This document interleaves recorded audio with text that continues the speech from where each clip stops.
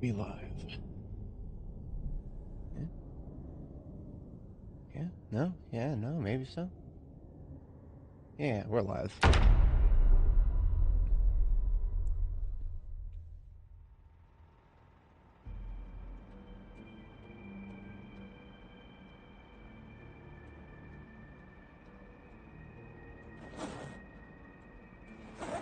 Looks like I got myself all prepped up last time.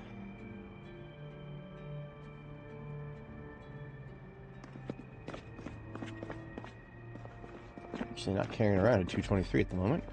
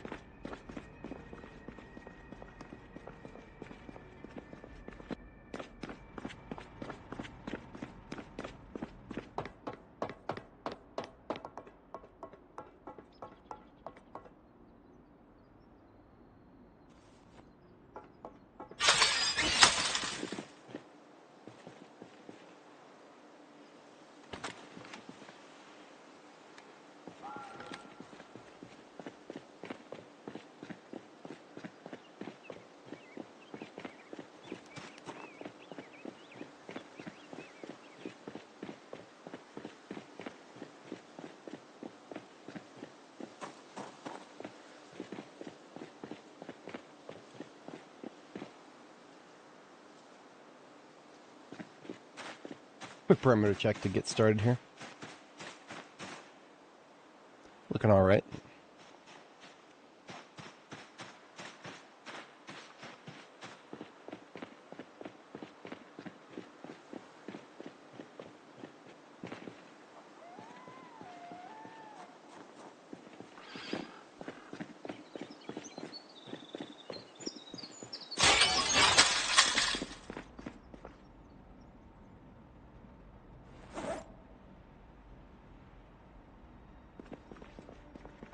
We'll need some more perishable food to bring with us.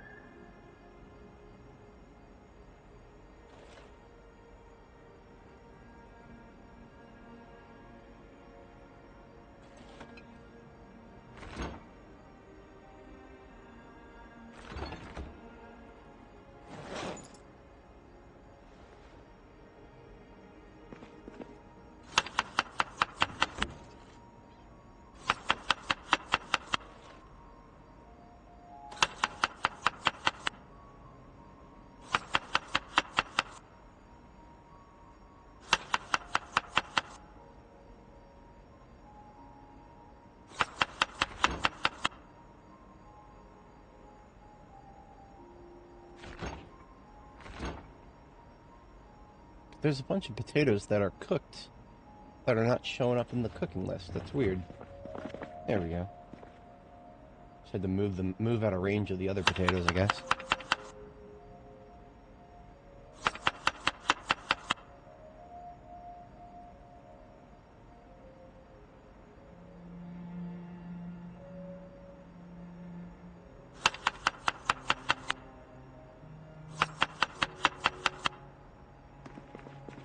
There's a couple of 30 salads, easy peasy.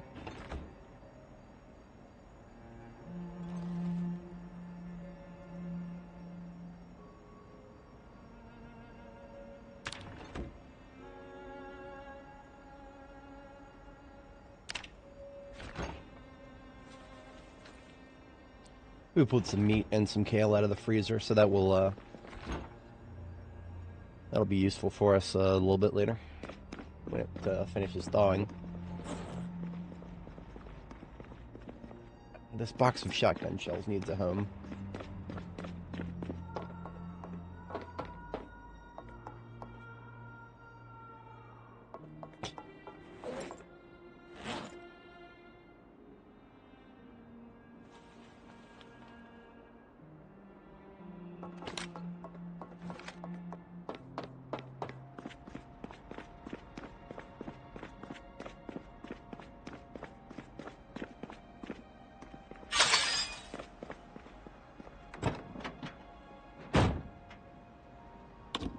We're supposed to be looking for new parts for the ambulance as a bit of a warm-up activity here. We need a new, well, I'm not ready to repair the trunk yet. Not yet. We're getting diminishing returns on trunk repairs now, so we need to hold off a little further.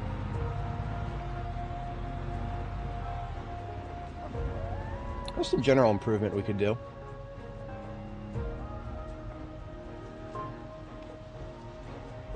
Get rid of the last of the trees in this area that's messing up my driving.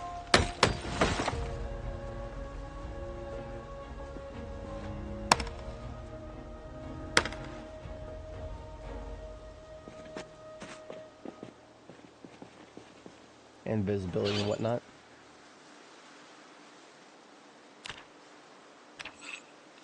And we can sharpen our axes now.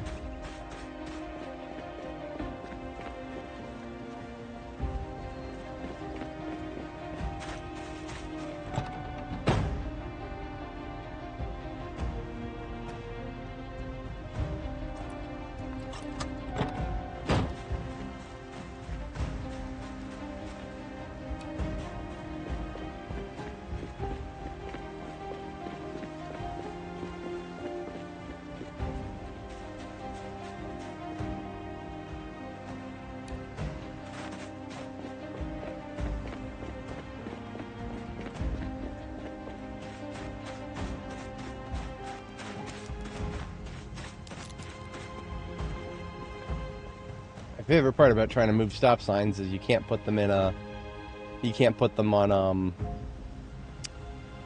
gravel or asphalt. You have to put them on dirt.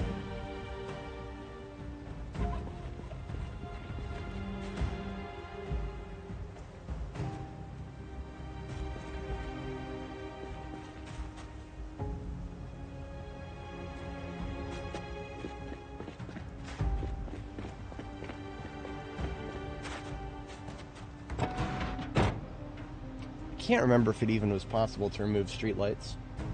If I could, I would remove these two here. Yeah. You know what? Actually, I think it is possible. I think you have to go to the next floor. As silly as that might sound. I think you actually have to, like, build a stairwell next to them and sledge them from above. I don't think I'm going to do that. I think we're fine with the, I think we'll survive.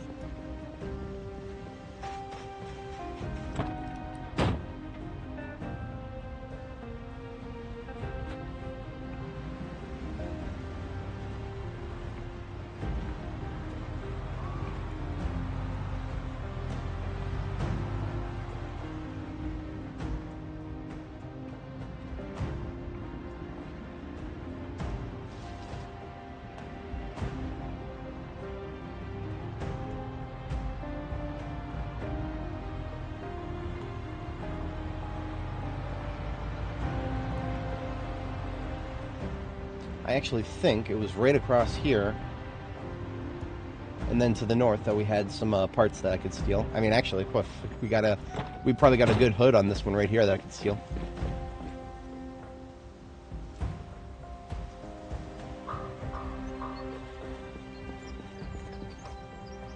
Good is a bit of a stretch. 68%. No, not really. Performance brakes and performance suspension, though.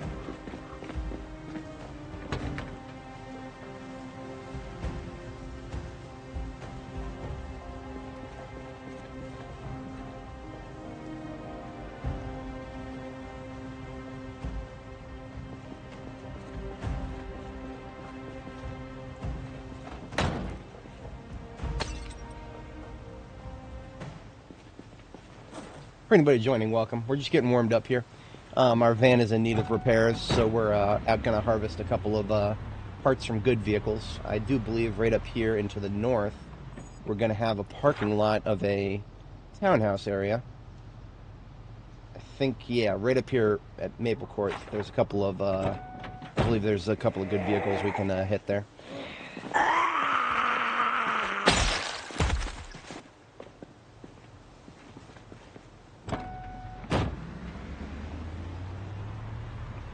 In the front of the garage right there.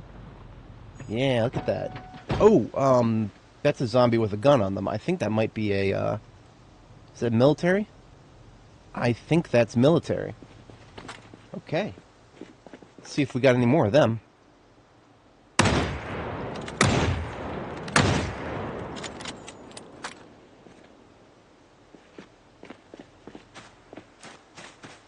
Yeah, there's a backpack holder. I think we got a group here. Oh, it's beautiful. Okay. It's beautiful.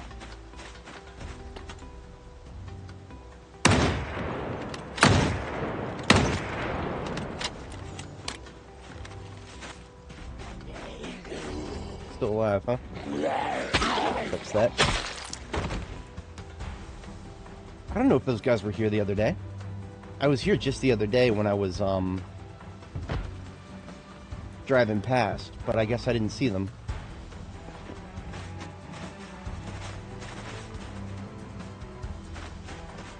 Somebody inside somewhere. I heard something get smacked. Or was that the back window?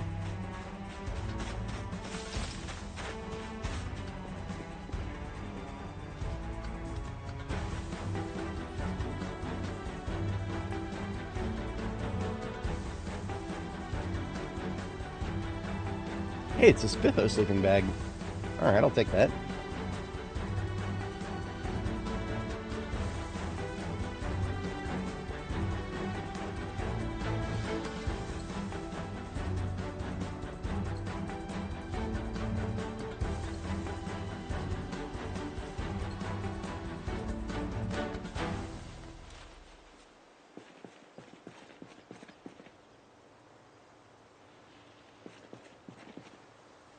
That's somebody scratching something.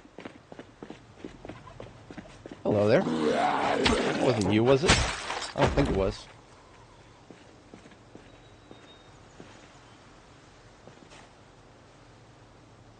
Footstep.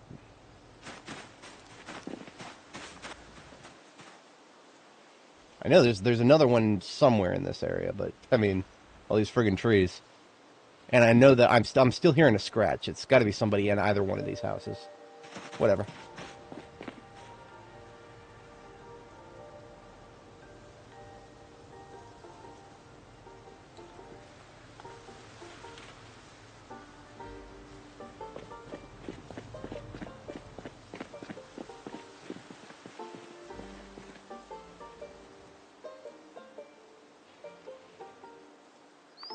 Yeah, there's the scratching again.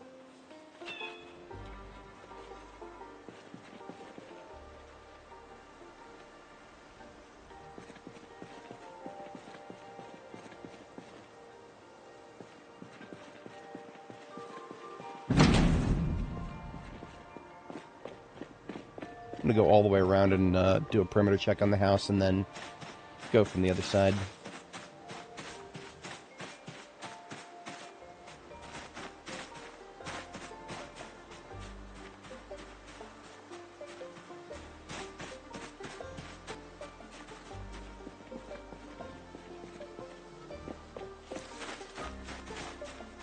Aha.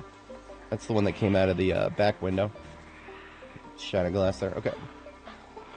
Just wait for her to get to me. I'm gonna discharge a firearm here, and I'll get people on the other side of the fence annoyed. I'm out of there.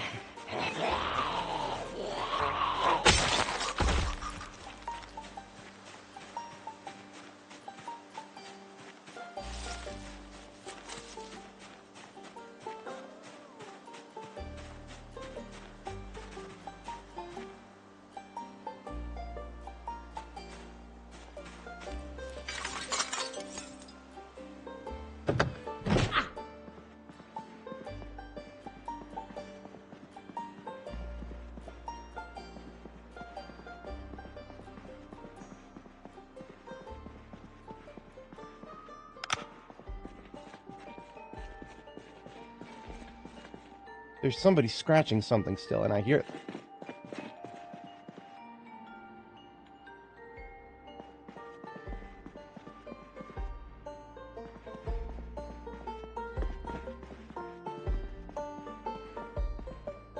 I don't know where that sound is coming from.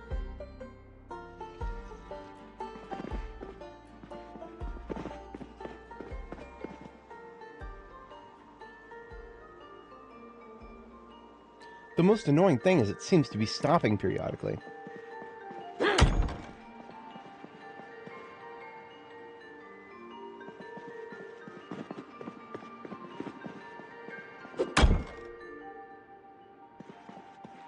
I don't think it's in here.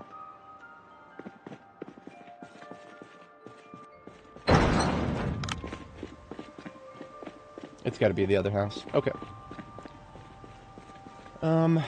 Let's grab a garbage bag for the loot.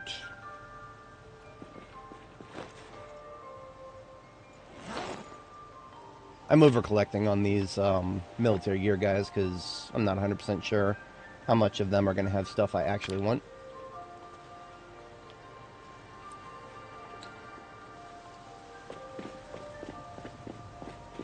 In terms of military gear, I have probably more than I'll ever need, but taking it anyway.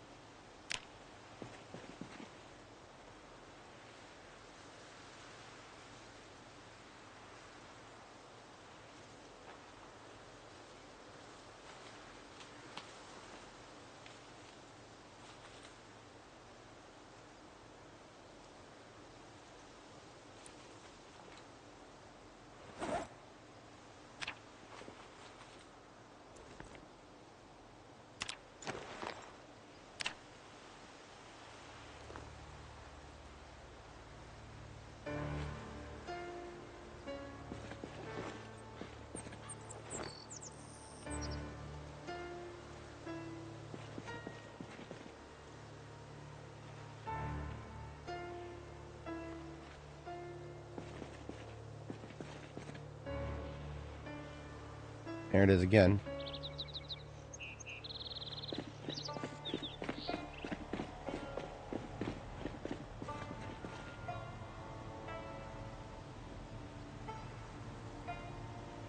And I have so little storage space in the trunk, thanks to all the damage I've taken, that I literally can't fit another one of those garbage bags in the trunk. But thankfully, these guys had a military backpack on them, so I'll use that for the rest of the gear.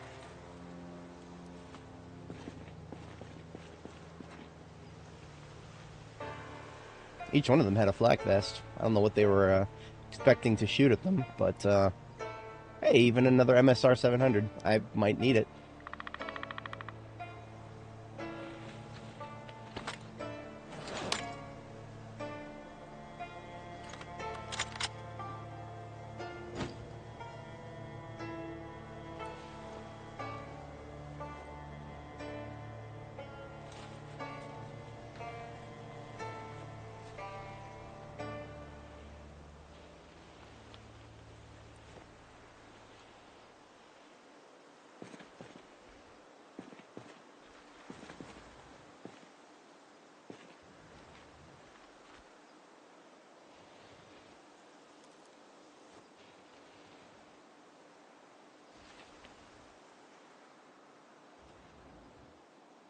Okay.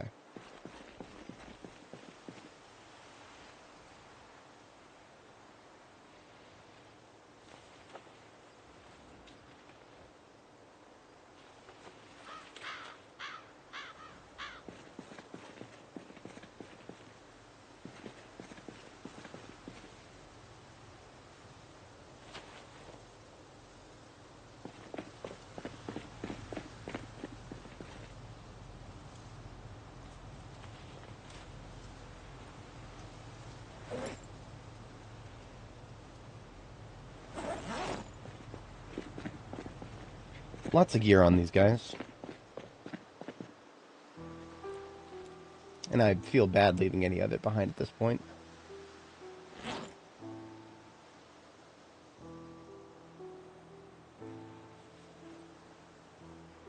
Okay, got it all.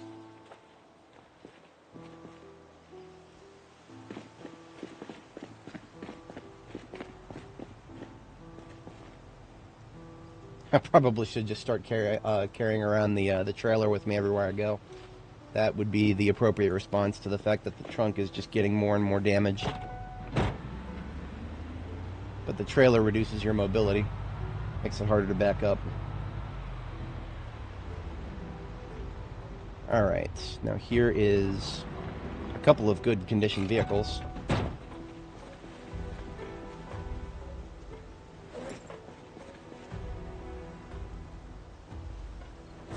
What I'm going to need to do is prep for hand carry in order to pick up and drop this backpack easily. I will take the bulletproof vests out of it and put it in this garbage bag, and put the garbage bag on the floor so that I can pick up and drop the garbage bag as needed.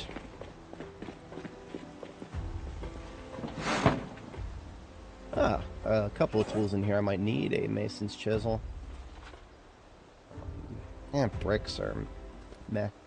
All the rest of this is unneeded.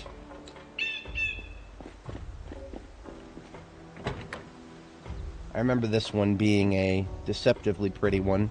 Yeah, the engine is absolute shit despite the rest of the parts looking pretty. We are specifically here for the hood, probably the windshields too. Hello. Come over here and die, please.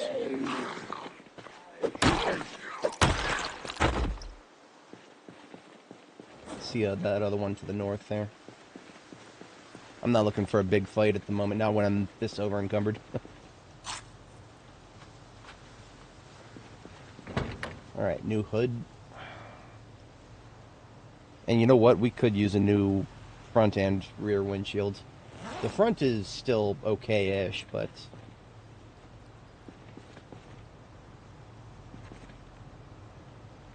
yeah, the front is still good enough that I would probably keep it instead of throwing it out. But my best vehicle needs something better than that one.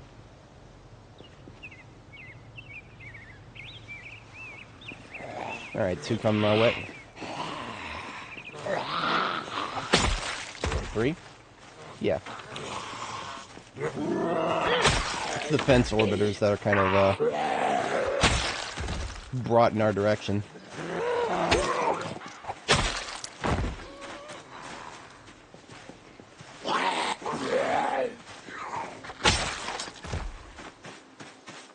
See, all these guys, what they're doing is they're trying to go around the fence to group up with some other zombies, but in doing so, they're trying to go around the fence. They're coming right at us.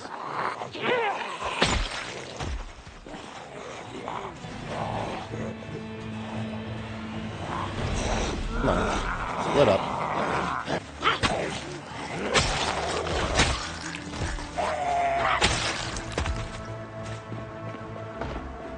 Some of them don't even have the temerity to notice that the fence isn't what's stopping them. Same deal with these guys. They were trying to go around it, but then they saw us. Now they're trying to kill us.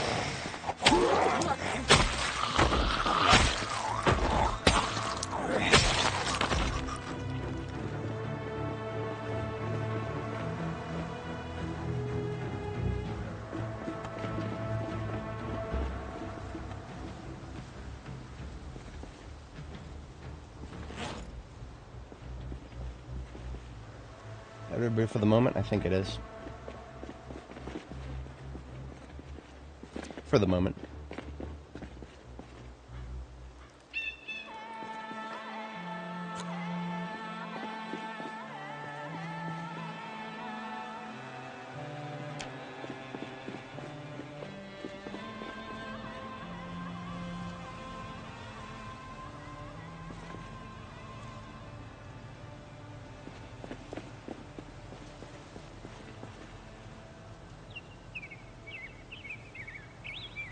Alright, so the primary glass work is fixed up, and the hood is good.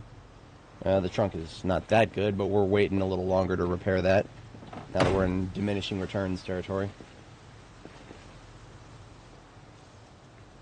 Considering how much loot I'm trying to bring back with me right now, it might actually be beneficial to just take this whole trailer with me. Or, I'm sorry, this step van right here. I could just take the whole thing with me. The tires are terrible. The suspension is okay-ish. I never even looked at this other one. Let's see what kind of parts are over here.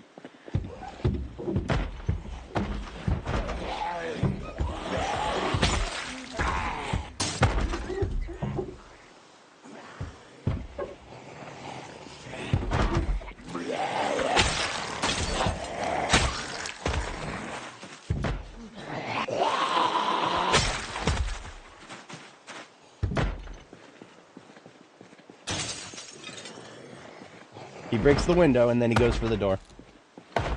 Asshole.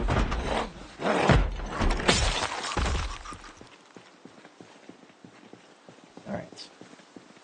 I see one to the south there. So we do have some good glass work here. And I am taking this left window. Actually, the right window, too. The doors are repairable, so I don't really have to think about those too much. But I am coming back for the rest of the glass work. One north and then one to the left there.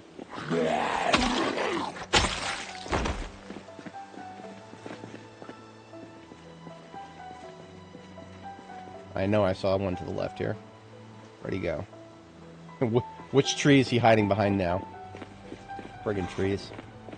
Oh, he went for the van. Of course he did.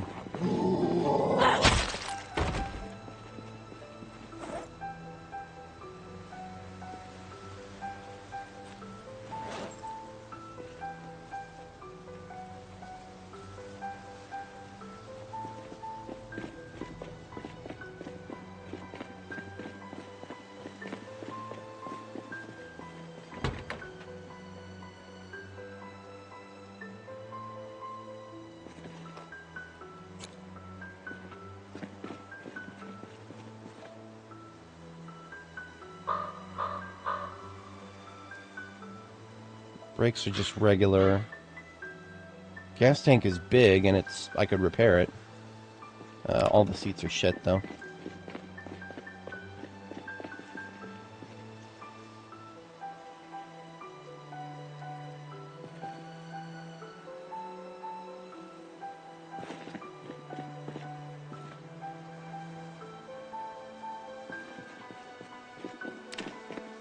I see somebody shambling up here. There's multiple somebodies are shambling up here.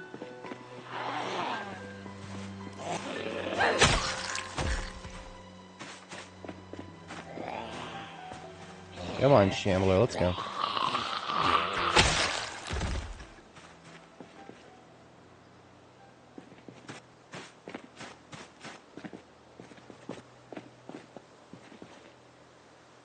Alright, we don't need the middle windows, because those are basically only used for these 6-seater Franklin Volines, which are possibly the most useless vehicles in the game currently. Well, I mean, their only strength is the fact that they got 6 seats, and who's going to be sitting in them? The NPCs? Your multiplayer friends? No, there's nobody sitting in none of those seats. There is no multiplayer or NPCs right now. But, oh, hello.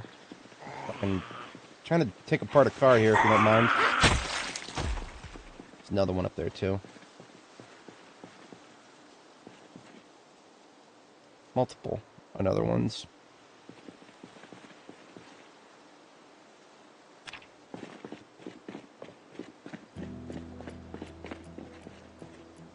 Yeah, I'm gonna go ahead and load things into this step van and take it back with me. Because there are some pretty decent parts to be found between both of these vehicles.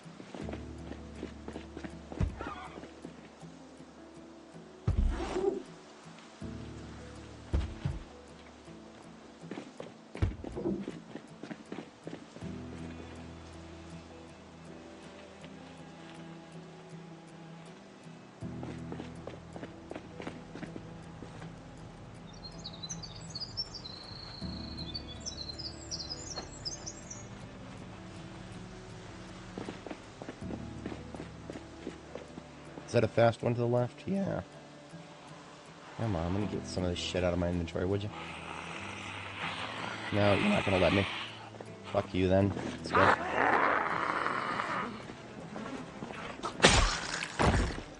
I would much prefer they all come at me at once, but I'm not necessarily getting into another ground war here. There's these townhouses are really clustered together, so if I were to start shooting, they would all come out at once, and we'd be standing around fighting for the next 2 hours in game. We don't have a lot of whatchamacallit, fatigue left to work with here.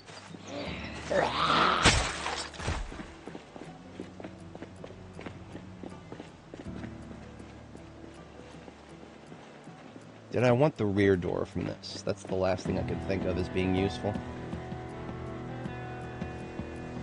Yeah.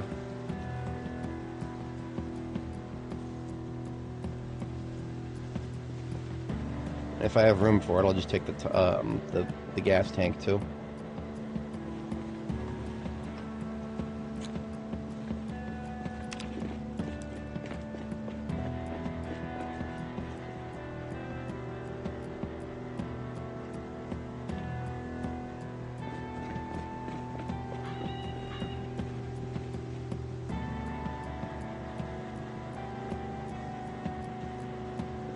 Damn it, man.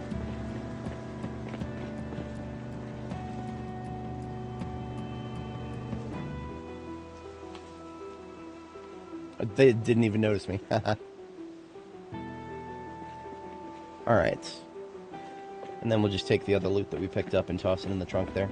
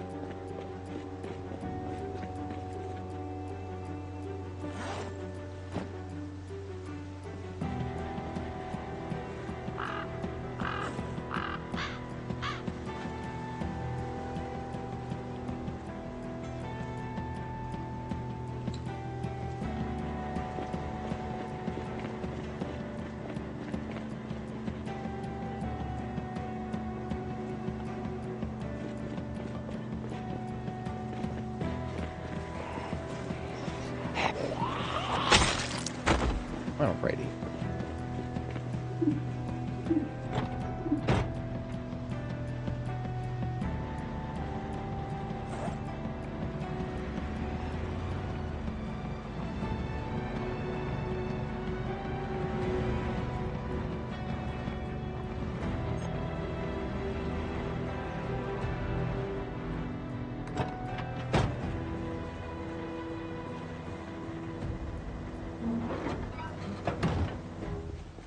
At the very least, this thing has old tires on it, so it's probably a very easy tow.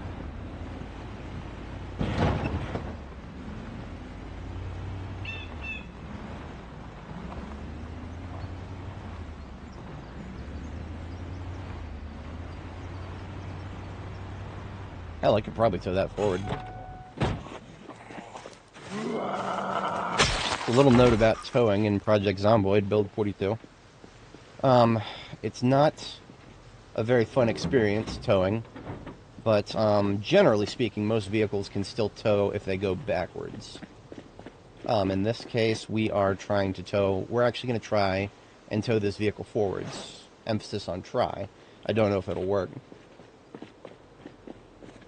So right now, the only mod that I'm playing with is B42, sorry, Simple Stat Bar.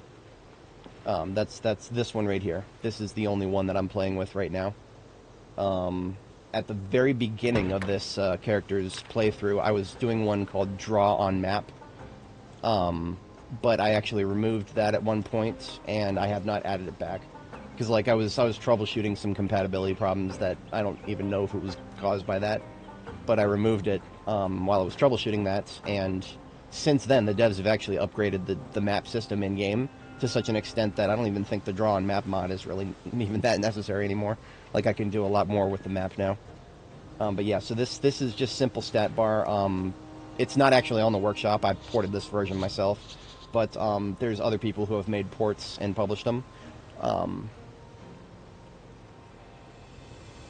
That's the actual phrasing of the whatchamacallit. If you just do a search for that on the workshop, you'll find one of many versions that people will have ported and published.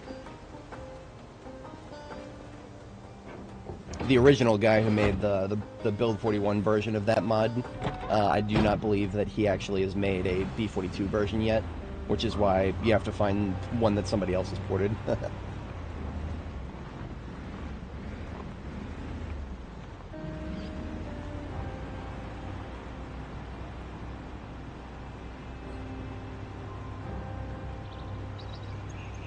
Ooh, speaking of hoods and good parts.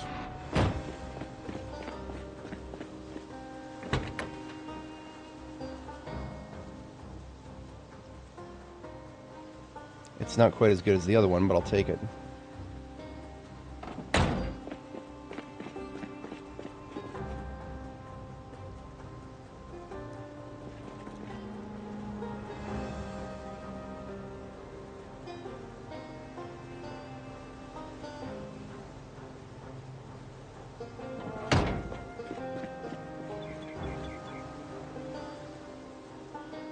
It's your thing, yeah. It's one of the very few mods in this game that I'll just wholeheartedly recommend for everybody because the way the devs don't show you numbers for your character, but they'll show you other numbers, I find it so silly. Like they'll tell me without any tools or anything, they'll tell me exactly what my weight is, and they'll tell me exactly what all of my experience numbers are. But no, they won't tell me what other things are. It's kind of silly. Kind of silly. Yeah, I wanted the brakes and suspensions from pretty much this whole thing.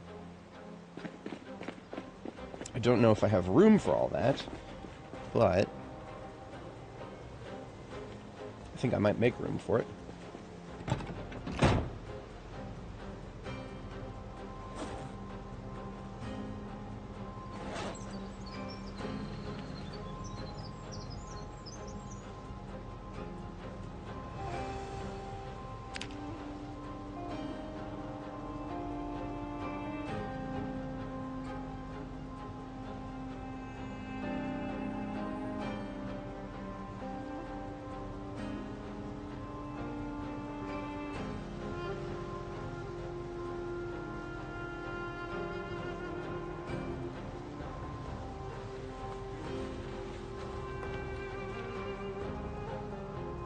There we go.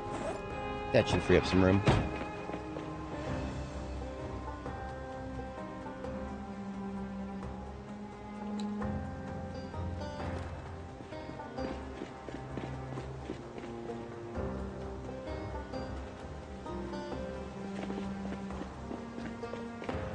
So in my field kit of my van, I carry around a jack and a tire iron everywhere I go, because you never know when you might actually need to do some vehicle work in the field. So I keep those in my glove compartment at all times. In this case, we're doing it. We just want to get the tires out of the way, and then we're going to steal the brakes and the suspensions that are in good condition. I mean, some of these tires aren't bad necessarily. They're just not that good either. Like, I might take those 77 and 83s as a low priority target, but the brakes are where it's at, for sure. Now, the fact that I'm instantly removing everything, I think that's a glitch. I I think the devs are trying to make it so that certain tasks go faster when you're more skilled with something. But I don't think they necessarily intend on level 10 mechanics being able to instantly remove things. I don't think that's their intention. I'm okay with it if it is. The less time spent doing things, sometimes the better.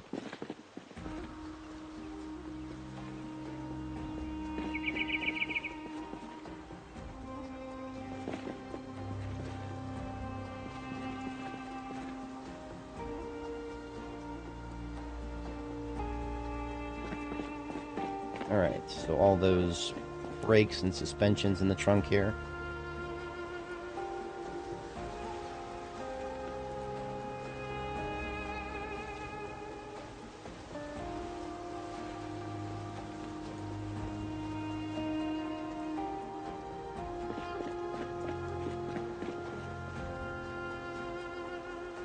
The windshield's, the rear windshield isn't bad.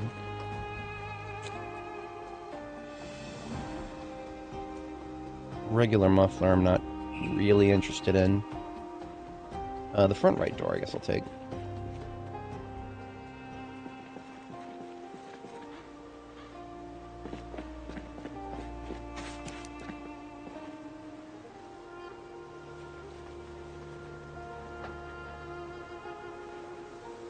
And that leaves us without much room left.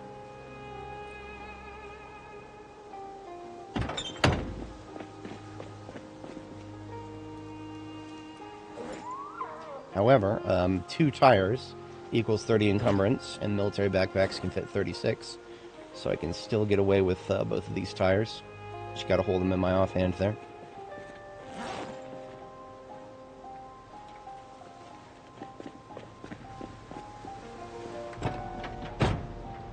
Right away, put my tools. But what I'm gonna try towing it forward.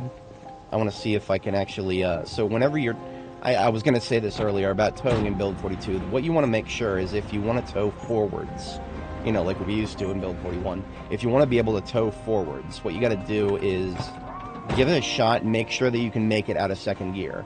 If you can't make it out of second gear, then it's going to be more easy to tow backwards. But it felt really good towing it backwards just now, so I want to see if I can make it into second gear, then...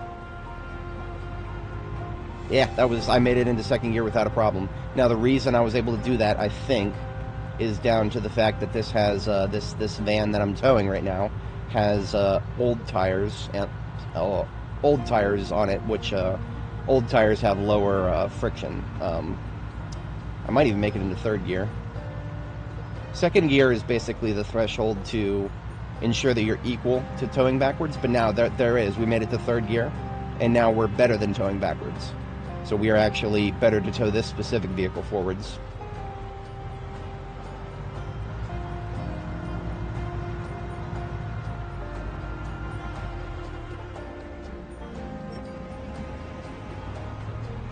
Now, because this step van is really just full of vehicle parts, I'm going to leave it outside for now. At least until I can move it around myself. I'll get a new battery in it. I think I charged up one here.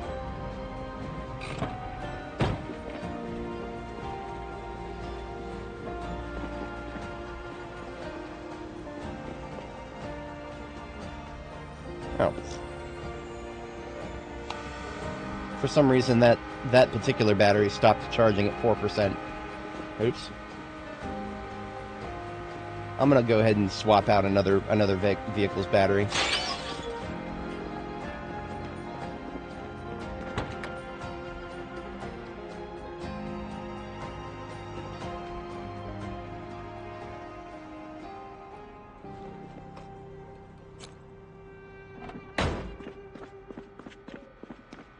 There was actually gas in the tank already.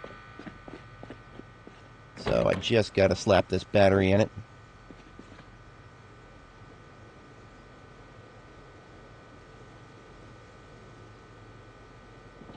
And then I hotwire it and it'll be able to start. I have the second car battery charger as well.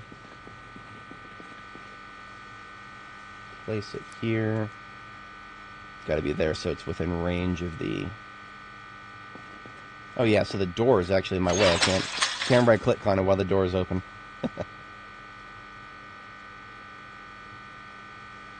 Good morning, Hassan. How you doing? Alright, that'll be evening for you. Should be able to hotwire this bad boy here.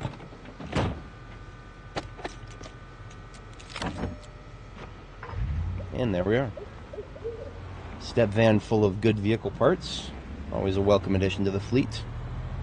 I will park it down here and kind of use this area, I guess, as my outdoor garage.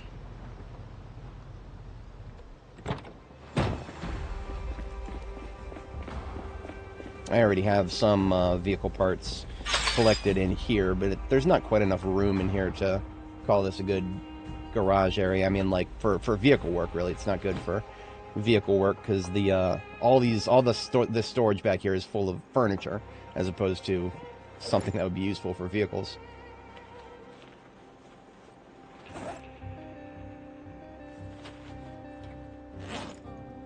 So I'll take this collection of vehicle parts I've amassed and we will bring it outside.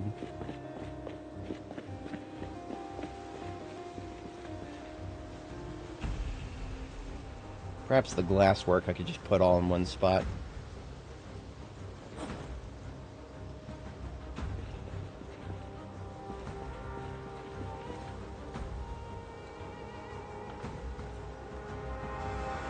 Specifically, these are perfect condition heavy-duty tires. As soon as I get 2 more that are close to perfection, I will do a full upgrade on my primary ambulance, because the tires on that ambulance used to be the best I had, and then of course wear and tear has taken their toll.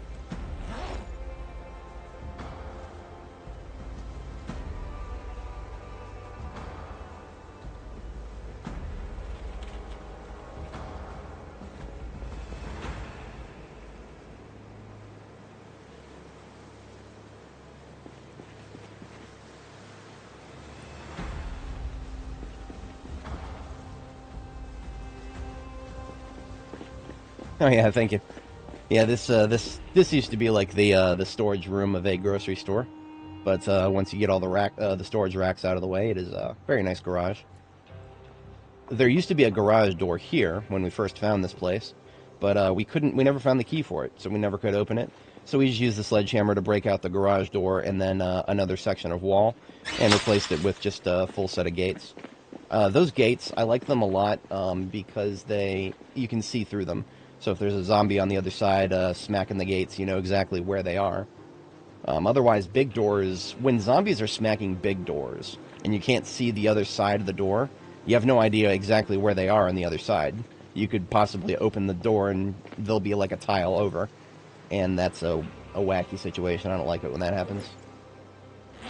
I like knowing exactly where the zombies are if they're going to be on the other side of something in front of me.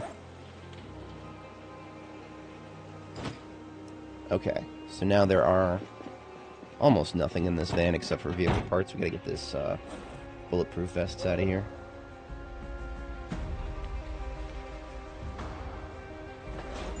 I've amassed a lot of these at this point.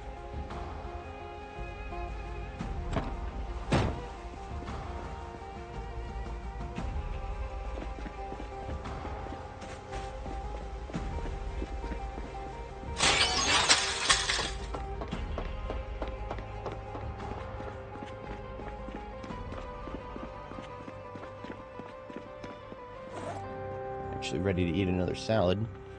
Whole cloth.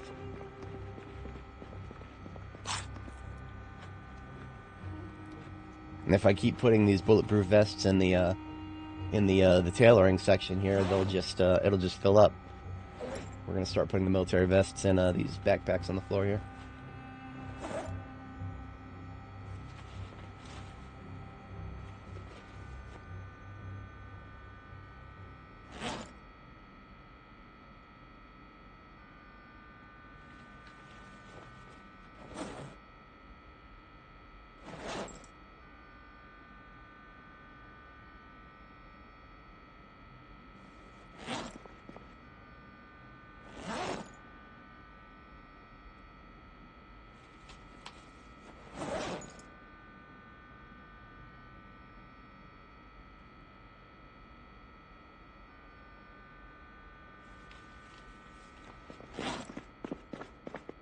The one that's in almost perfect condition here, I can put over here in the armor bin.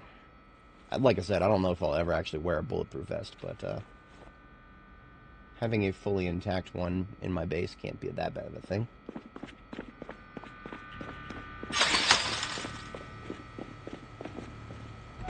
Should have left that open.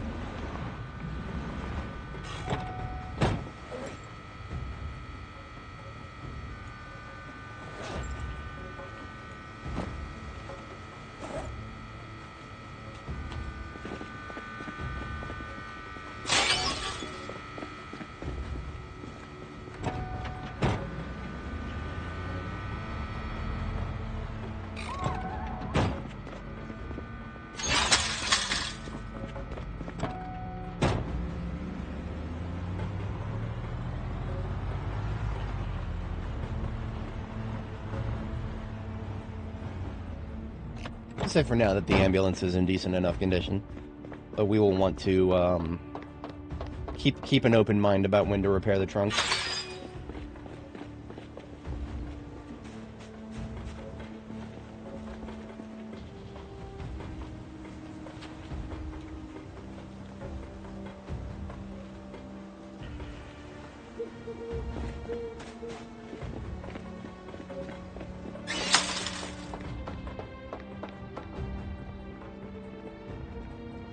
Alright, 21:50, we're pretty close to bedtime here. I think I will go ahead and hit the sack now and get some of that loot sorted as a overnight activity.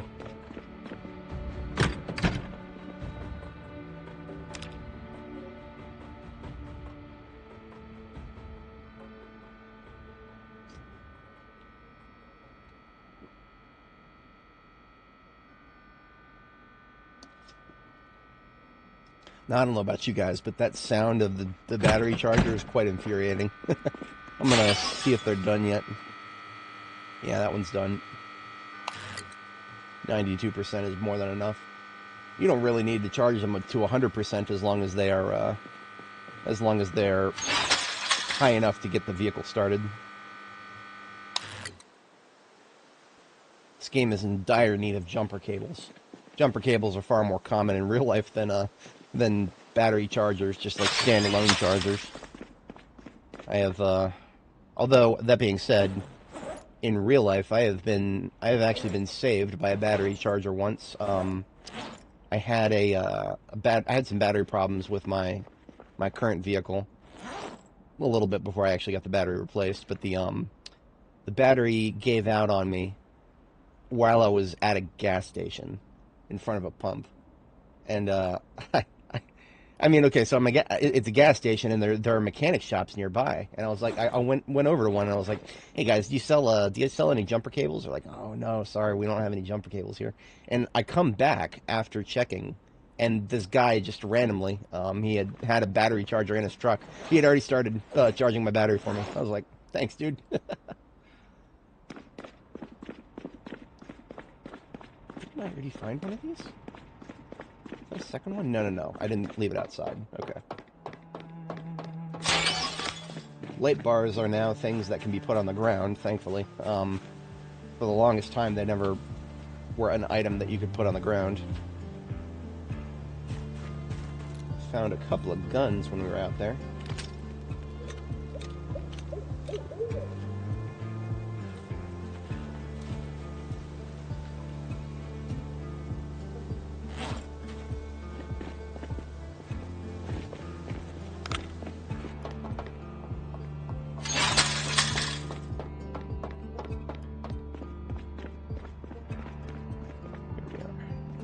Another garbage bag full of loot here. So full of loot that I can't pick it up.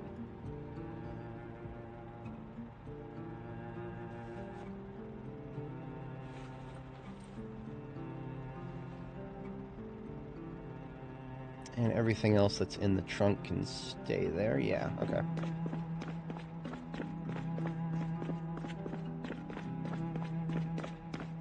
The random maps that I keep finding are, I've almost unlocked every single one of them now.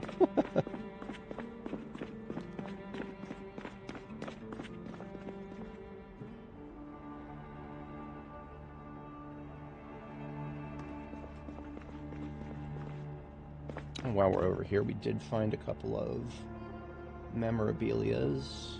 Here we go.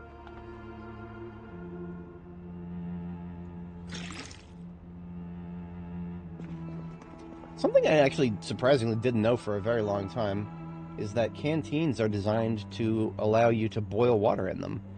See, every canteen I've ever used, like in the Boy Scouts and whatnot, they've always been like coated in cloth, like like a cloth grip or like a cloth saddle for it or whatever. And I've never really considered that. Okay, you just take that off and you can just boil it. But no, that's actually literally what they're designed for. I don't know if I have a small file set over here. Now I do.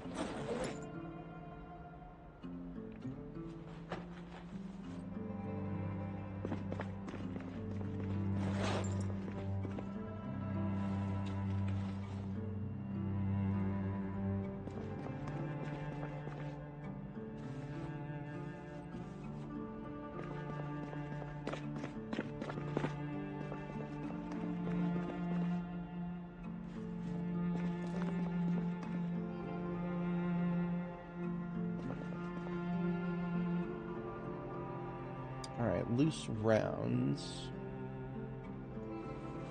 We did get some more armor. I think I can put a moratorium on picking up armor. These are all tactical elbow pads. No tactical knee pads.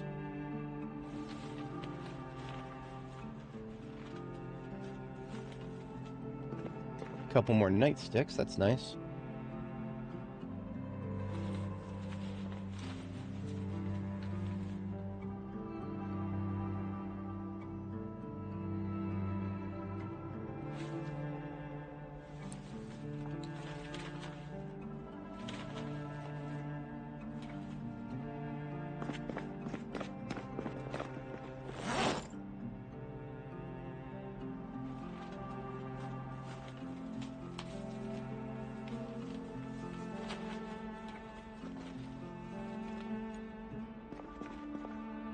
The rest is for the wall, I think.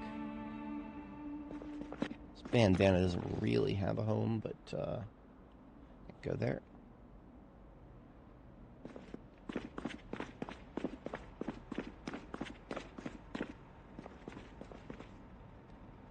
Got some chocolate and some chips. Magazine for the corner, I think. Yeah.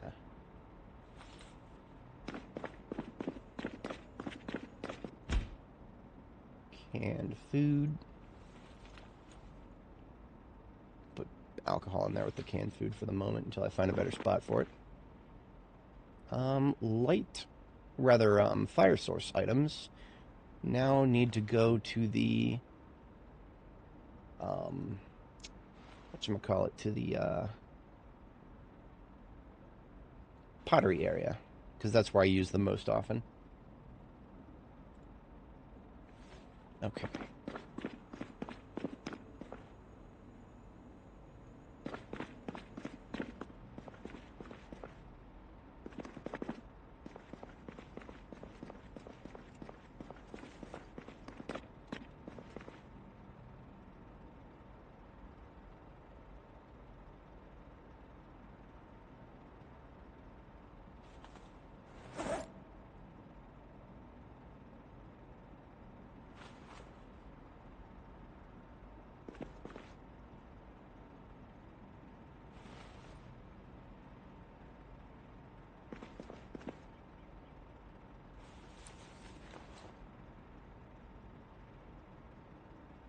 These coveralls, I was gonna try to color gauge them. It does look like a bit of a royal violet, but there's a bit, it's a bit warm for royal violet. That almost looks like plum, but just ever so closer to pink.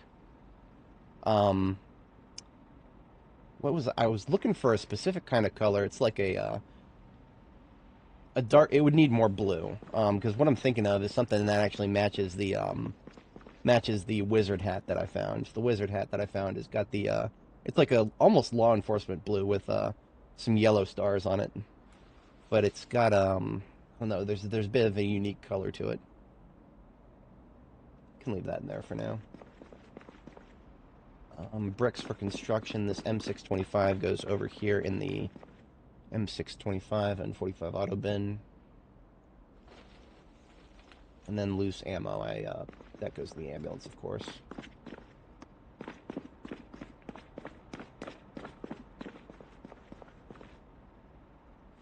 Sounds like we've lost the music again. Took a little longer this time. We're almost an hour in, so let's just go ahead and turn off the game's music and fire up our playlist of the game's music to play it ourselves. Music. PZ Chill. There it is.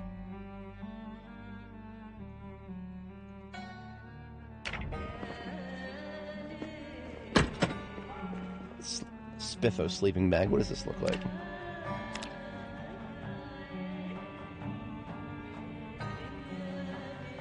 Nah, just Spiffo colors. It's not actually a, doesn't actually have the appearance of a, like it doesn't have the Spiffo logo on it. I would use it as a bed sheet if I could, but I can't.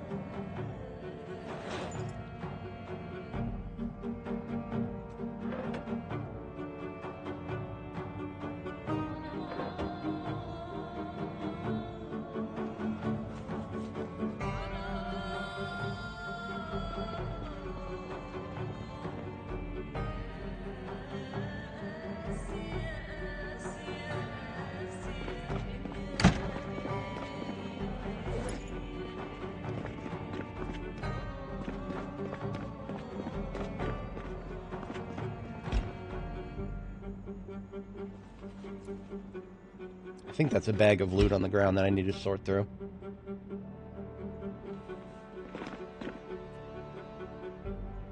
Yeah. I don't remember where this exactly came from, but I know I need to sort through it.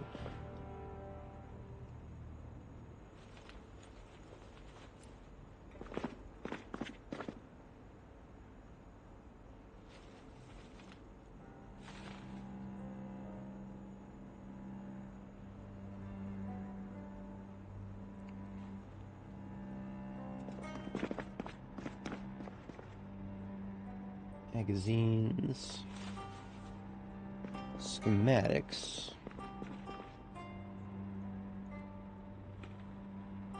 so many schematics.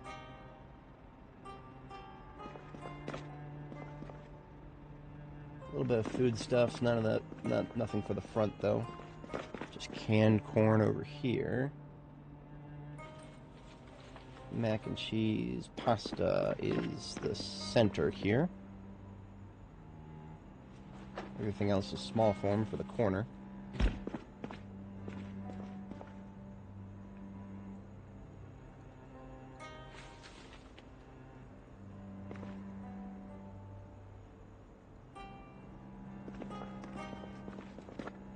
Some electronics.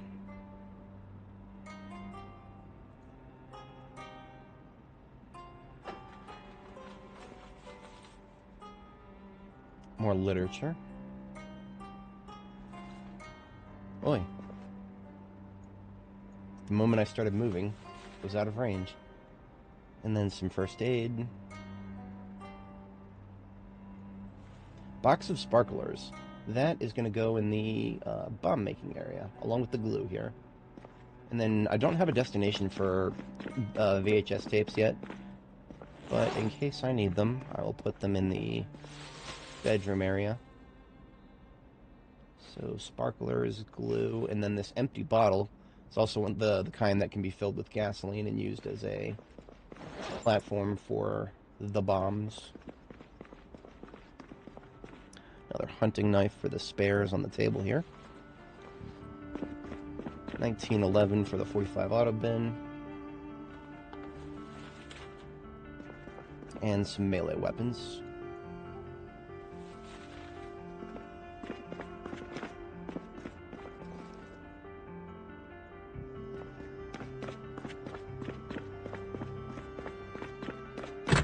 Oh yeah, let's just put the VHS tapes in the dresser underneath the TV here.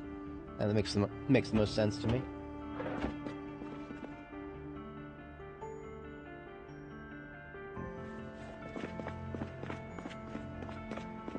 And that is it for the sorting. We'll have a bite of kale, and then tomorrow morning we'll do some cooking before we head back out.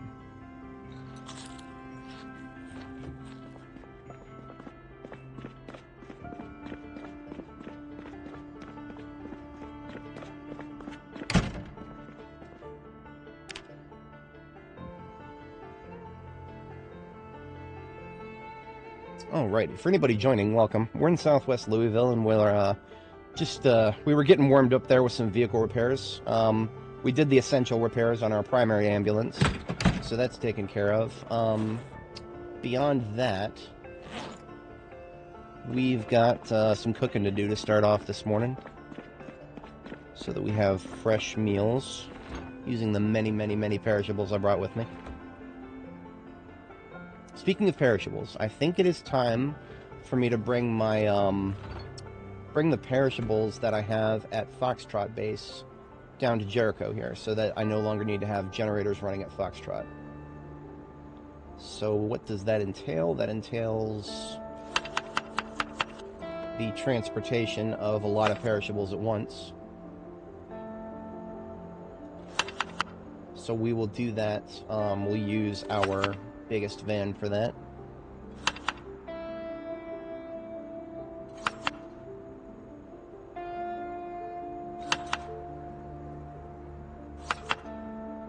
Oh yeah, these stir fries are going to come out really good. A little bit of beef and steak and 2 kales.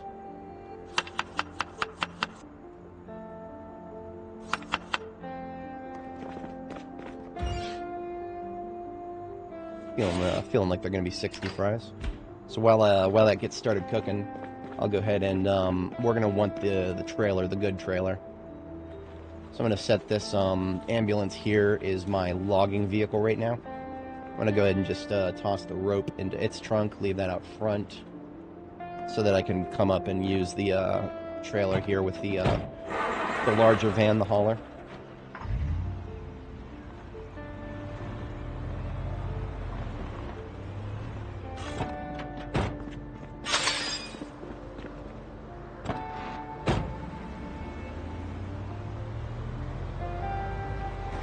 Looks like pretty thick weather today. Fog and snow. That means we're not going to be doing a lot of shooting today. Even at aiming level 10, your shooting is pretty weak in bad weather, at a distance at least.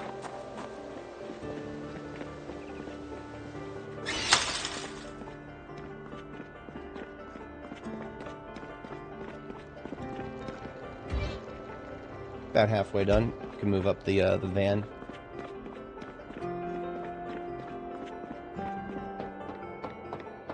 This is our, currently it's our best hauler. It has 208 storage space in the trunk. That's pretty much the best you'll ever get, as long as the trunk never gets damaged. I think 208 is the best, or 210 might be like a perfect trunk. I think we're like just shy of perfect. I'm not 100% sure, actually. But most importantly, it matches the aesthetic of the trailer. We're all about matching here. All about matching.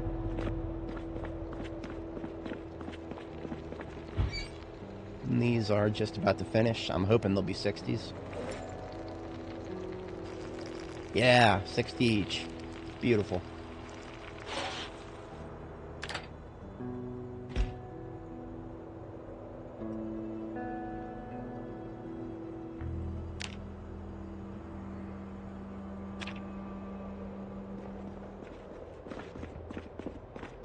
These rocks are looking ugly on the floor here. Put these over in, we don't have an established masonry area yet, so I'll leave them in the pottery area for now.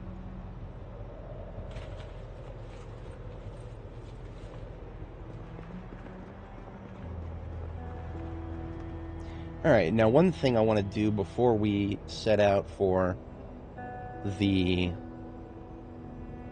before we set out to Foxtrot in order to go get the perishables, I would like to establish a place to put the freezers. And the way it works is I keep my freezers, my double freezers, I keep them on a separate circuit from my main generators. So in this case, what I can do is, I think over here is still on the circuit for the roof. Yeah, so this wall, this far wall back here, still on the roof circuit. And that's by design because I think I need to have this light switch right here. That needs to be on the roof circuit. So I would have to put... I could put both of the, freezers back here. I would just want to do the generators back here as well. So this is how I would do it, most likely. I would put one generator, like, right here-ish. So that's, like, just about 20 tiles away from where I'd put one of the freezers. And then I'd put the other one over there by the garage, outdoor garage there. So it needs to be 19 away from this tile. So that's 1, 2, 3, 4, 5, 6, 7, 8, 9, 10, 11, 12, 13, 14, 15, 16, 17, 18, 19. So I think that's the ideal spot for that one. What I'm going to do is mark the tile with a garbage bag here. And I'm going to do the same thing, but a few tiles over, so that we can have the other freezer on basically on the other side of the gate here. And this will also allow us to put construction lights out here. So that there. So the other generator would go pretty much right here. Alright, I will put a garbage bag on the floor to mark that. Now I do have one spare generator with me right now, so I can use that as a placement check. Let's go ahead and get out. Thankfully, this place that we've set up base in, it had like 5 freezers when we first got here. So actually having the freezers is no problem at all. We have, where did I put them? There were fridges, popsicle freezers. Here they are. Now they weigh 40 encumbrance, so just like a fridge, you got to be able to pick them up. So for that, I need to have less than 10 encumbrance in my main inventory. So I'm going to take all my heavy weapons off, put them in my backpack here. There we go.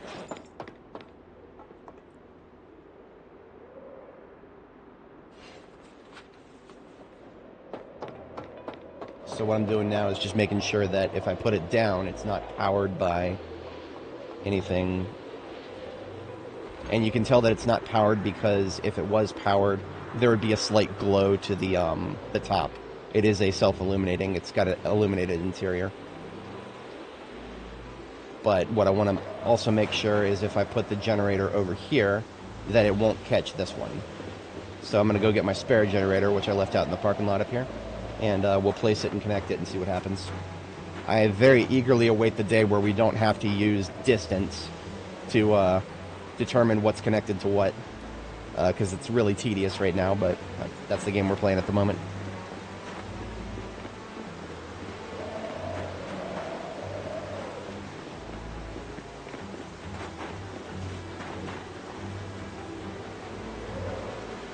That's not the tile I wanted.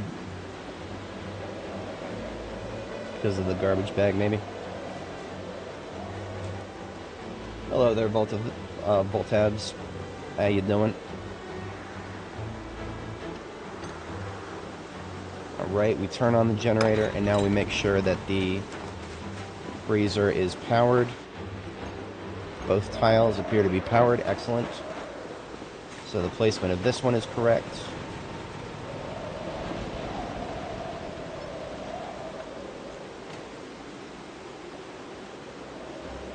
But now what I want to do is make sure that if I place it at the destination for the other one here, that it does not power that freezer.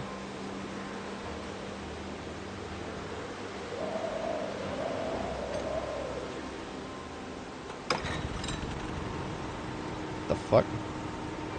Okay, so it is powering a popsicle freezer, 3 lights, and a plain fridge. Oh, it's reaching all the way. It's reaching all the way to this, the townhouse over here. Okay. That's not entirely unexpected, I guess. But what I really care about is not... I don't want it touching the other freezer. So let's try this spot right here. It's just one tile over.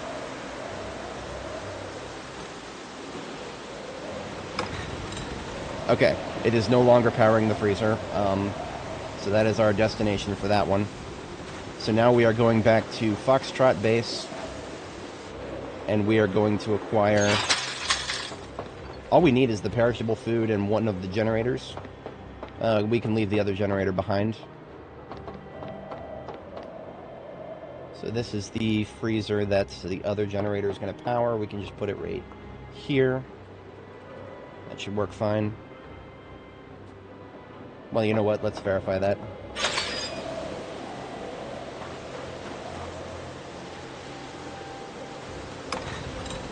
Yes, it is powering the popsicle freezer. It's also powering 3 lights. It's probably the exterior lights over here. Yeah. Shut the exterior lights off. These are really weak lights. Waste of energy.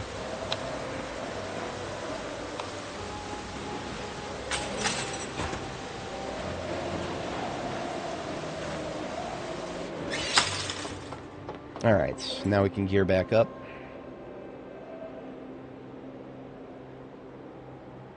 Well, actually, I'm just going to put the backpack back on. I'm not going to fully gear back up because we're going to want to be able to move the freezers once we get to Foxtrot.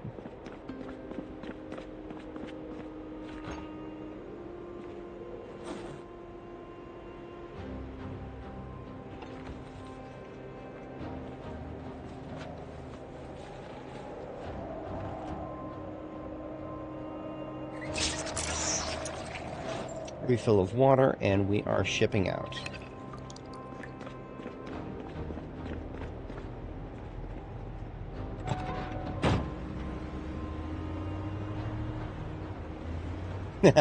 Nice.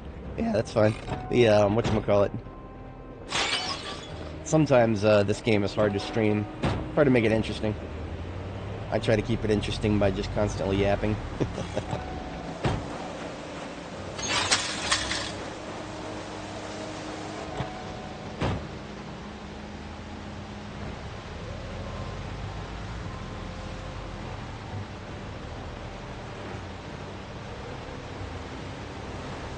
I wonder how long this snowstorm is going to last. I should probably actually check the weather sometimes. It's been so long since I've checked the weather.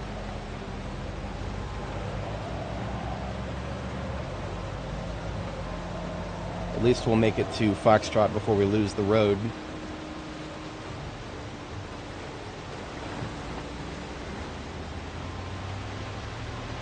Ah, yeah. The struggle. It's real.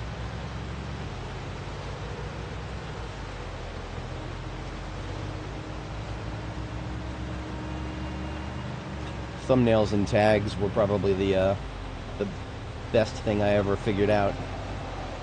When I first started, like when I very first started out, I didn't really understand the value of setting a good thumbnail and putting all the correct tags in. And of course, just the simple fact that I used PZ instead of Project Zomboid in the name of the stream. Changing that fixed a lot of things. I mean, like apparently people who were looking for it couldn't find it, and the algorithm didn't serve it properly. Wacky. Even though I went into the stream settings and set it as Project Zomboid, not having the name in the title apparently made it not good enough.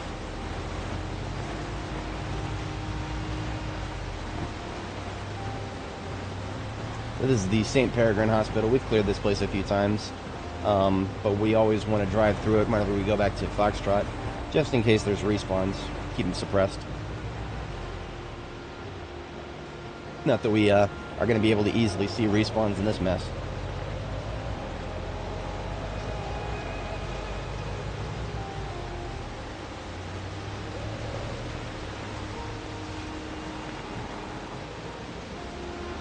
Alright, here we are, Foxtrot. We've got 2 generators running, and a bunch of animals that we're taking care of. This generator is gonna stay because it's gonna be powering the forge works here. But we are gonna empty out the freezer.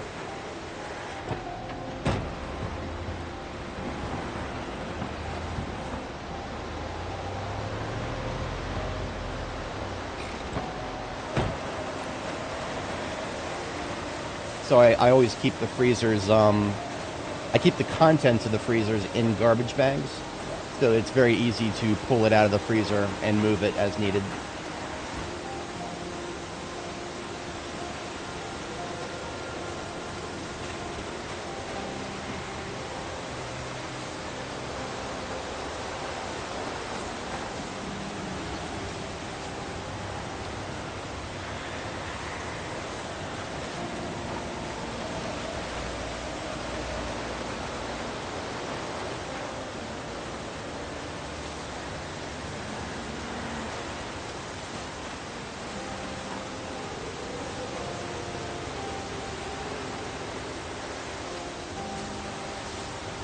Alright, now the trunk needs to take the other one.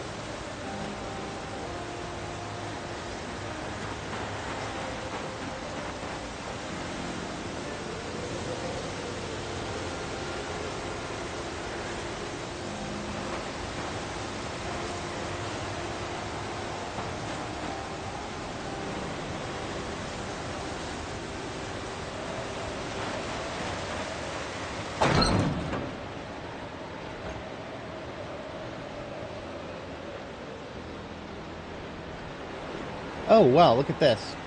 I'm wasting all of my goddamn time. All of it's rotten. Tell me that happened to the other one. It's all rotten. I don't know what happened. I don't know why it's rotten, but I'm wasting my time right now. All of the stuff that I was trying to keep frozen is 100% rotten. So, fuck it. We're tossing it in the trash, I guess.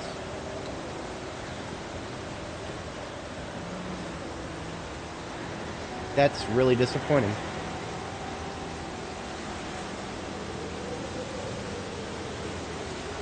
It's not the first time this has happened.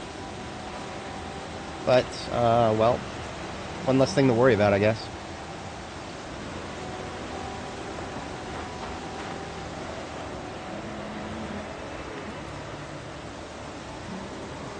I forgot I had that.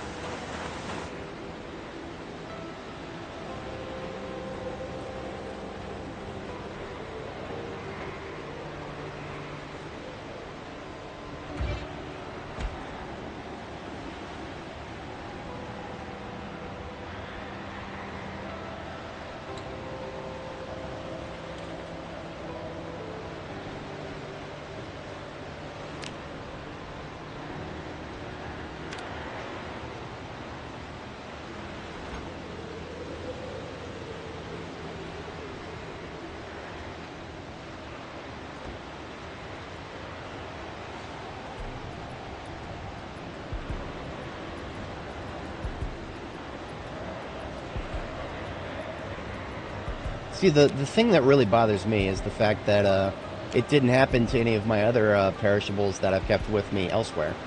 Only these. And I don't understand why. I wish I understood why the kale back at base, which was harvested at the same time of all the rest of this, and all the rest of this never experienced a time where it was not frozen. I don't know. I guess this shit that's still packed up, we'll just toss it into a compost somewhere.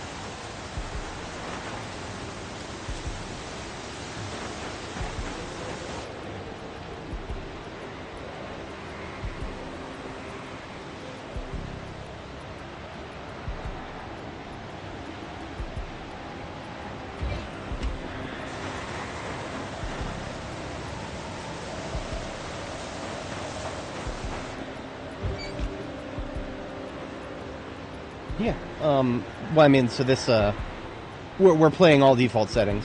The only thing I've changed is, we have a stat bar mod. That is, everything else is, vanilla apocalypse, exactly as the devs intended, for better or for much, much worse.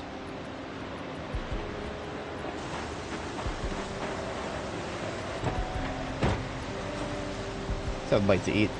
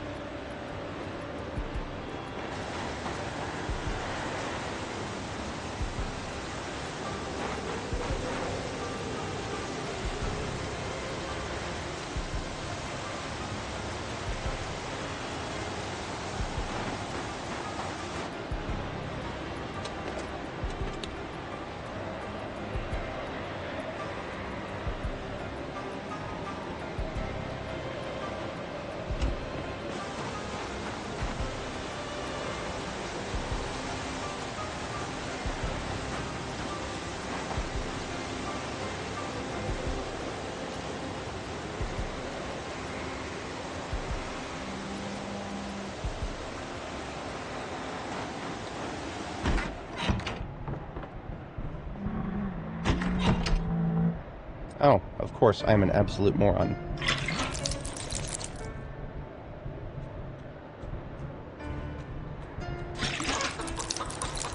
Forgot to make sure that the animals here were not lacking for water.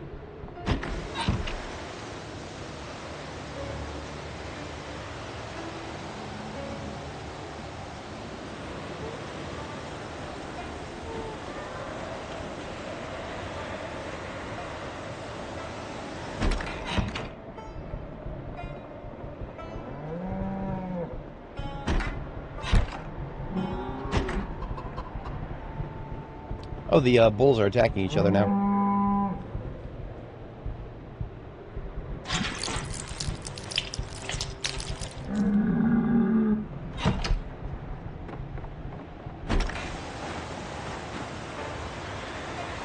I can fix that. I have a separate place to put the other one.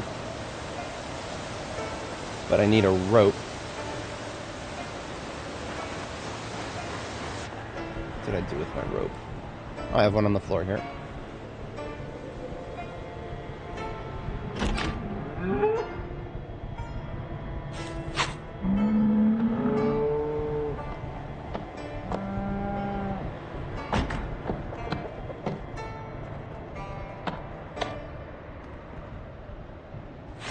Eventually, I'll get a place for these animals in Jericho, most likely. But right now, I can't really think of a good place for them.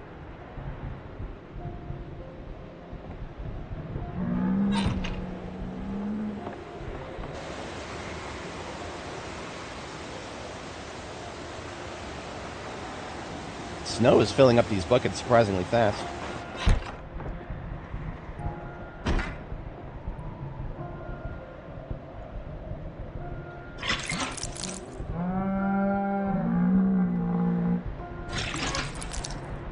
Yes, Marlando, the snow absolutely does, and a blizzard like this seems to do it even faster. Like a regular snow, just where it's like just lightweight snow falling down, that's pretty slow. But blizzard like this, that was 2 liters it filled it up with, and in like I don't know, a couple minutes, pretty fast. All right, I'll leave the rope behind.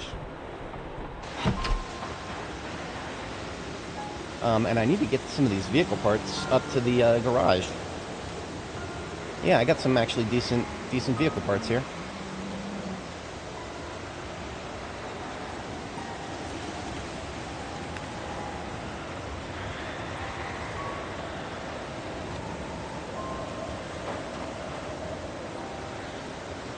At this rate, I think we actually can get a full replacement for the main ambulance.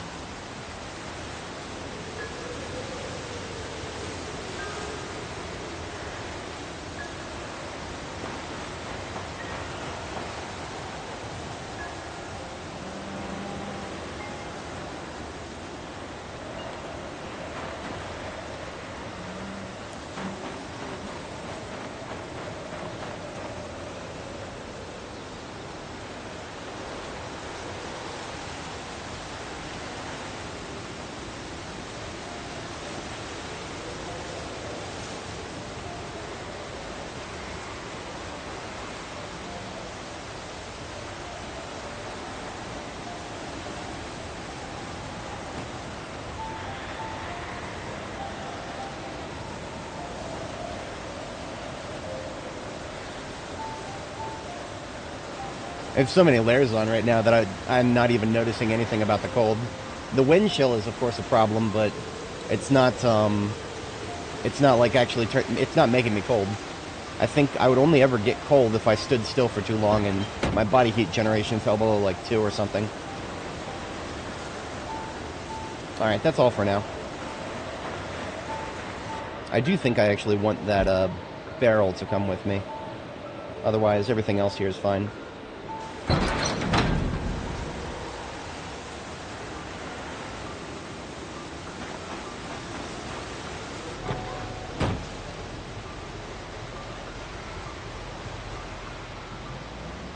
Now we have lost the road completely, so we're going to have to use the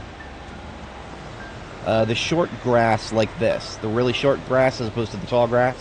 Short grass right now is what grows on the asphalt through the cracks, so we can kind of follow that. And when we get it, we'll have street lights too.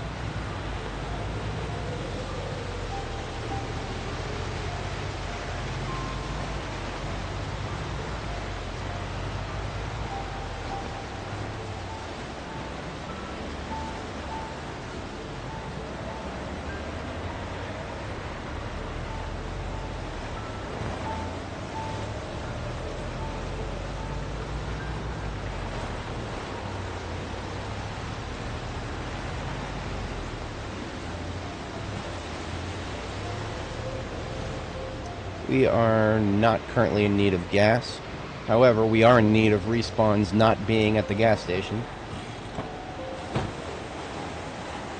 I don't have any of my weapons to hand.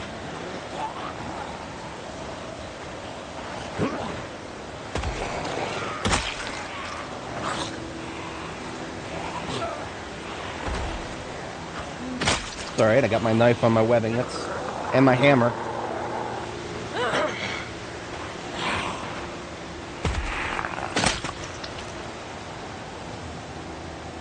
I'm never technically without weapons. I mean, my hands are weapons. The right to bear arms.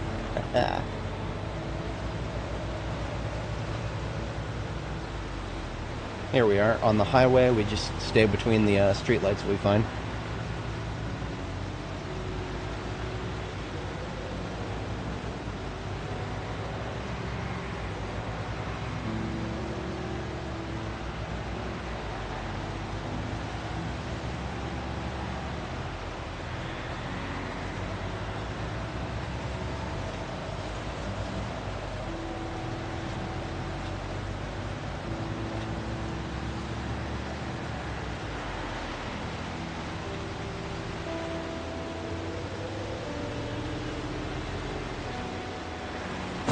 Oops, I bottomed out there. Don't take turns too hard if your vehicle is loaded all the way to the brim. You might bottom out. That actually counts as a front collision, I think. Yeah.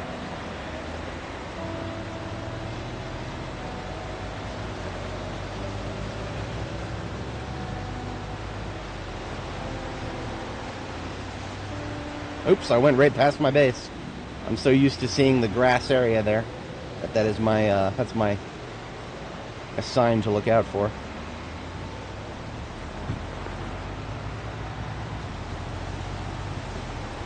So I guess what I'll do first is fucking turn off this generator. I don't fucking need it no more. I ain't got no perishables left. They all perished. We'll take the other generator out and leave it out here with this one for now.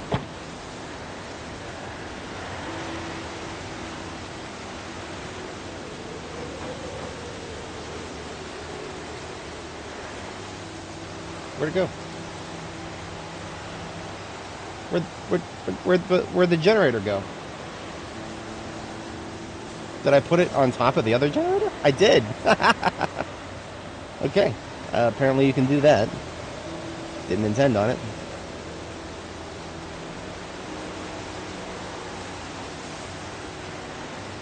So if nothing else, this generator will power some floodlights now.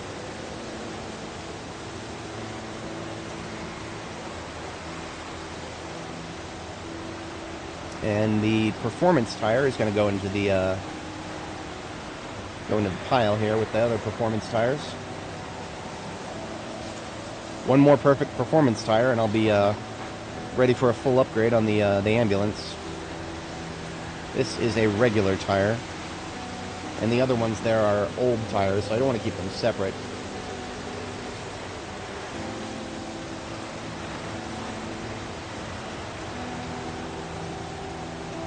The glass work is all going to the same place for now.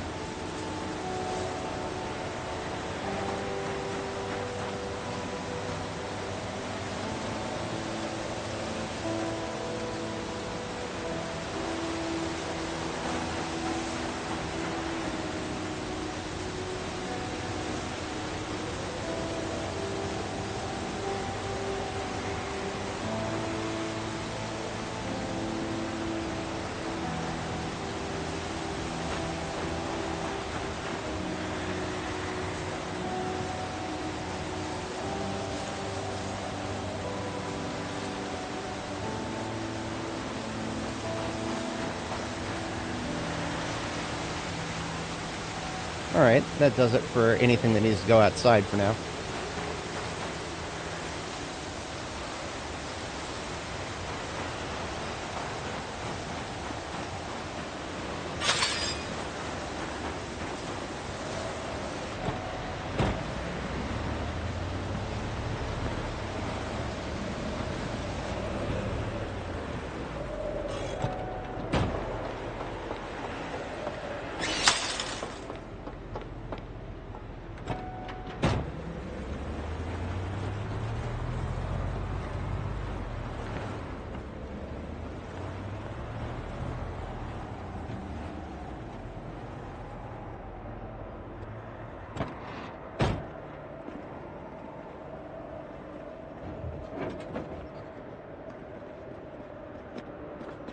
Alright, so I'm not, definitely not feeling like going out and fighting zombies like this, unfortunately. If you guys are here for the combat, I do apologize, but it'll be a little while. We're gonna have to wait out this storm.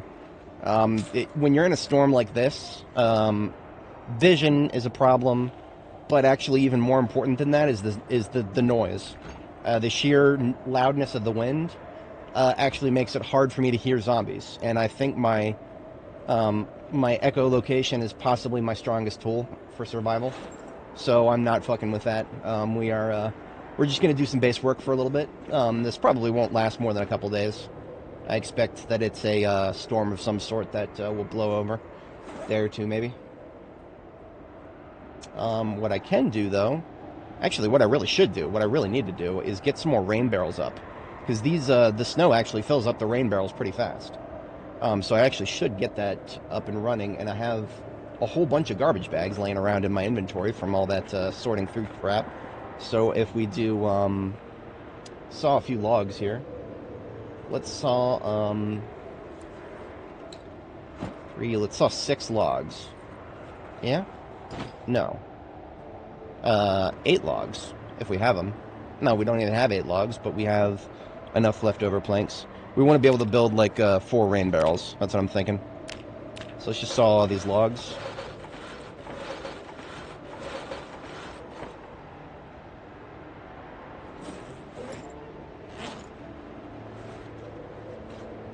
Can fit 12 planks in each of these military backpacks in my hands.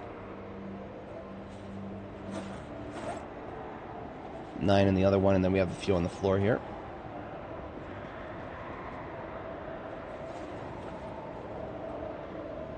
Right now, because I have a backpack on my back and my hands, I have more inventory space than this whole ass trailer right here. That is the power of being organized. I'll never not glaze it. It's amazing. Alright, so we do have a couple of rain barrels up already, but more. I would like more. With all this free water coming down. What are we? We're missing nails. Of course we are.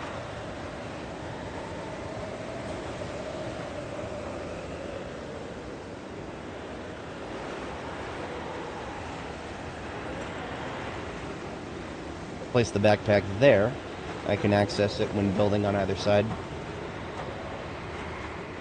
And the funny thing is, up here, this is all just a bunch of rotten food as well. So if we actually wanted to do farming here, we have a lot of potential fertilizer just laying around now. A lot.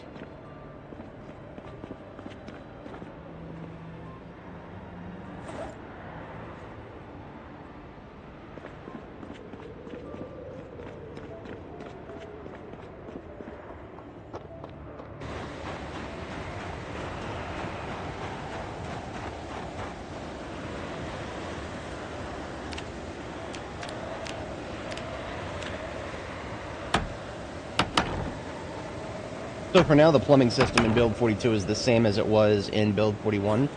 For a little while there, plumbing didn't even work in build 42, but they added it back. The devs are, according to one of their blog posts, they are working on a proper system where you actually have to use pipes, and you can plumb water from and to places, but you actually have to like build the pipes and whatnot. I'm guessing they were thinking about getting that out in build 42, but they must have abandoned that idea, because otherwise they probably wouldn't have put this back. But what that means is that if you've got a water fixture, you just anything in a 3x3 tile above that water fixture can act as a source for it. So what I do is I'm using the... Oh, we're out of garbage bags, are we? No, we're not. Oh, hang on a second. It's there's a difference. There's garbage bags and trash bags, but we can manually select them now. That's great. The difference between the colors I'm selecting, I'm using the tarp ones. The tarp ones are directly over a water fixture, right? So this tarp one is above one of the sinks, this one's above another sink, and this one's directly above a the laundry, the washing machine. So that way I can tarps are less plentiful, so I like to use them as markers.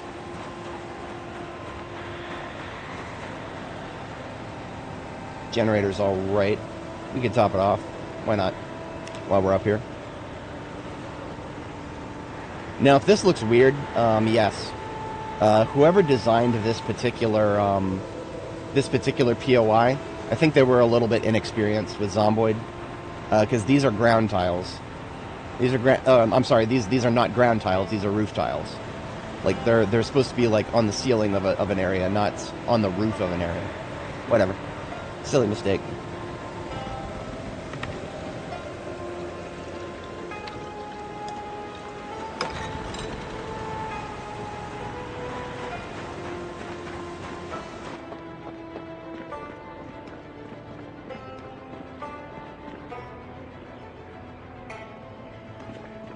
Get rid of these bullets for guns that I'm not currently rocking. I just leave those in the main military backpack here. And I don't see myself shooting anytime soon, so we can put the spare scopes away.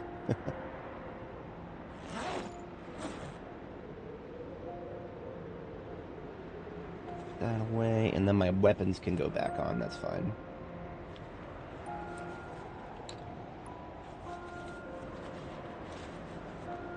If anybody joining is not familiar with my loadout, I've got the MSR.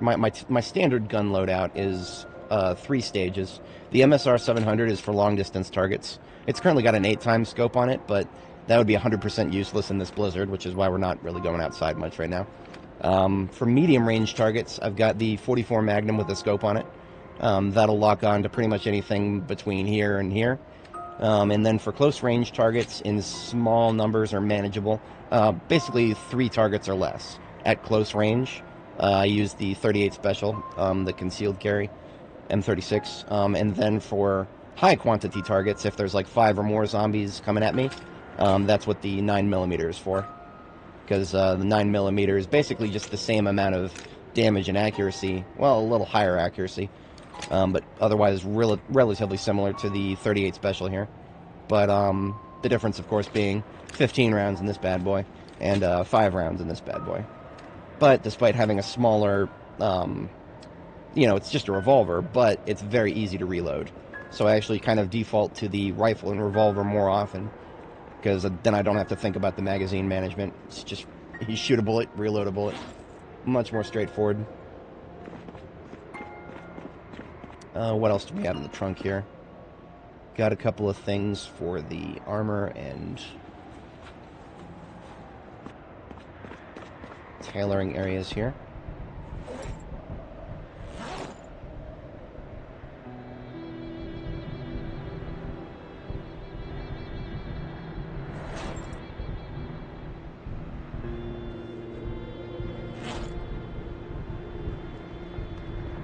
This leather jacket, I actually really like the way it looks. I think I wear it during the summer as heavy armor, but because it's winter, I just do military jackets all around.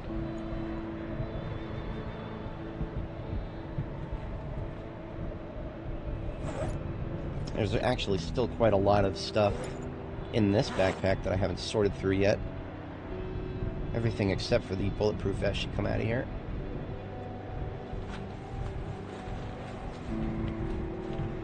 All this military gear I picked up off of zombies. I can repair it. Tailoring level 10. I can repair anything. All the way up to 100%. Or close to it.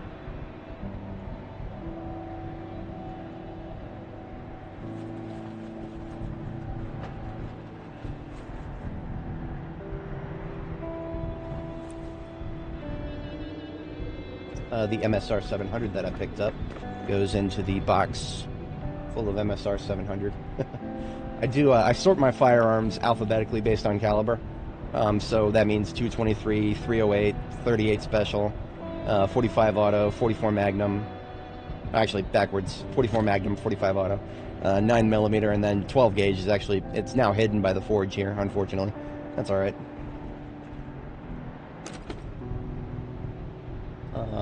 We need to put the 9mm in here. It's a damaged one, so I'll use it for repairs later on. This hunting knife is in need of replacement.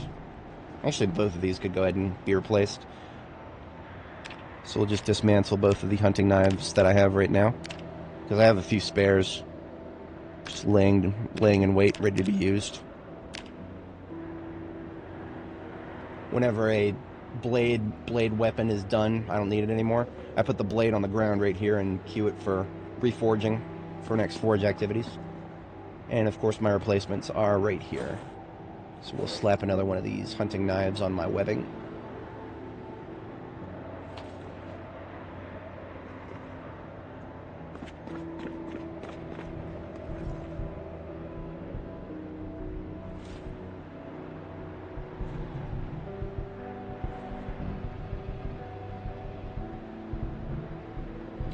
Couple of loose shotgun shells. Any loose shotty shells that I find, I'll just shove them in the bandolier here.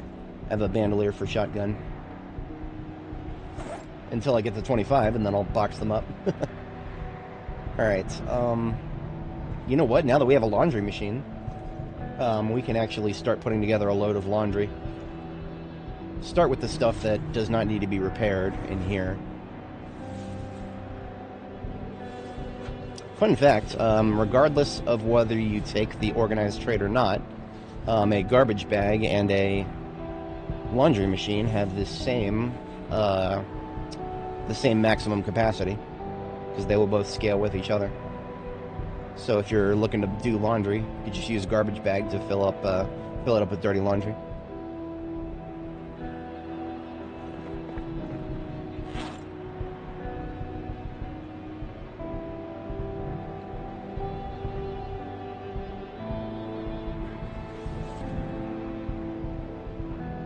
Let's start with the non-military gear first, I guess.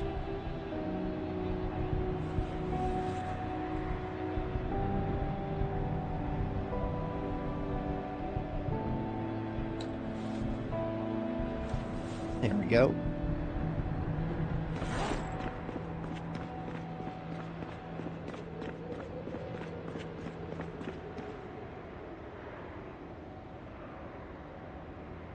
I don't know if I've even plumbed this yet. Got the wrench over there ready for it.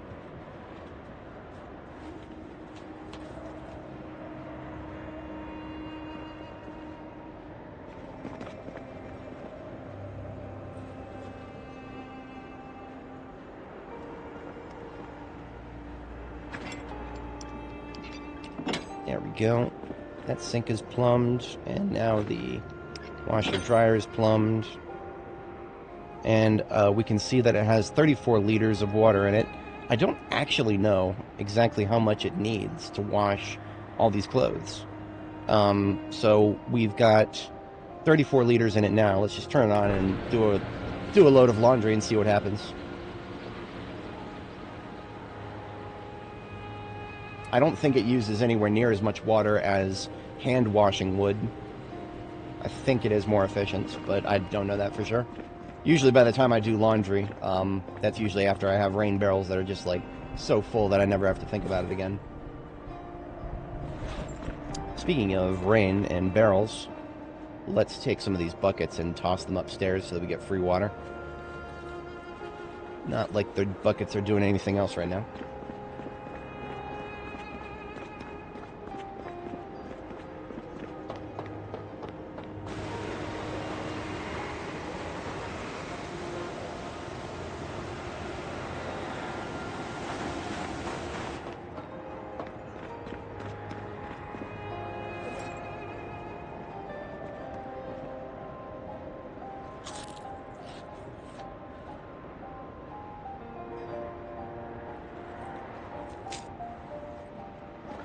Alright. It's close to bedtime now. In fact, yeah, we're about 30 minutes away. All I'm going to do now is we are going to start a fire before we go to sleep. Because otherwise we will get cold overnight. When your body heat generation goes down low enough, even if you're super insulated, you will get cold. So we can fix that. We have a fireplace here. I think it's got wood in it already. Not much, though. I don't think I have much firewood left. I did a lot of burning. Grab some firewood. Who cares if it's extremely soaking wet?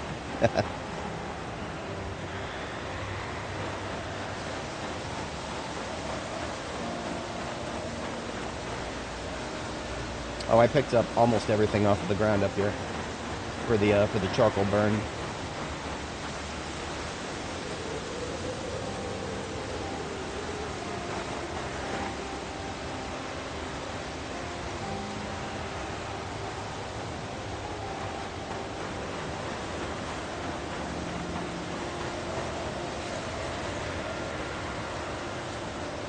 Each tree branch is about an hour and 20 minutes.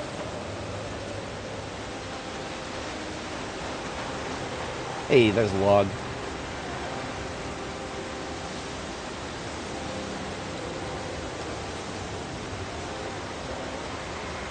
That's enough for now.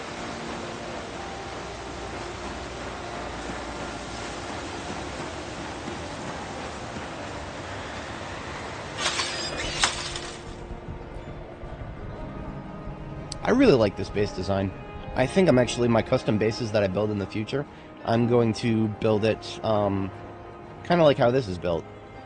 with the basically just the fact that the first floor is just something that you can just drive straight into, and then you know, the forge and furnace and most of the workshops will be on the first floor, and then like because the bases I build are a little smaller than this, right? So the bases I build in the future, it'll be kind of like this, but then the I'll put like the bedroom and the other smaller stuff on the second floor. Definitely like how this place looks and feels.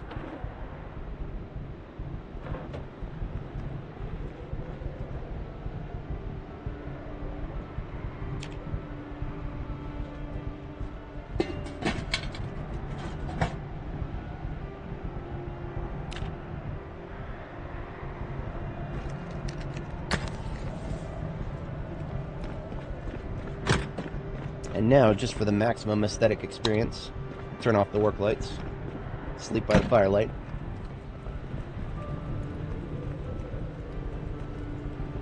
Nice and warm.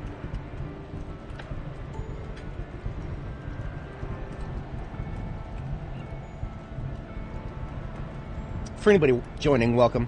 Just as a quick recap, we did a little bit of attempted consolidation. Found out that all of the food that we had stockpiled at Foxtrot has spoiled. I don't know why. The kale that I harvested about the same time as the rest of it, that hasn't spoiled, so I don't know what's going on there. But at this point, that's been happening a lot lately. I'm not even going to question it, really. It never was unfrozen, but I guess that doesn't matter. Our progress in anything else has kind of been ground to a halt by the massive snowstorm that's rolling through. So we're just kind of chilling, staying warm. There's a few things we could probably accomplish overnight here. Let's get some more fuel in the fire.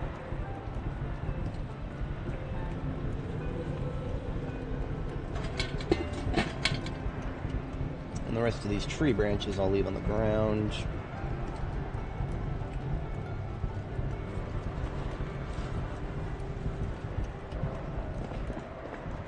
Fire up the work lights, and you know what? I do kind of want.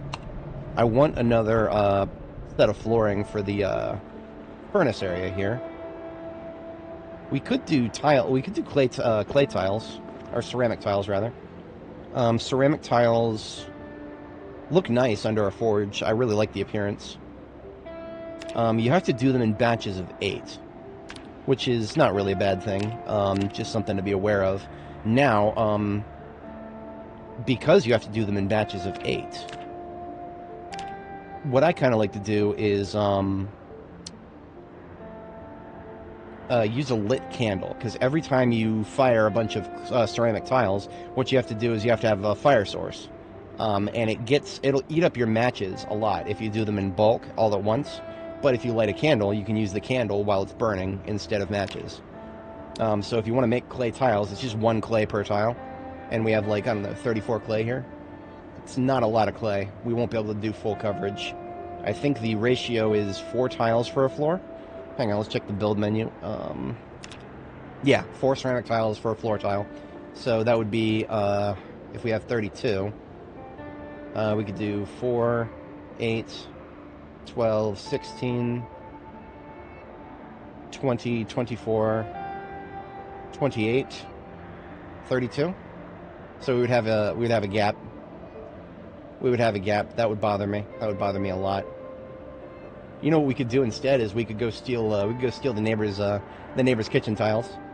Those are slightly different than the white tiles. That's all I was really going for. Let's grab a crowbar for that. A crowbar right here. Put the 223 away for now.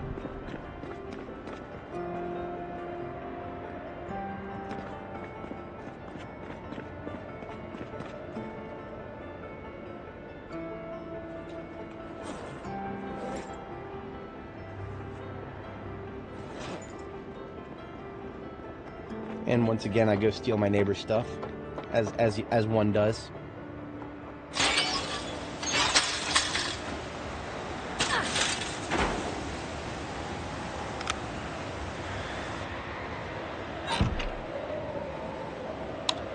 These light switches are not in range of the other the generator. Just checking around to see if there's anything else that I want from my neighbors. Definitely can't use their carpeting as my, Now, fun fact about stairs. If there's a zombie at the top of the stairs, your crosshair will turn red. So you can actually check now. Even though you can't see, you can check.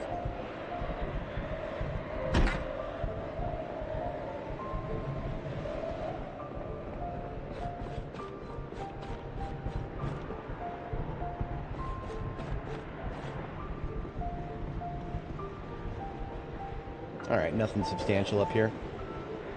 And most of the other upper floors are going to be the same. These are cookie cutter houses. So yeah, we're just going to steal the kitchen tiles for now.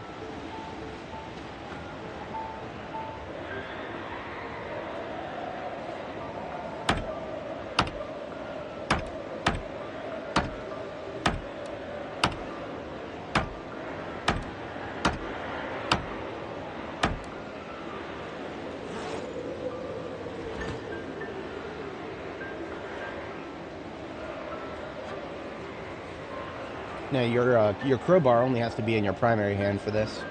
So we actually can have a bag in our offhand while we do this. What we don't need is to try to pick up this stupid light switch instead. Just make sure that you're not trying to do that, because that's silly. There we go.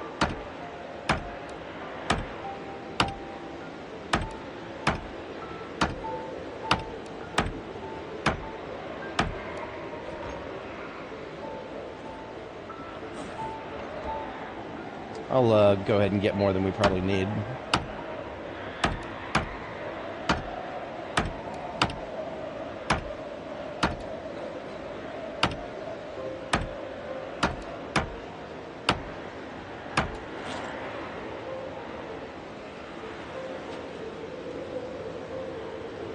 Alright. That should do for now, hopefully. If not, we will come back and get some more.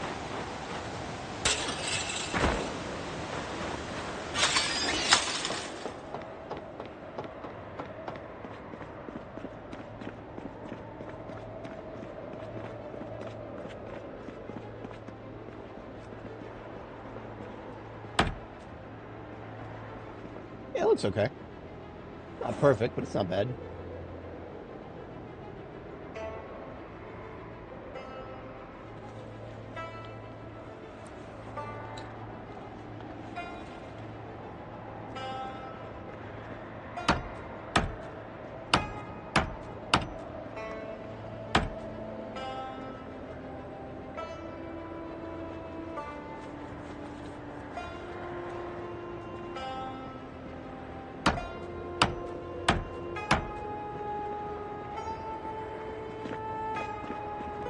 We might be short like one or two.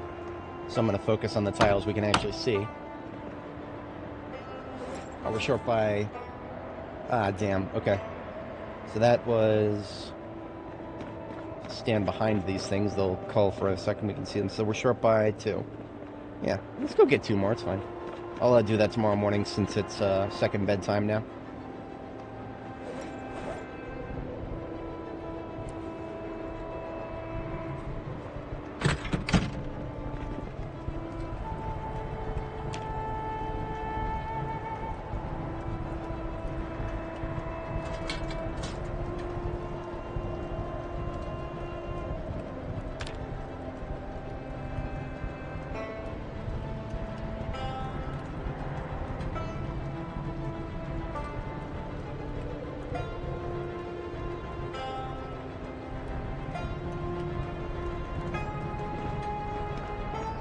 What does this look like during the day here?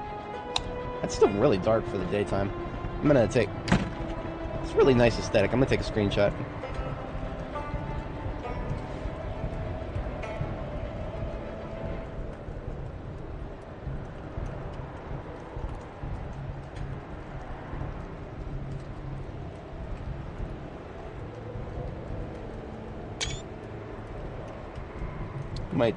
Might use that for a post on Steam or something.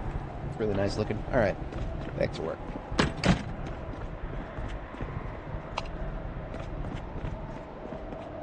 Two more tiles for the workstation there.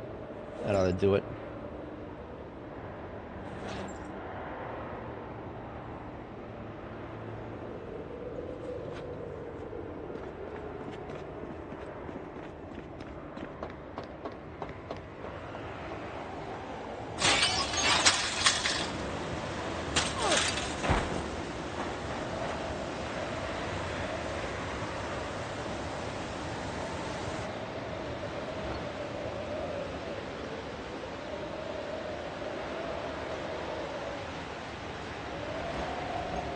Bluetooth box. Breakfast of Champions.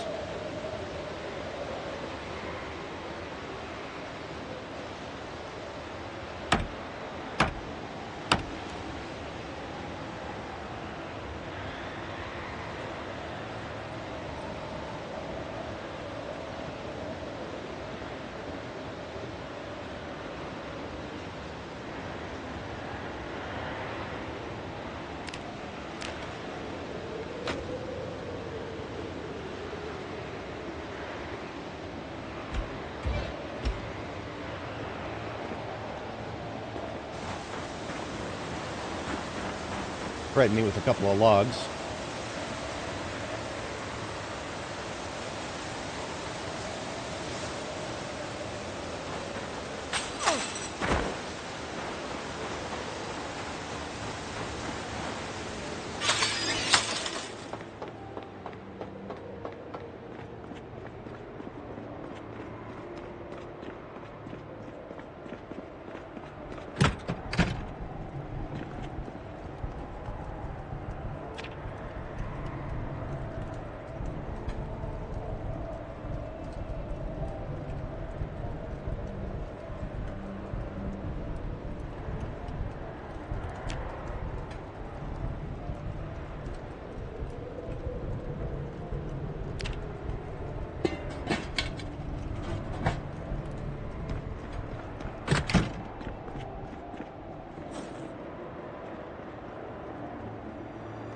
Oh, I only got one more tile I needed to. That's okay. I can only actually see one tile here.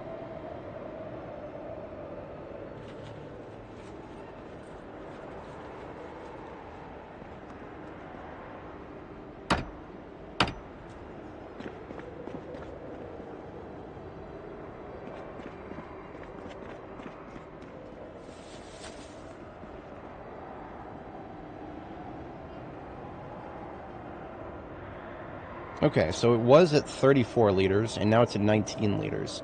I don't know how much of that was actually it getting used up or it getting refilled afterwards. Or, I don't know, maybe it even switched to another, it might have even switched to another barrel. It's hard to tell from down here, so what I'll do is I'll just empty it. It doesn't need to be dried, because it actually dried overnight.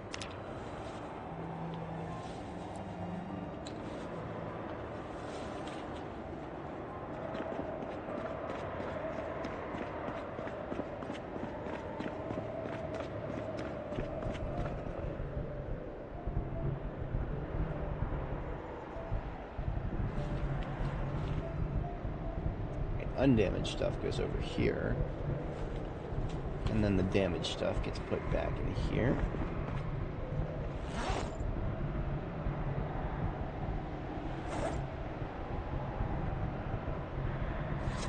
Actually, I'm gonna put the clean stuff on the floor so I can keep it separated. This will make this part easier here.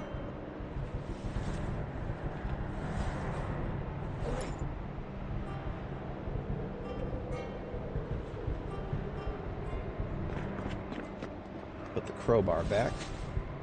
Done with that for now.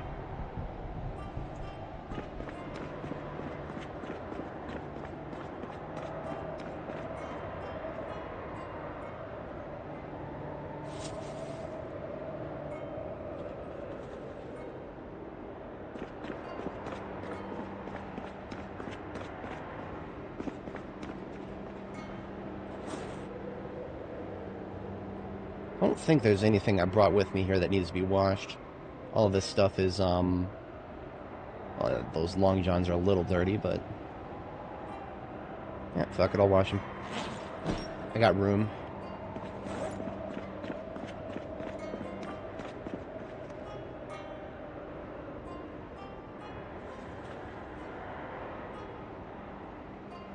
I can wash some of my own gear now. I don't want to wash too much of it at once, but maybe the stuff that's dirty and bloody.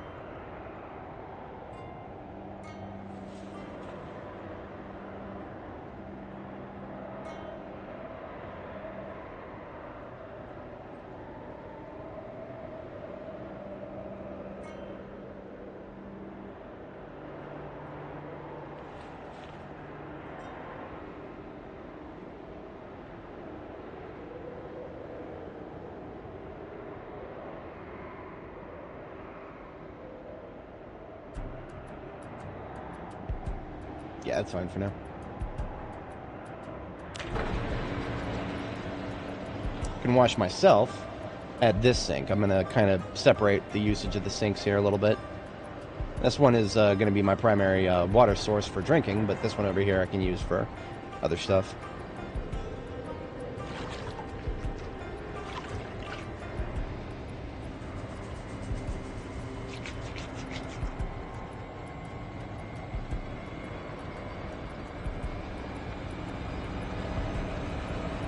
That'll take a while.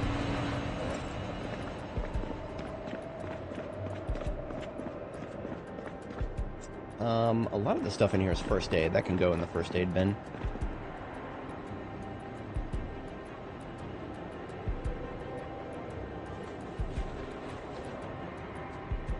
And the rest of this is stuff that I might swap to... Well, so the jacket, the hunting camo gear was a potential replacement for the desert camo here. But this military jacket is... So what I'm wearing right now is I'm wearing a... Well, I'm supposed to be wearing a military jacket in desert camo. That's in the wash. But it looks the same as this hoodie. And it matches the backpack. Now, the other option that I have in this denim, in this duffel bag is a hunting camo. But that doesn't necessarily match the forest camo backpack here. I do have a green camo military jacket that's a perfect match. But then I don't have any hoodies that match it. So it's... Matching is very important to me, and lacking options in that regard is, nah, that bothers me. Everything else in here is in good order. Military bulletproof vest can come out of there. That's wasting a lot of space.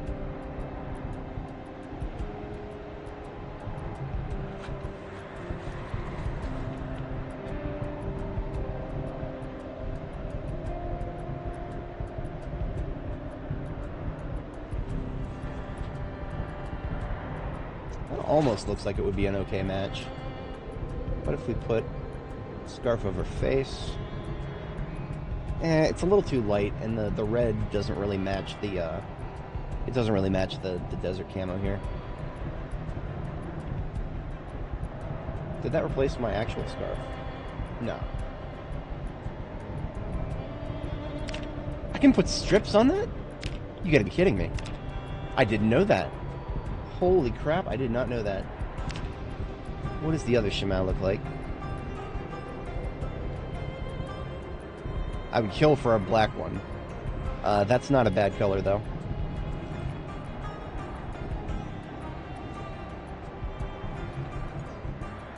I think I'll take that one. It's not a bad look. Now the bandana does cover that up, so I wouldn't even need the bandana anymore after that.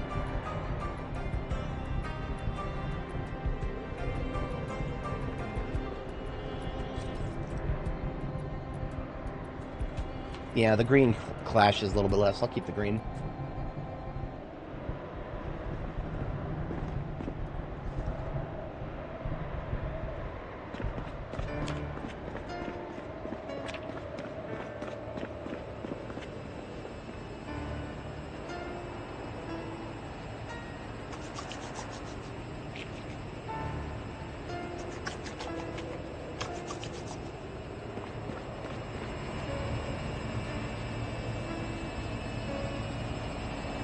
I think everything is nice and clean now. And it looks like it did use up all the water that time, but everything's clean, so that's fine. Let's set it to dryer and dry that stuff up. And while that's drying, let's put some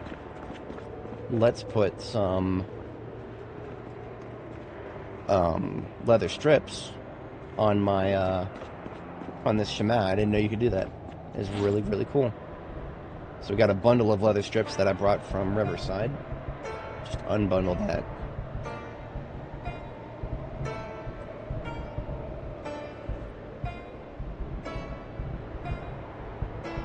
And now we inspect the Shimao. We need a needle and thread.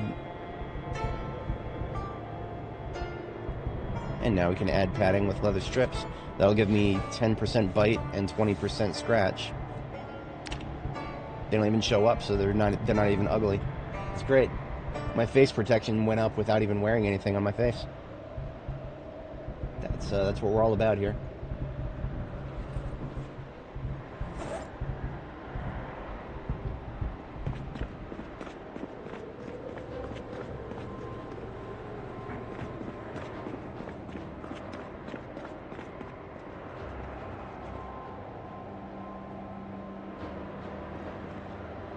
More building materials here.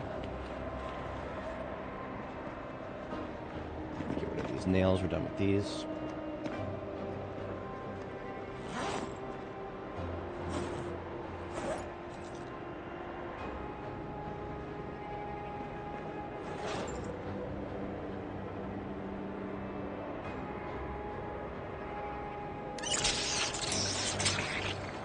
There's another empty plastic bottle for bomb making. We have a lot of these, and I'm always down for more. Alright, we can put the bandana away here. I do kind of want to separate it from the other one. I will take up that duffel bag again and use it as a way to separate the stuff that is of a specific color. This bandana is a perfect color to match the other black equipment that I'm wearing, so I need to keep that separated. Same deal with the baseball cap here.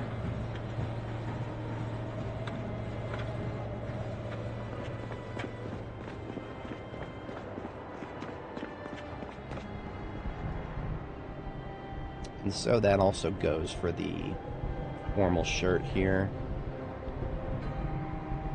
These thigh guards. Are they a good match for the leather pants? I can't remember if I tried these or not.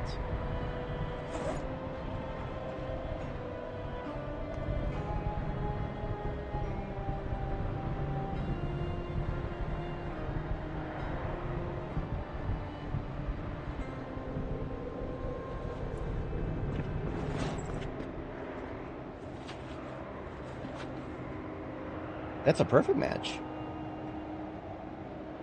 That's a perfect match. But then we would need gaiters to go with it.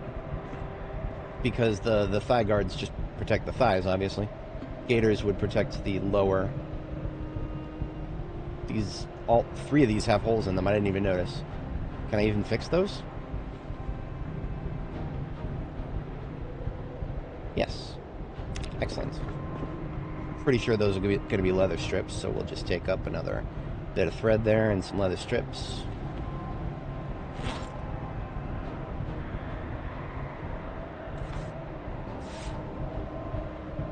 We can even pad them too. Hell yeah. Alright.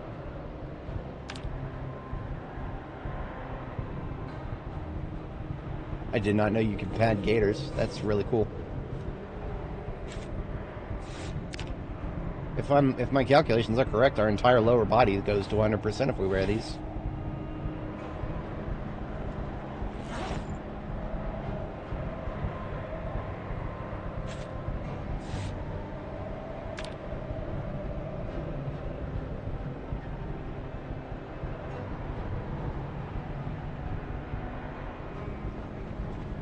Um, 80% on the shins.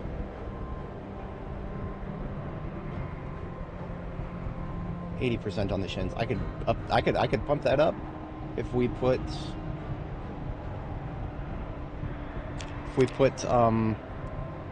leather strips on the shins of the no, of course that looks fucking ugly. That looks really fucking ugly. I hate that. I don't want to wear that. I'm sorry. Sorry guys. I can't stand the coloration of that, so we're not doing that.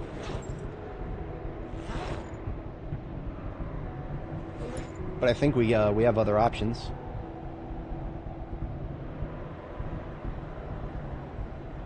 Thus far, I just do knee pads, and I'm not beyond just continuing with knee pads, because the ones that I'm wearing right now are a perfect match.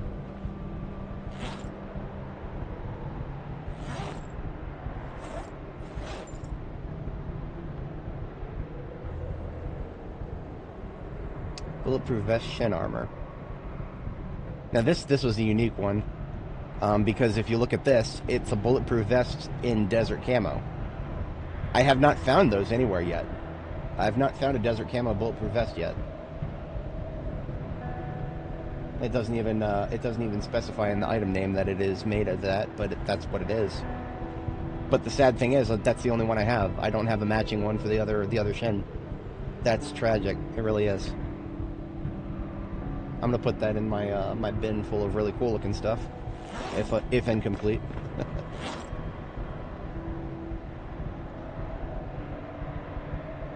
You know what? Let's just take a look at the dye here. We can dye clothing. I want to see if they updated the options that we can dye. It doesn't look like it. Nope, it does not look like it. That's unfortunate.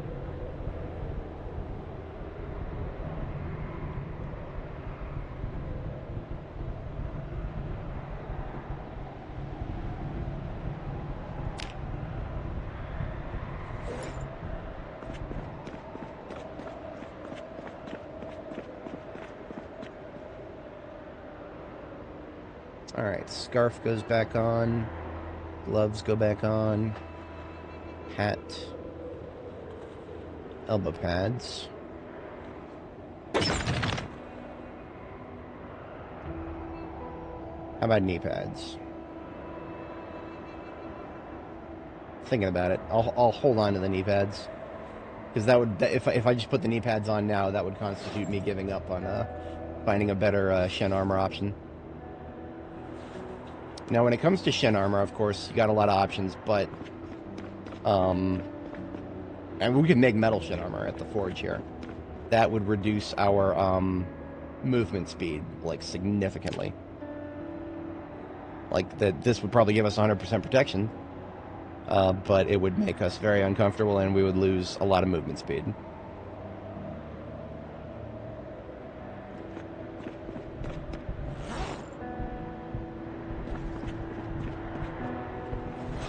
I'm still thinking. I haven't given up on it, but I haven't committed either.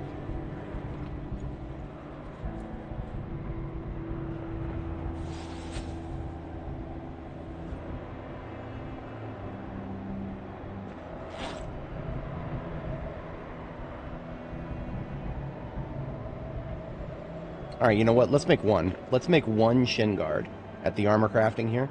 And let's see what it looks like. We're going to need small steel sheets for that. Small steel sheets, we have 2. And let's just use welding to cut another 4.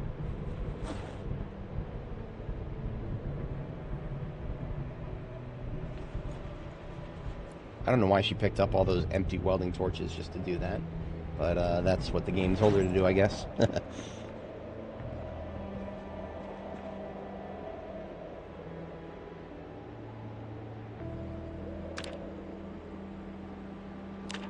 Articulated metal shin armor. Okay. So for that we need 2 buckles. Buckles are, you get them from belts. You can make them, but if I have extras. I think I actually have a belt in here for some reason.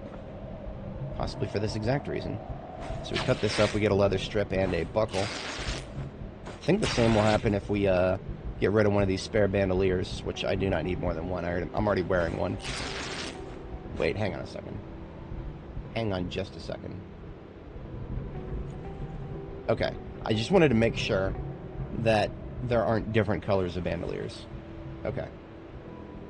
See, the icon for that looked like it was black, but the bandoliers always appear brown. If we had a black bandolier, I would absolutely wear it.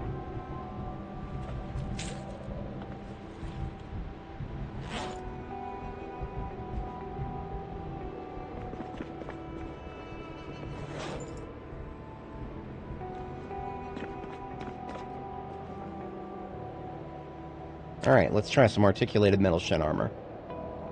Oh, I'm not close enough. There we go. Now we're using a little bit of aramid thread. You get aramid thread, you can get it by destroying bulletproof vests or firefighter gear. So the firefighter gear that you get from the zombies that are like full of holes and not very useful for protection, you can still use that for tailoring now. So let's see what this looks like. Now the run speed modifier is significant. Very significant. The discomfort we can handle actually, but the run speed modifier,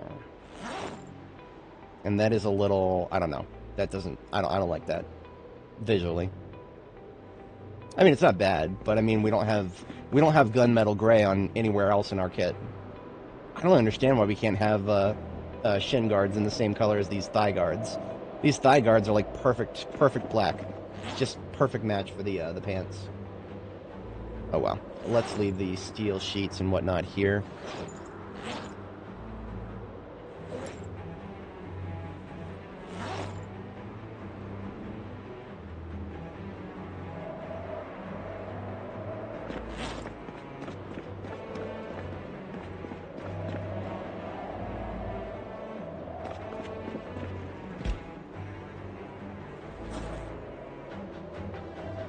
And loath as I am to give up, let's just go back to knee pads. We'll find some good shin armor someday. Today is not that day, unfortunately.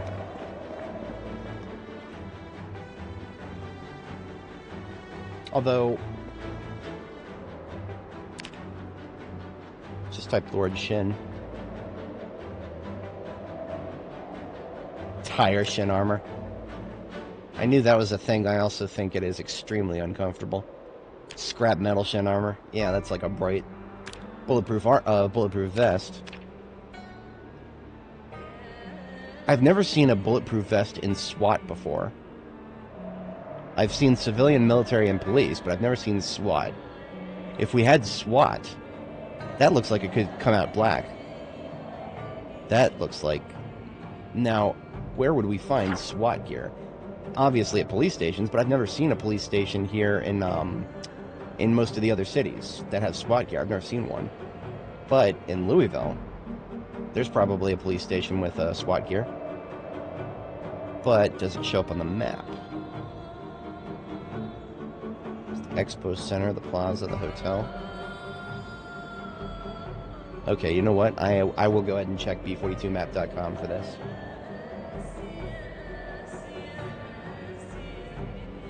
I do kind of want to do some organic exploration, just going in blind, but I would like to know where the police station is.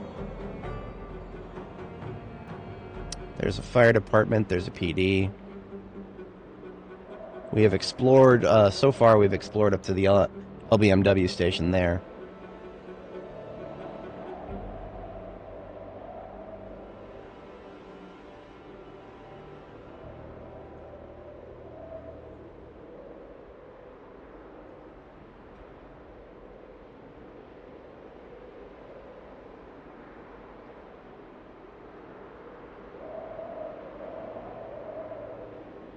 Courthouse right there. Hey, there it is. Police station and prison. It's right past the fire department and the gun store.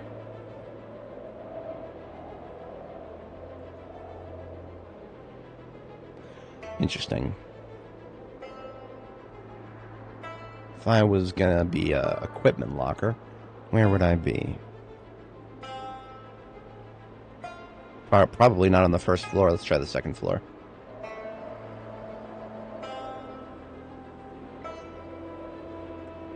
Oh, that's a whole lot of shelves. You don't often see shelves. Actually, no. In Muldraw's basement police station, we saw shelves. This is the evidence locker, most likely. That would mean this is probably the equipment locker. It doesn't look very big. I'm gonna be real with you guys. That looks pretty small. For Louisville, that's pretty damn small. I'm kind of sad about that. If we ever do find SWAT gear, it's probably going to be in a like a SWAT truck. Maybe the lockers? I don't know. I've seen a billion police department lockers before, and I've never seen any SWAT gear in any of them. We could try the wiki. Video. PC wiki. Let's do a search for bulletproof vest.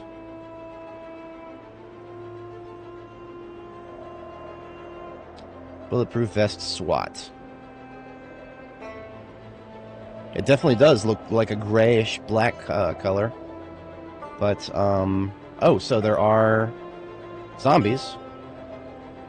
Yeah. It's police SWAT zombies. I don't know where they would spawn. We would have to find out where they spawn. There is a SWAT truck. There's a SWAT truck. I've never seen one. And, okay, so the only containers that have a chance to spawn them are safe house loot. Okay. That's really unfortunate. So we have to either find I mean, obviously we've got to find a SWAT truck. Police SWAT truck. Because that's probably where the zombies are going to be, is near a police SWAT truck. I've not... 460 hours on this character, I've not seen a single one. So, that's not happening anytime soon. That's unfortunate. Oh well. Now, one thing to keep in mind, I suppose, is if we made thigh and shin armor out of bulletproof vest for military, we could swap out of these leather pants. And wear that, and that would be... Hello, MKid, how you doing? We're considering armor upgrades. Oh wow, you can wear knee pads along with thigh guards. I didn't know that. I was wondering why I was uncomfortable. The thigh guards take us from 60% bite to 100%. I will, you know what? I'm going to put the thigh guards in my ambulance. In the combat ambulance. As just a part of my general armor loadout. I should probably talk about that really quick. I haven't used it very much at all lately. But, I have a riding helmet. And a bone choker. And bone fingerless gauntlets. All of those put together bring all of my minimum bite protections to 40% or higher. In most cases, it is 60% or higher. And I actually have a coat of plates that'll bring my torso to 100%. At the cost of some combat speed and melee. And this is what I look like when I am as armored as humanly possible. The lower body is still a little bit sus, but I mean that's also partially by design, because I still have a lot of freedom of movement like this. Any too much heavier armor, and you start losing a lot of freedom of movement. And of course, you know, the discomfort, you can't wear this more than a couple days in a row, otherwise you will get depressed. And when you're depressed, your dexterity goes down. It takes longer to switch between weapons, and I'm not about that. I never put up with that. When that happens, I peace out, and we make ourselves happy. We do not put up with the side effects of depression in this game. I took the trait Dexterous very specifically because switching between weapons is very important to my playstyle. So we're not we never sacrifice that. But yeah, we can the thigh guards can go in there now, I suppose. We'll have to make room for them. They need to be carrying around a pipe wrench. Thigh guards can go in there instead. There we go. Now this baseball cap is actually supposed to be one of the yeah, it's one of the ones that matches desert camo. I have another one. We should see if they are the same color or not.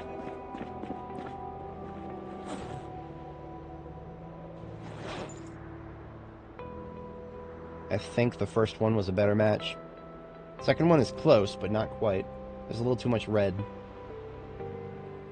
Yeah, this one is the perfect balance of red and yellow. So we've got the correct baseball cap here. That one goes in there, along with the other correct matches. I had the witch hat. I don't know if I'll ever not wear that. It's just iconic at this point. I love the appearance of it.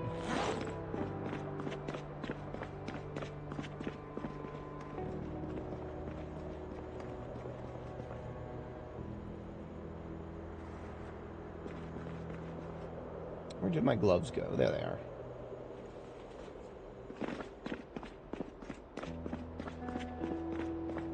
See, my bite protection without any other interference is still perfectly acceptable for most parts of my body. Most. Why is my neck at 18% right now? That feels off.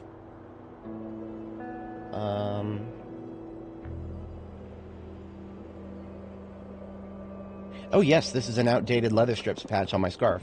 This needs to be replaced because I did this when I guess I was at level 9 or level 8. I knew something felt wrong about that. Let's get some needle and thread. Slap a new one on there. That's more like it. All these numbers should be even, so that's what threw me off there. Because now that I'm level 10 tailoring, I get a 10% bite protection for every strip that I put on anything. Looks like the storm is finally starting to let up. Maybe tomorrow morning we'll be clear for some more combat, thankfully. But yeah, now what I was saying before about the pants. Right now we are wearing leather pants because they are the best protection you can get for your lower body, just on the pants layer, without any changes to it. Right, the baseline bite and scratch is where is it here? Yeah, the baseline is 20% bite, 40% scratch. That's twice denim jeans, and but you're not taking any movement speed penalty. A very, very small movement speed penalty. Like it's on par with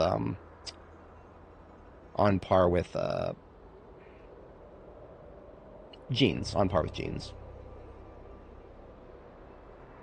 What does foreign camo look like? That's too different of a color for any of the backpacks, I think. Look at that. That is wacky. That is wacky. That is a wacky color. Milius. That's the name of the camo pattern. There's a jacket version of that, too. That's wacky.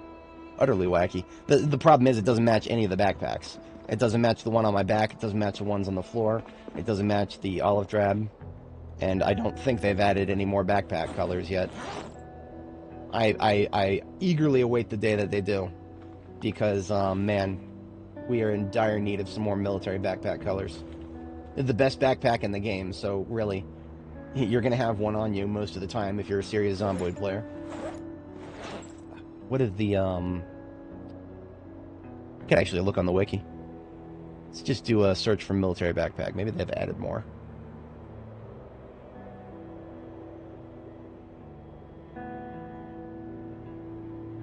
Nope.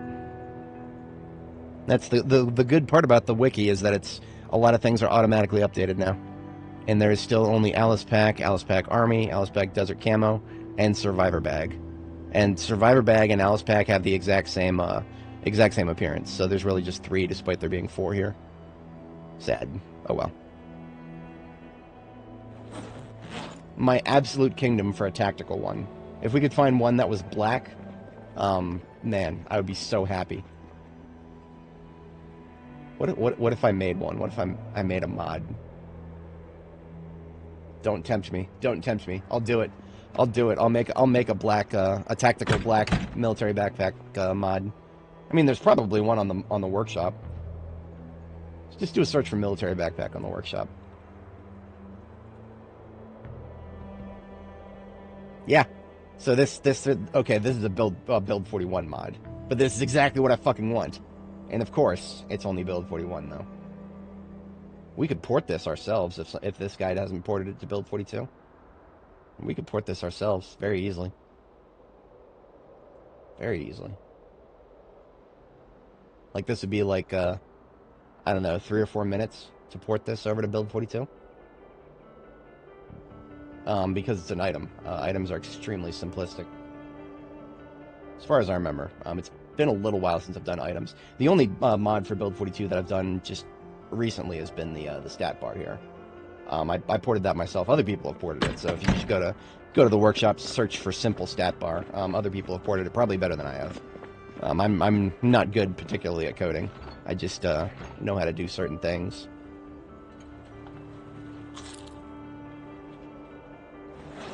Let's cook some food, and then we will revisit that thought in a minute, maybe while the food's cooking.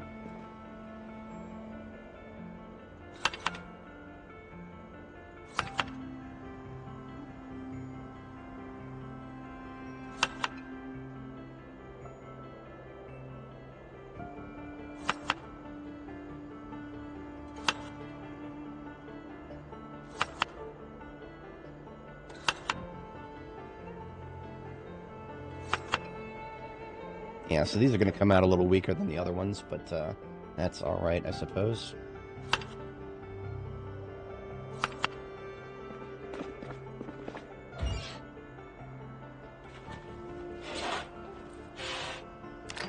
Alright, so while we are waiting for that to cook... I subbed to that mod, didn't I? Yeah, okay.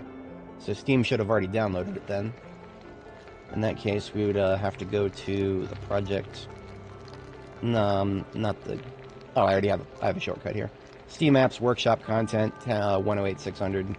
And then, I don't know what these fucking numbers are. I just sort it by date modified. The one today, obviously, is this one, the one we just downloaded. Now, the biggest difference between Build 41 and Build 42 mods is the file path structure changed, along with some of the meta information. But I mean, like, oh, these just recolor the existing backpacks. This doesn't even add a new backpack. It just recolor. It just replaces. Okay, okay. I see. That's yeah, okay. How hard would it be to add a new backpack? I don't think it would be that hard.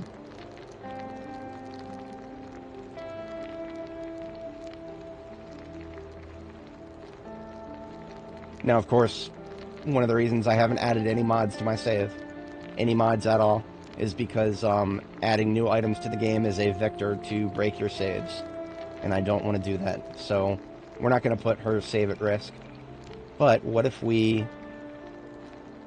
I do kind of like that he focused on, I think Alice Pack _ green is the olive drab one. He doesn't specify... Oh, no. In this... Yeah, okay. So green is the... That's all I really care about for now. We can replace green with, whatchamacallit, with dark, and I'll be very happy. Yeah, okay. Sounds like that's done. Came out to be a 45 and a 30.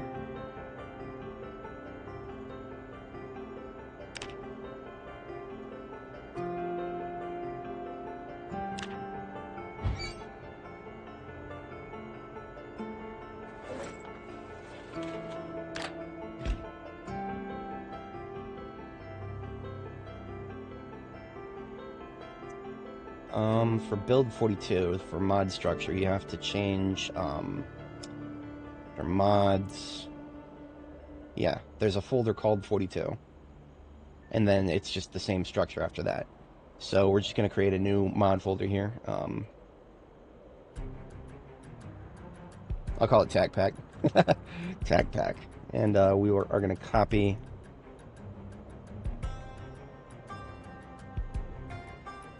I think the the mod info and the poster have to be in the same place in both.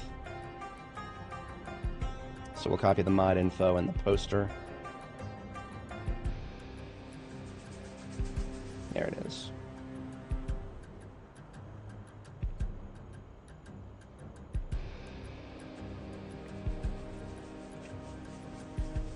Oops. I know how to spell, I promise.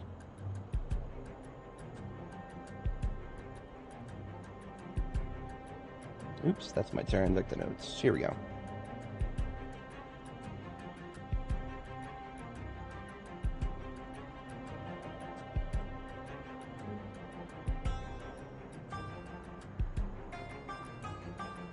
Oops, B42.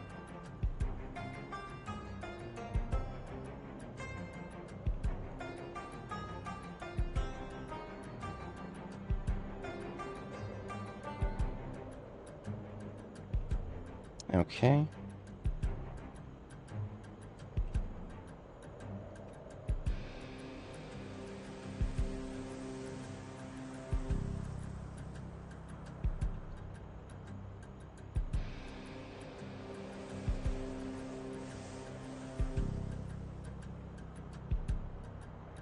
Yeah, I'll call it Tag Pack B42. Okay. Replaces olive drab.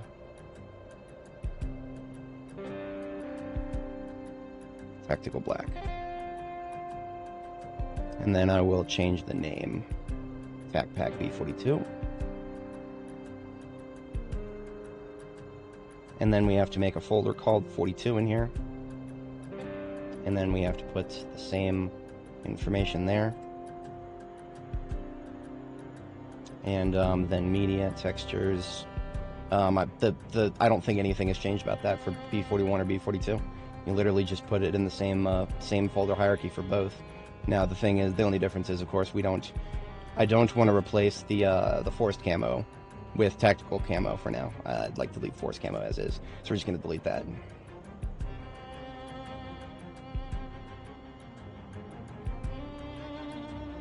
Right? Yeah. Okay. Okay. Easy peasy, right? That's all that has to be done, right? Right? I have no idea, to be entirely honest. We could actually verify. We could verify if we go to the game directory and just check the file path for media. It should be under textures and then just right there.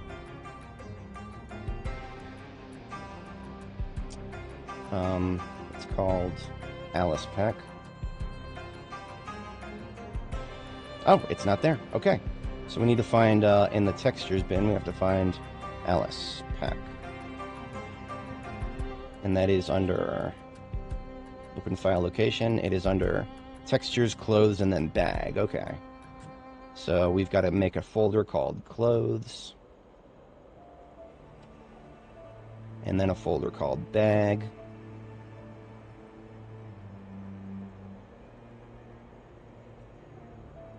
And then that's where it goes.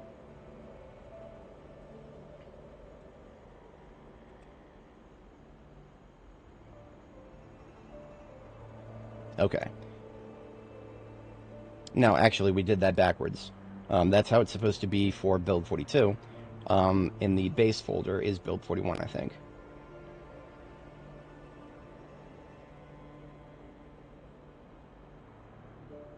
What? It's not opening anything right now.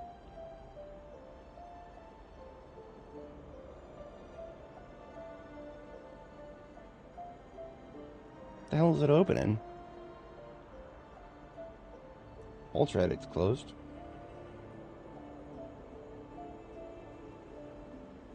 It's not my folders. I don't know. Windows is just crashing out sometimes. That's okay. We'll just do the same thing. Clothes, and then bag.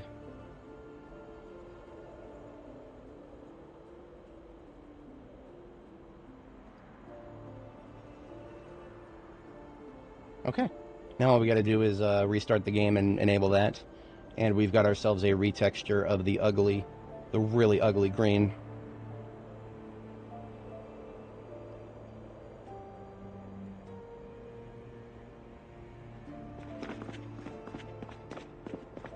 It's almost bedtime. We'll go ahead and sleep, and then we'll do that we'll do that overnight here. Oh, wait a minute. I lost my ugly face here. Not sure how that happened. Every once in a while, Zomboid does weird things. There we go.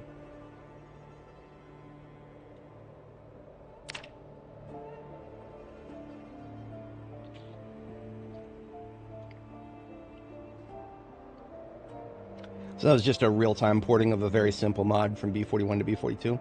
And of course we have to test it and make sure it works. Just going to quit all the way to desktop because I don't know if quitting the main menu is enough to load a new mod. So we quit the desktop, wait for the game to... There we go. Relaunch the game. Now because this doesn't add any new items, it's just a retexture. It should not cause any problems, theoretically. If we get errors, then we'll just disable it and move on. That's fine. So instead of hitting continue, what we do is we hit load. There's the most recent game. We go to more. We go to choose mods, and then my mod doesn't show up for some reason. Why is that?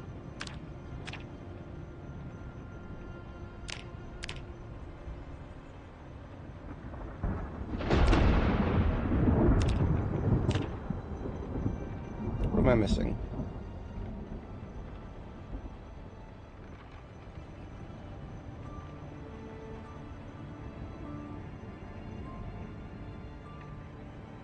There may actually have been a format change for the info file. I can't remember if there was or wasn't. We'll need to verify that.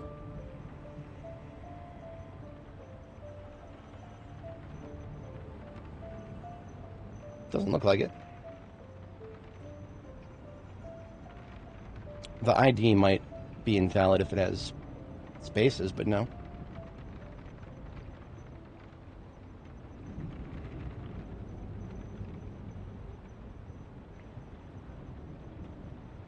No, it should work. And yet it doesn't show up.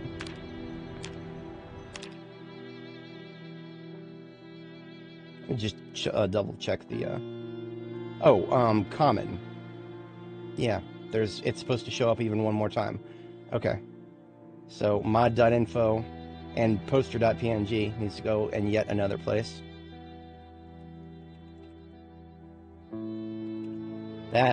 Maybe that was it. Let's try that one more time. If it doesn't work after this, we'll just keep playing. I don't want to bore you guys with mod troubleshooting for something so very simple like this.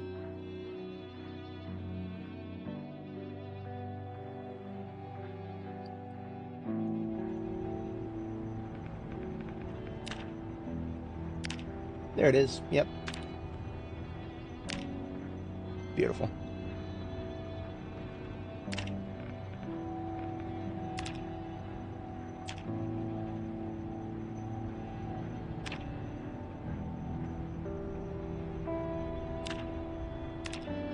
Hard to see behind my face there. I just gotta click the checkbox, and then it reloads the Lua.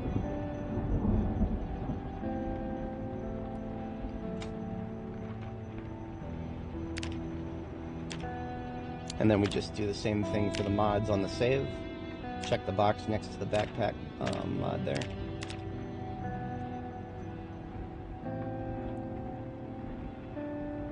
There it is. Okay.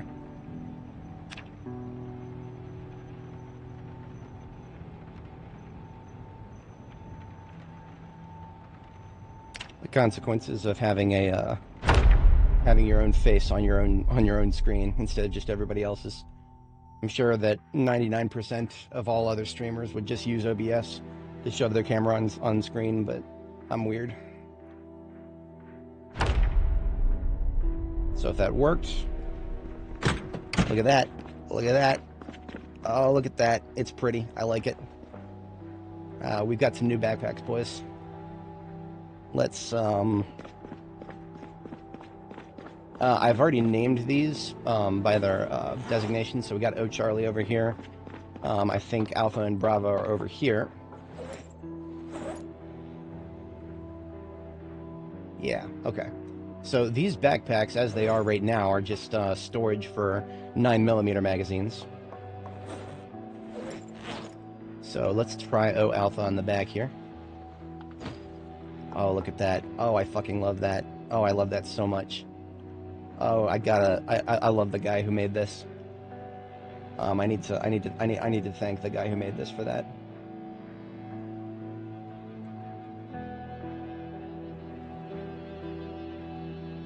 I know it's a really simple mod. I probably could have made it myself, but I'm just thanking him anyway because yeah, beautiful.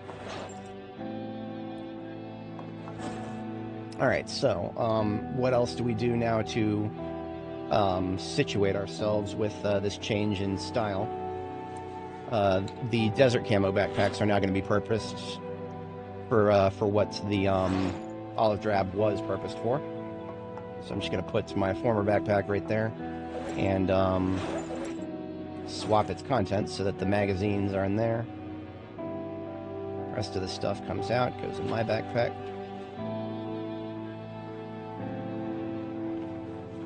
There we go. And then the same deal with D Alpha here. We pick up D Alpha, I'll put it in my opposite hand there. Or rather, sorry. Oh, Bravo there. It's color and then iteration. So Actually, I have to change that from the O series is now the B series for black. Magazines transferred. So this can go in my main backpack now.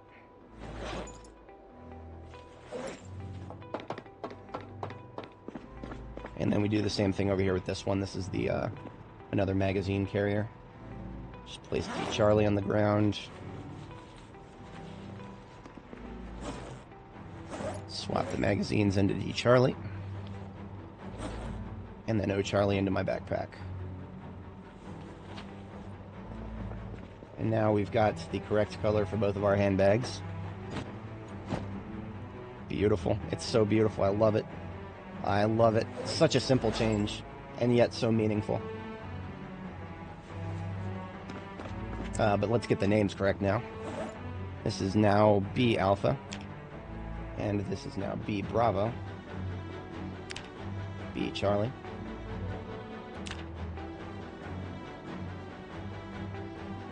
so have a bite of one of these stir fries here.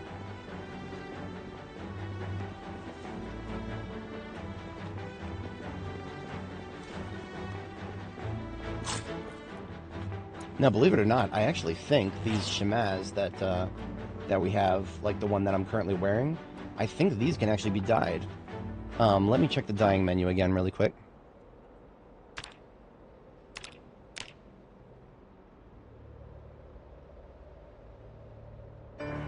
No, they cannot. Damn. I don't know what it was that made me think that we could dye those. That's okay. That is alright.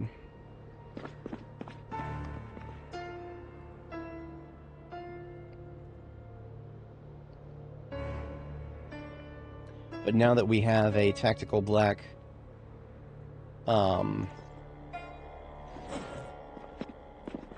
backpack, we can actually swap out to any other color of armor now, of military jacket, even urban camo. It would actually this would be an okay match for urban camo. Not a perfect match. Actually, I probably will stick with desert camo for a little while. Now that I know how to make texture mods, I might actually do a few other things. Where did my regular one go here?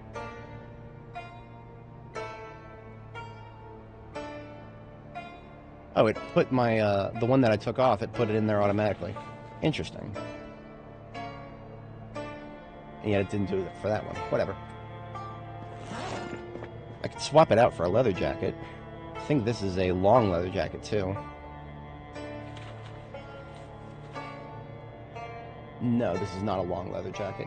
So the difference being long leather jackets actually cover your thighs as well with a little bit more protection. But since that is not the case... That's the Wild Raccoons one. It's got dirt all over it. I gotta clean that up.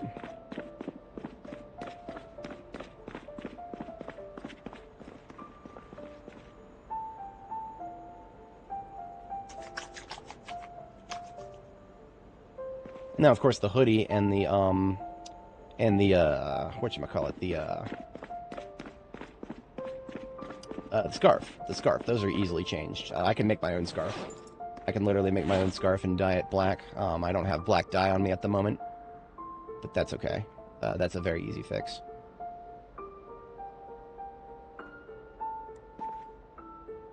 More than anything, I want to see what the chama looks like in white to contrast with the black here. That's a little bit too big of a contrast. But we'll hold off on that.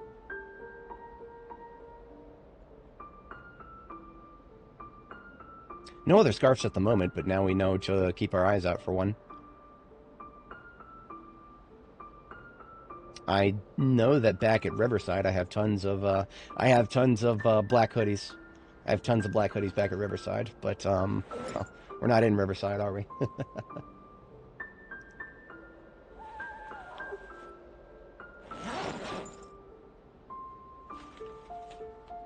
I could take the hoodie off for now. It's not adding that much.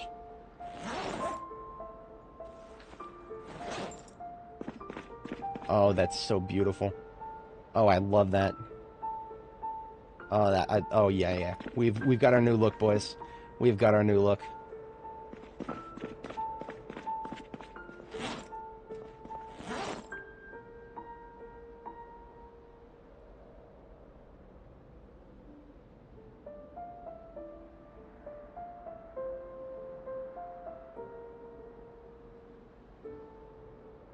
Just looking through some of the other stuff that I have, because I might actually need to think about, in the back of my mind, think about extra layers if I get cold, because now that we are just wearing a leather jacket, our protection against the cold has gone down a little bit.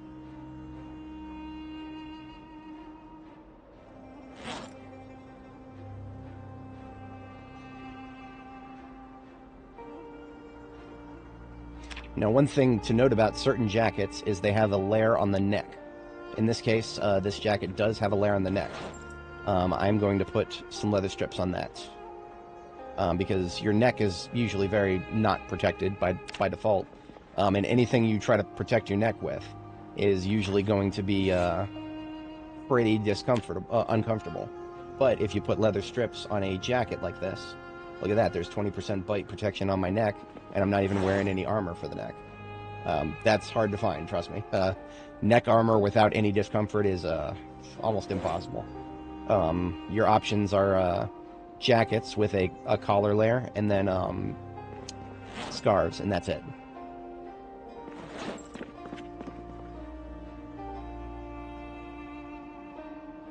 But yeah, that's okay. We can stick with this look for now, because I do think that's great. I love the way it looks, I really do.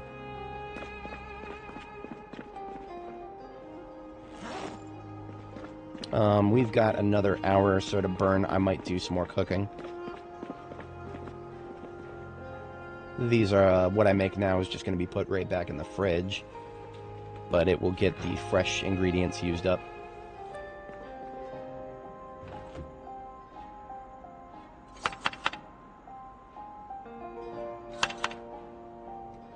Start with an egg and some kale in each of these.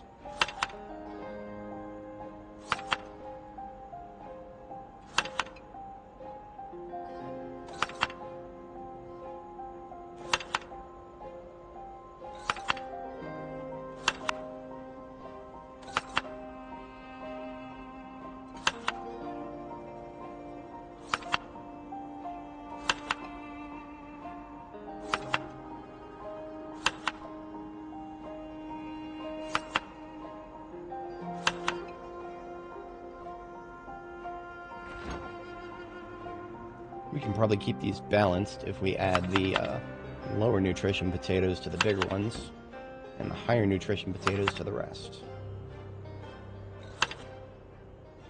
You can only fit 4 ingredients in a stir fry, so it usually isn't worth overthinking it, but in this case, I think these came out mostly balanced. Close enough.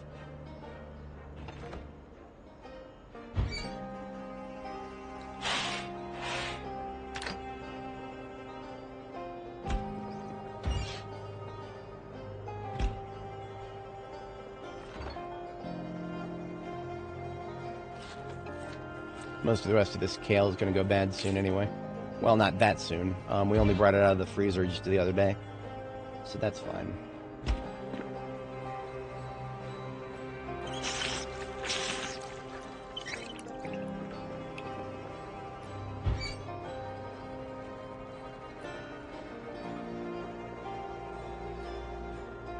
Yeah, looks like all these came out to be about 30.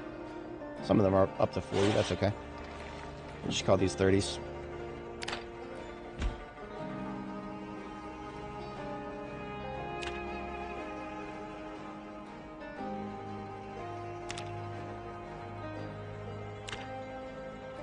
And it does look like the blizzard is done finally. So as soon as we get some sleep here, we've got a day of exploration ahead of us tomorrow. A day of exploration, and we're going to look pretty while doing it. And that is possibly the most important thing to me. Millennial grade narcissism.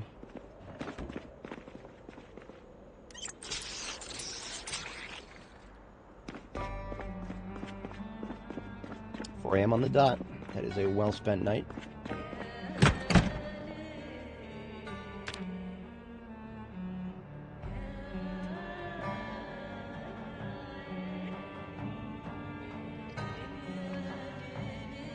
Now, real talk, if we want a black hoodie and a black scarf, we just gotta kill enough zombies and we'll find one. That is not a hard thing to find.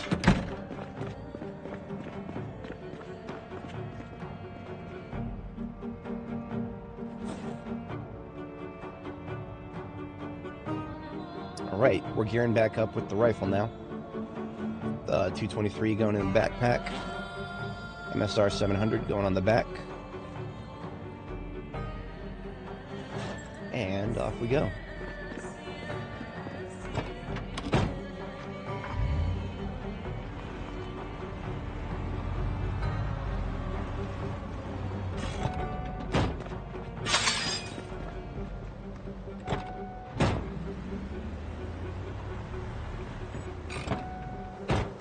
Still foggy today. Oh well. Maybe it'll clear up by noon. I'm not gonna let this stop us. We're gonna do some exploration. Where do we want to go for that? Last time we were going up. We went across Waverly Street, which is just right across from Jericho, and we turned down Nelson. It looks like Oakdale Crescent up here. We didn't go through the top of it, and also Leaf Hill Heights over here. We didn't go through all of that. So there is a little bit of residential left between our current bases that I could go and explore. That's probably the most convenient. So we'll head back out on First Street and take a turn across from, this is the one to the cemetery. So the one across from the cemetery we'll take a turn into.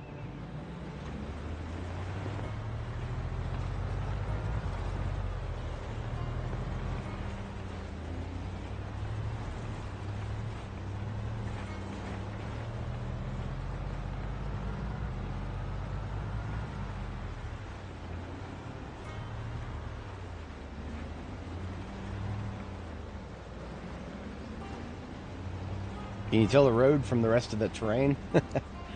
It's less clear when it's covered in snow.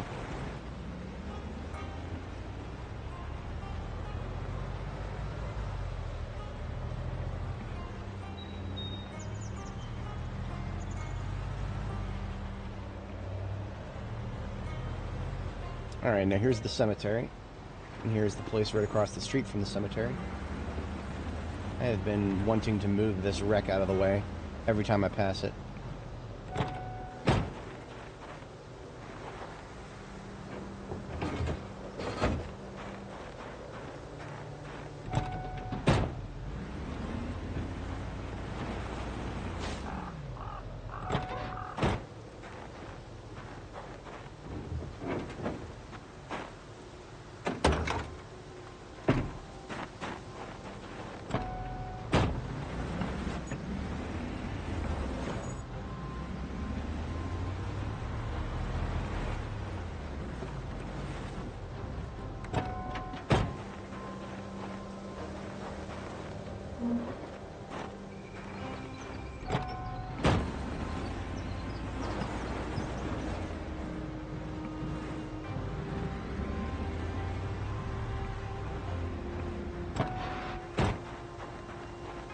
If I didn't know better, I'd say the fog feels like it's getting worse.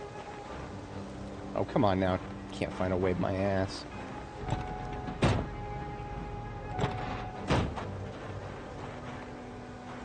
Ah, there we go.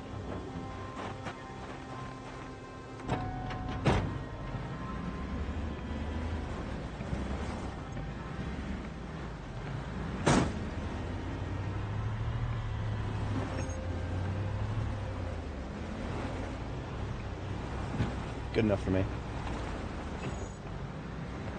Alright, so we are going up this road and then taking a left. Or actually, no, just straight up this road and taking a right and then just kind of backing back up, because, I mean, we've already explored part of this neighborhood here.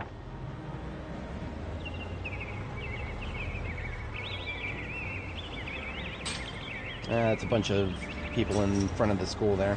I'm not interested in fence thumpers right now.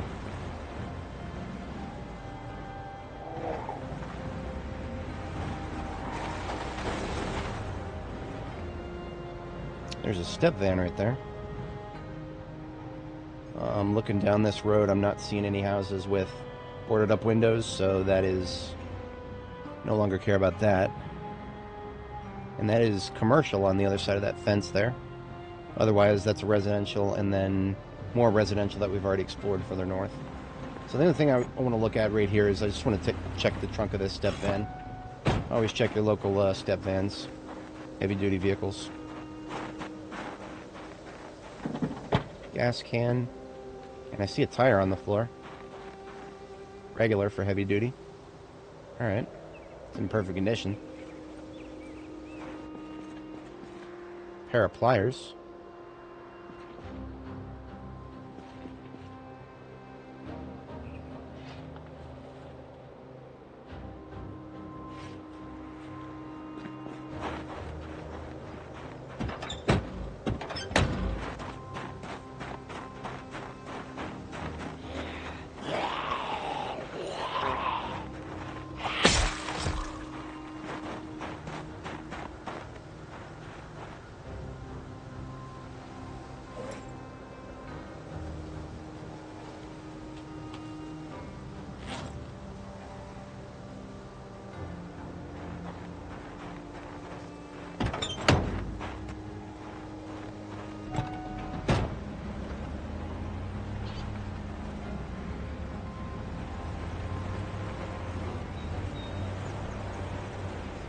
Alright, we're just backing up out of here, and we're going to go back around, because we can't go through that school area and have a peaceful time of it. There'll be a lot of interference there.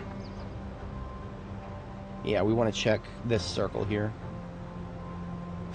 That's not where I was the other day, is it? I'm not sure. Let's take a look. For anybody joining, welcome. Just as a quick recap, we just had a little bit of fun with the texture replacement mod, and now we are finally deploying. I thought we were going to have good weather today because the snow stopped, but unfortunately we got very thick fog. So I'm not going to be getting any big fights right now, but I am going to be exploring. Because even though the fog is making it hard to see Zeds, I can still see whether these windows are boarded up or not, so I know whether there's survivor houses or not. That's kind of what I care about now. Survivor houses are the last place that I can look for books at. I'm pretty sure this is where I was the other day. This has got to be. If I'm right about that, then there should be like a mountain of corpses up here to the left. Well, there's walking corpses. I meant dead ones.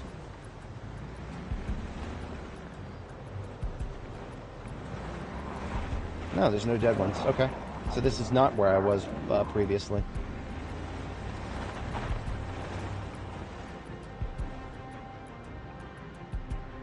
Okay, nothing all the way at the end of the street here, right?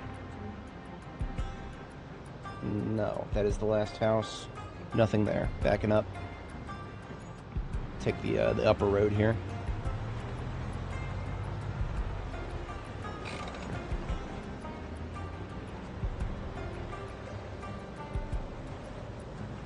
Intact windows, but no boarding up. I'm gonna try to sneak past these guys. No, I'm not. No, I'm not. That's a lot of Zeds, and there's not a lot of room to maneuver there. So we are... Nothing of interest on those Zeds, is there? No. No. No backpacks, no gear.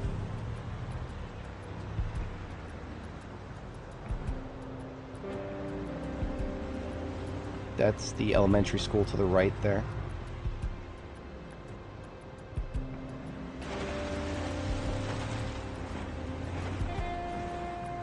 Got a bite to eat while we drive.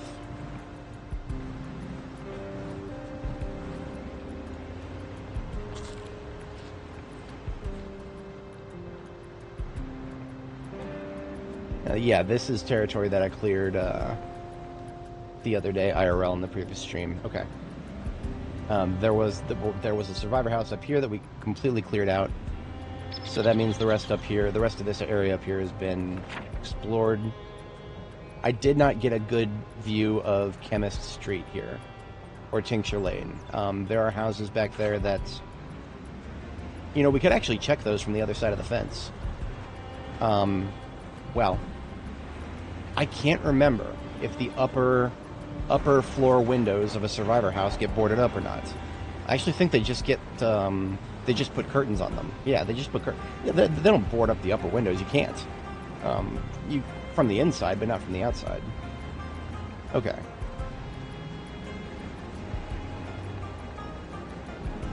And this is where we were just earlier in the stream, down this road here.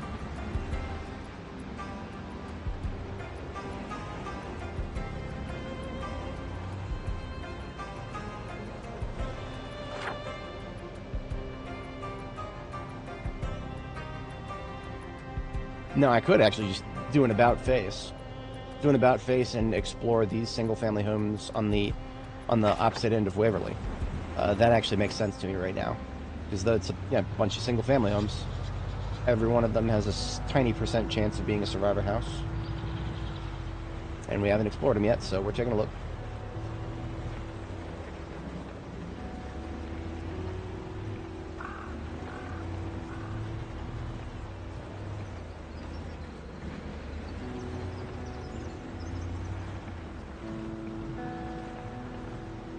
And unexplored territory begin.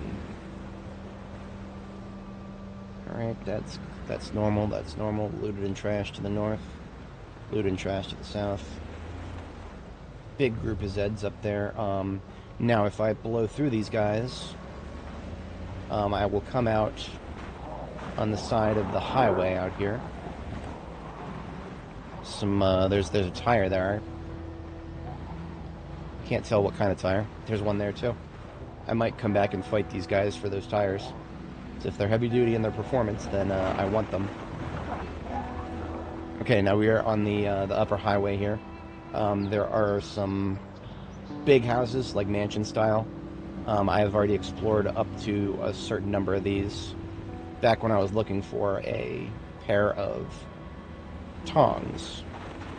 Never found a pair of tongs, but I explored a couple of these houses in the process. And I also cleared these streets, but of course now these streets are not clear anymore. Because respawns. The road turns? I can't remember. I think we're still in the... Oh, there's a median. There's a median. These 3 tiles wide here, that's a median. It's confusing when everything's covered in snow. We are quite literally witnessing the dusting over of civilization here. So I'm pretty sure by default this median is not covered in trees, but that's the overgrowth system. We're only 2 years in, but some of these trees have grown quite large.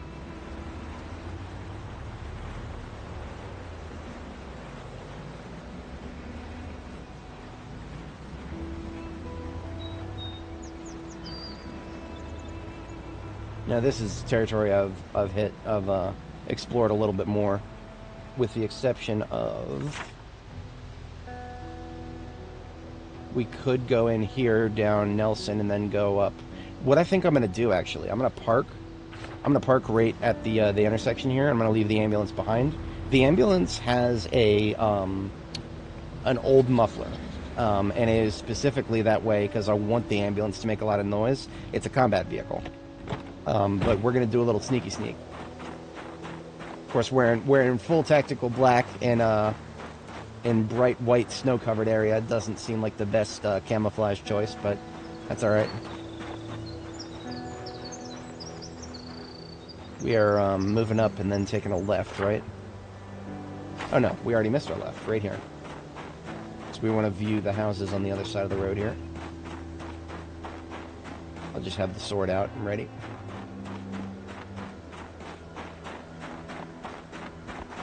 The road...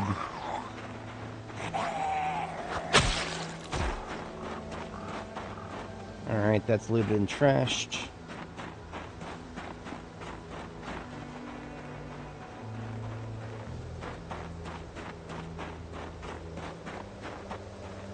Looted and trash. It's a muffler. 2 mufflers.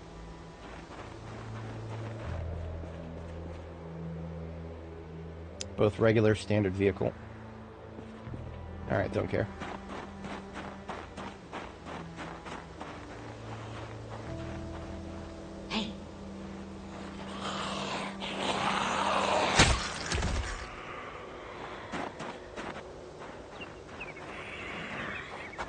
That's right. Should have turned faster. Z inside. Nothing else in there. I think this is the last one before the street goes back to... Yeah, so we went up the other side there already. Okay, nothing of interest then. Doubling back now. Should I take a shortcut through...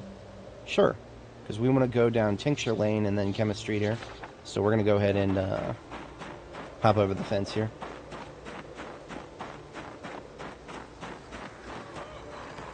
I don't even care about these guys because they're not going to be able to catch up to me through the fence like this.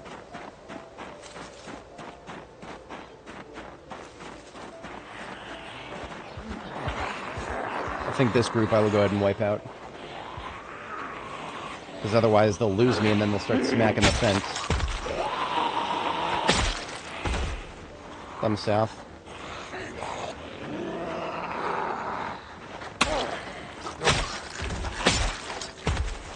Sharpen check?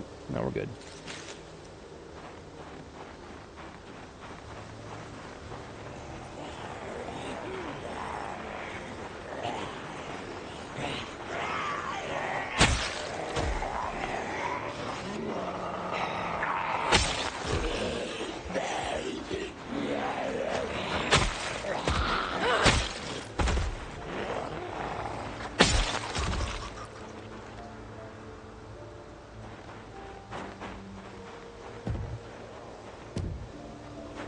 I'm over here, idiot.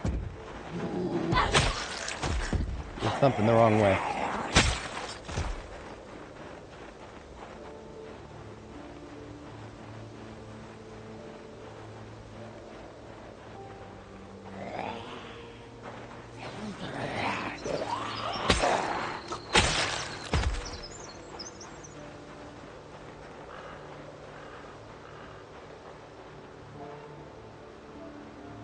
So we can't make heads or tails of these houses by the upper windows, because the upper windows, I think they'll just have their curtains all closed up if they are, if it's a survivor house.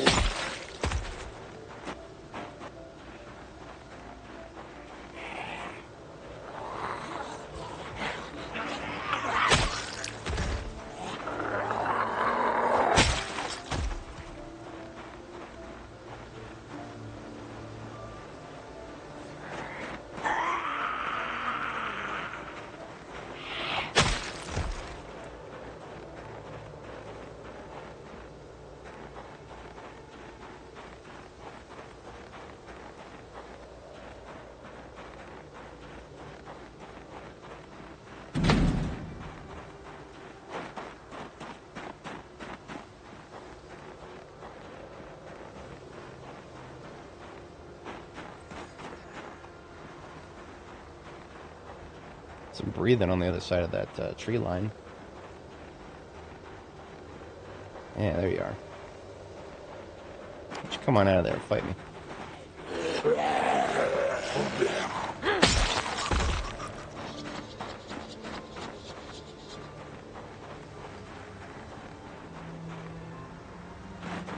Maybe it's just me, but that looks even more looted and trashed than the other ones did.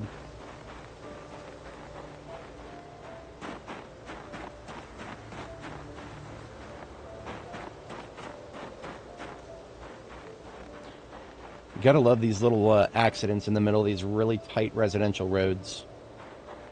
Almost as if they're a very intentional roadblock there.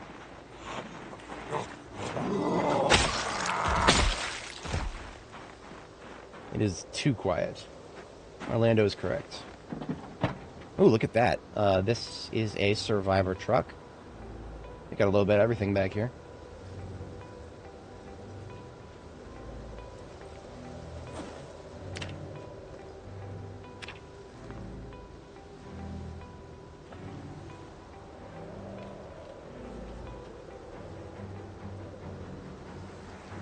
eggplants that are only stale. That's kind of funny.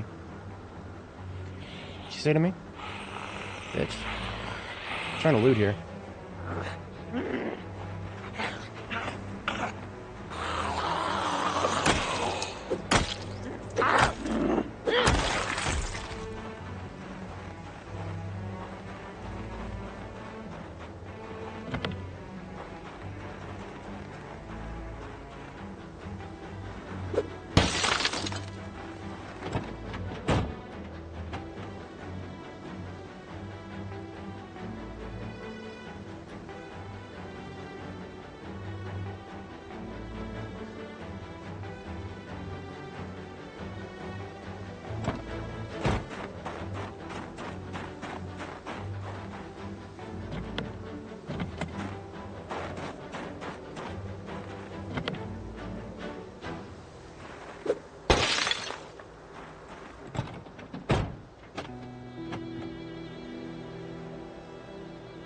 Yeah, just because one was a survivor truck doesn't mean the other one was.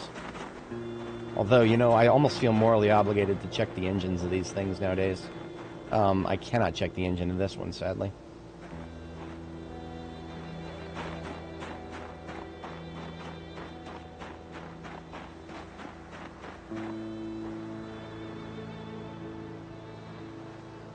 So I had an idea.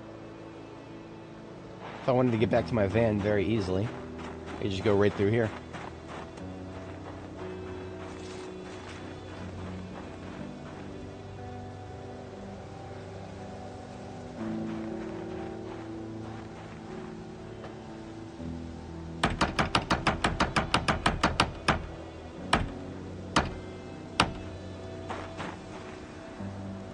Always fall back after you do that. You never know what could be on the other side of these fences.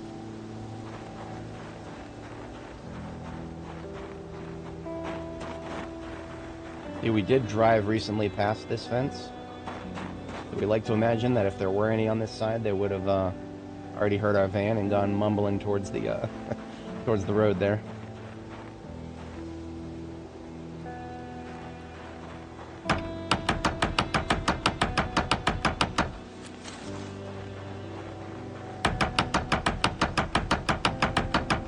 Three is the minimum for a vehicle. 4 is comfortable.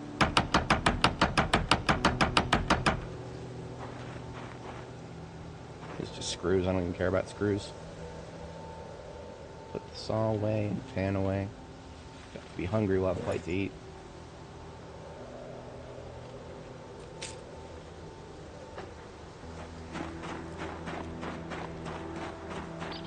Drive right through there. Now I believe I left the van further down this way, but we can just back up once I get to it.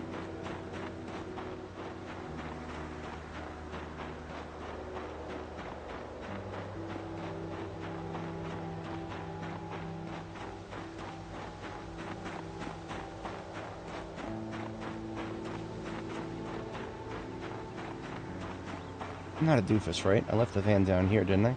Or did I go the opposite direction? I went the opposite direction. I am a doofus. It's alright.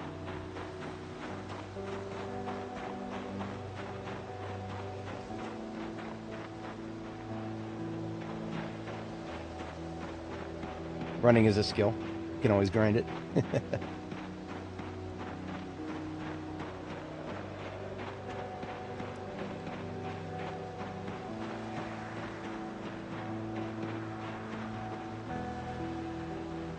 Bunch of Zeds up here.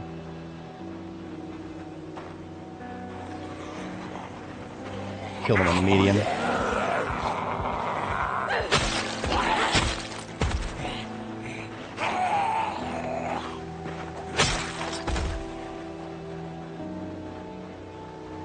There's my ambulance. I went the completely wrong direction. Could have just gone a little ways in this direction and boom.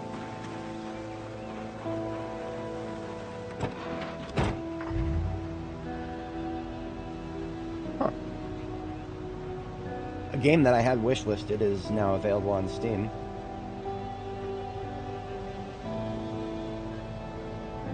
It's Farthest Frontier is what it's called. Why did I have this wishlisted? Oh, this was early access. And it released, if I'm not mistaken. Yeah, okay, this is one of the ones that was early access and then it released. I don't know if I would ever stream this. I was just curious because I just got an email about that. Okay, moving on up. I think it's one of the Manor Lord style town builders. Old-timey town builders. 5% damage to my hood because of a fucking baby rat that ran out in front of my van. I just replaced the hood too. Whatever.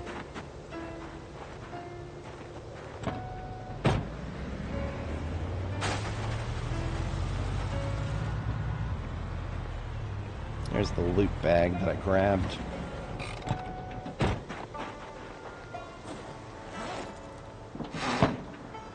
I don't have room for that, do I?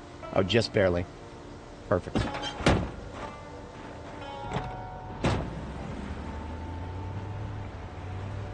Clear this roadblock. And engine check this while I'm at it. She coming my way?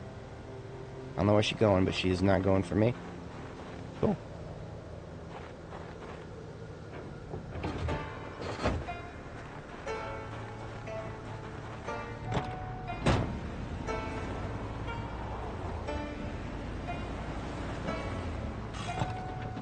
Everybody's going for me now.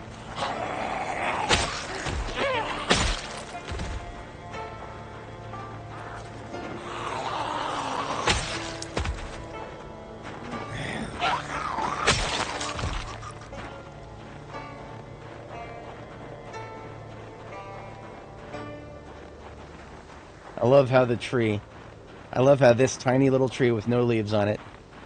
Oops, I forgot the van is there. I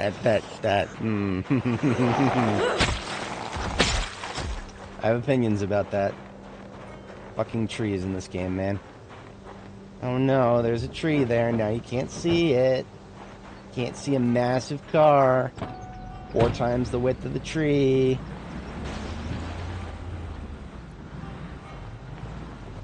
Well, before we nudge that out of the way further. Engine check. Believe it or not, even the wrecked ones sometimes have... Yeah, okay, engine quality is absolute garbage, like it should be. But this ambulance right here that we're currently rocking, it used to be a wreck. It was a wreck when we found it.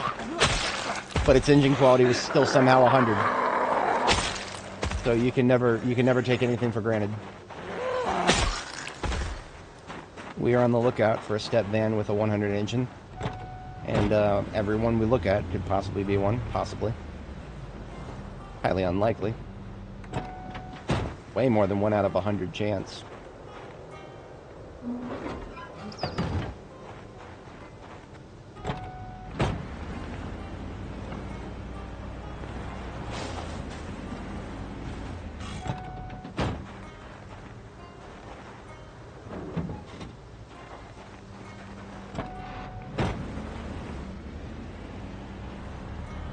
I'm pretty sure there's not much left in this neighborhood. I just felt like clearing a path through it. Threaten me with traversable drive areas. Yeah. No more potential survivor houses back here.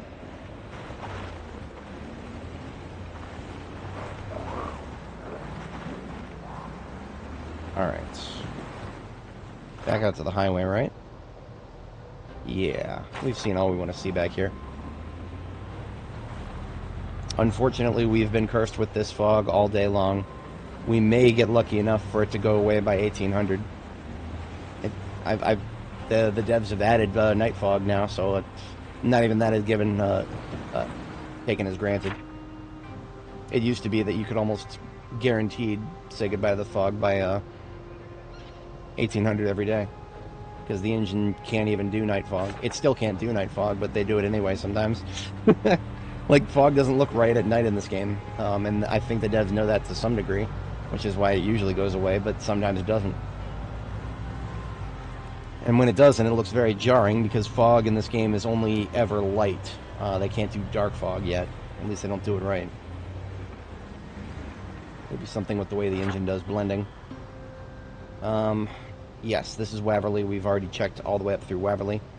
We could go past Primus here and take a look down De Valera and Carey Lane there.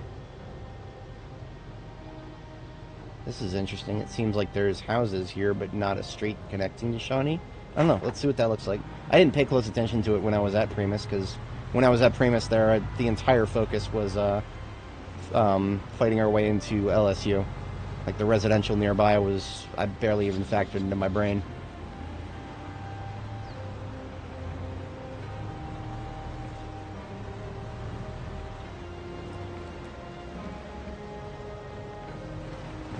Respawns on the highway in front of Primus, hardly a surprise. I think we had respawns there at that particular area while we were at Primus. And here's Primus up here. Actually, there is a vehicle in here still that I do want. And I may actually tow it back with me if it's in good enough condition for that. This is Primus right here. Not much left of it, just a fridge-capable base. And we used it to fight our way into LSU. It is at the mall of the horse racing track here. Chapel Mount Downs. Nothing overly impressive there.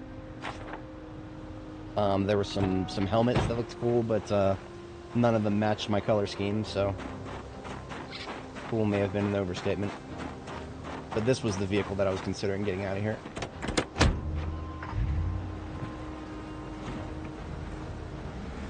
I was going to use it for its light bar to attract zombies into the kill zone there, and then, well, I never really needed to use the kill zone there. This base right here was supposed to be a last point of a port of last resort for fighting into LSU, and I never needed to use it for it. This was always just the place we would fall back to and sleep. We didn't have to do much fighting here, and I'm perfectly okay with that. I'm perfectly okay with over preparation as opposed to under.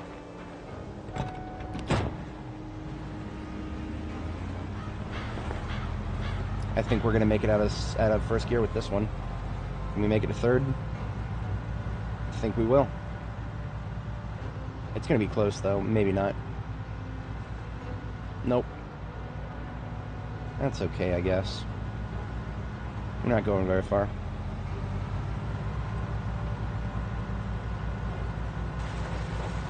Maybe I'll leave it in the highway.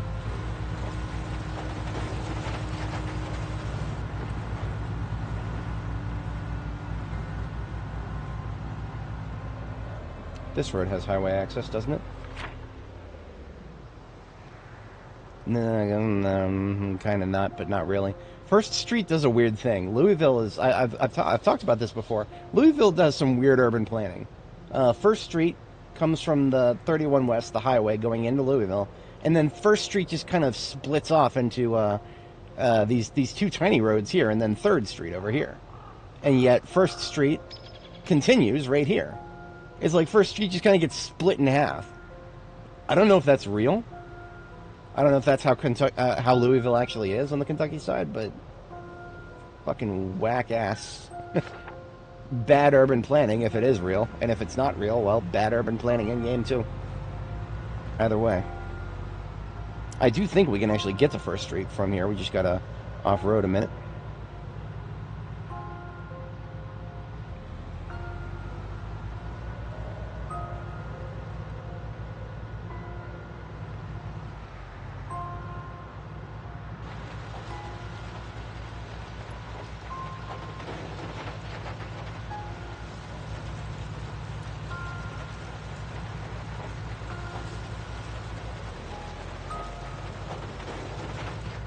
Here we go.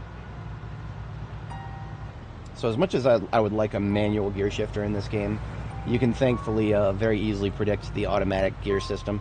If you ever accidentally get to second gear when you want to stay in first, just take your foot off the accelerator for like a brief second, and you'll automatically drop back down to first. Alright, so we got the fire truck is now at the end of First Street South. Okay, so easy to recover it, much easier now. We'll come back for it later. I'm pretty sure I already checked the engine of these, but I want to make sure I did. Yeah, quality is only 51. I'm pretty sure I checked this parking lot. I don't know about the other step vans that I use for defenses, though. I might peep those really quick. I'm off and on when it comes to checking for engine quality. Sometimes I remember to do it, and I'm pretty diligent. Other times I just forget completely. LSU respawns here. As you can probably tell from this area, we killed a lot of Zeds here. This is Tertius right here. A couple times we... Oh no, this is... Secundus is kind of like this entire lot, from this side to the other side. This is the upper end of Secundus. Tertius is on the other side of the football field here. Yes, this is a football field, whatever's left of it. Seeing as it's nothing but grass. Of course, it is nice and overgrown with trees now. But yeah, there's Tertius up there. I'm not going all the way up there, I was just pointing it out. And we killed well over 2,500 zombies in this area when we did our initial campaign into LSU. My total kill counts, we're up to just shy of 28,000. 27,979.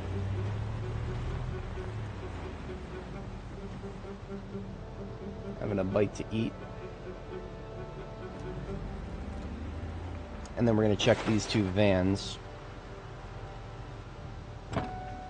So, it's 1,700, the fog hasn't lifted much, and now we're getting snow. I'm not, this winter storm thing we're looking at here is probably not done yet. Alright, engine quality, 56. And engine quality... 49. Garbage, garbage, garbage.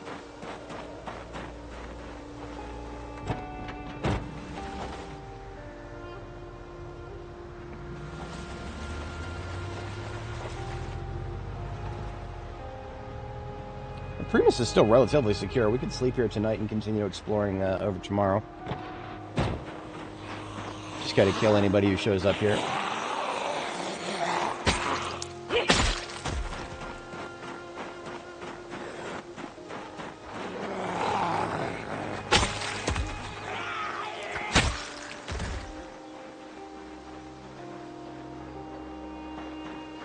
I'm almost certain I checked the engines of these. But diligence must be done. 70. Garbage. Oh, not garbage, but not worth repairing. 33. See, you would think that engine quality would match the fact that it's a wreck, but the very ambulance that we're driving around everywhere disproves that. This bad boy used to have 10% or less on most of the parts, but not the engine quality. That was 100.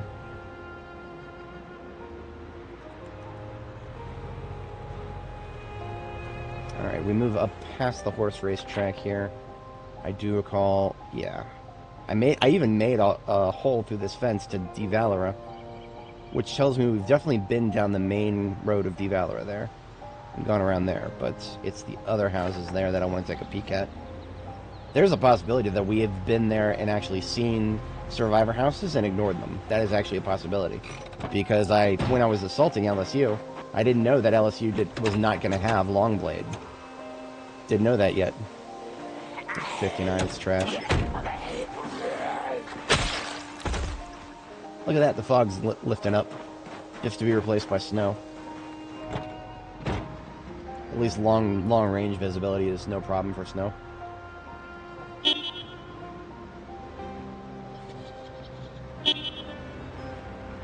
I'm tooting the horn there because there's a lot in the parking lot and I want them to go in that direction instead of towards Primus. It's fucking raccoon.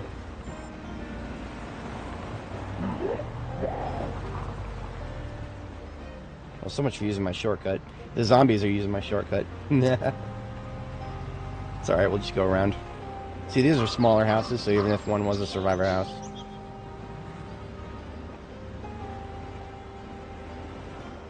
Wouldn't be of much use.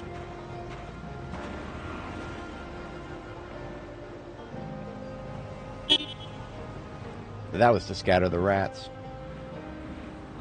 I hate them almost as much as rabbits at this point.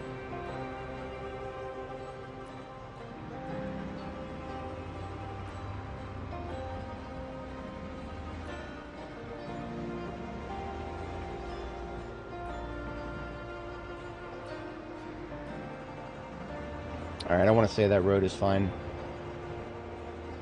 We have some slightly bigger houses on this road. And on the other side there.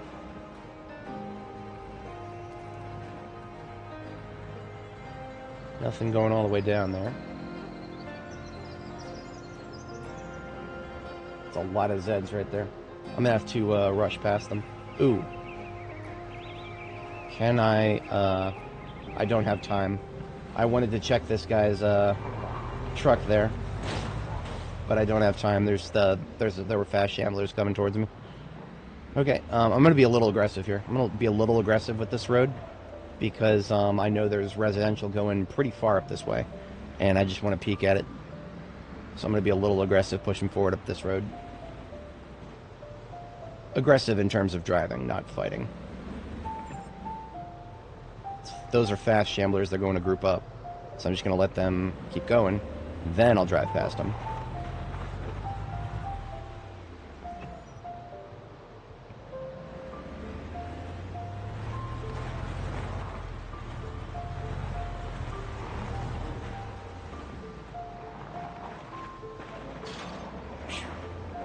Very close to a side hit. Alright, that's way too many.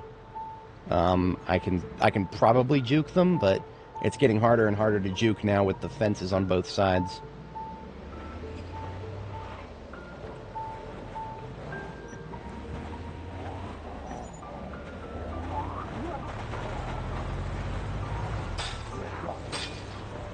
Okay, so here's another gas station, and a laundromat, and a restaurant.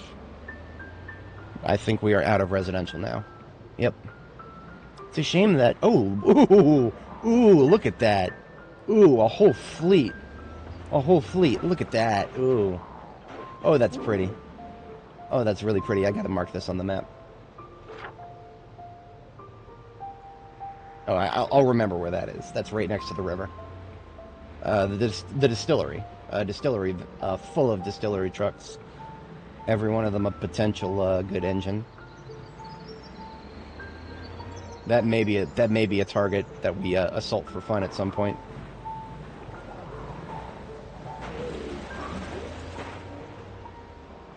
Now at this point we're just kind of moving up the river here. I'm not feeling particularly compelled to turn back yet. We've got plenty of time ahead of us. And if it gets too late, we get tired. Well, that's what we got the coffee for. Now here is this is a gasoline processing plant, I think. It would be really cool if in the future we could fix this up and actually make gasoline using locally produced oil from oil rigs. Devs will never do that, never. But man can dream, right? I wrote a very, very, very detailed post about how it could be implemented in this game, and a few people talked about it, but the conversation mostly devolved towards ethanols and other fuels that are easier to produce without massive supply line infrastructure like this, which makes perfect sense, but also, at the same time, if this stuff is here, why not let us get enough NPCs qualified to handle it and let us fix it? I'd do it. I'd fucking do it. Map check. Okay, this road right here takes us out of the plant. Yes, okay. I kind of want to see if I can just get away with doing a little orbit around Louisville, and then just double back. That being said, this is Louisville. And so it is perfectly reasonable to expect big old roadblocks full of zombies. But this is no longer a roadblock. There we go.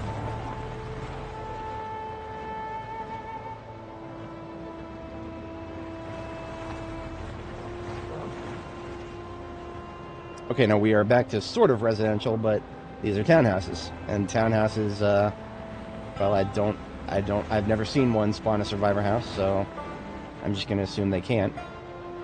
Is this the fire department?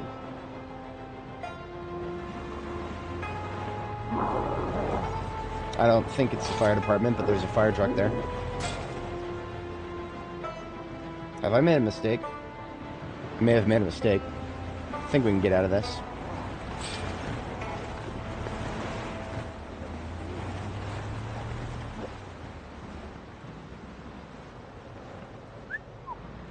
Storage facility.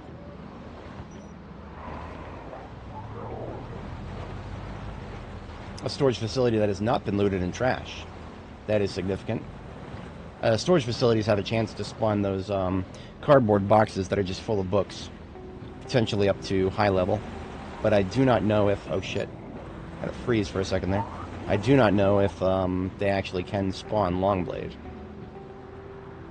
Rack Brick Factory. Energex. Lots of bricks up here, I'm sure. Yeah, look at that. A whole shebang full of bricks.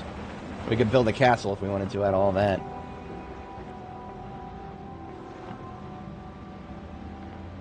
And there's the Ohio River. So we have made it to the north end of Louisville. Just a question of where do we turn back south? Where would be the best place to turn to get us maximal exploration?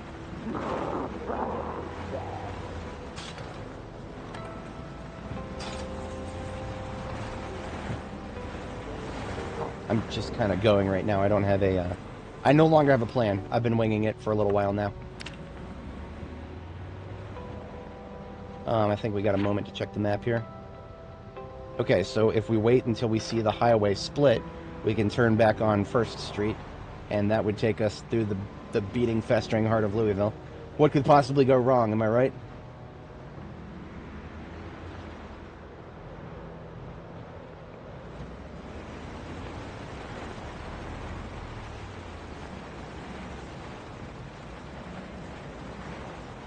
Is this it? No, this is not it.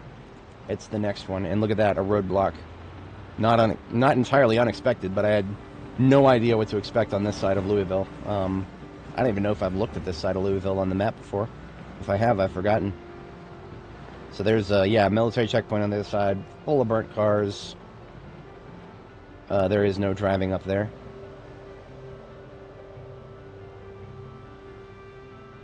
And our frame rate is now at risk. RTX 4090 times 2, folks. Not quite enough for Project Zomboid at max zoom. This Java game from 2013 is just really pushing our modern GPUs with 23,000 CUDA cores and 24 gigabytes of VRAM. That could be 48 gigabytes of VRAM if I gave it to some guy in a garage in China. He could weld it onto his own PCB. What the fuck did I just hit? I have no idea what I just fucking hit. It must have been something that the game didn't have a model for when covered by snow. I had no choice but to hit her. No choice. I had to get through. I don't know how far this roadblock goes, but it looks like it goes a while.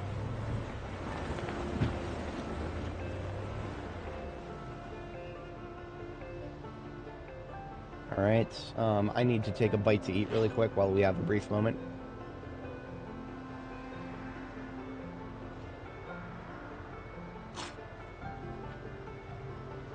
And it looks like the roadblock ends here. I should mark that while I have a moment too. So just put an X here, this is where the roadblock ends.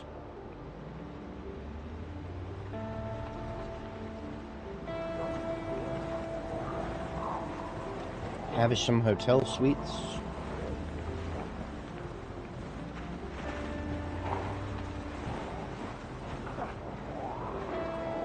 Just about to get tired. I don't expect to be getting out and fighting, but, well, when do you, right? My van gets stuck somehow. I don't think that'll happen. But, you know what?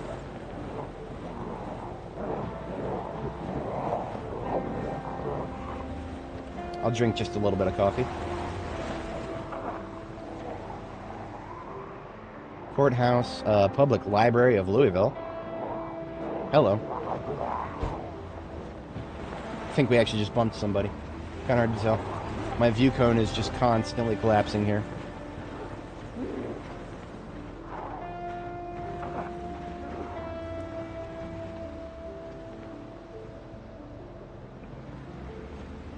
Alright. Sweet sugar beauty. Seahorse coffee. We brought pretty much all the coffee I've collected from the entire map with us. And yet, more is always welcome. Legal firm right there.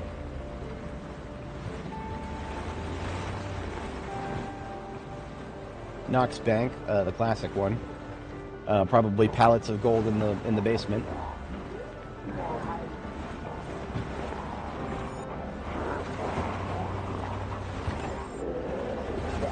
Bit threatening, but don't get scared. Just a side hit, just a front hit. We're good. There's only so much we can do when we're that surrounded.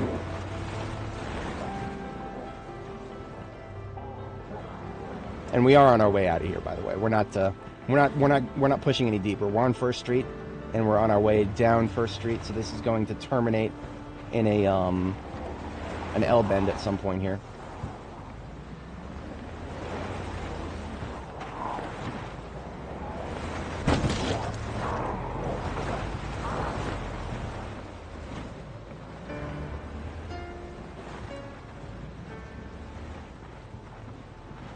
It looks like the road stops, but that's just a building roof.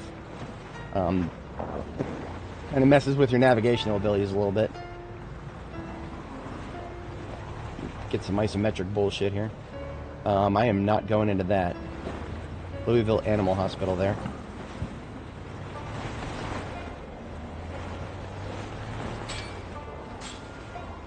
I think we got residential up here. You know what else we got is we got frame rate drops. Lots of them.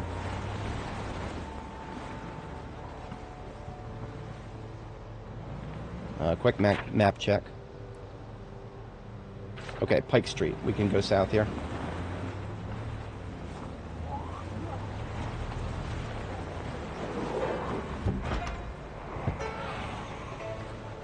We have probably driven past more than 10,000 zombies at this point.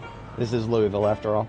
The average per map cell area is about 15 to 1,700. But then if you factor in the ones that are inside the buildings...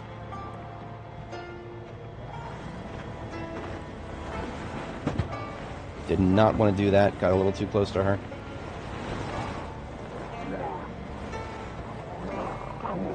The frame rate is actually starting to affect my ability to turn. This fucking raccoon. There goes another 20 storage space in my trunk, guys. Another 20 storage space in my trunk is gone. But at least now I have an excuse to repair it when I get back. I have let it fall far enough. That's a good potential kill spot right there. With those low fences. We'd have a little bit of clearing to do first, but otherwise, yeah. To give you reference of how much trunk damage we've taken, we've got visual damage now, which means we're below 50%. I hate this game sometimes, I really do. It's nothing really turns me off from this game more than accidentally bumping a zombie with the side of my vehicle. Because that means that I lose more storage mass in my trunk than the fucking mass of the zombie itself. That's how much the devs fucking hate us. A single little bump on the side of our vehicle. No, now you've lost more storage space than that zombie's corpse would have fit in your trunk. Fuck you should have driven better. Skill issue, bitch. That's kind of what it feels like when that shit happens. But what can I do? Nothing I can do about it. Anyway, this is where we left our truck.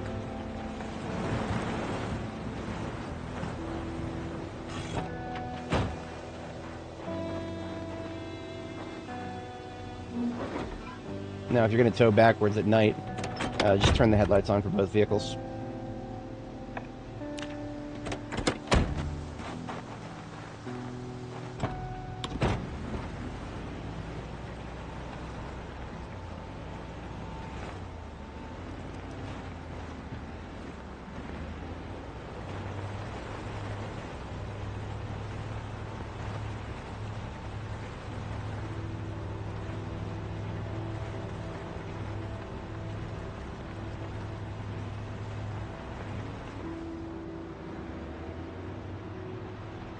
It'll be the next turn to get back to, we'll just go back to Jericho. I mean, we've already drank some coffee. It's already offset our sleep schedule a little bit.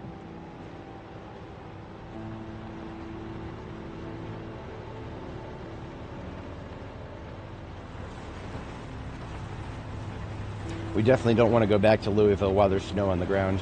Snow does reduce your frame rate a little bit, and that small frame rate reduction is enough to make me just want to completely avoid it until it's gone. So we'll wait.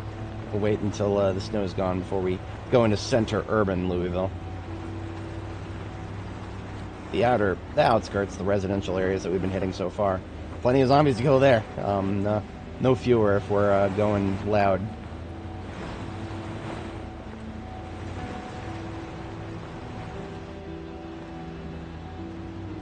For anybody joining, welcome. As a quick recap, we are in Louisville. If that isn't sufficiently obvious. We just did a little exploration and took a little bit of vehicle damage in the process. So we're going to do a repair on our ambulance when we get back here. Unfortunately, we are now squarely within the territory of diminishing returns when it comes to repairs on this ambulance. Because of how good its engine is, we have repaired it several times. And apparently that's enough to cause problems.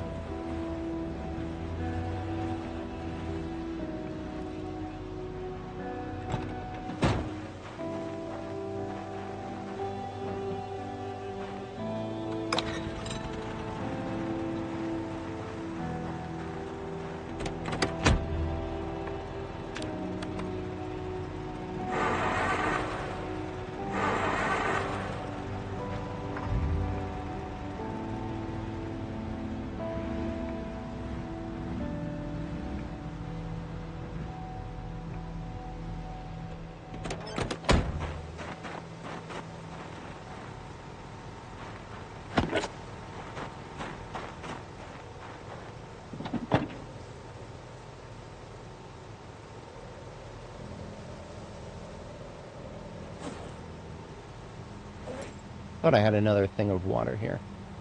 Guess not.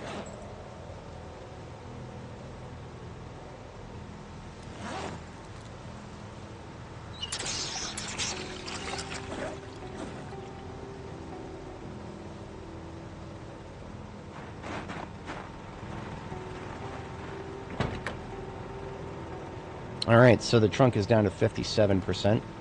We literally have more stuff in it than can fit because of how much damage we took. Alright.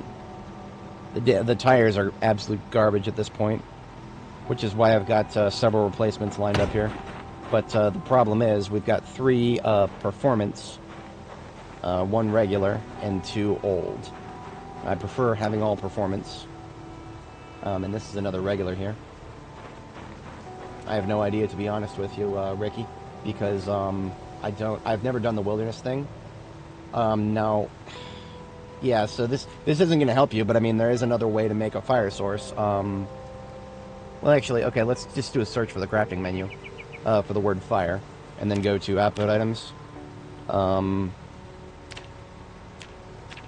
Swear there was something.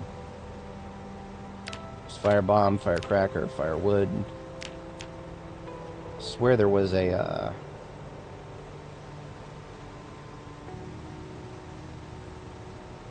You can make an improvised lighter, but this requires the magazine and electrical parts, which, you know, if you're doing the wilderness thing, yeah, I know. Fire starter, is it? Oh, hang on a second. Magnesium shavings. If you have a magnesium fire starter, you can make magnesium shavings.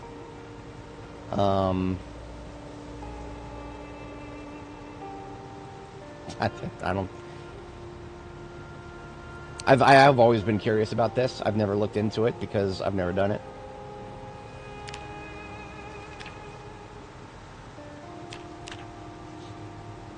One other thing that we could look at is the wiki. Sometimes the wiki has functionality tags.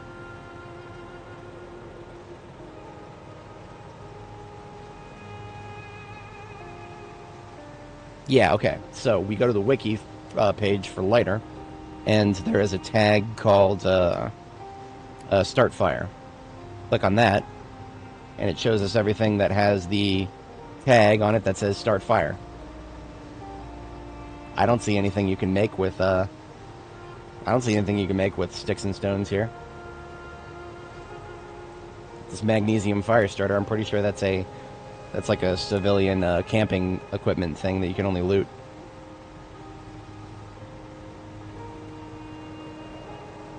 Yeah. You can forage. That's about it. You know what? I'll link you this page so you can see for yourself. These are all the options.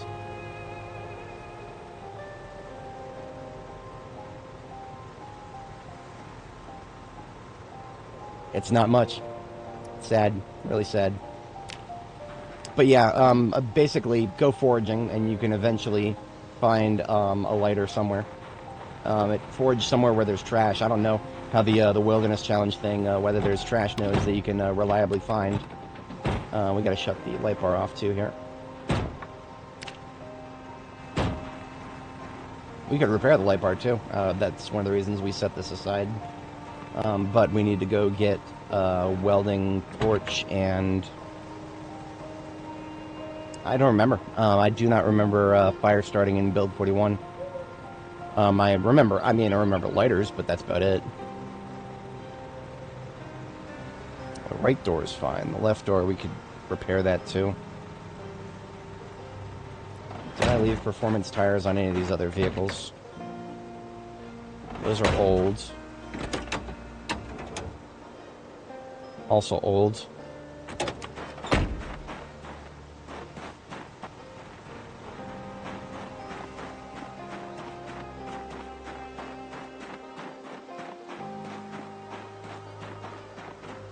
Can't remember if any of my other ambulances had performance.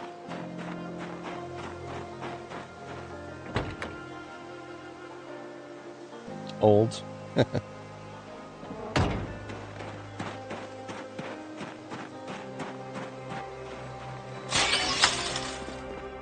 So this is why I was interested in finding performance. There we go. So this ambulance does have some more. I am not above pilfering.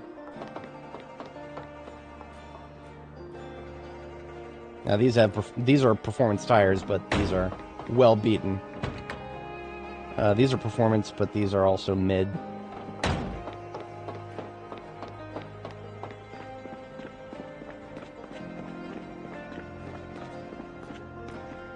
Here's our welding station. Got a bunch of supplies. 2 steel sheets we'll take. 1 for the door, 1 for the trunk. Actually, I have a welding torch on us right now. But we need one with a little bit more gas in it. There we go. I don't think it'll make us use a mask, but I'll take it anyway.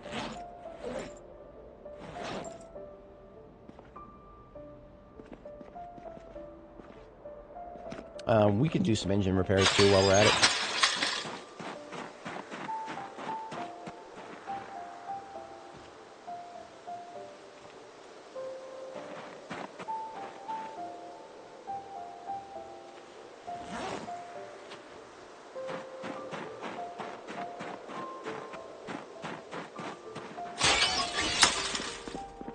Grabbing a bite to eat. We will go to bed after we do the metalworking repairs, because we don't need to. We do need to sleep, but it doesn't need to be a perfect sleep, just some.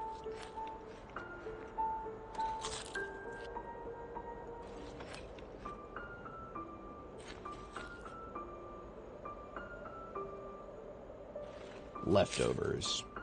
Gotta love them. Alright.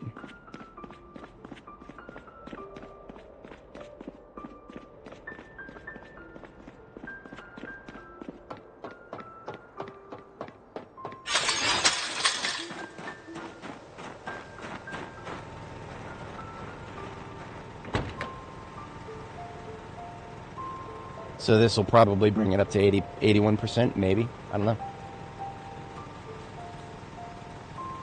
91. Okay, we're back to 156. That is very acceptable. I don't know how long that'll last, but I'll take it. for however long it can. So what we're going to do is take the window off and then take the door off, repair the door, put it back on. The left door needs to be, well, this one's already been repaired once. Now it's been repaired twice, but it's still, yeah, 97%, that's fine.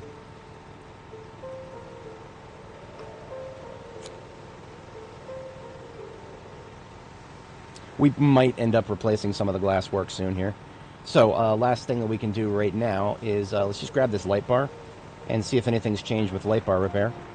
You just use one light bar to repair another. And we are now mechanics level 10, so let's see if a light bar brings us from 53% to 73%. So we got a full 20%. So I guess that's us being level 10 right there. Engine is not taking any damage because we're good about that. These other vans could use some engine work since we have the parts on us.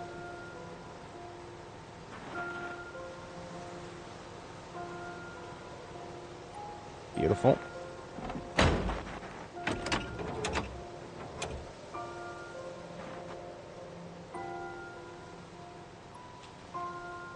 And beautiful. Alright, we'll do more tomorrow. Or after we get a sleep in.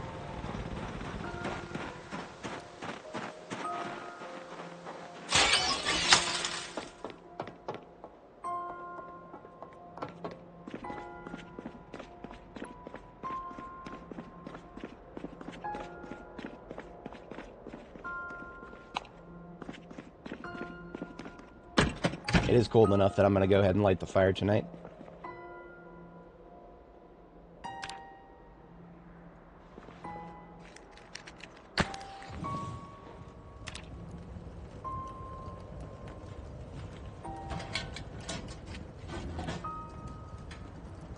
That's beautiful.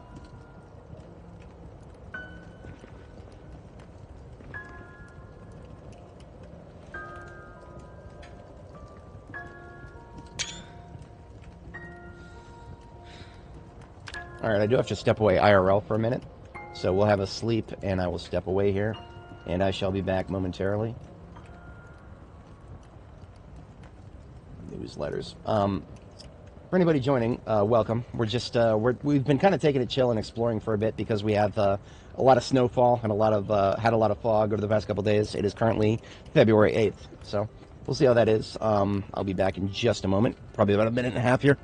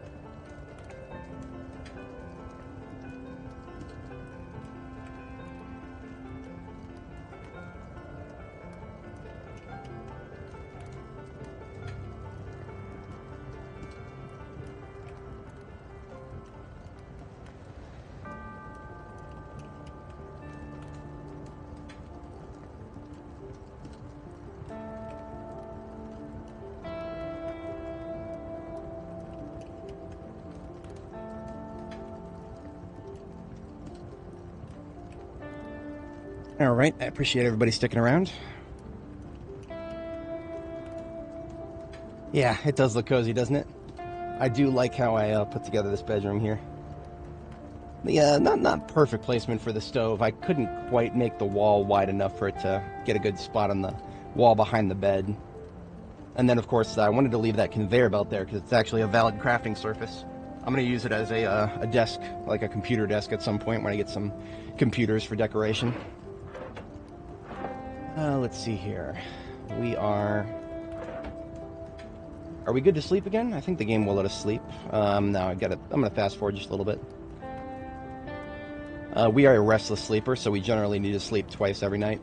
So that's exactly what we're going to do here.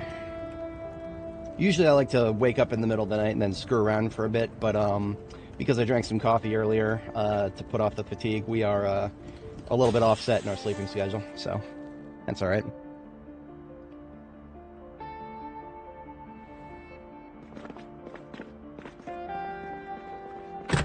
Hop on the work lights and make some breakfast. Earlier in the stream, I made a mod to add this tactical black backpack to the game. Somebody else had made it for build 41 and just ported it to B42. I might do a little bit more of that at some point. Probably not on stream. It's probably a little boring to watch somebody just sit there and test mods instead of playing the game. So maybe we'll just do that between streams, so that maybe this weekend we'll have some more fashionable stuff. Each of these stir fries I made are 40s and 30s, so we could just take 2 of these. You degrade 60 hunger a day, so if you have these 2 30s, will be more than enough to feed me for the day.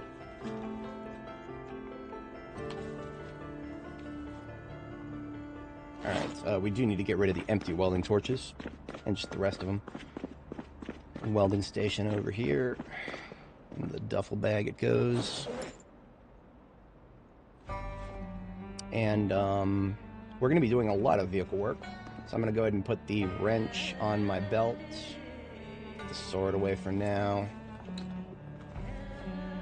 And the handy knife can go on my belt as well.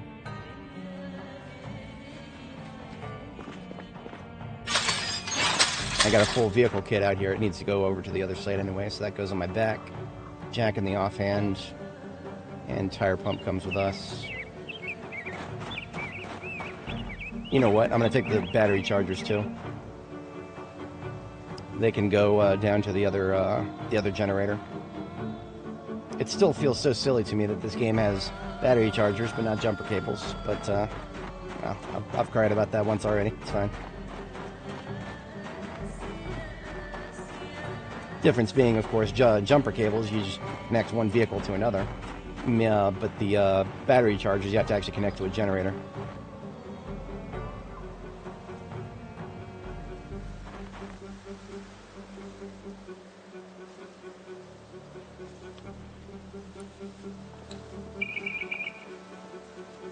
Alright, so what we're going to do today is put that tire pump on the ground until we're ready to use it, and then we want to put some fresh performance tires on the van. Unfortunately, we have 3 perfect ones here, and then everything else we have on the other vehicles is not perfect. Alternatively, we could mix it with regular. We could mix it with regular. It's not the worst thing in the world. Performance is going to get you the best results on a road. Old gets you the best results off-road, and then regular is kind of hybrid. So if it was half regular, it wouldn't really hurt. But this one's got some really good performance on it. So I'm actually going to take the best performance one from this. You know what? Another thing is that tire condition affects alignment. I almost forgot about this. If you ever notice your vehicle drifting to the left or the right, it's because tire traction, is probably off-center. Right, so if you look at the rear tires here, 69 and 69 for both of the rear tires. Rear tires are certifiably nice. But the front tires, the left one has 81%, the right one has 5%. So what does that mean? We got about a 6% drift, I think, to the side that has higher traction if you're on the road. I think that's how it works. I'm not 100% on that. And I don't know if suspension contributes to that either. If it does, then it's going to be a little bit further to the left because the left is the one that has the best brakes and the best suspension. So if I'm understanding this right, the left, basically this vehicle is going to have a little bit of drift to the left. I think that's how that works. I know there's drift in this game. Nobody's going to gaslight me and tell me there ain't no drift in this game. There is absolutely drift. I don't fully understand how it works. If it is just imperfection in directioning.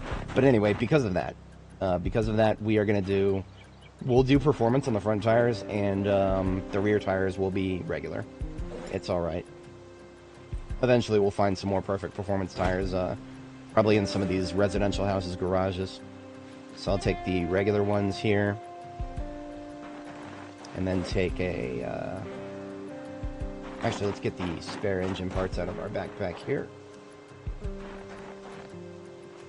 Leave those on the ground, that's fine. Still can't fit one. That's alright, I guess. We can fit one in our inventory. I think now, yeah, our inventory is so overloaded that when we uninstall a tire, it'll just fall on the ground. And I'm perfectly okay with that.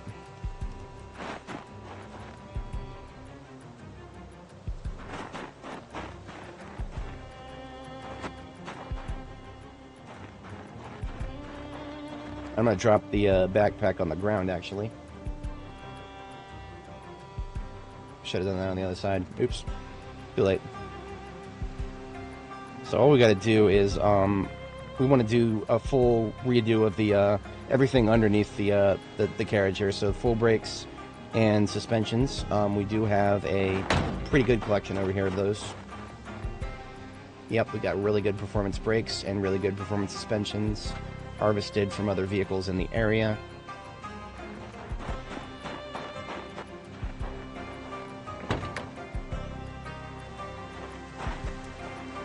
This one here that's 76 is probably the only one that I'm going to consider salvageable. All the rest I'm just going to leave on the floor.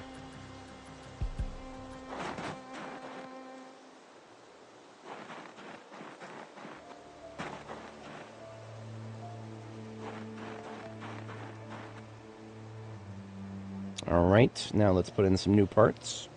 We actually found a 100% brake at one point. Generally what I like to do is just do ascending from the top, so the best quality goes in front left.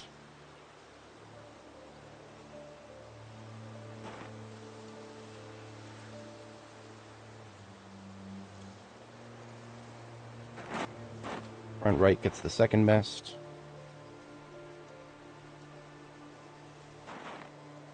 If the suspension does contribute to alignment, then that means that this will result in a little bit of drift to the left here.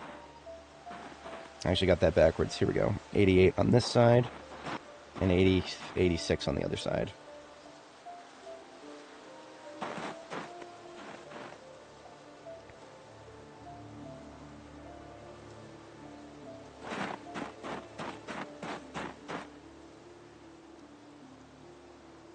Should be an 84, and then a 71 after that.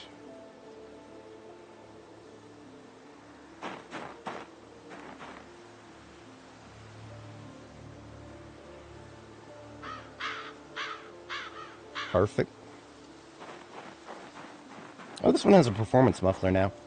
You know what? Could just do a regular.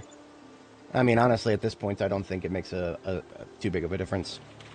I thought I had an old muffler on it, but I must have swapped that out at some point. In any case, we want performance on the front, so we can pick one of these up.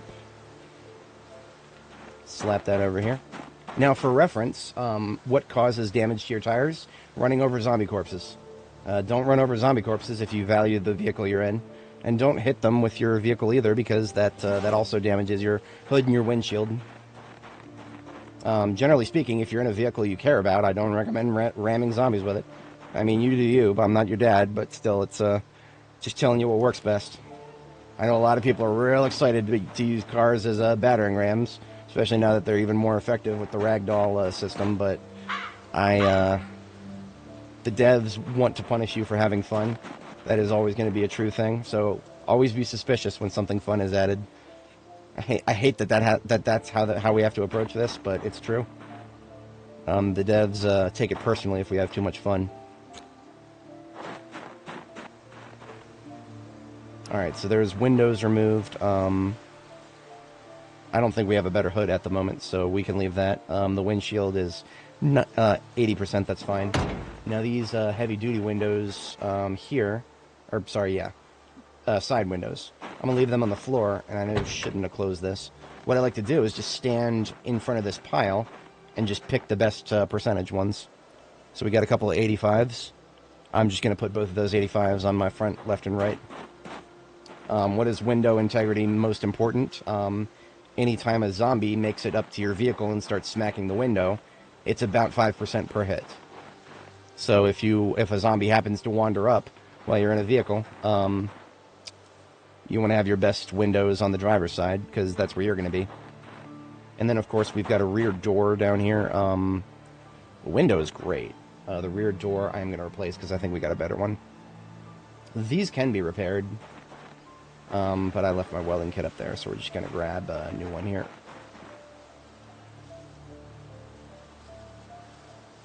Yeah, 78%.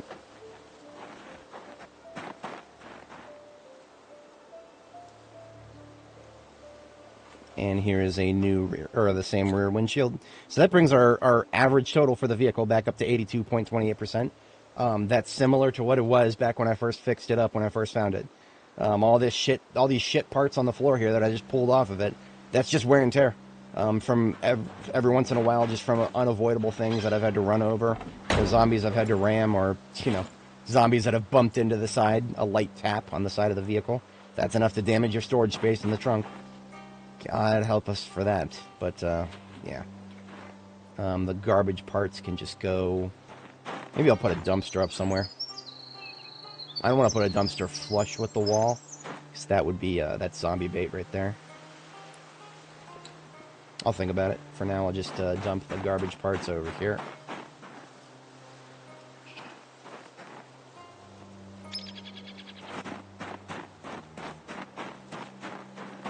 To include the old performance tires. Now, I think one of these performance tires is still in the 70s. That's the one we're going to take back into the ambulance that we pilfered inside. Because we did borrow a tire from one of those. Yeah, I think that's the one right there. Yeah, that's the one that's on the floor right there. We'll take that back to the ambulance inside. Lap it on that bad boy. If you're still trying to level tailoring, you could use tires as a way to make tire armor. We're already at level 10, so we're not to worry about that no more.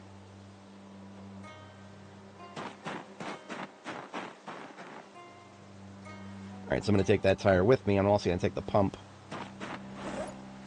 So we will pump up the ambulance that we took the tire from, then pump back our ambulance, and we will be good to go.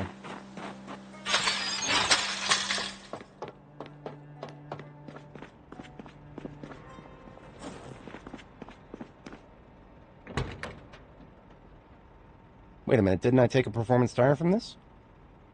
Oh no, I did a hybrid, right. I forgot about that. Okay, never mind then. I suppose I could inflate the tires while I'm right in front of it. Can't hurt too much. This is my second best vehicle right here. I rate based. So what is a good vehicle, right? Engine quality. That's the magic number. It cannot be changed. No matter how much you repair it, or no matter how much you damage it, engine quality is immutable.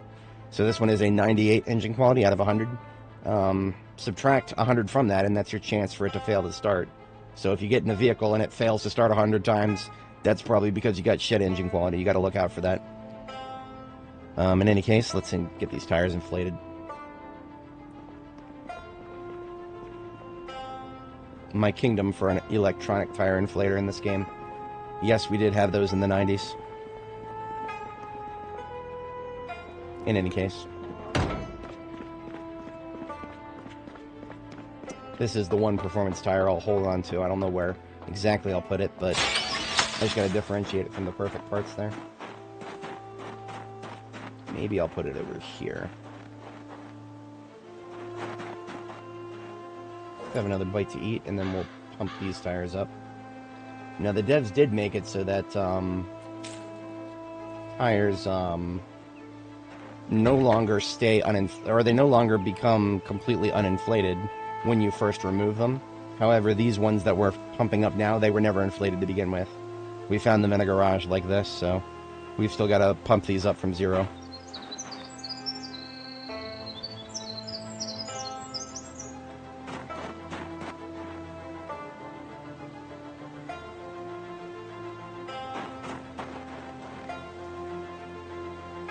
And there we go, fully inflated tires, 82% overall. It's glorious. Got ourselves a very nice vehicle now. Just gonna go put my welding kit back away, and we'll get back out there. We got great weather today. A little bit of wind. That does affect your aim, but not enough to counteract aiming level 10, it seems. One of these batteries on the floor needs to go into the ambulance that I just looked at earlier there.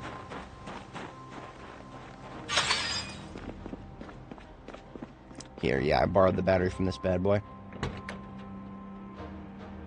That's what I was thinking of when I thought about having borrowed a battery, or having borrowed something. Boom. Jack, tire pump, tire iron go back outside. And the welding equipment goes back inside, and then have a bite to eat really quick. I can put this food away.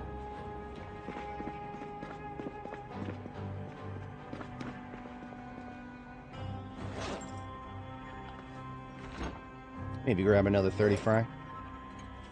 That'll future-proof us. So I picked up a pair of pliers out in the field. That is going to go into my glass-making station. There is one glass-making recipe that requires 2 pairs of pliers. God knows why. But it's been that way for all of build 42, so maybe it's actually intentional. Or maybe the devs just missed it and nobody said anything. You never know these days. Welder mask, there it is. This canteen also needs to get out of my inventory. So the rifle goes back on our back, and the sword goes back on our belt. Hammer goes back on our belt. Now, if anybody joining us is not familiar with my loadout, we've got the rifle with the scope for long-range shooting. For medium-range shooting, we got the big iron on our hip, aka the 44 Magnum with a 2x scope on it. As cursed as it sounds, a Magnum with a scope on it in this game is pretty good. It's a great midfielder. And then, of course, we've got our 38 Special, the snub nose here. This is for really close-range targets in small numbers. In large numbers, we have the 9mm. Same general distance, although we can do a little bit farther away with this. And then, of course, for everything else, we've got the sword here. I'm going to take a backup sword with me. And I'm also going to take a backup water. Because I need to wash the van still. There's blood all over it.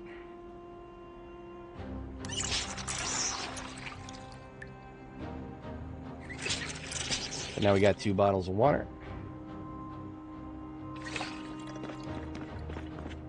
Use a little bit to wash the thing up, and then we're out of here.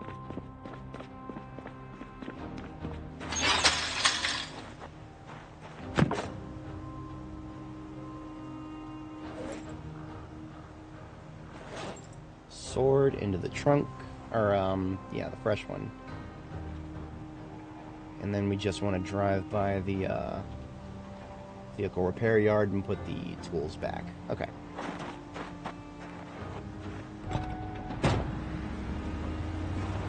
Feels great to have a perfect ambulance once again. Can't wait to see how it gets broken this time. That's how this game works, unfortunately.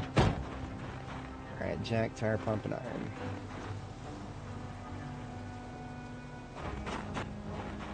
And off we go. I say we start working our way down this road right here. This is where we were last night. And I do say we should go back in that direction and start chipping our way towards the urban center. Why not? Why not? Now that I know that there's a library in Louisville, like in the actual city center, not LSU library, I don't know. I don't know if I have any hopes for that, but we are still missing Longblade 5, and I'm missing it very dearly. I'm missing it very dearly. We're gonna go full ham on this highway. We're gonna clear anybody in our way.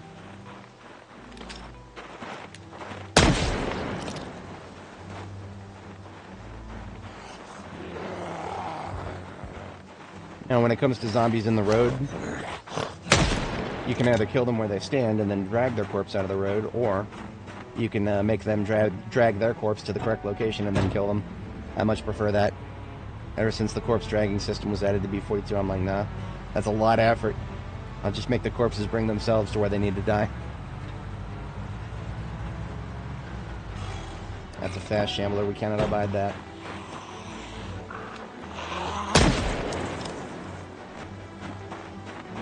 All things considered, we should be using the sword more than the guns at this point, because now we can reforge swords right here in the middle of the city, and well, it's the skill that we need to use more often now. Even though we don't have the book for it, we can't let that stop us. We must progress, even without the book.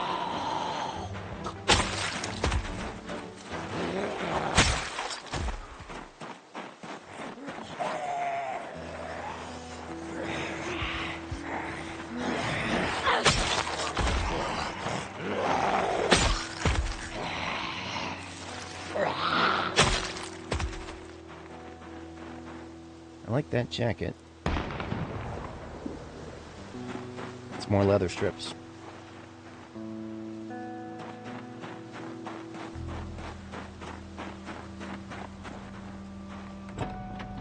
You guys may have noticed that the music is not behaving like it normally does in B42. That's because we're just using VLC to play it ourselves. The music cuts out a lot in the current build, and it's getting even worse. But we're going to switch to something a little bit more hype for moving forward towards a big group.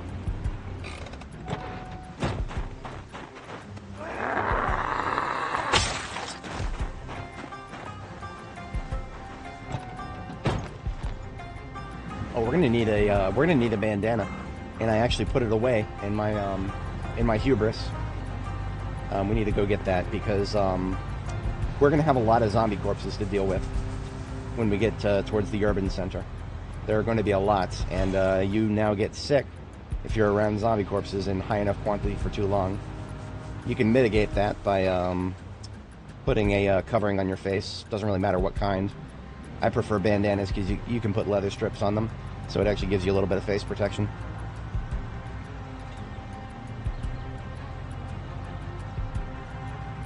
But like a doofus, when I was redoing my gear, I forgot to actually pick one up. I think it's going to be closer to this side.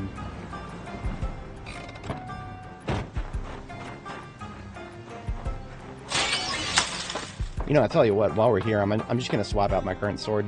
I think we're down to about 50% integrity. I think it's good enough to replace. Was closer to this side. Oh well.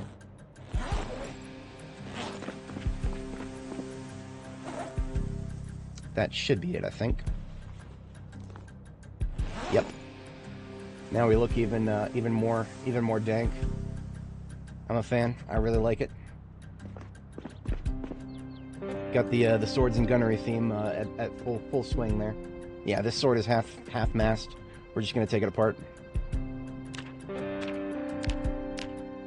We take it apart and we leave the blade on the floor here. So it will be reforged when we next do our next forge activities.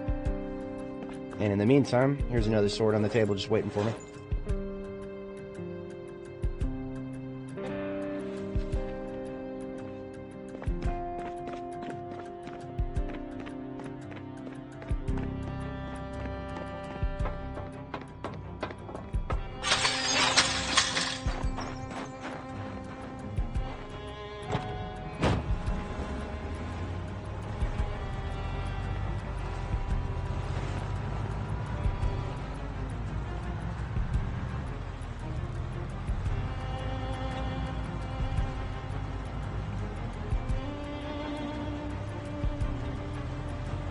Oh yeah, very snowy, Hassan. It and the temperature has not gone up, so it's going to be sticking to the ground for a while now. Fast shamblers trying to invade my roadway. Sword thirsts.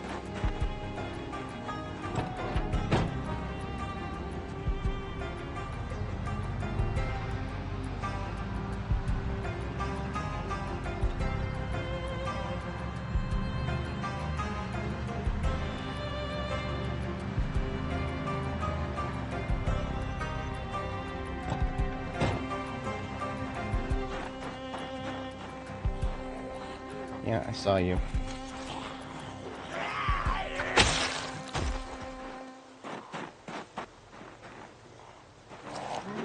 And those fucking trees. Unacceptable. Alright, looking good.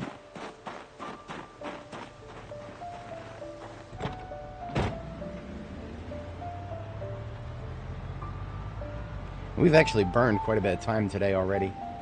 But that's okay. I think we do have a couple of places to sleep that are closer up this way. We can sleep at Primus if we need to. Now look at all these guys in the corner here. That's a lot of zombies. I know of a way we could deal with them. I know of a very easy way to deal with these guys.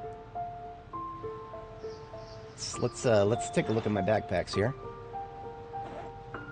We've got ourselves a little bit of a bomb making kit here. Got a noise generator.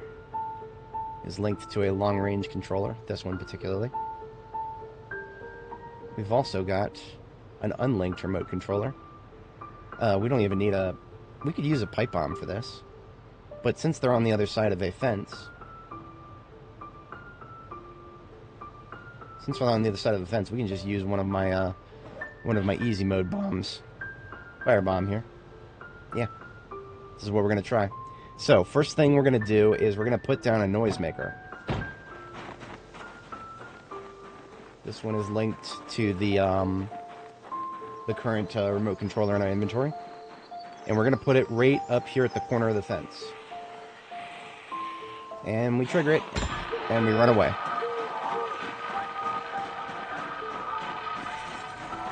Now and then we back away from the fence. Why do we back away from the fence? Because stress is something that builds up very quickly if there's a lot of zombies attacking the same fence. If you get beyond like tier 1 stress, even if you're level 10 aiming, you lose a lot of firearm effectiveness. So if there's a lot of zombies smacking a fence, kiss your good aiming goodbye. That's basically the long and short of that.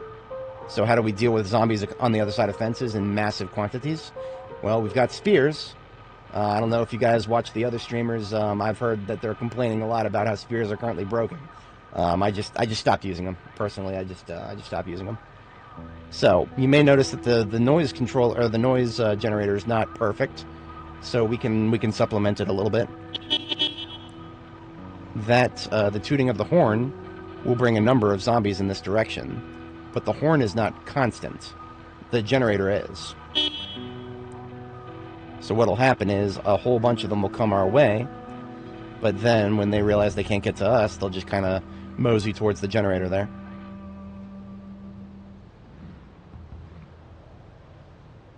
I can't see how many are on the other side of that tree there. It's not as many as I thought.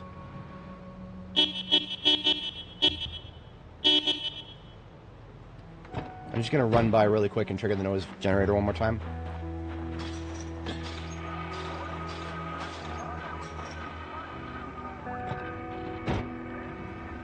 Now, theoretically, zombies can break through the fences. I've never seen it happen once. I've seen a lot of zombies smacking a fence. I've never seen them break through it once. Alright, so now that they're all up against the fence, we just take out a firebomb in our hands and give it a little chuck at the fence. And the fire goes right through the fence and cooks. We let them cook.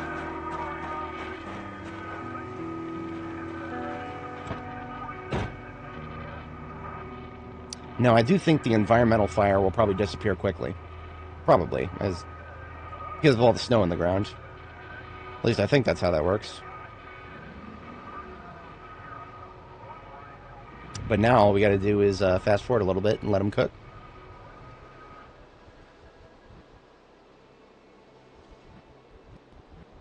Zombies do take a really long time to burn out, sadly.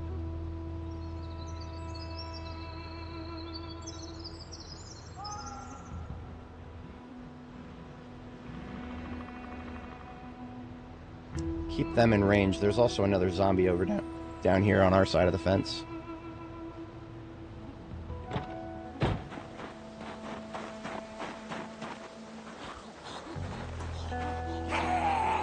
There's no rabbits deeper in the city here, Hassan. We're within Louisville city limits, so there haven't been very many rabbits at all, thankfully. It's only further out in the rural roads that you start to see rabbits and deer and crap spawning in the middle of the road.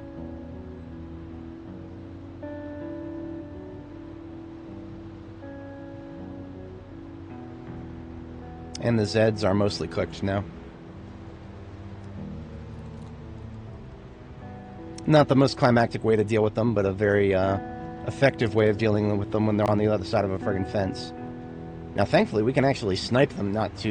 It's not too difficult to snipe targets through fences now.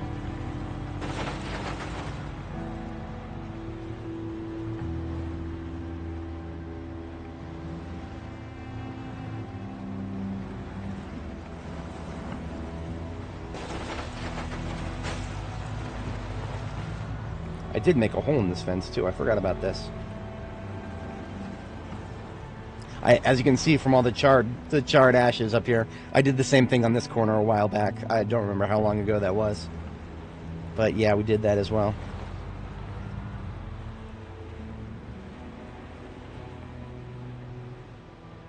Now, if we check the map, we've got Pike Street ahead of us. I would like to go up First Street. That's what I would like to do.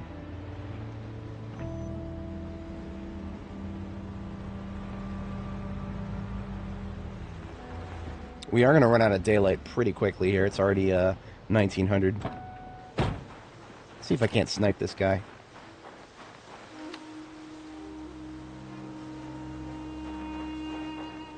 Is he just a little too far out? He's just a little too far out. I don't have a red crosshair, so I can't hit him. That's unfortunate.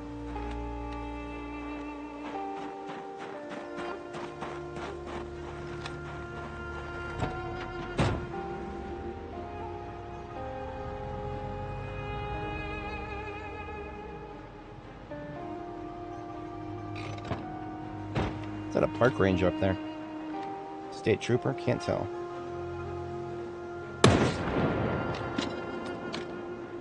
Aiming level 10 with a 223 and a 8x scope. Pretty good. It's pretty good. That, I think, is a state trooper. Thank you for your service and your bulletproof vest. And maybe even your belt. No, that's alright. Just want his vest. It's more aramid thread.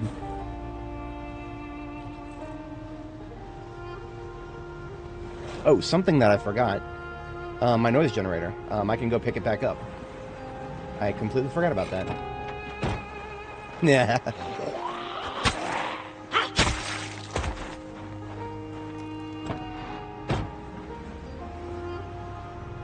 Yeah, we're gonna go pick up my noise generator.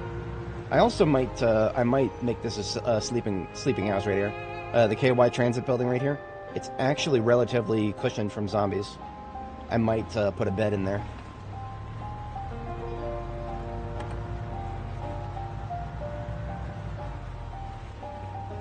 Yeah, see, these two are no longer burning, and they're still alive.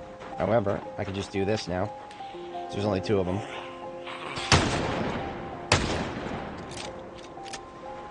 There never were that many zombies here, to be honest. I overestimated how many there were. The rat got in the way of my shot. Yes, that actually happened. This fucking rat right here on this tile, that got in the way of my shot.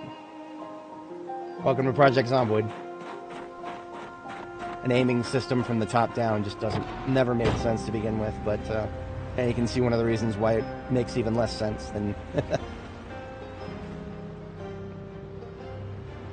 Where is the nearest residential to here?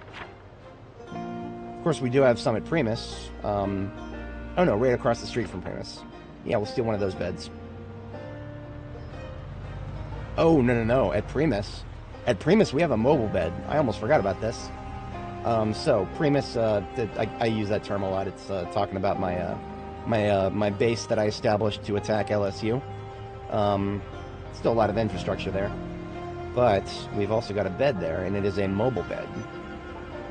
I think what I'll do, actually, is I'll replace the bed there.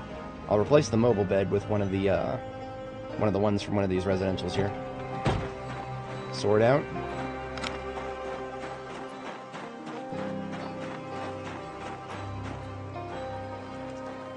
If you treat trees like hard corners, and just constantly avoid them, you'll be safe. A lot safer than otherwise.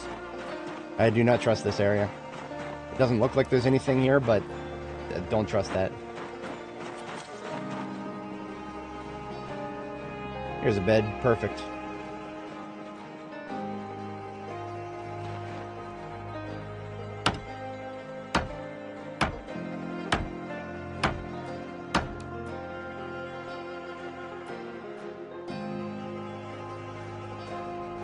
I take one thing out of my backpack, I can fit one part of the bed in my backpack, and then I put the other part of the bed in my offhand here, and then I can still have a weapon in my hand. Perfect. That is the power of being strong. Alright, so we got a replacement bed.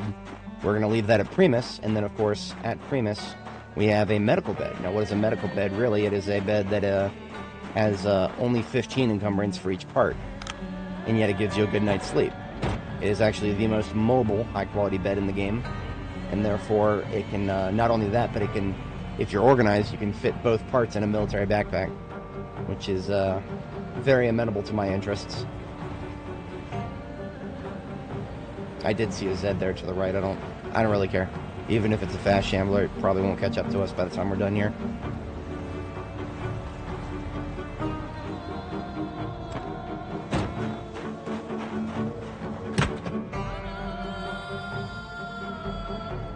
Alright, so 2x2, drop it on the floor here.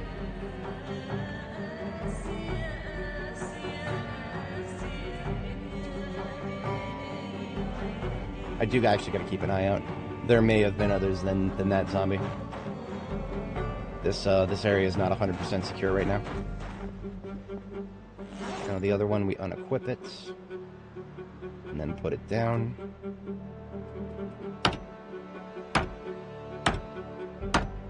Now Primus still has a bed with a pillow, and we have a bed in our bag right here. Large medical bed. One quick perimeter check, and I think we're okay here. So we're going to go ahead and cut the engine here and sleep for the night. Then we will establish a bed in the KY Transit building. Sleep there for the next sleep. Because as a restless sleeper, we got to sleep twice every night. Actually, I left some cow's milk here. That's a valid thing to drink right now. Milk doesn't go bad in this universe yet. Big yet, unfortunately. It'll go bad someday.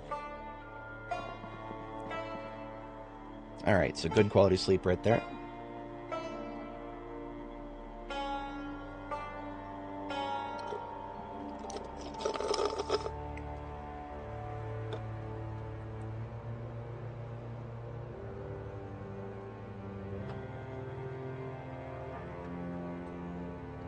Alrighty, and we actually have water source here, so I'll top myself up.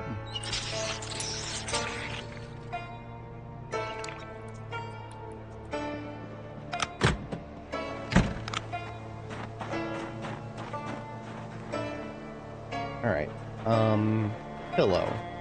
We actually short a pillow. We have a spare here. We do not.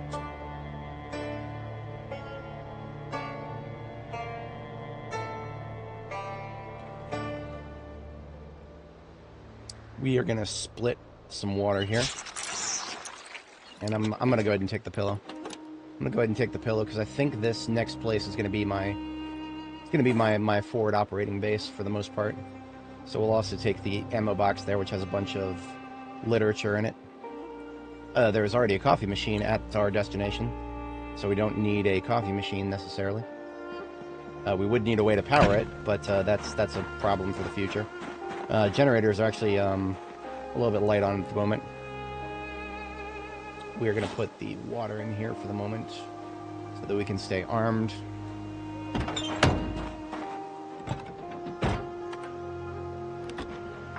Believe it or not, the light bar here actually does count as crafting light.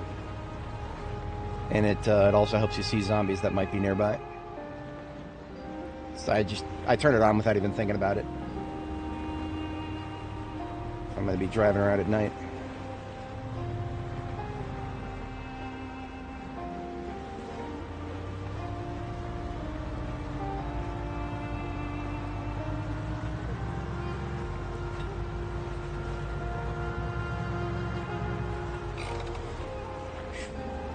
I need to weld those apart and get those out of the way at some point. Alright, that was KY Transit right here.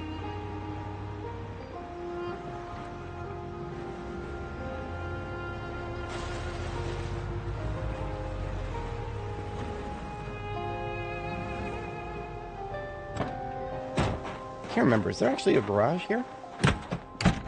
Yeah, there's a garage here. Do I have access?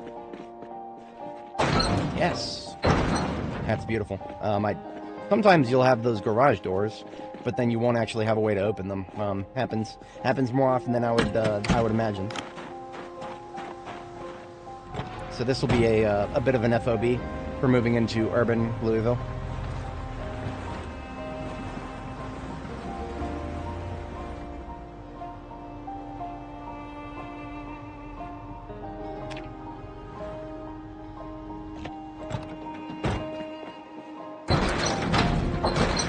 Now, something I did learn recently is that the sound of a window breaking is not enough to wake your character up if a zombie comes in.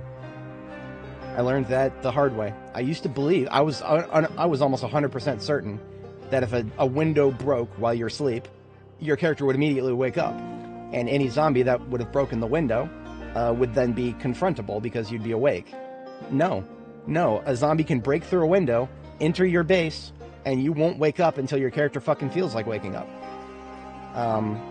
So, I do not sleep unless there are barricades on my windows anymore.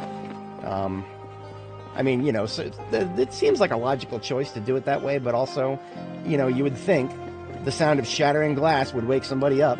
Like, all but the most deaf of people would probably wake up to that, but no. Nope, not in this game. So we have to make sure that we board up the windows before we consider this a safe place. Alright, we got our bed right here. We're going to do sleeping in the corner, I guess.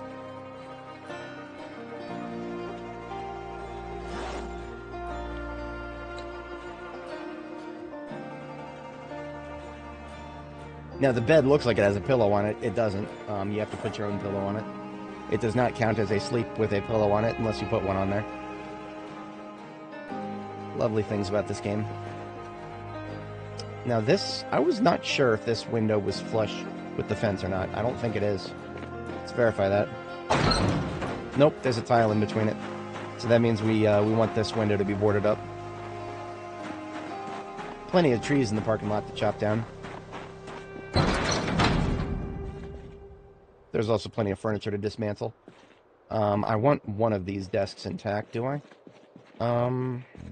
I just want a crafting surface, so I don't really need the desks intact, actually.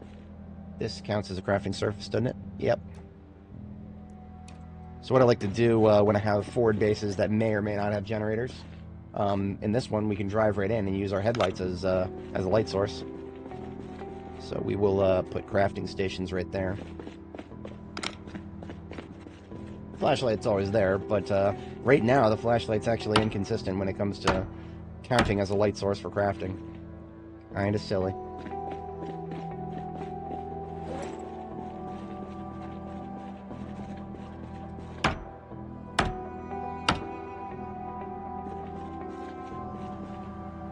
These boxes are really lightweight, and they count as crafting surfaces.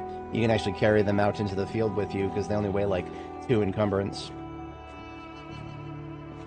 But the days of being able to easily craft from piles of zombie corpses, those are all gone. Okay, so this workbench right here cannot be done with carpentry. This one can. I don't know what's going on there. But there's a couple of planks and nails, so we can barricade some of the worst windows here. I prefer to barricade from the outside.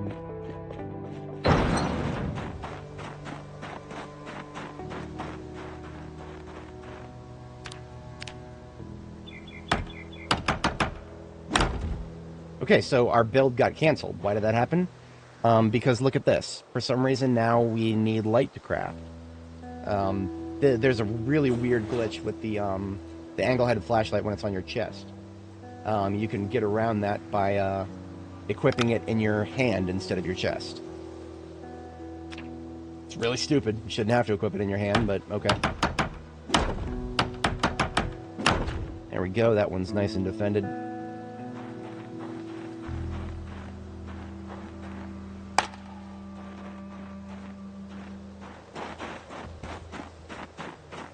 Now, I have an axe, but I don't have it on me.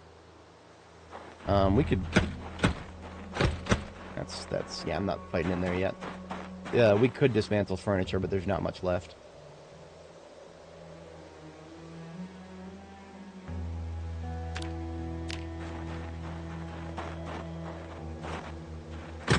This was the coffee machine I was thinking of.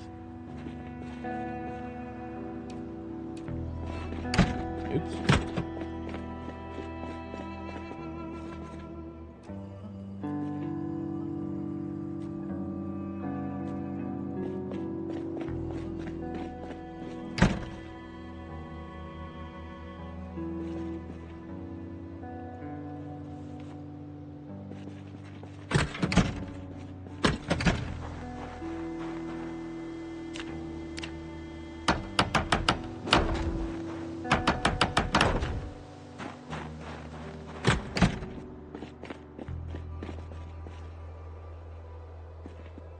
Don't think we have any welding tools.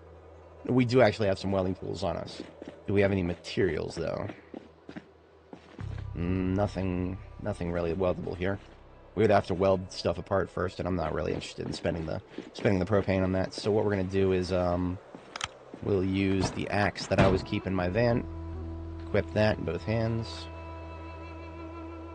And we're going to go get some logs. I should have some nails, too. I always carry around a box of nails on my driver's seat. For situations precisely such as this. Part of my standard kit.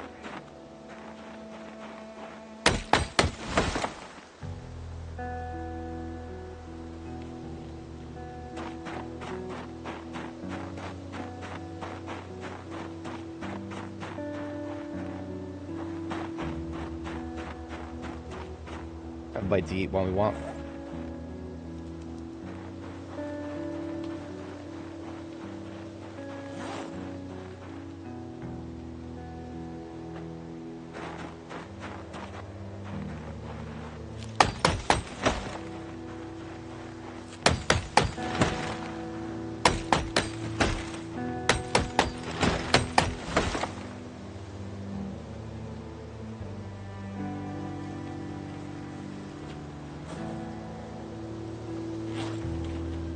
You can fit 4 logs into a military backpack if you are an organized individual.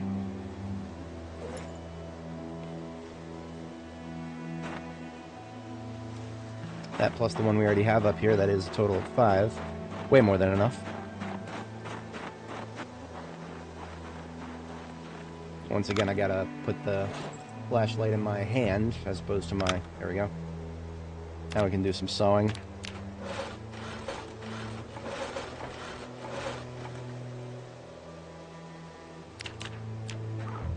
I'm gonna put 3 planks, probably 4 planks on this window here, since there's no window. The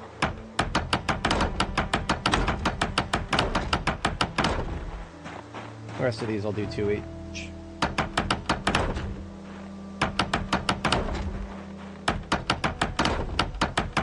You still want to be able to see out of them.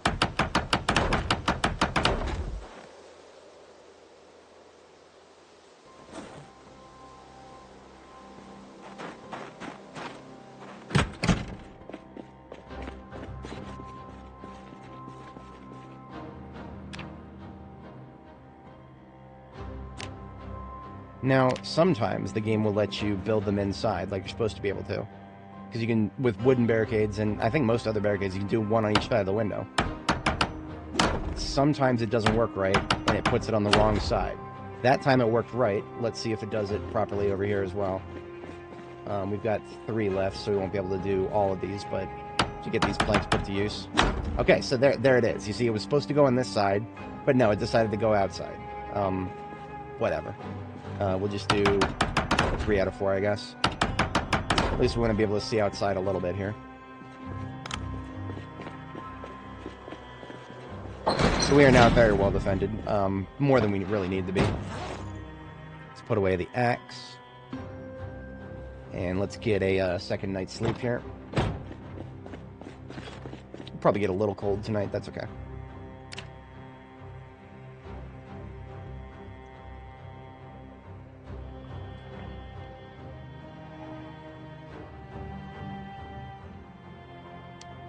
Hopefully no bad weather tomorrow. Hopefully. Alright, looking okay out there. So the leftover nails, I'm just going to put those back on my driver's seat.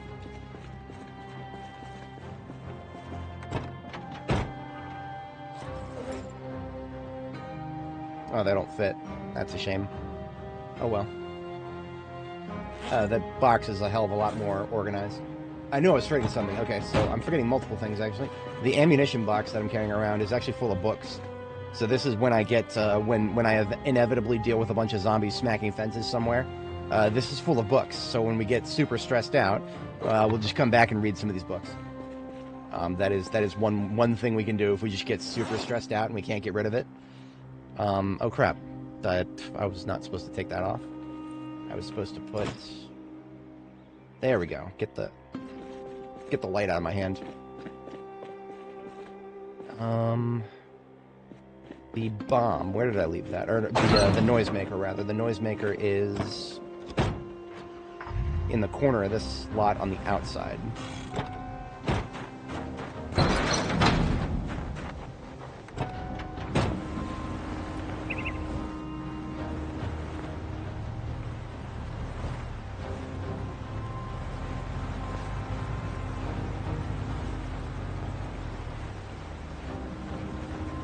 There it is. You can use these several times. We've only used it twice so far. Yeah, condition's still perfect, relatively. Now about these cars here. I do have a welding torch in my field kit, but it's one torch. There's multiple cars, and these are not the only ones we're gonna run into. So we're just gonna throw these out of the way, so that I can actually go up and down this road easily enough.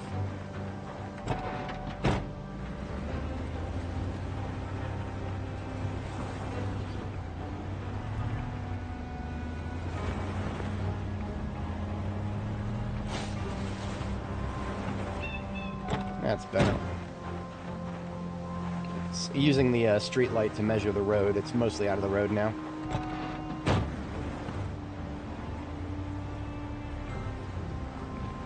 Whenever I drive through a crossroads, I kind of expect, you know, everything between the stoplights to be traversable beyond it, but no.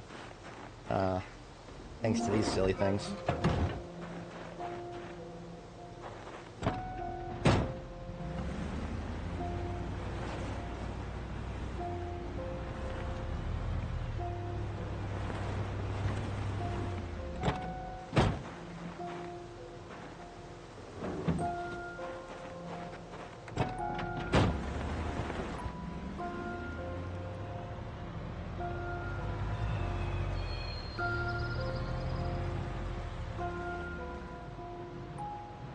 Alright, so we've got our sleeping spot. I'm going to put a B on the map. What are we going to call this one? This one is made use of all those names. We could call this New Primus. No, that's alright. Let's do...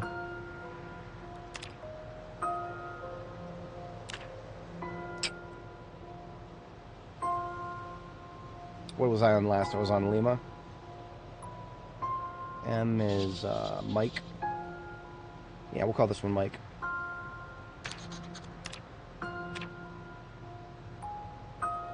This is a not a place with a generator yet, so we're gonna put a an S with a so the S with a blue circle is a place that's safe to sleep. But since it doesn't have a generator yet, we don't give it a B. A B is for a base with a generator.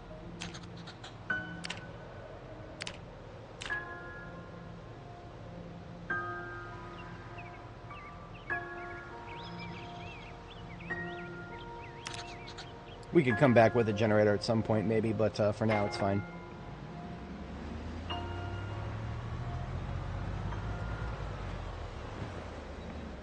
Got a couple of people about to come up and smack fences. Let's just shoot them.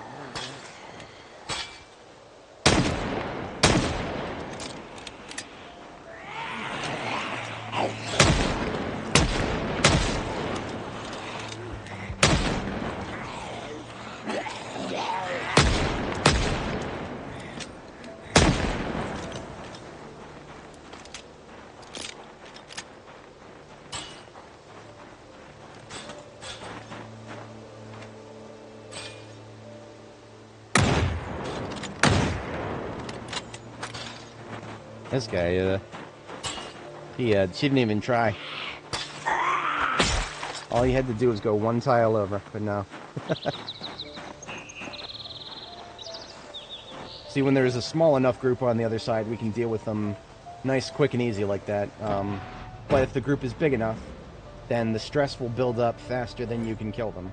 And then, of course, when the stress is built up, you become less and less effective with firearms. When you're less effective with firearms, you can't shoot through the fence anywhere near as good. You get a whole bunch of people surviving your shots, and it's just a waste of ammo, and it sucks. I hate it. I hate fences right now. I really hate these fucking fences right now. They've gone from a guaranteed point of safety to a serious roadblock. It's almost as if the devs took it personally that we were using fences as a strategic defense. I think they took it personally, guys. We gotta stop doing that. We gotta stop having fun here. I don't know about you guys, but I'm very miserable while I'm playing right now. I'm very, very miserable.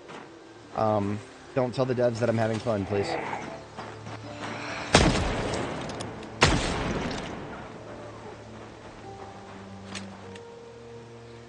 It's far enough away for that. No, not quite. There we go. Sniping a ragdoll is still very iffy. But it felt like it would work, and it did, so I got lucky that time. And of course, there's another one. Always going to be more. This is Louisville. I mean, the only reason I'm not expecting to fight any hordes of hell is we've actually cleared this area before. What we're killing now are respawns. We have actually cleared this area once before. If I was not familiar with this area at all, I would not have probably set up that base there. I would have just used Primus. But I have a general understanding of the potential to spawn in this area. And for some reason, KY Transit there were never many spawns there to begin with, so even the respawns are going to be relatively low. The spawning system is pretty randomized these days, so that might not actually play out in future campaigns.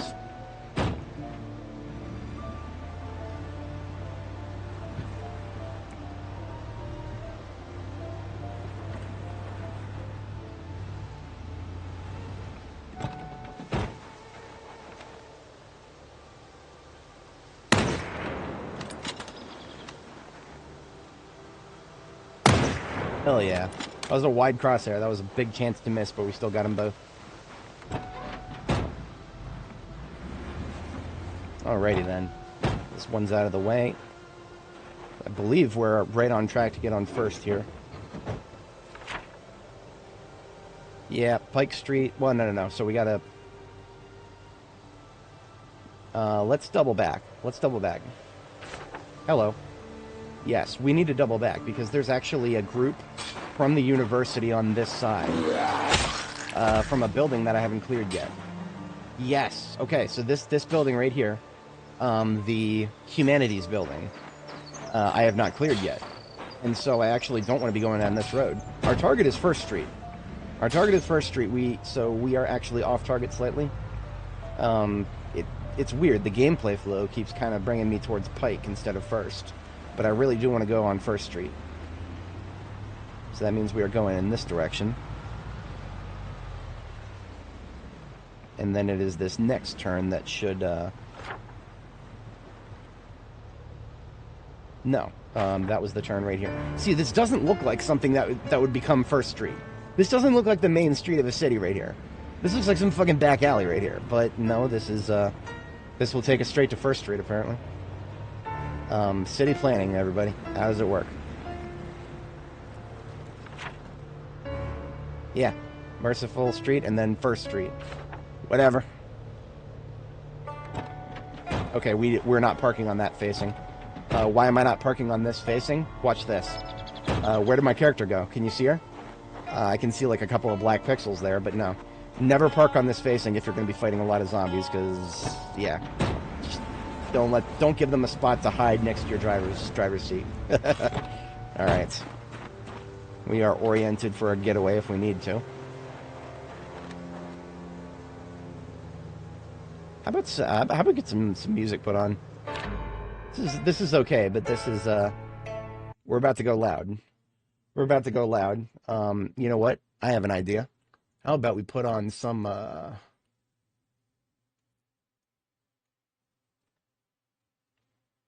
RimWorld combat music. We even got a playlist for it. Wait a minute. Why would he put Wolfenstein music in there? Come on now.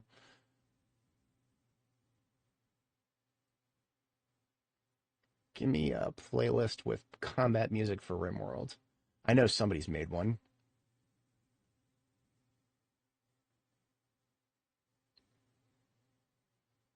Is there a way to search YouTube just for playlists? Yes, there is. Beautiful. And nobody has one. Here we go. Somebody just named it Combat. Perfect. Well, he added a couple of tracks in there. That's okay.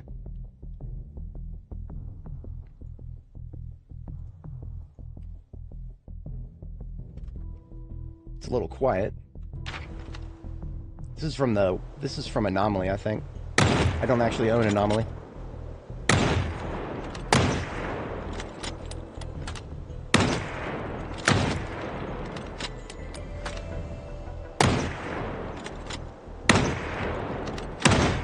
Generally speaking, I trust RimWorld to have really good music, regardless of the expansion content. I was never really into Anomaly. I play RimWorld as if it was The Sims. I don't really need a Cthulhu Fhtagn in my Sims game. What I would prefer is not having corpses in the streets, being as we want to drive down this street, so we're going to have to get these corpses to come out of the street of their own volition.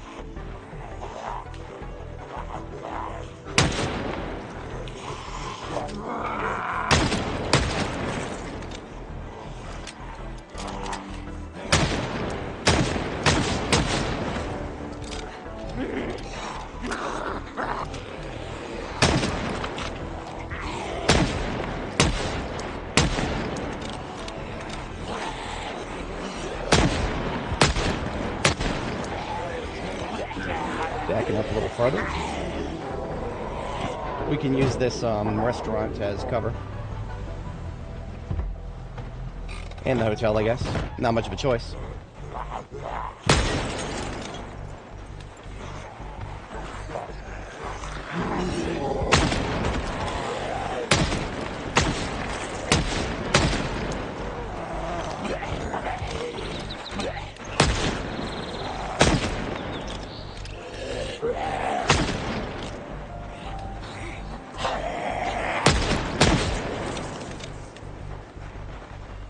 Eyes in the back of our head.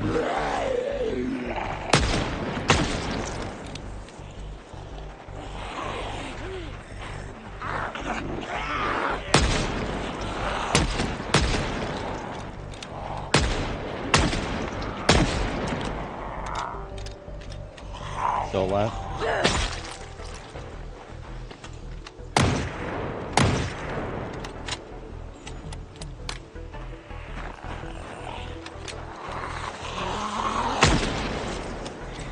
Stress check, we're okay.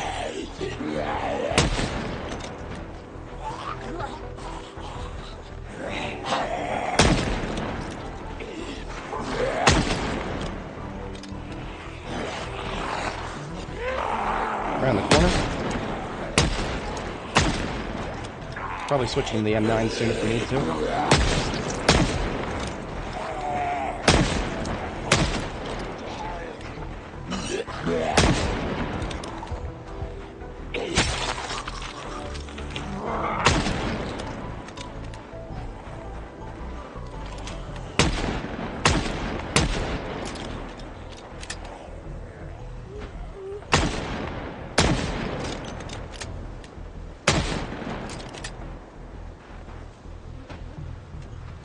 Slow targets. Nice and slow. Faster.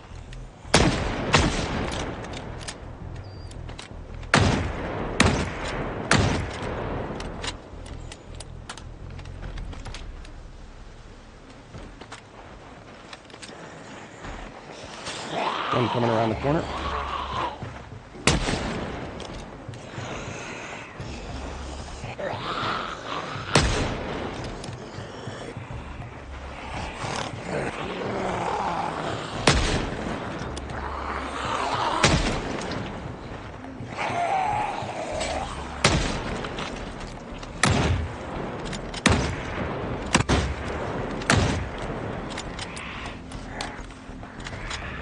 Forgive me. It's not loud enough.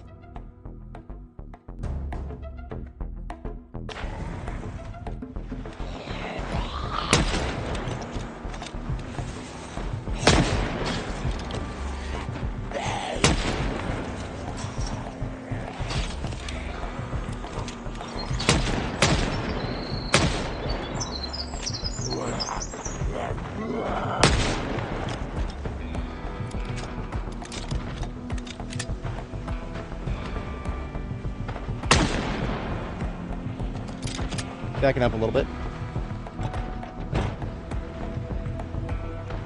I'm starting to hear wood splinters, so some of the hotel doors are about to go.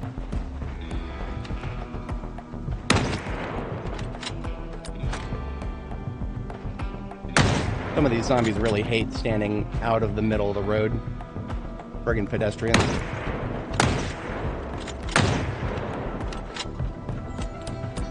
All these windows behind us are intact, so if somebody spills out of them, well, they're glass.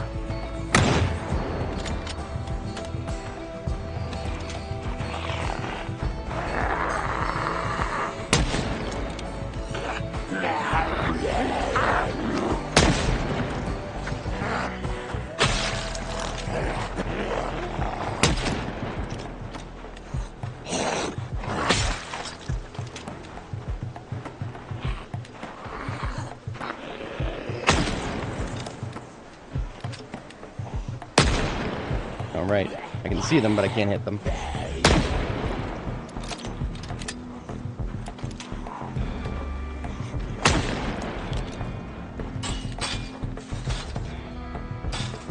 Group up there. If I fall back a little bit, I should be able to snipe them alright.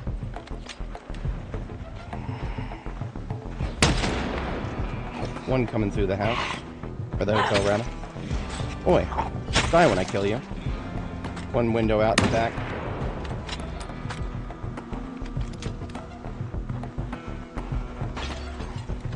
Oh, there we go.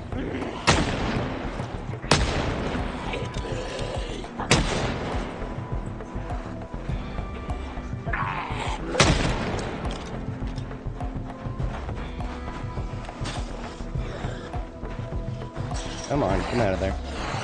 Gotta be able to drive through here, guys.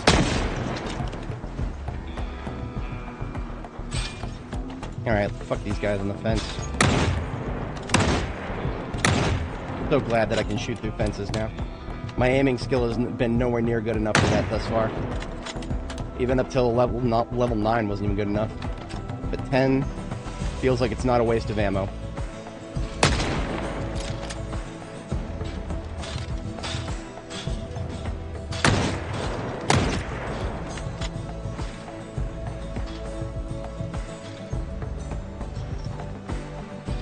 See that one, but I can't hit him yet.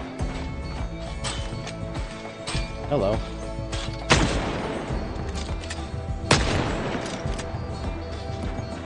Get a better shot here.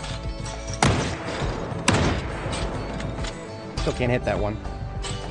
Come on, give me a crosshair. There we go. Oh, got a crosshair, but no shot. We're stress level 1 now, so our ability to aim is already down 25%. We can counteract it if we kill them fast enough. Every zombie killed is -2 stress. So we just gotta kill them fast enough.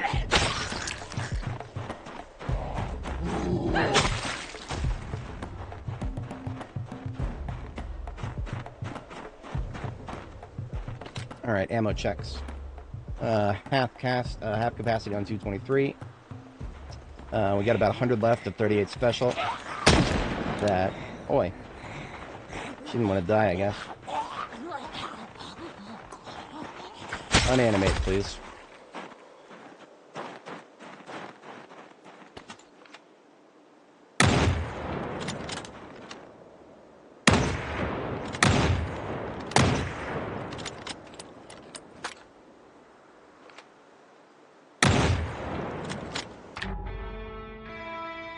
Alright, we got 2 more tracks, and then this playlist is just a little bit of everything. Gotta make sure that we're not playing any copyrighted tracks, because I'm trying to do the YouTuber thing right. I'm not going around begging for people to like and subscribe. I'm not your dad. I'll tell you what to do. If you like the stuff, you can do it. You guys know where the button is. But, I do gotta be very careful at the copyright thing, because, that's no good.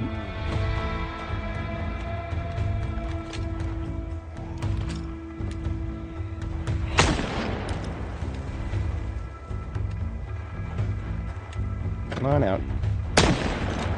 Flip your face over that. Nice, easy target whenever they do that. These looted and trashed buildings with the nice big open windows, actually pretty strategically useful. Just catch them as they flip out.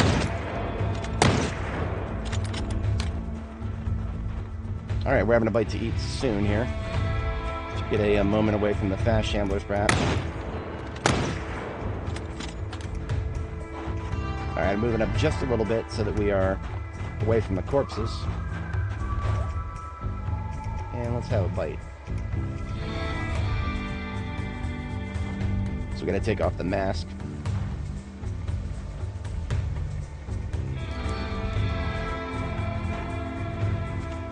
Ah, look at this, a shooting gallery.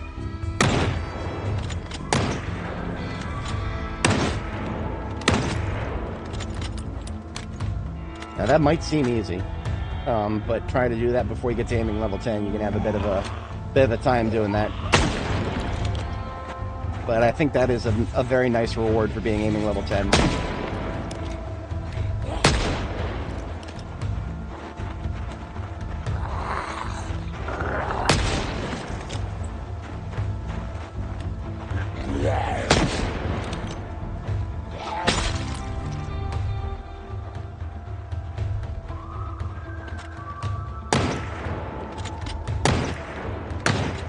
Damn, I was hoping to catch them on the other side of the road. Bit late.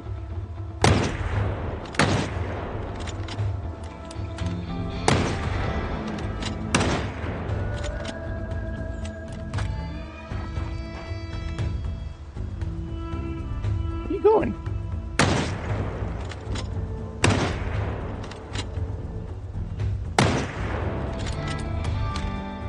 Come on. Out of the road. There you go.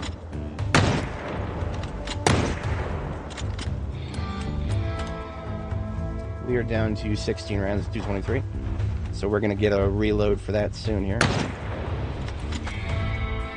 Let's finish these guys off with 38 special. That way we can open a box of that as well.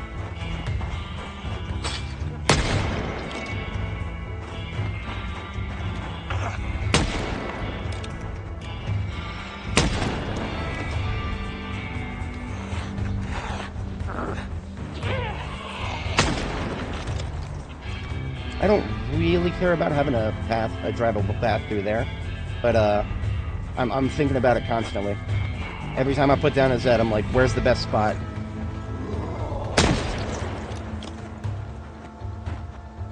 When we get down to like about 80, we can go for another refill of both 223 and 38 special. Let's sprint back to the van and grab a refill. That was also the last of the perishable food we brought with us, so we can also grab some chips. Actually, there's a friggin' zipping mart up there. We can grab chips there. Just eat on the fly. It's fine.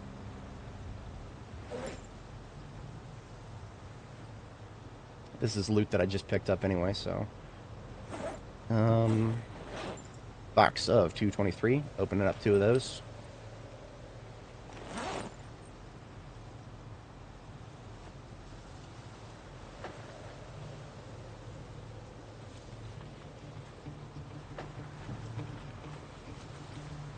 and a box of 38 special. I think this caps out our, 130 rounds in our bandolier. How are we on 44 mag? We could use another box. These are only boxes of 20, so I do try to use the 44 sparingly. Because no matter how many boxes of them you have, well, the boxes are worth a hell of a lot less than other boxes. So you only get 20 in a box.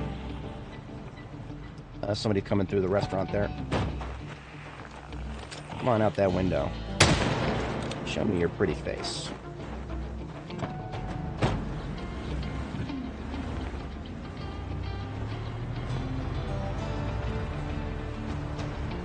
So look at the Zippy market. The windows aren't broken.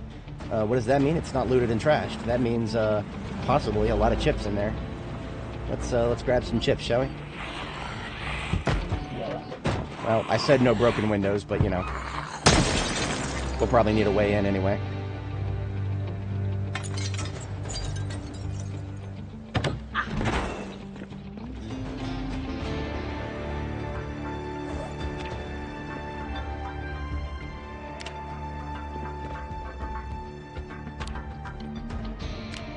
That's all for now. I don't need to be too greedy.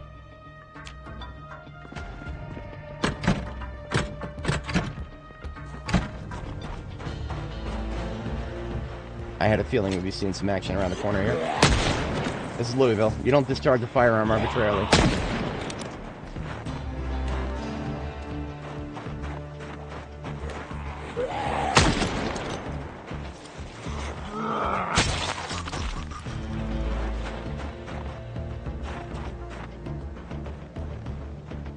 Now that's a big building right there.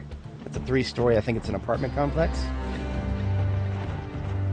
That, I can smell the zombies. I can't see them. I can smell them. I can smell them in the pixels. We got zombies up ahead. Lots of them. A couple of firearm discharges in front of this building will probably wake most of them up. So we got to keep a weather eye on that.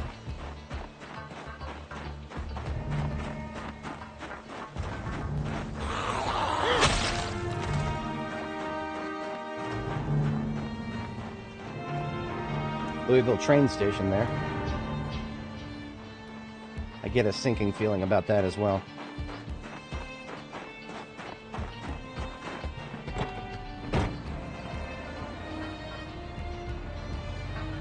Is this one from Odyssey? Can't recall if I've ever heard this one either. I don't know, it's just RimWorld standard.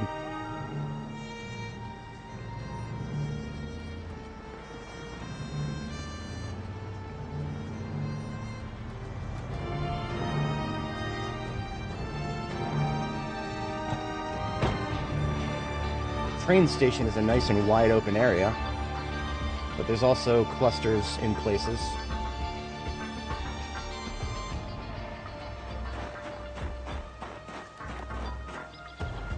If there are big groups inside, I'd like to know.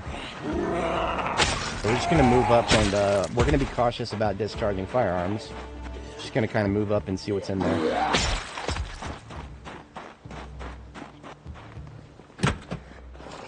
Lots are in there.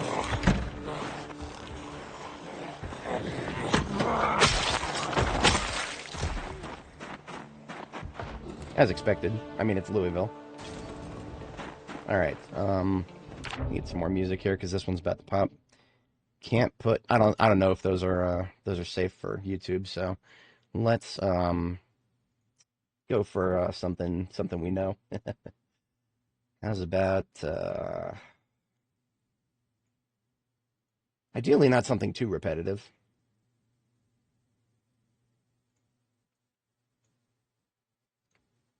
We've played that one a lot lately. I try not to give anything too repetitive, but I also know what works. Yeah, this is alright.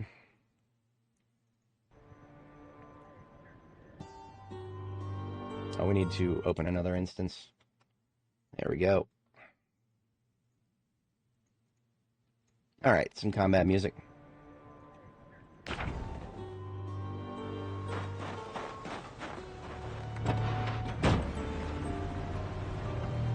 I do think it's worthy to engage the group here. So we're going to fall back a little bit. And...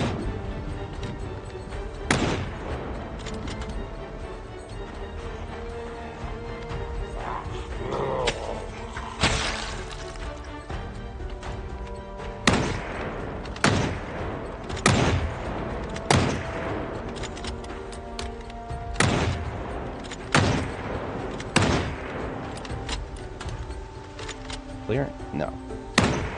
Clear.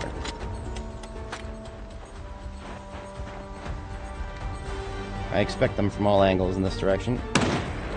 Except from behind for now.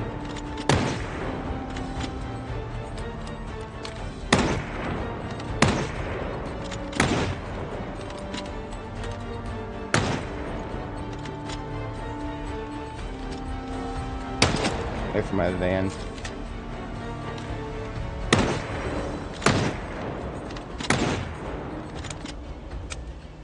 Youth moment.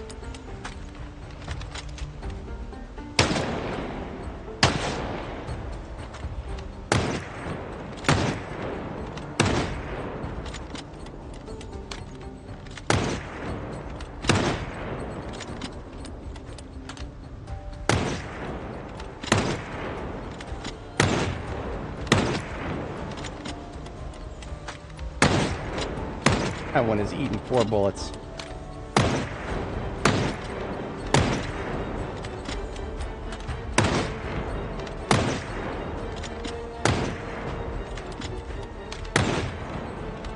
And what we need to be focusing on specifically are the fast chamblers. The slow ones, we can let them take their time and get to us because they are easier to manage in closer quarters. The fast ones in large numbers we do not want to be dealing with.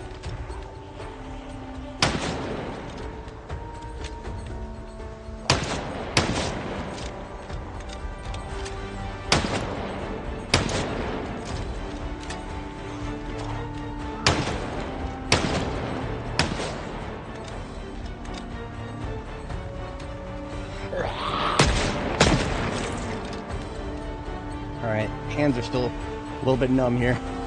I grip my mouse too tightly when I'm getting stressed. I knew there was going to be one behind me. No clear flanks allowed.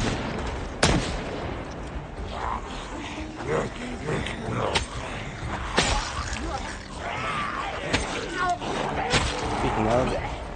Alright, we're good.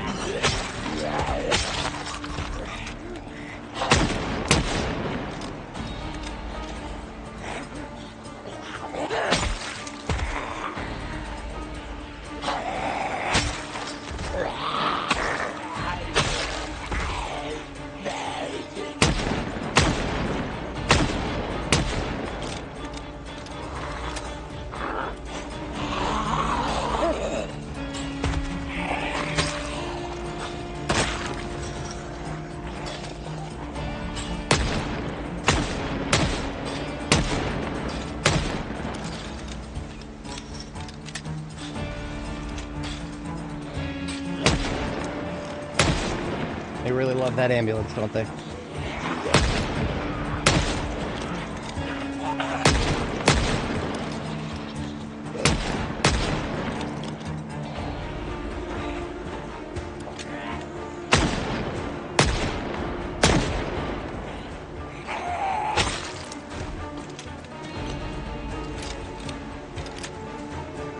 Alright, we've now got mostly slows coming our way. We'll melee a lot of these guys. Pick the fast ones out of the group, maybe.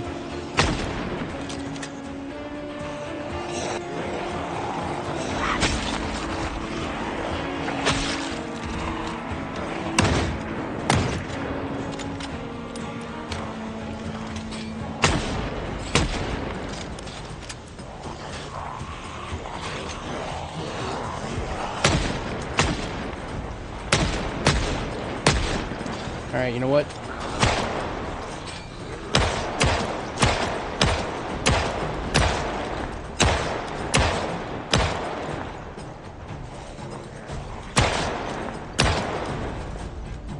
Ammo check. Magazine fed, so I'm not good at it. 3 rounds.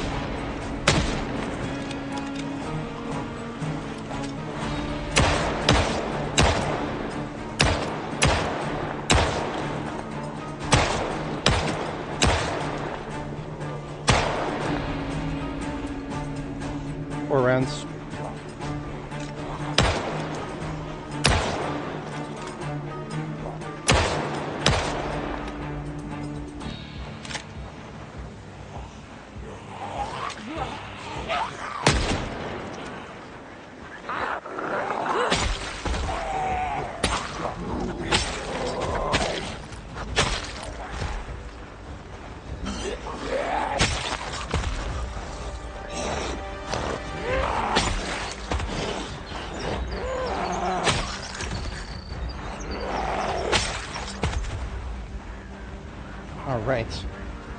We need a bite to eat. So we are going to fall back briefly.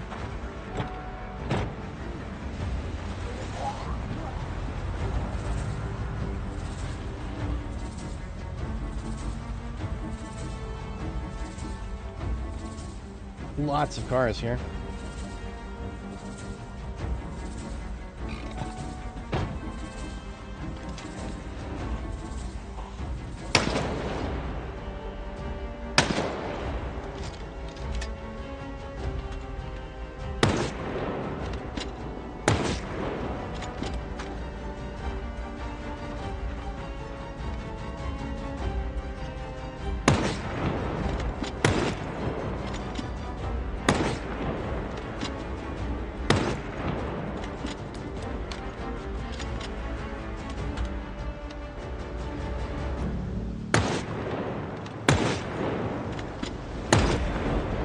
I know how to deal with the ones on the other side of the fence down there.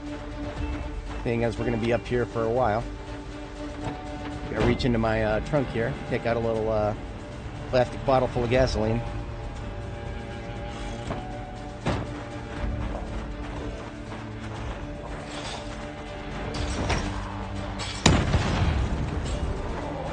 And I'm going to let them cook.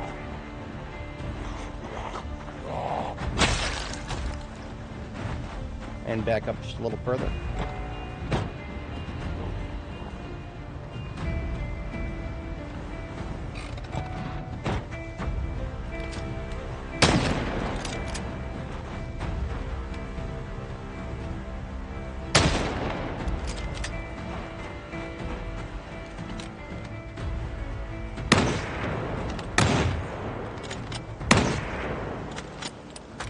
Ammo check, doing all right. Wait a minute. Are we out of... We're out of 44.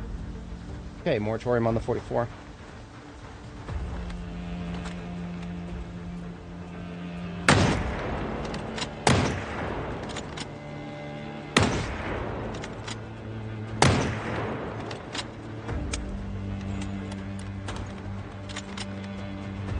This is exactly what I didn't want. Is burning zombies out here. I was hoping they'd stay on that side of the fence, but no, we can't really rely on that.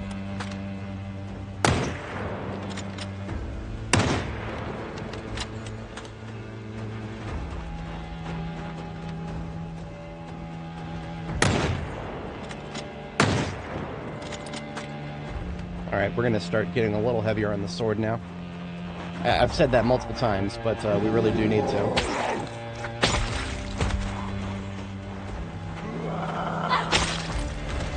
Alright, these are fast shambies, so we are thinning the herd.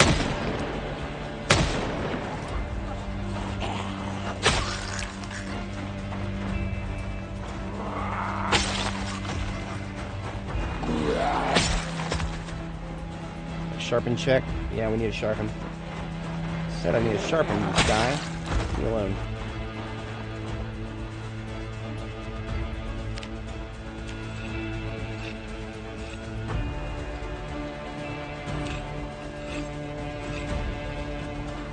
Sword sharpened, good to go.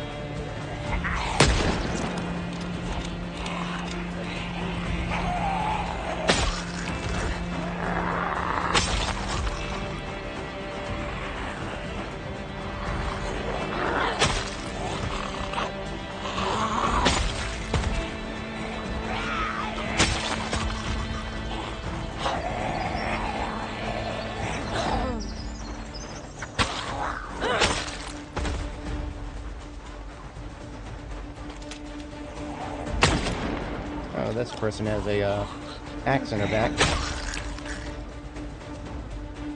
I'll take that.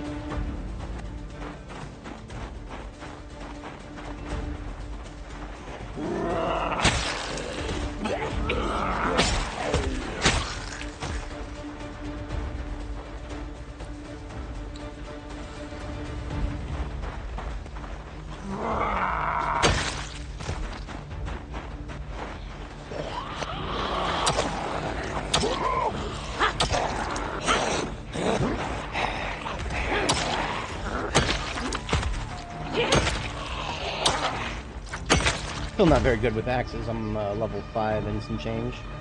This is one good way to get good at them. Just killing a bunch of Zeds. You do not build axe skill by cutting down trees, sadly.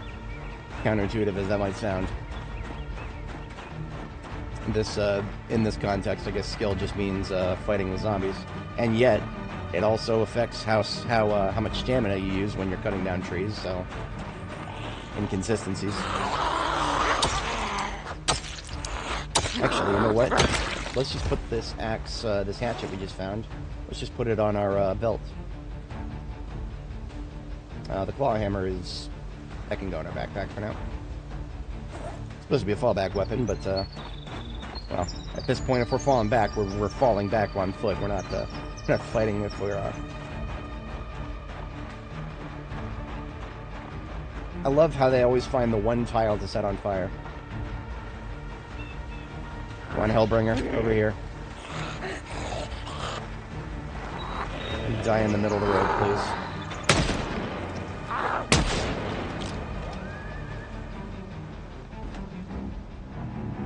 Yeah, all the fire that I set initially is gone now, but, well, fire spreads, I guess, and Zeds spread fire.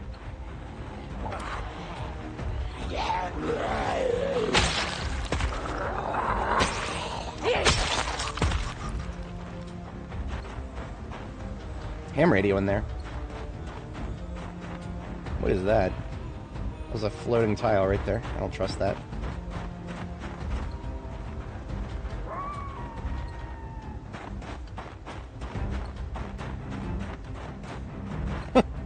Just arbitrarily burning zombie.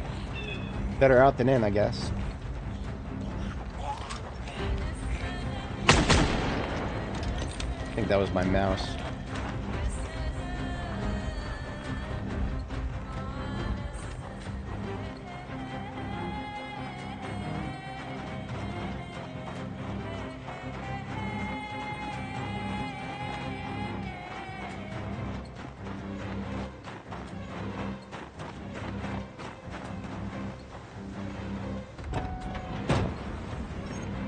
Alright, moving on up. For anybody joining, welcome. We're in southwest Louisville, moving closer to the festering heart of the place. If we take a look at the map here, we are close to 1st Street. That's sort of our destination. Our fallback position here is Mike. It is the Transit Authority building with a, got it boarded up with a place to sleep. And we're just going to move up a little further here. We're going to see if we can wake up that apartment complex, the 3-story one. Because it's got a bunch of windows in it that are yet unbroken, so...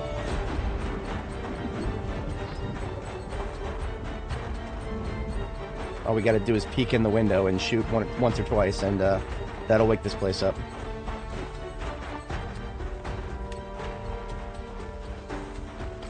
Just like that. Now, is this... maybe this is an office building instead. Yeah, that's offices. Maybe not as heavily populated as I thought. I don't know, though. We'll find out. I definitely hear somebody got woken up by that. I'm surrounded. Y'all see that lag spike? I have concerns.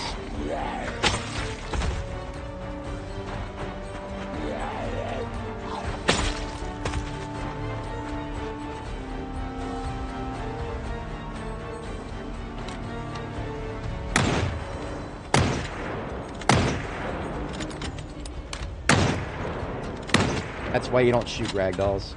I've been getting lucky thus far, but no, those are both bad shots.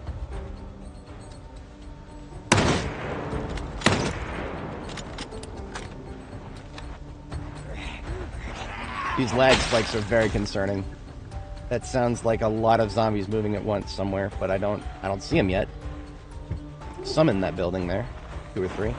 We need this little choke point nice and... this choke point needs to be secure on both sides. Yeah, that's not secure. Not feeling very secure right there.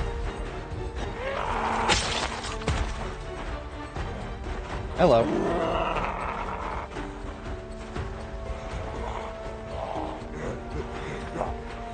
More than anything, we want our ambulance to be nice and secure. And Zed's behind me, doesn't feel very secure, so...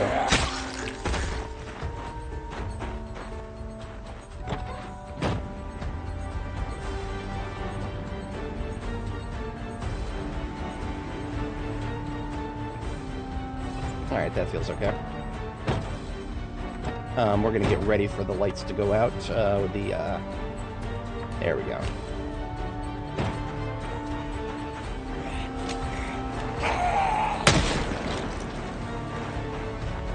Ammo checks. We could use another box of 38 special and 223. 2 more of 44 mag. So the 38 special goes in my bandolier, because that's the one I use most often, so when I'm reloading the fastest. Everything else goes in my backpack. Hello, come on. There we go. 2 M9 mags in my Alice kit. And we are reloaded.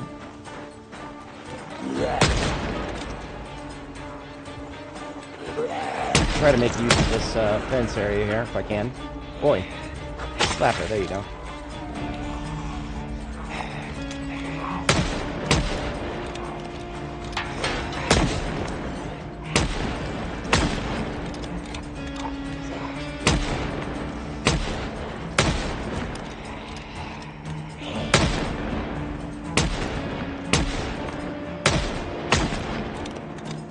Alright, a little bit overuse of the 38 special there. Little overuse. I gotta remember that I don't have a lot of cartons of this left. In fact, I might be on my last carton. That would actually be tragic if this was my last carton of 38 special. Slag spikes, man, they're starting to freak me out a little bit.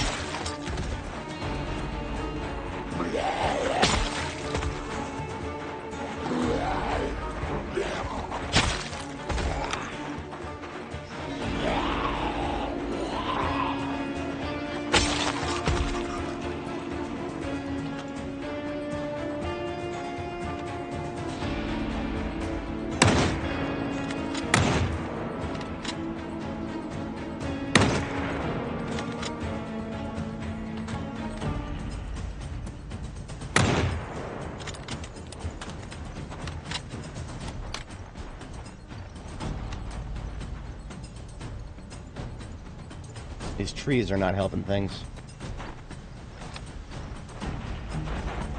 Yeah, see? Great line here. Doesn't really mean much. Although, that actually makes me start thinking the word shotgun. Being a straight line like that.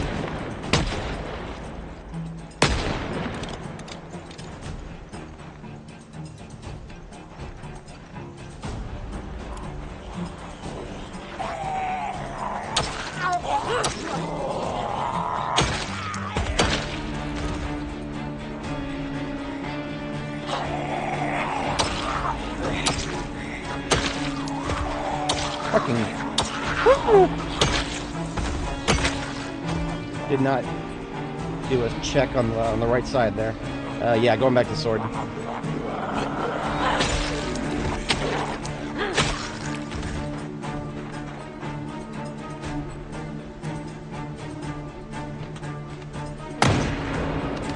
Alright, so now that it's nighttime, we are going to take the scope off of our rifle, and we use our viewfinder, or I'm sorry, we use our flashlight as a viewfinder. That's the without a scope, your angle-headed flashlight makes a pretty decent viewfinder for the 223 rifle.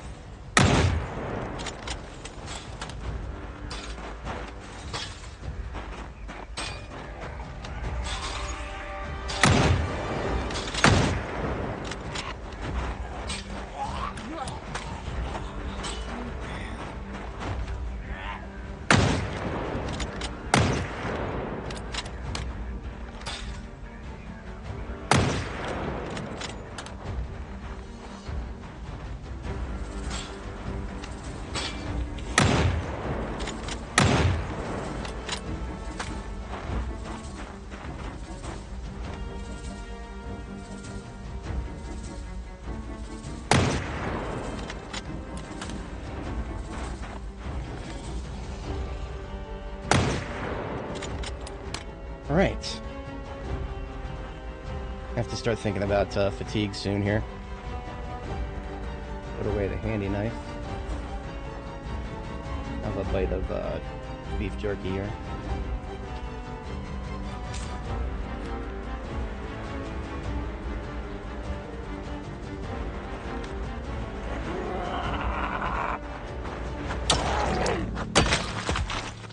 There's still burning ones, huh?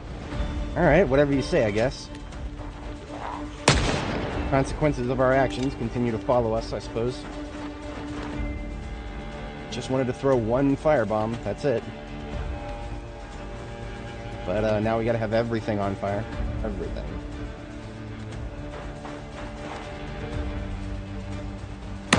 As fate would have it, I do actually carry around a fire extinguisher with me now. But I don't think I'm going to need it here. It's just, this is the middle of a road. There should not even be anything to catch fire there. But we're taking a distance anyway.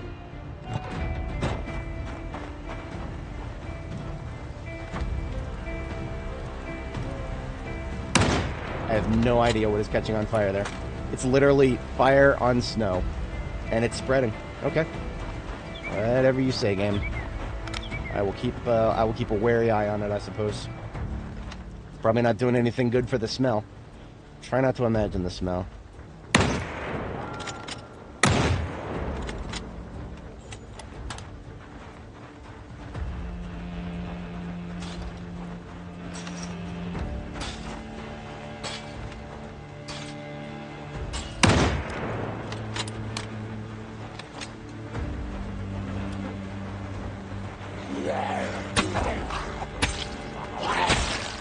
We are now fatigued, so not a good idea to go forward for melee combat.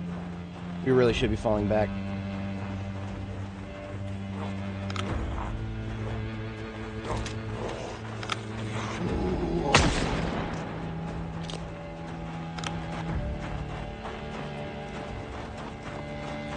Can't wait to see all this fire spread for no reason. But let's go ahead and head back to our sleeping spot.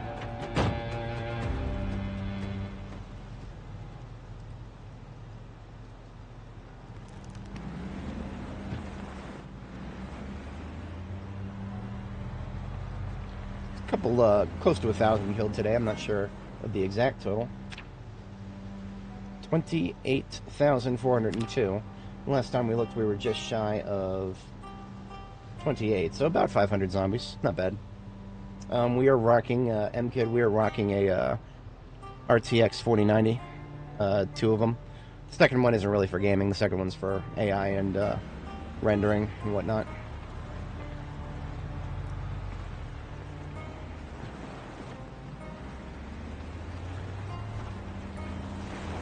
Might seem like we're dangerously close to the combat, but no, we're pretty safe here for now.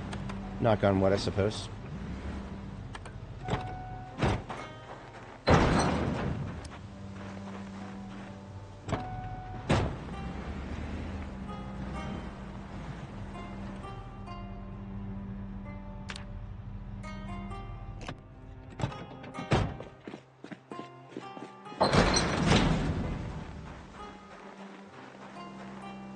Something I am thinking about now is, I could find another, steel sheet somewhere.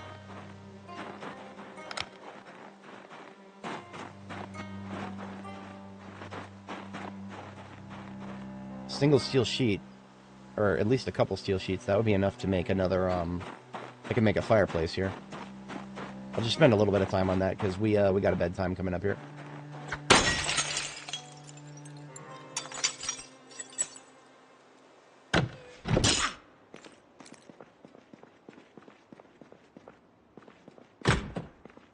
This is probably all office stuff. Yeah.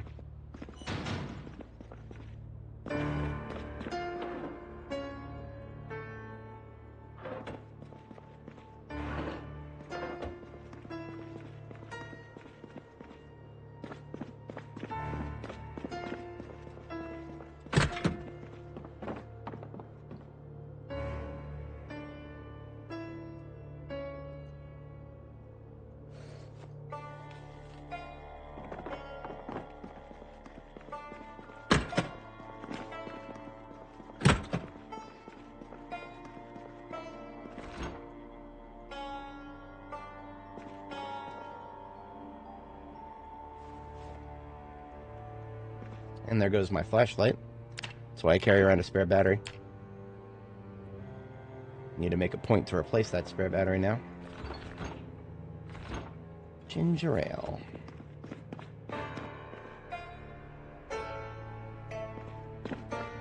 Checking upstairs.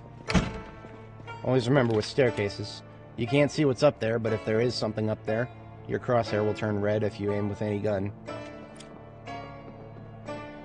Oops. There we go. Ooh, ham radio. Possible battery in that. But that's an army ham radio. I'm holding on to it for now.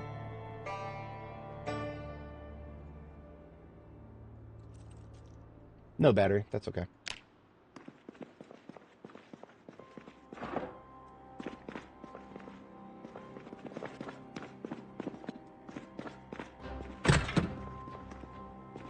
Ooh, welding torch.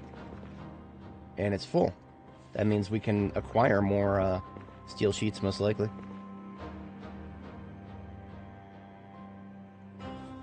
Couple boxes of nails. And of all this, I think the wood saw is probably most useful. A little bit of everything in here, but nothing immediately useful. This heavy-duty flashlight will have a battery in it. Hey, look at that! 3 steel sheets! Right in front of me the whole time.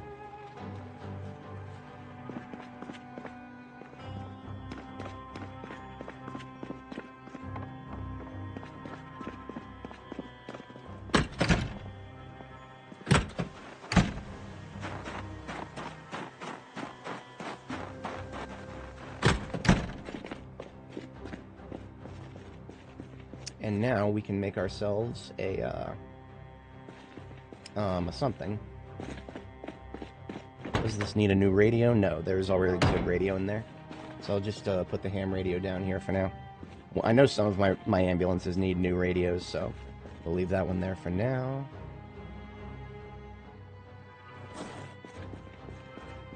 This is where we'll put the steel sheets.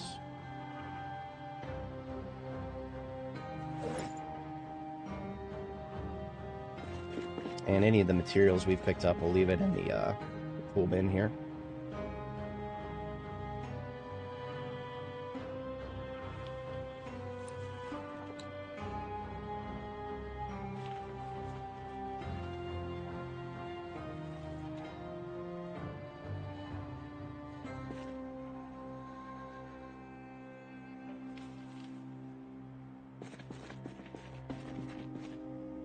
Now, if we wanted to make a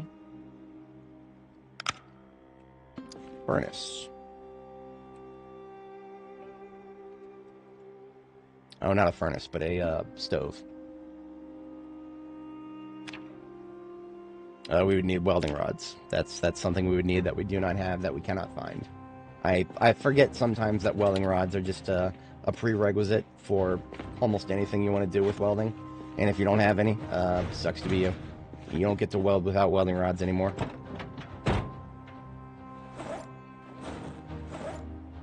And I am apparently not smart enough to start carrying around welding rods.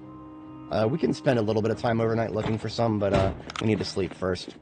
So we'll just sleep now without... Probably won't get too cold tonight. It's already in the mid-40s in the interiors.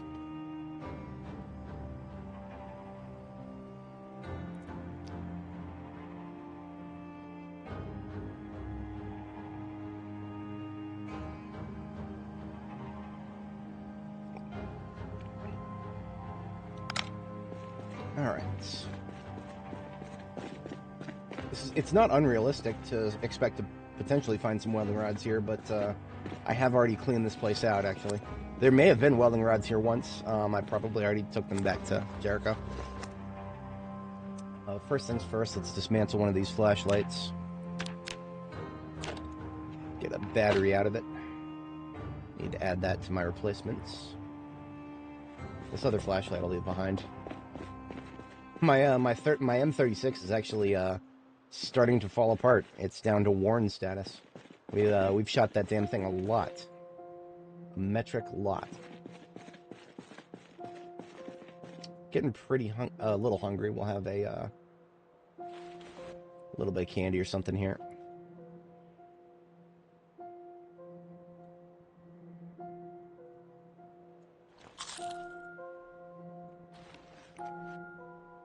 There's apocalypse food right there. Gas can full of water for the local use.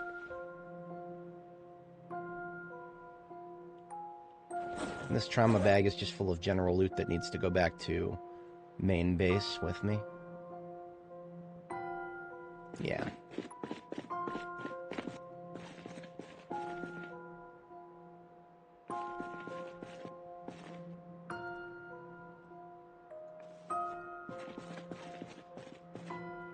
Alright, we'll take one look for welding rods. There may have been another janitor's closet we missed. If not, back to Jericho, we'll get some.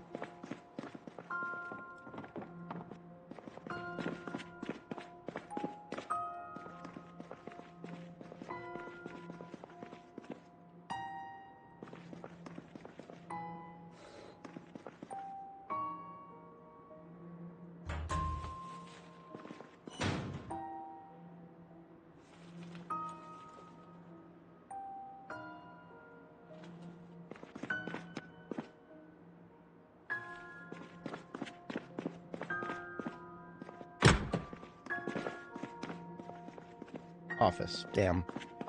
Those cardboard boxes have like several different loot tables that they could be, but that one contextually said office, and that's exactly what it was. This fridge, I highly doubt I'll actually use it, but if I ever did put a generator here, I would be able to... A mini fridge is not a bad idea because it's easy to move around.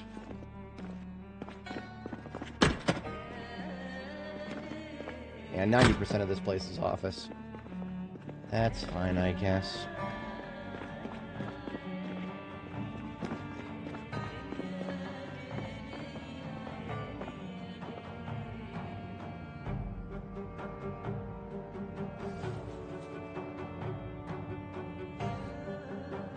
Actually, might need some rags. Alright, we're done here.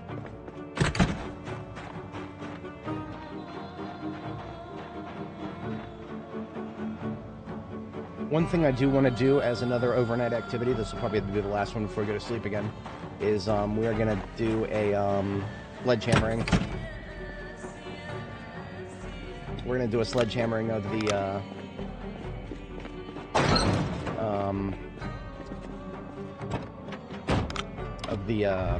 the fence on the other side there, so that we can get access to the parking lot over there. Big parking lot. And it would make sense to me to just have a whatchamacallit, drivable path directly through here all the way to this side.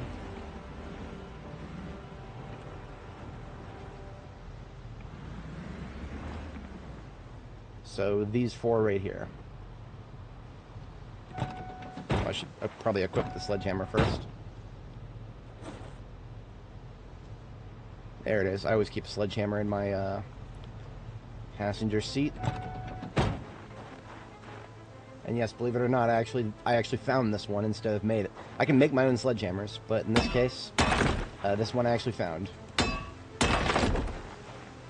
gonna wait about 20 minutes for the muscle strain to start going away. And I'll sledge these two and then go back to sleep.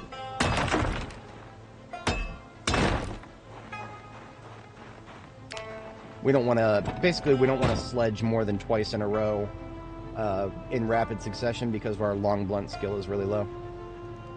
Alright, now we go to sleep.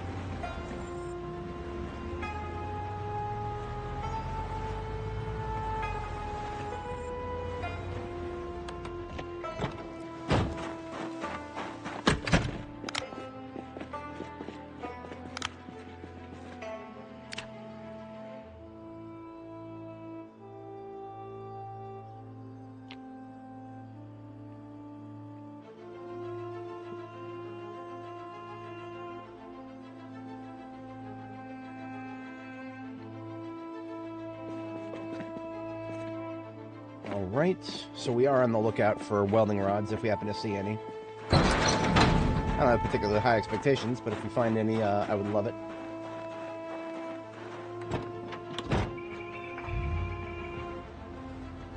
About to get hungry. Let's have some chocolate cakes for breakfast.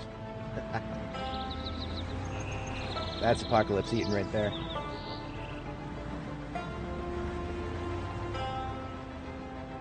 In this parking lot, I wanted to check the status of the trucks. See if we get anybody with a good engine out here. I have no expectations, really. Quality 58. Did I already check this place? I can't remember.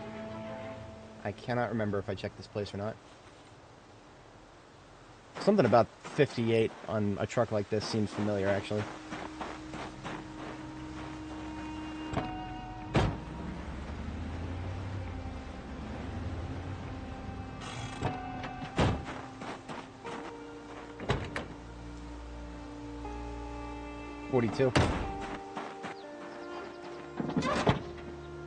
Lots of random stuff back here. Unfortunately, none of it is welding related. Empty sacks, actually pretty useful for other things. I'll take those. A burlap piece is just a sack waiting to be built. A sack of dirt, I'll just empty that and take the sack. Twine, sure.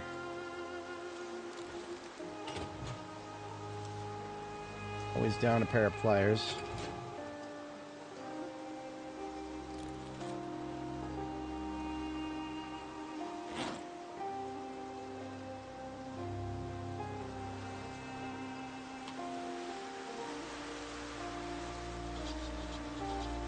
Compost bag is a little bit over the top.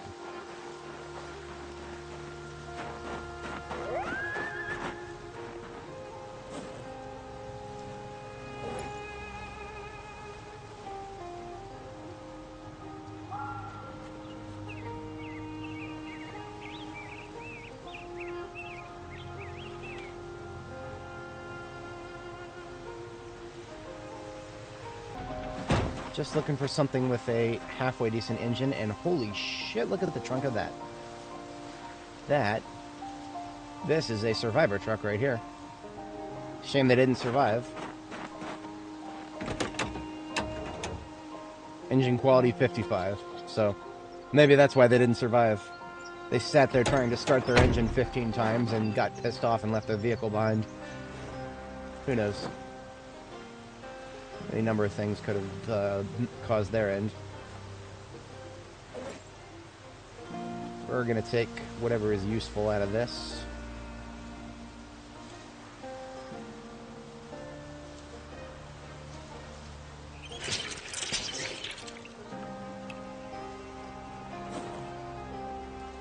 Those foodstuffs go right into my backpack. The canned foodstuffs can stay in there. Ammunition box has got calibers I'm not too active on right now, 9-inch shotgun. Although shotgun is in the near future. We are definitely, shotgun is not too distant future right now.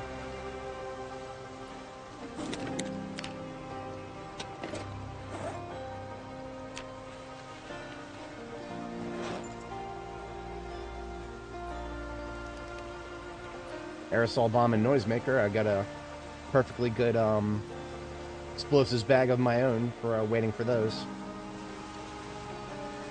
And the rest of this is mostly garbage. The firewood bundle I guess I could do something with. I'll just leave that up at our temporary base there. And I've already seen enough of jars going rotten to... I'm not touching that.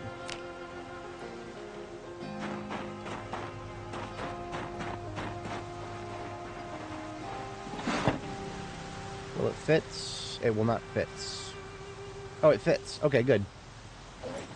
Perfect. Tight fit, but it's okay.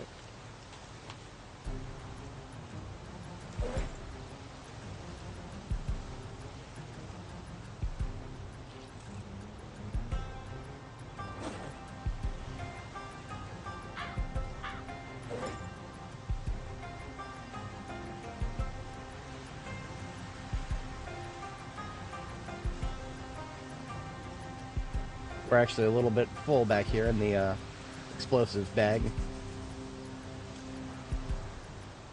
I think some of this electronic stuff can come out.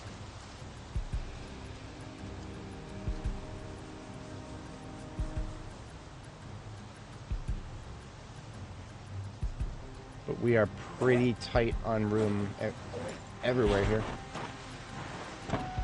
Oh, before we move on, we got to check the driver's seat. This is a survivor truck, so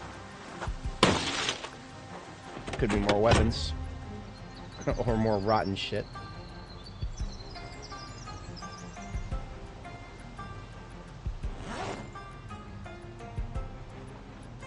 Propane lantern, I'll take that. Alright, so what I'm actually going to do is, I'm just going to leave those duffel bags. The duffel bags just picked up full of random loot. Just going to leave those at the, what the fuck did I call this base again? Mike. We'll leave them at Mike. I'm trying to follow the IPA, or not the IPA, the phonetic alphabet. NATO phonetics. But Mike just feels weird. Feels like I'm saying somebody's name.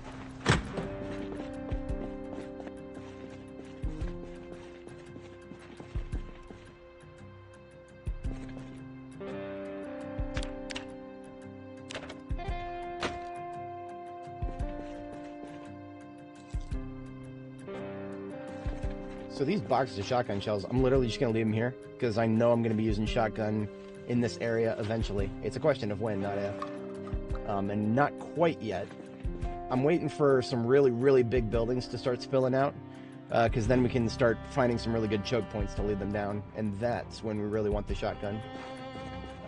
Firewood bundle can go here, because eventually I'm going to have a stove here. Someday. Not quite yet. And also, spare cookware can just get left here, because I'm going to have a stove here someday.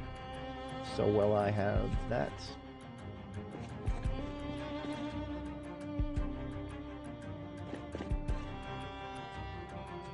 Spare electrical stuff can go in here for now.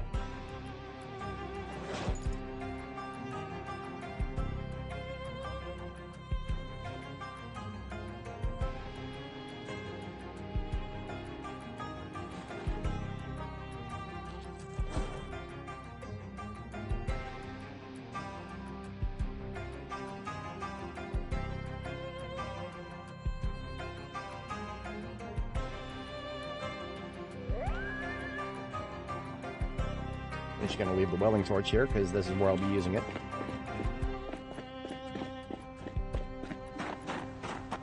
And now the trauma bag's full of random loot.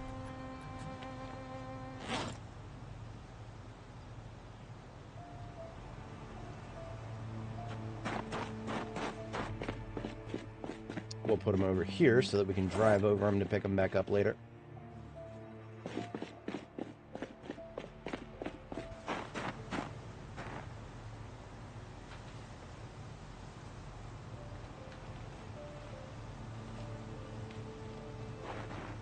Much better. Lots of room freed up in the trunk there.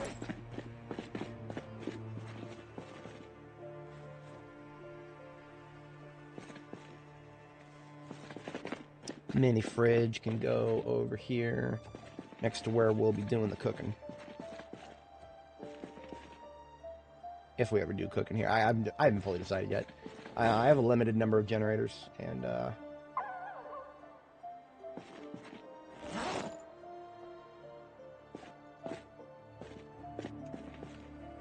okay, that's fine for now. We happen to find a zombie with a 30 with a what's it called? The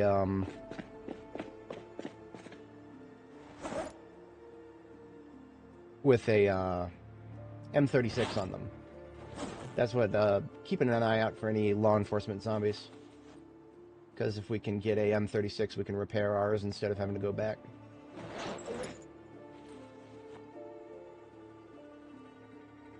And we should... Wow, we have plenty of finger food for today. On the way out, I'll have a bite of this beef jerky.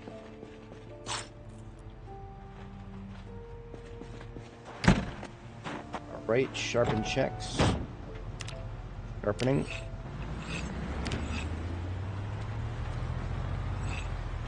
So let's start thinking about, let's just assume that there's going to be several buildings further in that are way more populated than what we just dealt with. That's the assumption I'm going to operate under for the moment. If that's the case, look at that, the fire's still going. That's what happens when you go out of range. We'll hang out here for a minute.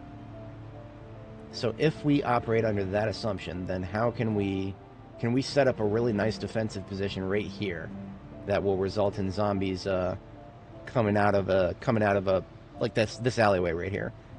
There's something we can do with a combination of vehicles and terrain to get zombies coming down that road in like a really tight pattern formation. If we could do that, then we could get a lot of multi-kills with the shotgun at once. Shotgun, of course, as it was in B41, they've finally kind of put it that way in B42. You just got to line things up, and you can get some solid multi-kills. But as you can see, I generally prefer to fight in wide open terrain, which is why the rifle is always going to serve me better out in places like this. But if we can get some really solid choke points...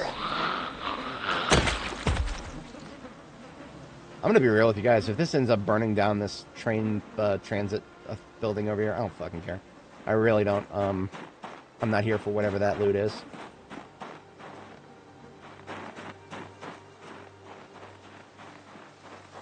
So we do have quite a bit. We have quite a few cars just chilling right here. And that's a strategic resource that we can exploit.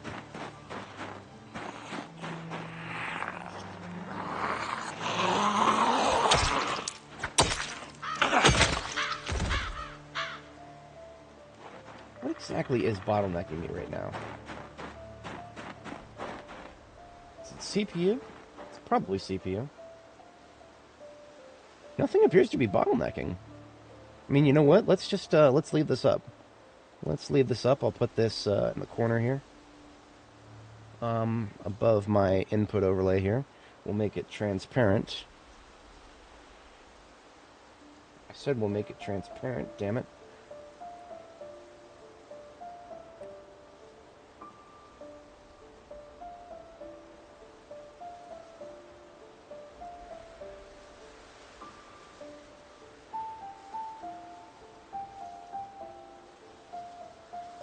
It doesn't seem to want to interact with my hotkey scripts. Okay.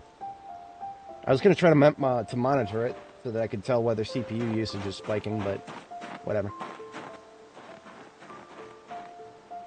It didn't seem to spike just now, so we're just going to have to call it inefficiencies in the Java engine there. So we've got another steel sheet, but I'm not expecting too much out of that. Ooh. So this in the front there is a looted and trashed... ooh. Welding rods, oh. There's like one rod in there. Useless. That's a looted and trashed place for you. If you see something on the ground, there's probably almost nothing left of it.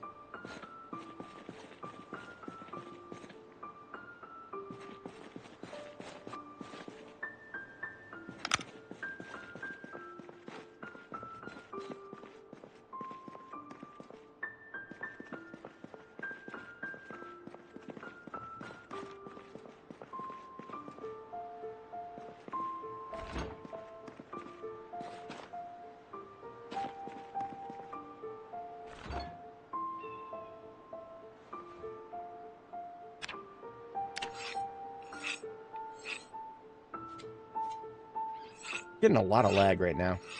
This is... I'm not going to call it unplayable, but this is complicating things a little bit. It seems to be getting worse the further into Louisville we get.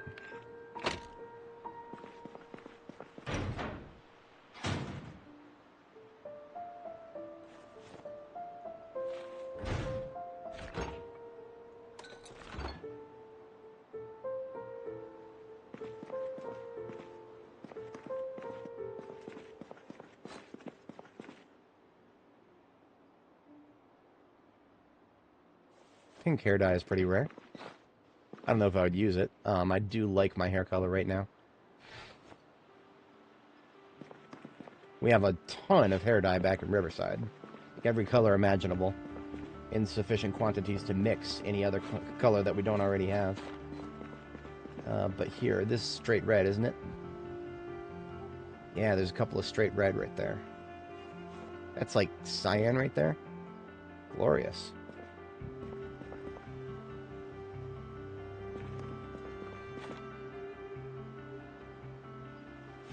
Lots of rare hair dye right here. I mean, it's Louisville, so we would imagine.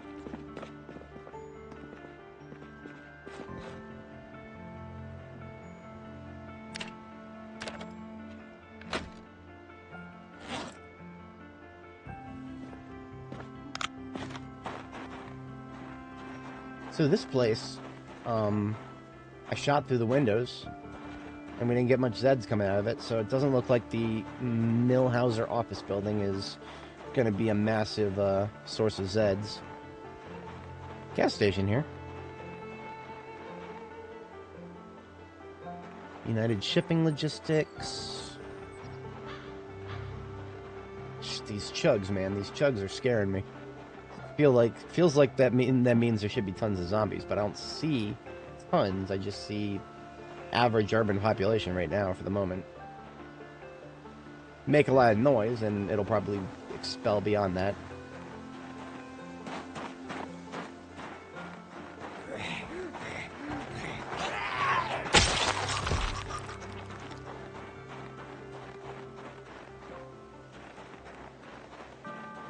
Lots of office-related stuff there.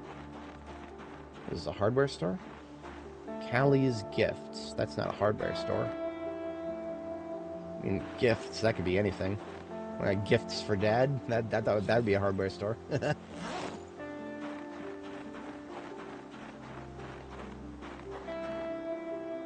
Goodman Legal Services. Saul Goodman. Hell yeah. Better call Saul.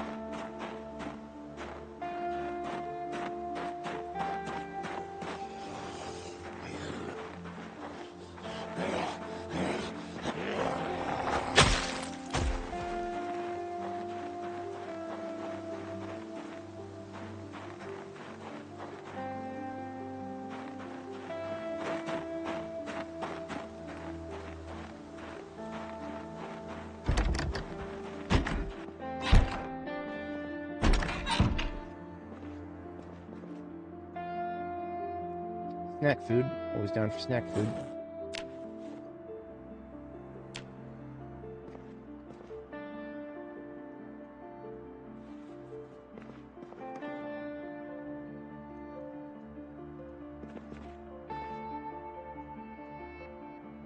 If anybody's not familiar, my general looting strategy is leave stuff on the floor in front of containers you've already looted, especially if you can't tell if it's a container you've already looted.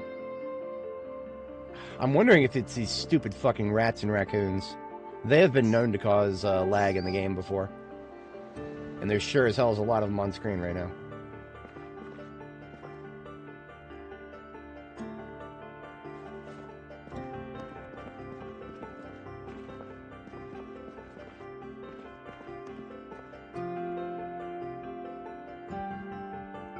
We would actually be able to tell somewhat readily if it was animals.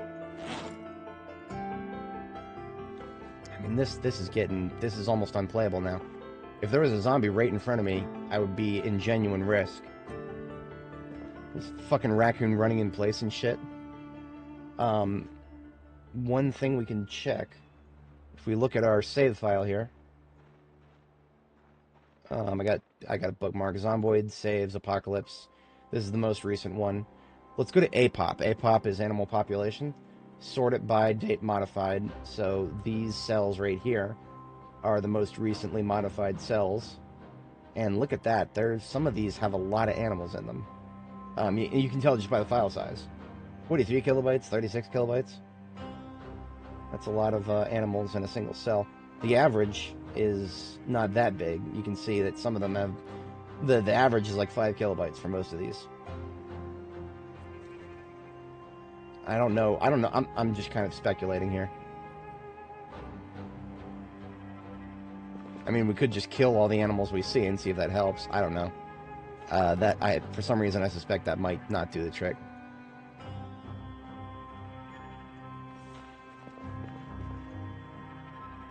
Now, push comes to shove, of course, something you can always try, and I actually do recommend trying this. Actually, we're going to try it right now. Sometimes just closing and reopening the game is enough to give it a kick if it's being laggy. We're literally just going to do that now, because this is almost unplayable. So we're just going to quit and reload the game.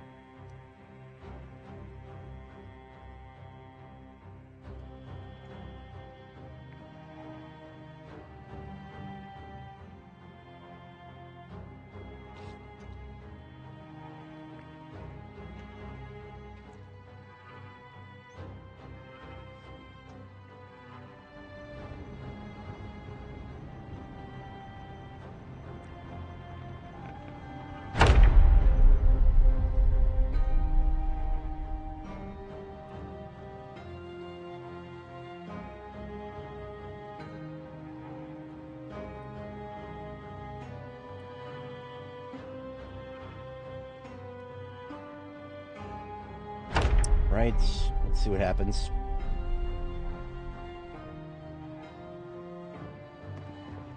Okay, I don't see too many stutters. Hopefully it stays like that. That would be nice. Let's drink some soda. Seeing as it's right in front of us.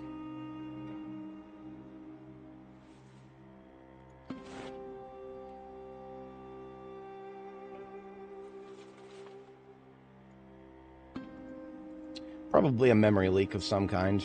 There's always a possibility that those will come along and build up. It is a unstable beta after all, and yeah, it's definitely unstable. Yeah, anybody who's tried it can verify that.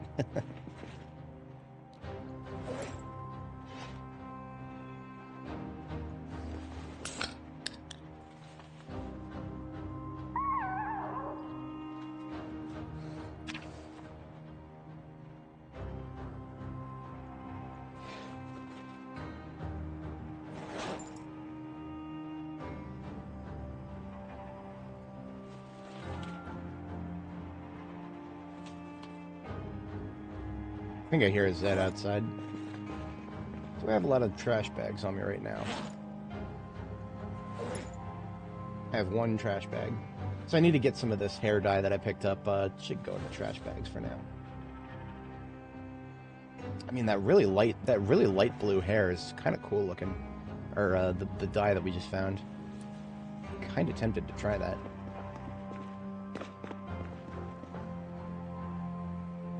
We've found enough hair dye that if we want to dye it back, shouldn't be too difficult. Light blue. See, dark blue always looks really tacky in my opinion, but light blue? Yeah, I hear footsteps outside. We'll go outside and deal with them shortly here.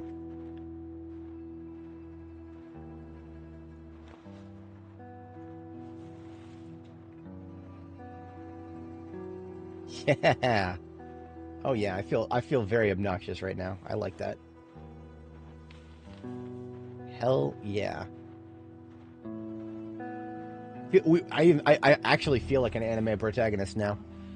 Goes well with our character's name, Anime.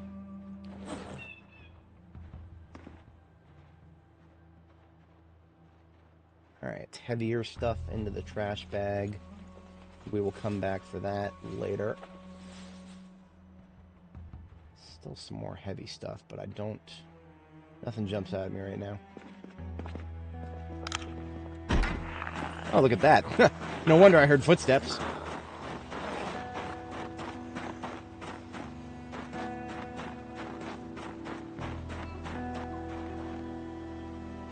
Shouldn't have any trouble finding that. Let's get some slaughter.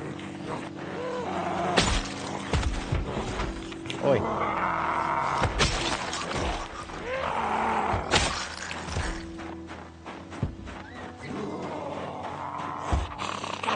She went inside, found a window, and now she's breaking it.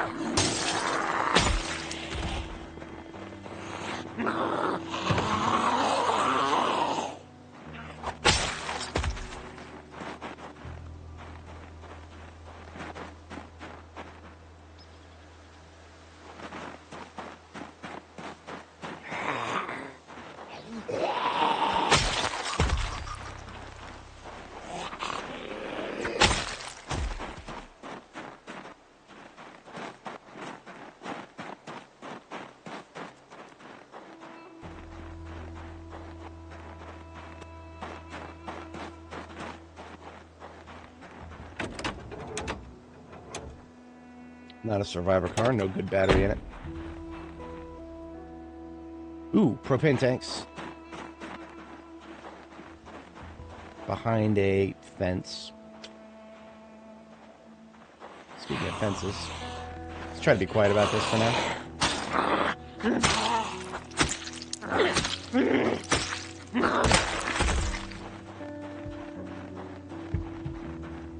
It's like that window right there.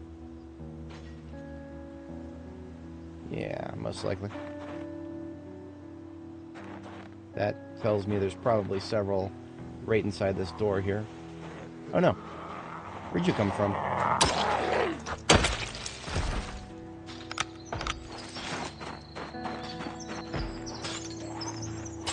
I have no idea what's going on behind these trees, so... Yeah, see?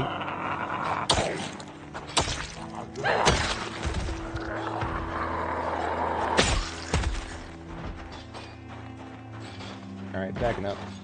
Already stressed tier 1 from just 2 or 3 zombies smacking the fucking fence. It's so tiresome. Stress system right now. The way it builds up when zombies are on fences. Not a fan. This is the police station, isn't it?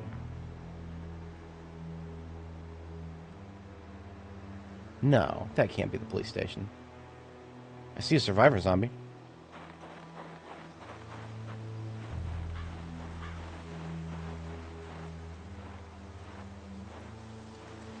A weirdo. One of my types. She's bald and she's wearing rabbit ears. Definitely my type.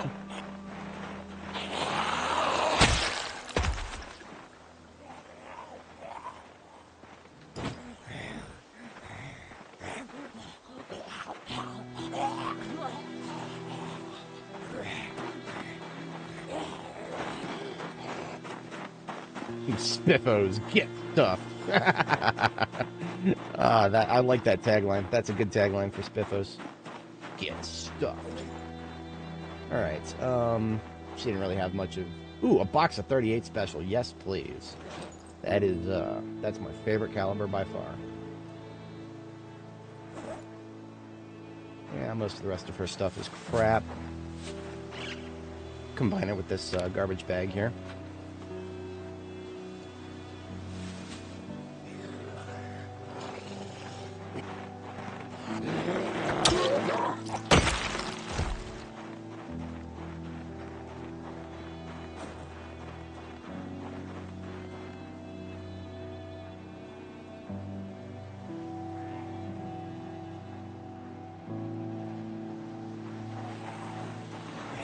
I'm taking it slow a little bit because if the lag spikes that we were just dealing with, if those come back, I would like to have it happen while I'm doing lightweight combat like this, instead of in the middle of big fights.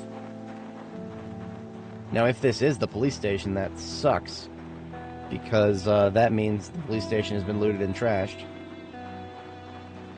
Let's get a little closer, see if we can see the interior. I mean, it looks like just a generic office warehouse building. Yeah, this is a warehouse. This is a warehouse right here. Okay. Not overly useful. Possibility of welding rods. Let's kill everybody over here. I think we got a punks event. Punks event being like that was where we the young lady we just killed for the backpack. She was one of the punks. That means we got cops. Yeah, there's a cop right here.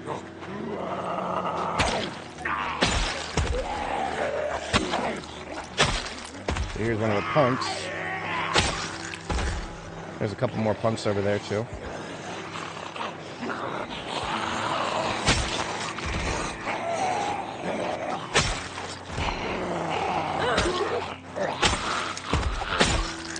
Another one with a backpack. And a magnum, and a soft shin pad, and everything. So let's take her backpack, and we'll use it for loot storage here.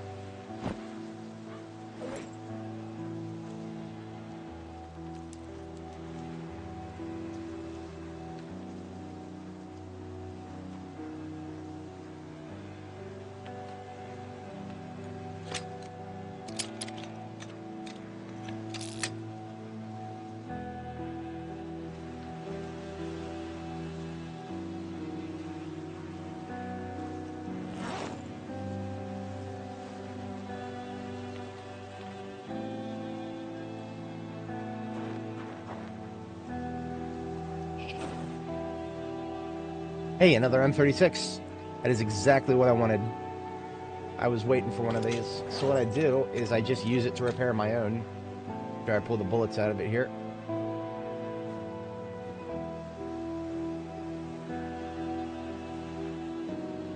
Potentially repairs 75%. Look at that. That's more than 75% right there. Beautiful. We don't even need like a crafting surface or anything. It just repairs it for us. Now, this is not a shotgun we generally want to use. This is a sawed-off right here. But we're going to pull the shells out of it. Then rack the last shell out of it.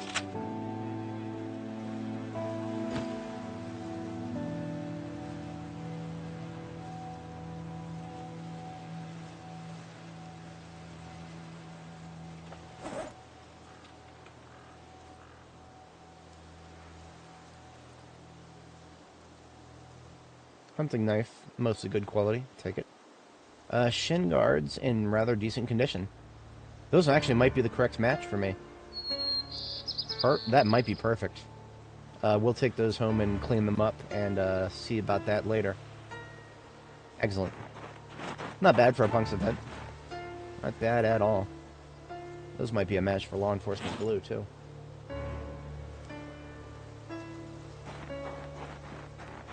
A little bit of room left in this backpack. I would like to see if there are any more zombies in the area before we start looting anything from the warehouse loot here. Like I said, for Louisville, this is very light. This is extremely suspicious how light this is.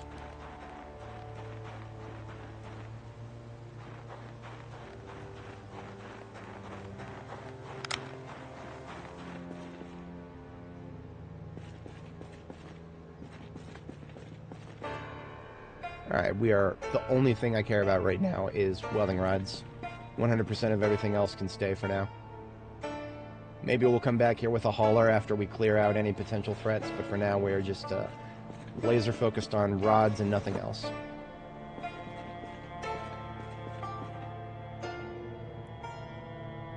As nice as some of this would be. Give me rods. Okay, welding torches, yes, we will take welding torches. Hey, look, another freak. And another live one on the floor there.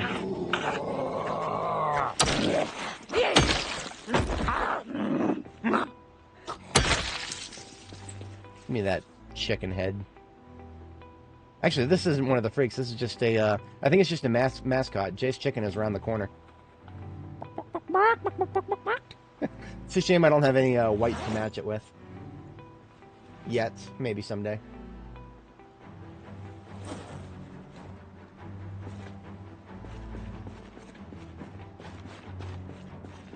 Welding rods, welding rods, welding rods. Wherefore art thou? Any one of these zombies could potentially get back up. This asshole here. Keyring. Volt Mojo. Franklin Matt Vollian. Okay. And a key to the warehouse here. Thank you, sir. Vault Mojo. I don't know if I've seen that before. This welding torch is almost empty, but I'll take it anyway.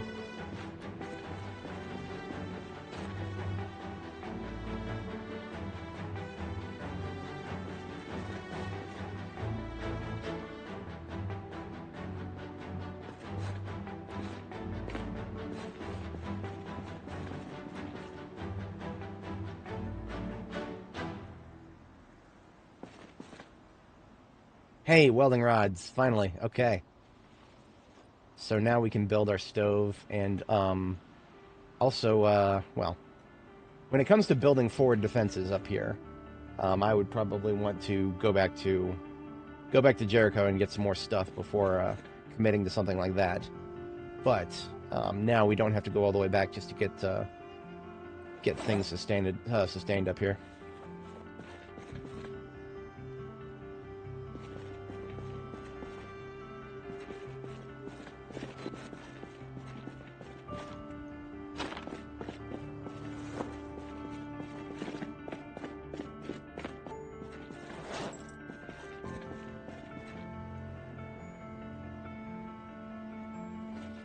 Alright, we're done here.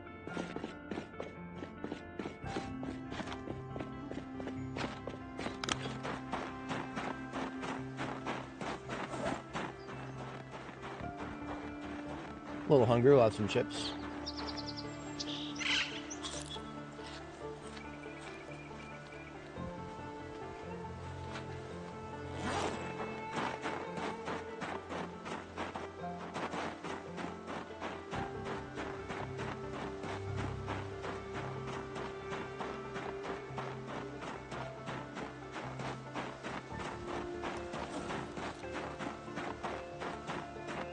Probably have enough room in the ambulance to pick both of these backpacks up. I believe I left it back around the corner here. We've been on foot this whole time because I want to find out which one of these buildings is going to spill a whole horde at us, and I would like to find that out without putting the vehicle at risk, if possible. Surely I didn't leave it running. Surely you can't be serious. Yeah, I am serious, and don't call me Shirley.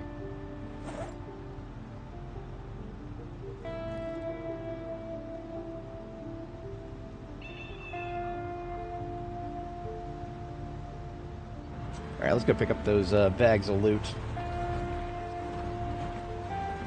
Can I drive through here? It's tight, but yes. That would require me to hit some zombies, though. Fuck that. Well, I just fucking hit one anyway, because I'm an idiot. I mean, yeah, trying to not hit zombies in this place is, good luck.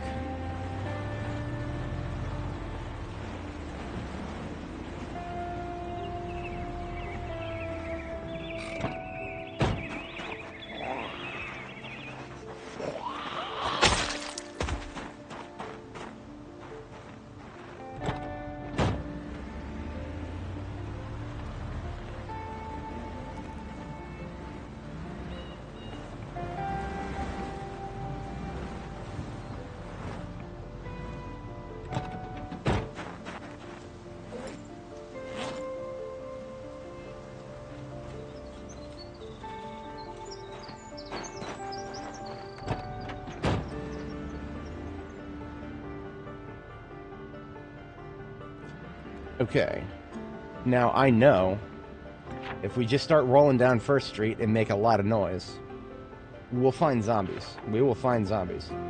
It's really at this point a question of where we want to make our stand. And I'm seeing some really tight corners here. Like this one right here. This is a nice tight corner.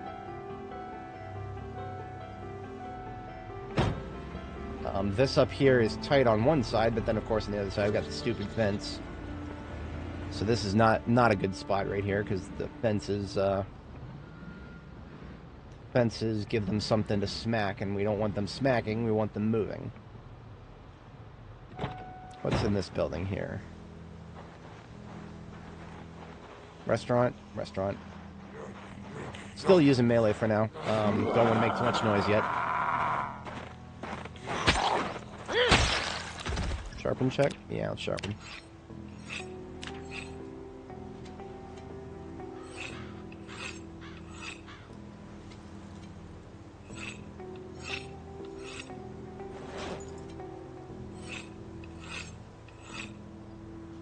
We are currently out of water.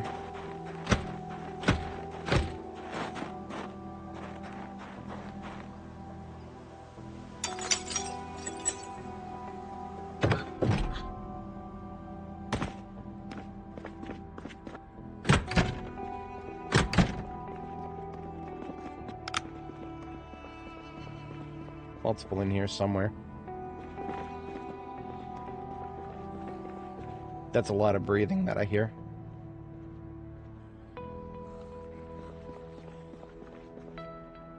At least 3.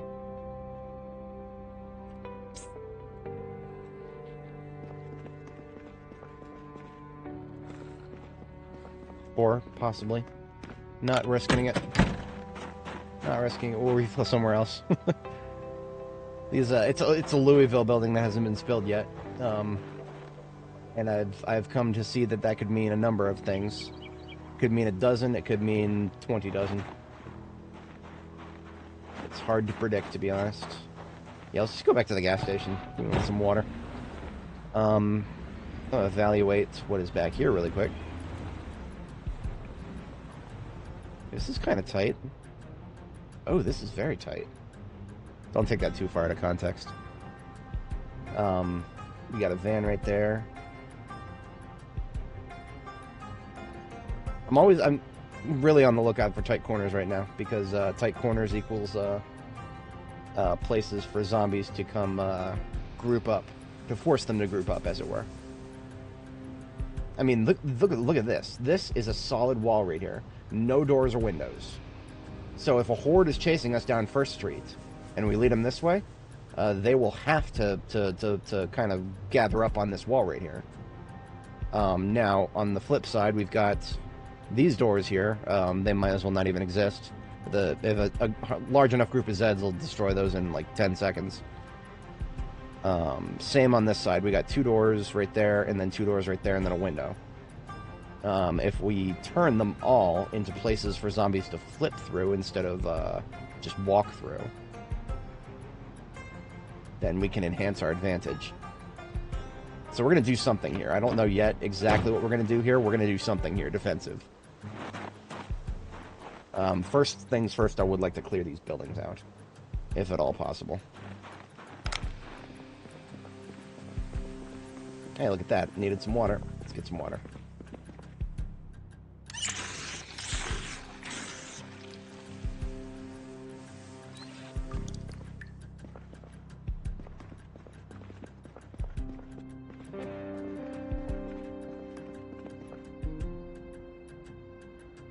Steel sheets on the floor right there.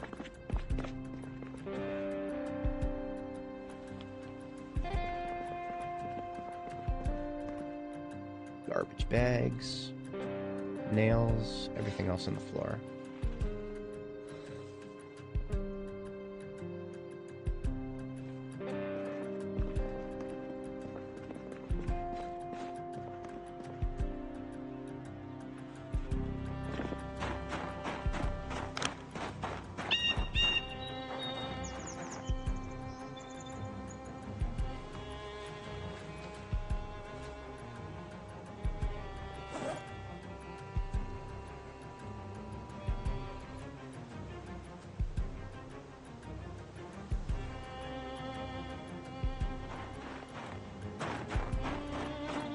Now, of course, vehicles can be used to block doors.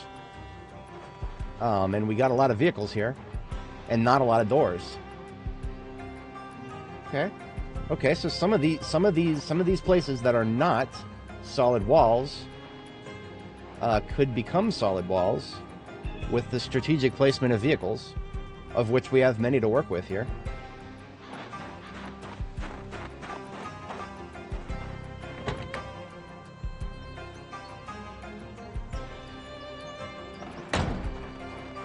This is a 6-seater volume, so it, oh, look at that. It's already, like, blocking that door. That door is already an invalid target for zombies to pass through, technically. We can't get through it. Neither can they. Most likely.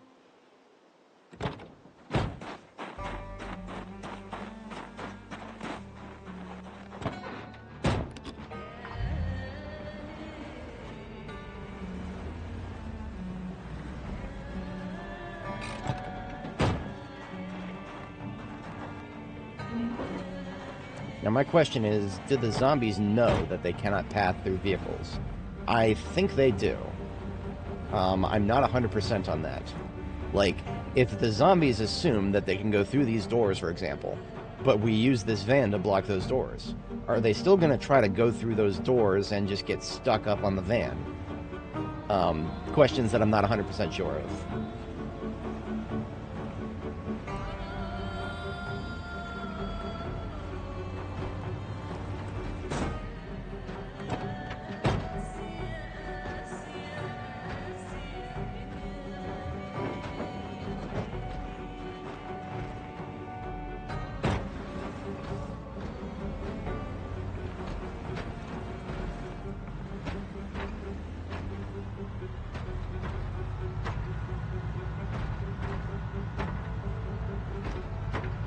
Yeah, I would believe that in a heartbeat about crawlers.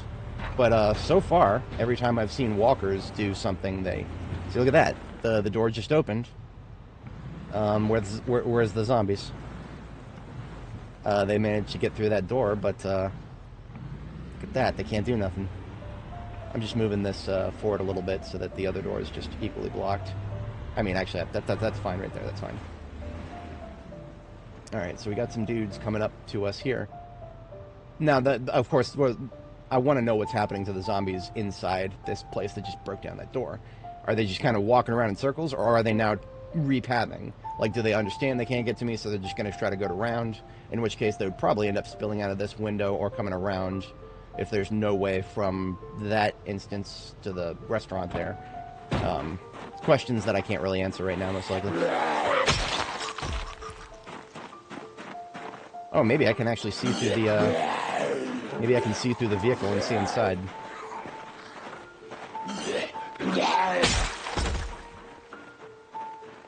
I'd have to get a little closer. Let's kill these guys.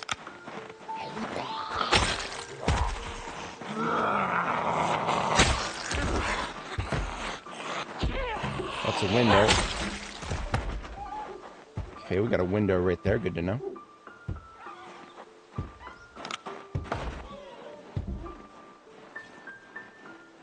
Lots of window right there.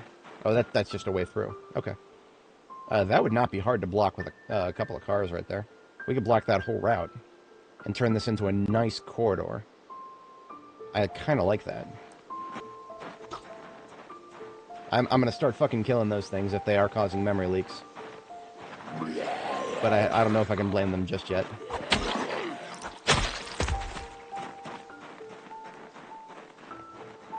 Yeah, plenty on that side of the road. We already knew that, though.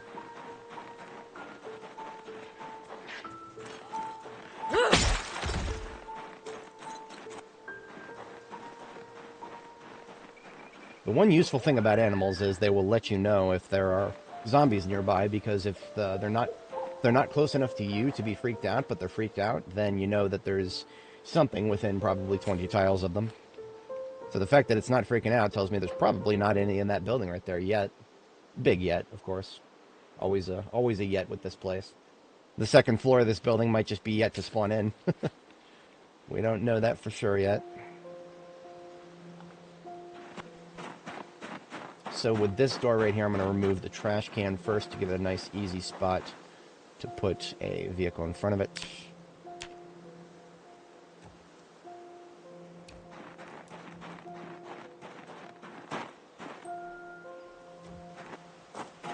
We use the sports car right here. Sports car is something I'm least likely to find a battery to.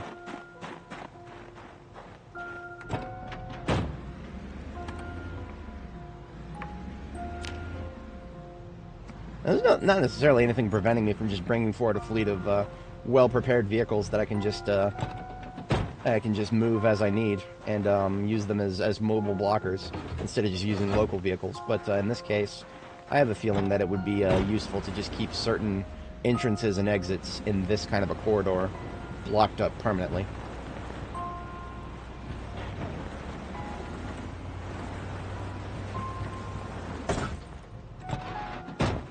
If there wasn't anybody awake in there yet, they're definitely going to be awake now.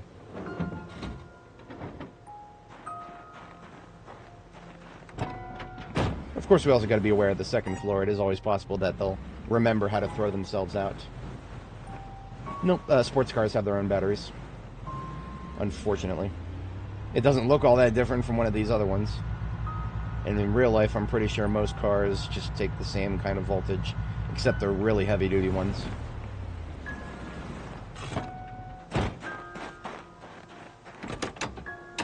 Yeah, if we uninstall it here, it shows, whatchamacallit, car battery, sports vehicle, empty. Most of the rest here is standard. There's one heavy duty over there. So if we brought a couple of standard with us, then we could position these ourselves. That would be more convenient, a lot more convenient than doing this towing nonsense. It is damaging my hood every time I try to nudge them into the correct position. Ooh, we got the key to this bad boy.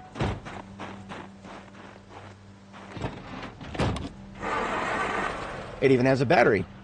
Hell yeah. Okay. Oh god, yeah. No, I I have a video on my channel that shows exactly how the sports cars can go just wrong for the silliest of reasons, even if you're being careful about it.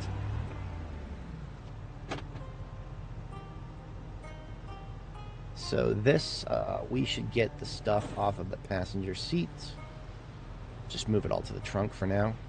See, this is a survivor truck, technically speaking, since it was able to start at all. Survivor vehicles will have their batteries still good. But unfortunately, there's just a bunch of not good stuff. That's probably why they were looting a warehouse.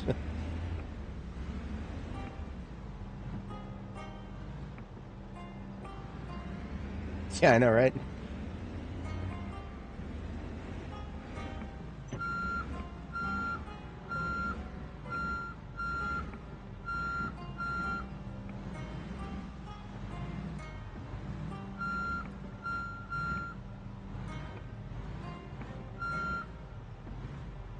This corner feels like something probably hard to navigate. There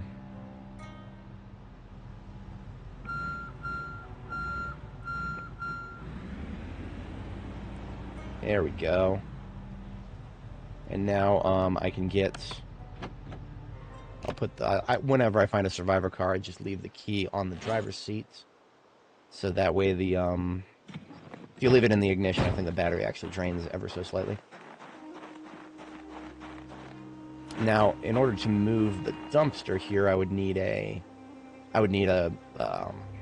what's it called? A crowbar. We could probably find one nearby, but at that point, I will probably, we're making a shopping list, is what we're doing. We're making a shopping list to get when we go back to Jericho.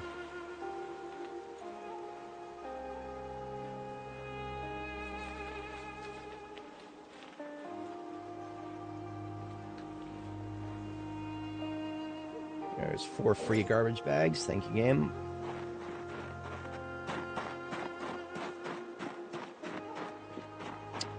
The van attracted a few people that probably would have been there otherwise.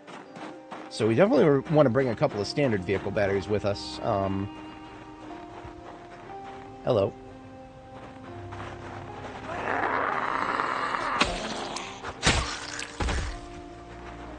Get this way, please.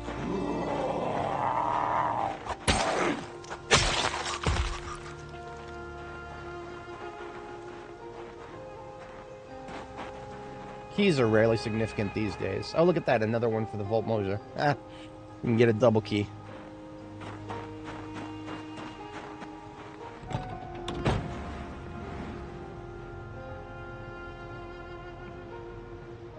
Now, of course, we have a whole other group of parking lots on the other side that we can bring vehicles from.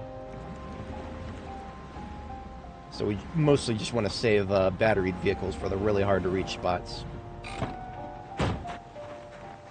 We can probably use this Niala and this taxi. Maybe just the Niala. We might be able to get away with just the Niala to block this whole section right here. I think we might be able to pull that off. I'm going to try to do a Morning Star swing here. Ah, a little too far forward. Let's try that one more time.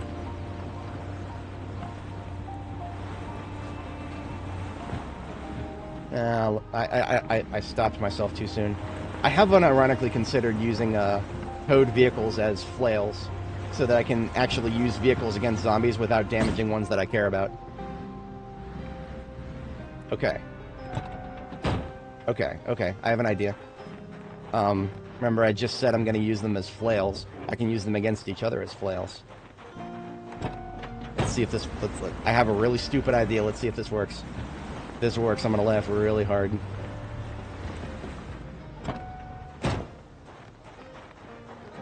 I like how there's some zombies on the other alleyway. They probably have seen me by now, but they're just staying there. Like, I don't know if I want to deal with this guy. This guy seems insane.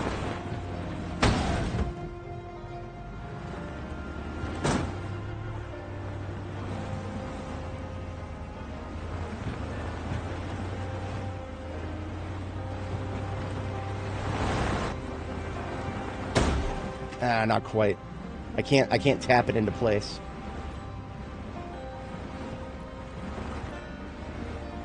Ah, fuck it, we're gonna have to run those over.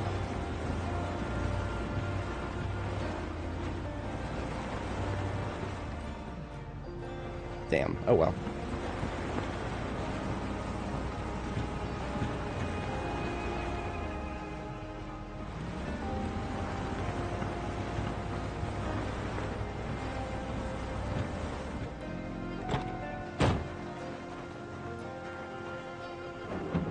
We'll see how far I can get with pushing it, but otherwise, we need to get to bed here, so I will try to give it a little bit more of a nudge straight forward. Parallel with the building, so we move it forward a little bit. And then maybe if we T-bone it, if we just straight up T-bone it, that might get it into place. Then we got to get this taxi out of the way so that we can actually try to T-bone it. Imagine intentionally T-boning a car. The shit that you do in Zomboid.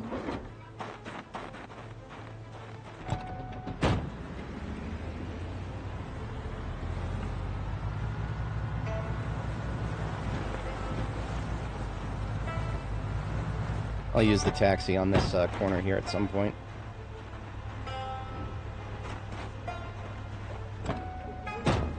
Alright, let's see what we can do about this. Ooh, I think we got it. I think we got it. Almost there.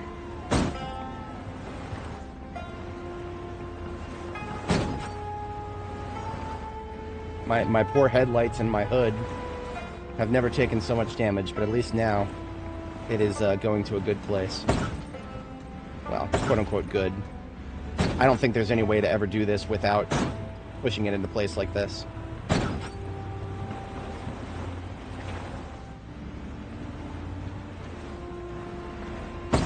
Hell yeah, hell yeah. Oh, that's glorious. I think that is a full block. Let's double check this.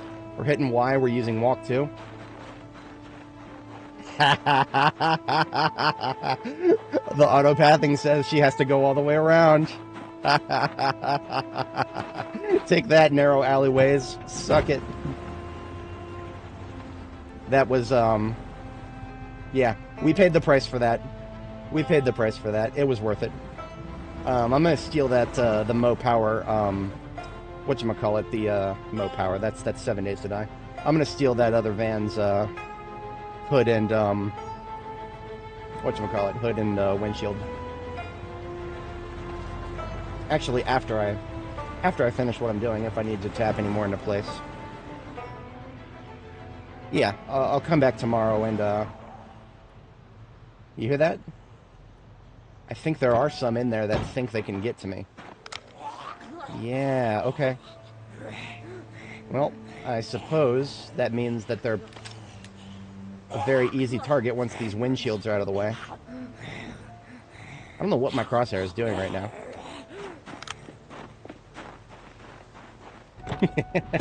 If a really big group gets stuck in there, what if we just threw a pipe bomb at them? That could be really fun. I think we're gonna have fun here, boys. I think we're gonna have fun here. But let's go catch a sleep.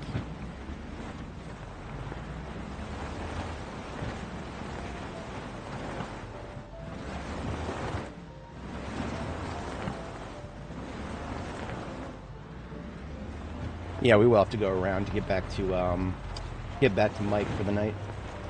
Probably best to go all the way out to the highway here.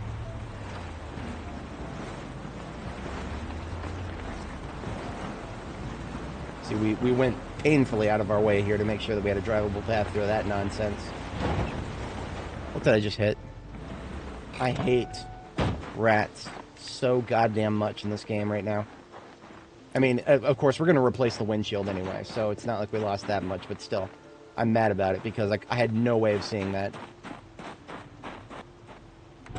Fucking rat in the grass with a small enough model that I couldn't even notice it. If you guys start seeing me just randomly genociding small animals in this game, you now understand 100% why.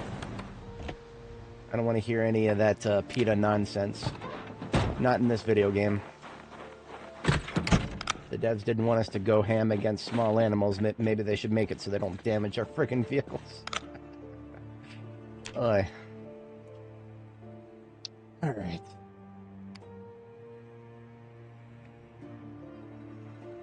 Now we actually have welding rods, so we can actually make ourselves a stove overnight here. Let's put our flashlight in our offhand here.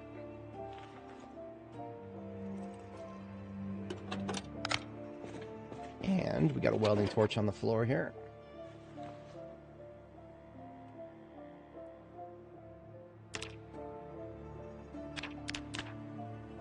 Now, in order to make a stove, we're going to need to weld one of these steel sheets apart, and I think we actually are going to need to go get some scrap metal from somewhere. I don't actually know where the most reliable place to get scrap metal is outside of pulling apart cars. We would need a welder mask to pull apart the shelves there.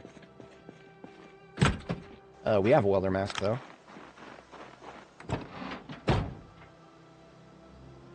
We always carry around a welding torch and a welder mask in our van. And, of course, so that means we could go and rip apart one of the burned cars if we have to. Hopefully we won't have to. Let's just try one of these shelves here.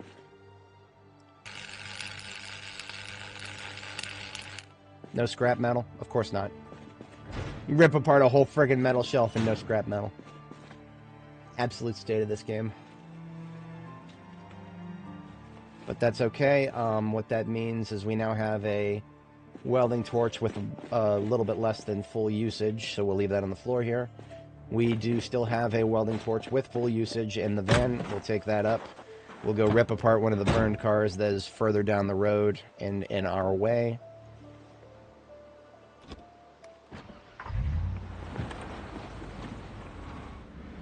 Now, in our way is a bit of a strong term. I pulled it mostly out of the way, but that's okay. Get it the rest of the way. Let's do this one. It's kind of still sticking out in the road a little bit further. Yeah, that gets us a little bit of everything. That got us a lot of steel rods. Steel rods are a very cheap way to build fences out in the field. But yeah, let's just take a few of them scrap metals and the steel sheets. And that should do for that.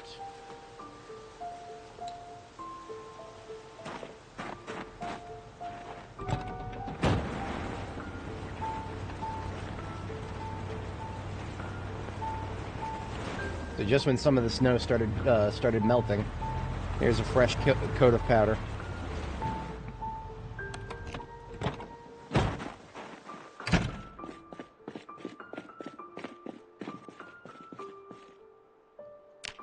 Ladies and gentlemen, we got ourselves an oven. It will no longer be cold overnight.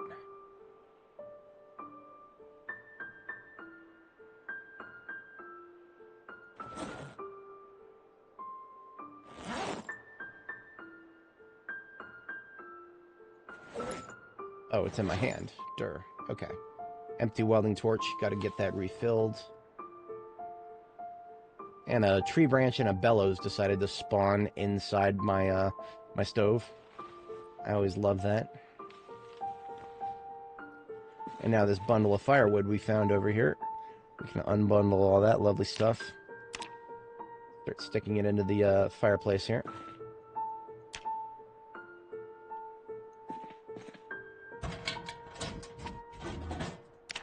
My intuition tells me we should not leave the welding torch too close to the fireplace.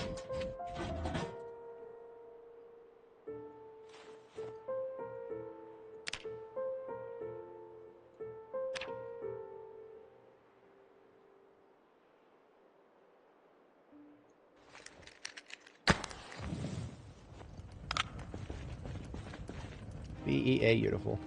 It's debatable whether we ever needed it to begin with, but I want it. Sometimes want trumps need.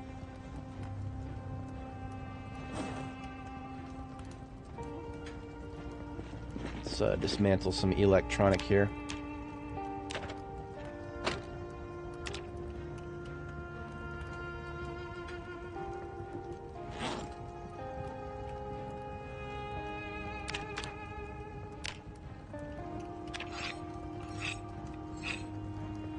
And just like that, our second bedtime is upon us.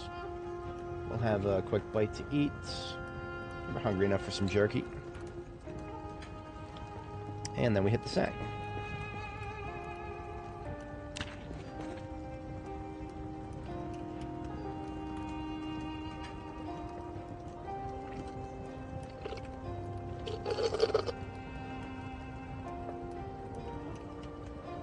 Alright, so I gotta step away briefly IRL here. And when I get back, we are going to start building some field defenses out here. Look at that, we got more snow coming. That's okay. Some of these barricades ended up not being what I wanted them to be, so I'm gonna go ahead and take the I'm gonna take the third ones down. I need to be able to see outside.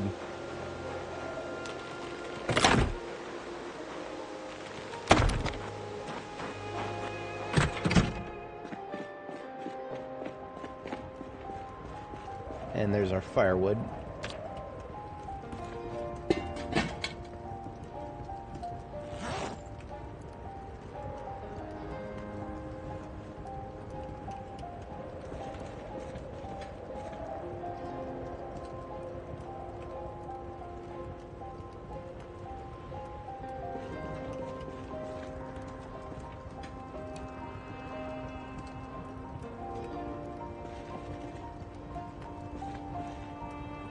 Alright, I shall be back in just a couple of moments here. BRB.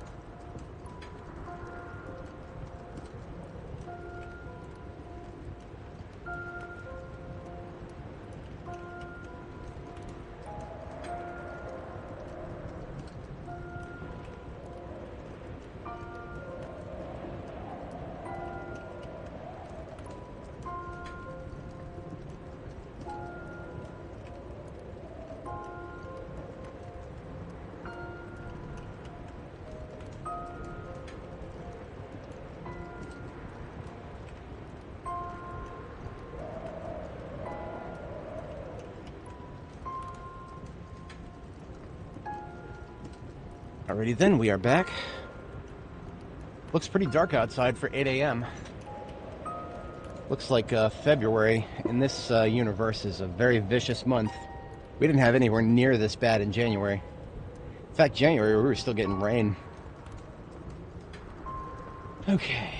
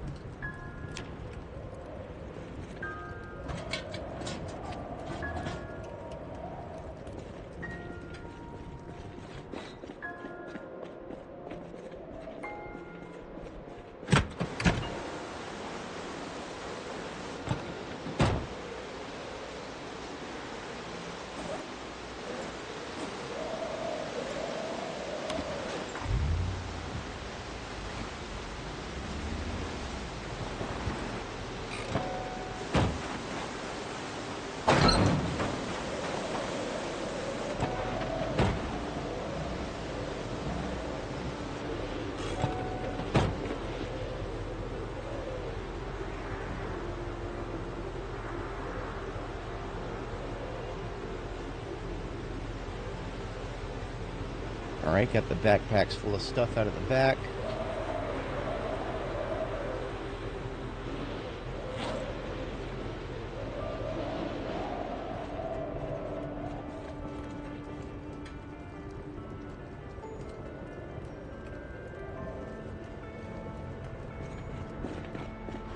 Fix up the seats really quick here.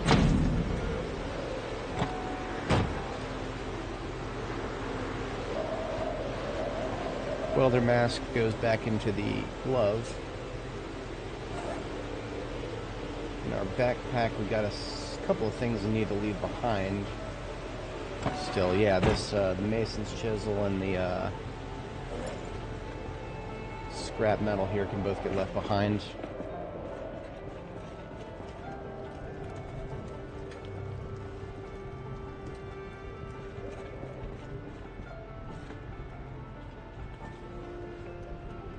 Everything else comes back with us for now.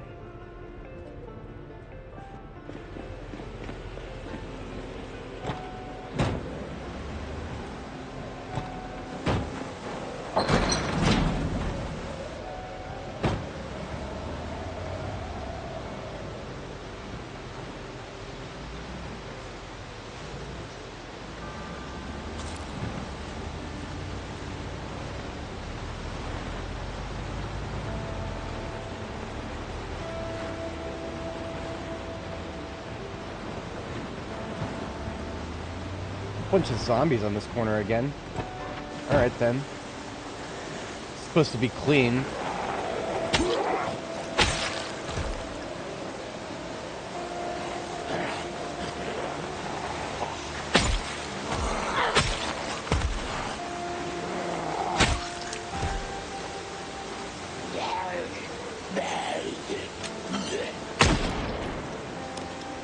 If there are more hanging around here. There, yeah. Wanted to bring him out. Bring out your dead.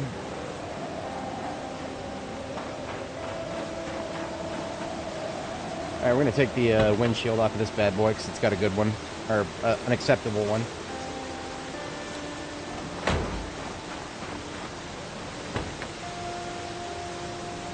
We definitely did a number on our ambulance with that the shenanigans there.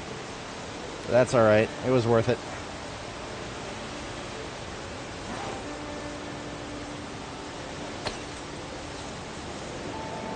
Now the hood itself we can actually fix. We just got to grab a steel sheet, and as fate would have it, there's a pile of metal from that car we took apart right here.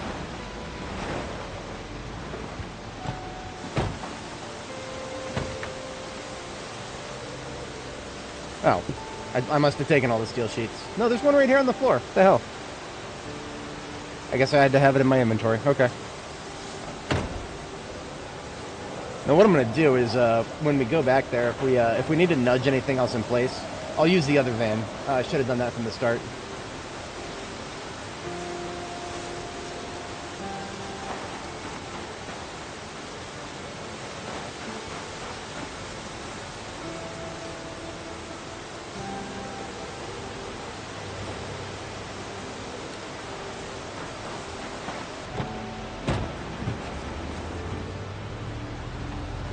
Alright, back to Jericho.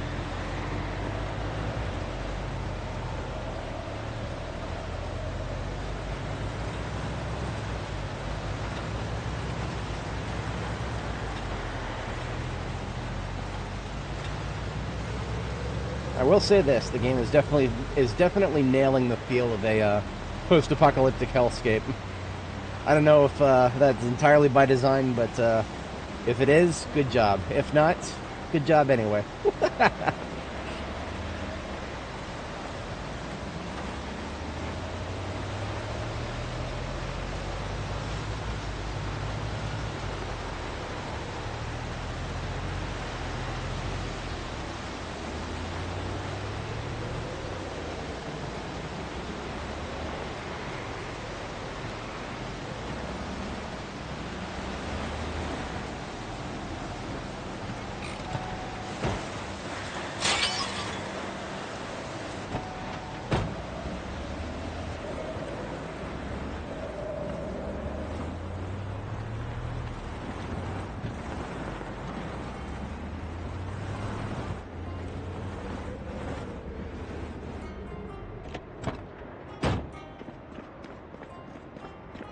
Picked up a whole bunch of electrical parts while we were out there.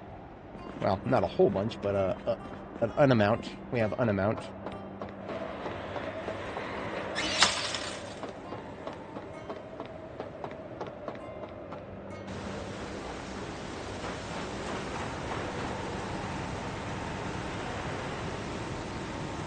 Therefore, we are doing some repairs.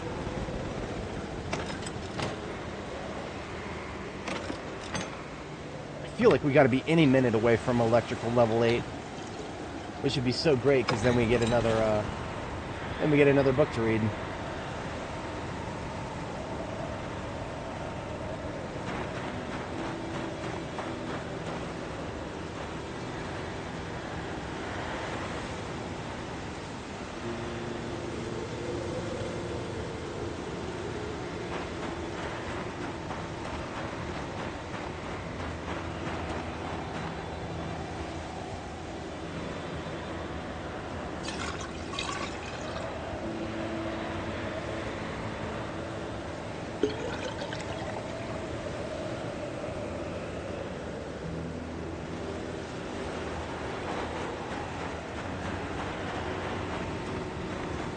This bucket is actually too heavy. Can't pick it up right now.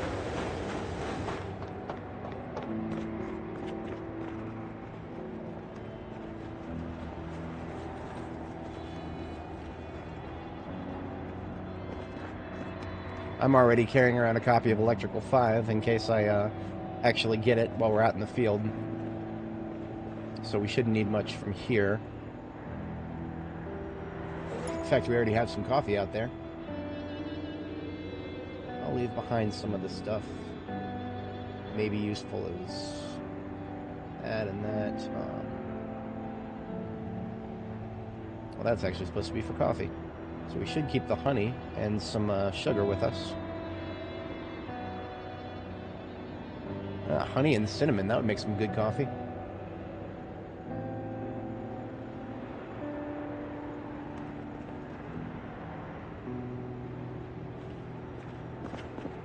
Now let's say we wanted to build a whole bunch of low metal fences. All we need are steel rods. And we can get a ton of steel rods just from our zombies. Lots of zombies. Hello, friendos. Why don't y'all get out of my fucking metal pile, huh?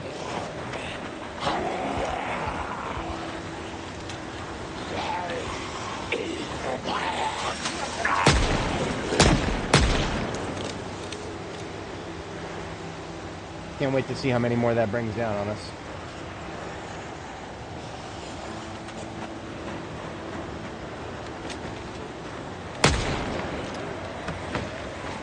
This is why we have fences.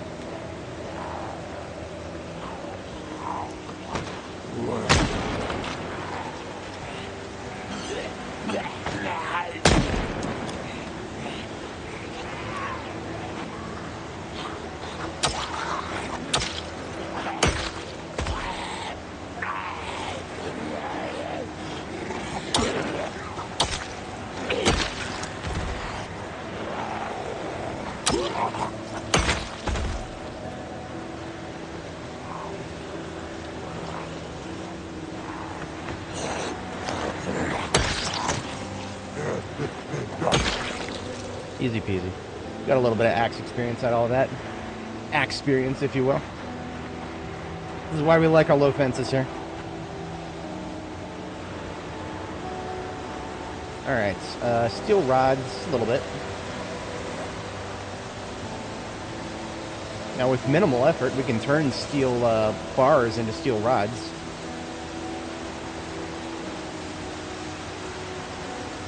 Unfortunately, we cannot turn steel rod halves into steel rods without extra steps, like a lot of extra steps. It's kind of silly how many extra steps you need to take to turn a steel rod half into a steel rod. You can't just weld them together. No, you gotta turn them into chunks, then turn them into a bar, and then weld the bar into a rod, and fuck you. Basically, fuck you.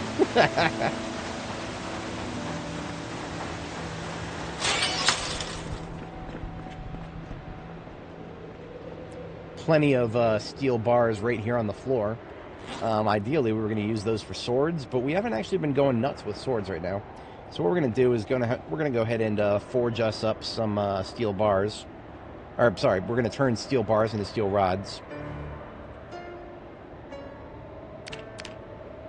We need a metalworking chisel, and we don't have one, because I'm a doofus. We can forge one. No metalworking chisel? Go ahead and forge one. Just costs a couple of charcoal here.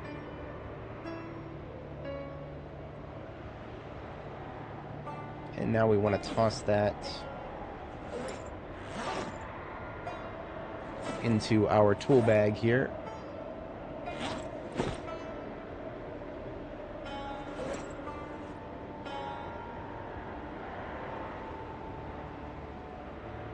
Always favorite all of your tools so that they don't accidentally get used as like smelting recipes.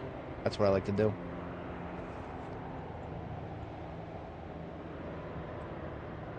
Forge bar into rod. There we go. Let's just do that 5 times. Gets us a bunch of leftover steel chunks. We can actually forge a bar from chunks now. And we can turn around and turn that bar into a rod as well. So there's a whole bunch of steel rods right there that we didn't have before. And we can do all that again because we got a billion of those steel bars of various shapes and sizes out there.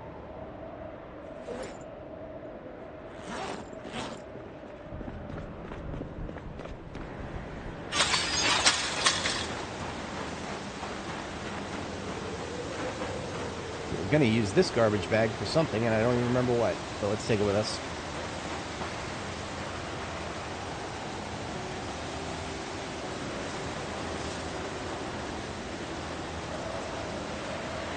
So instead of just straight up using steel bars for everything, I'm going to make some of these steel bar halves. I'm going to turn them into steel bars, and then turn them from steel bars into rods.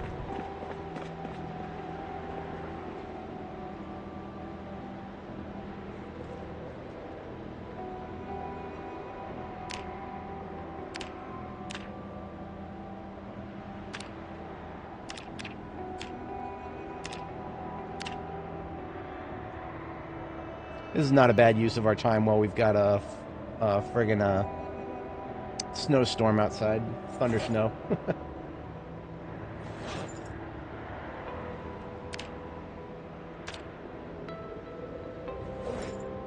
In terms of resources, though, we're about to run out of charcoal, most likely.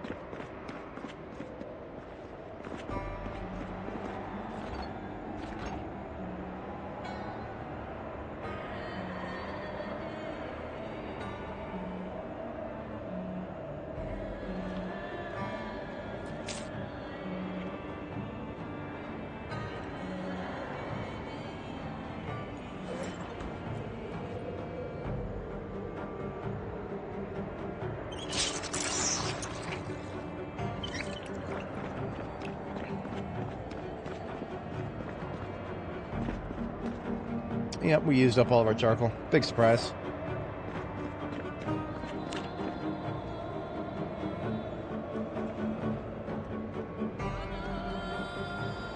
There's some stuff in here I haven't even gotten rid of yet. Garbage bag full of books.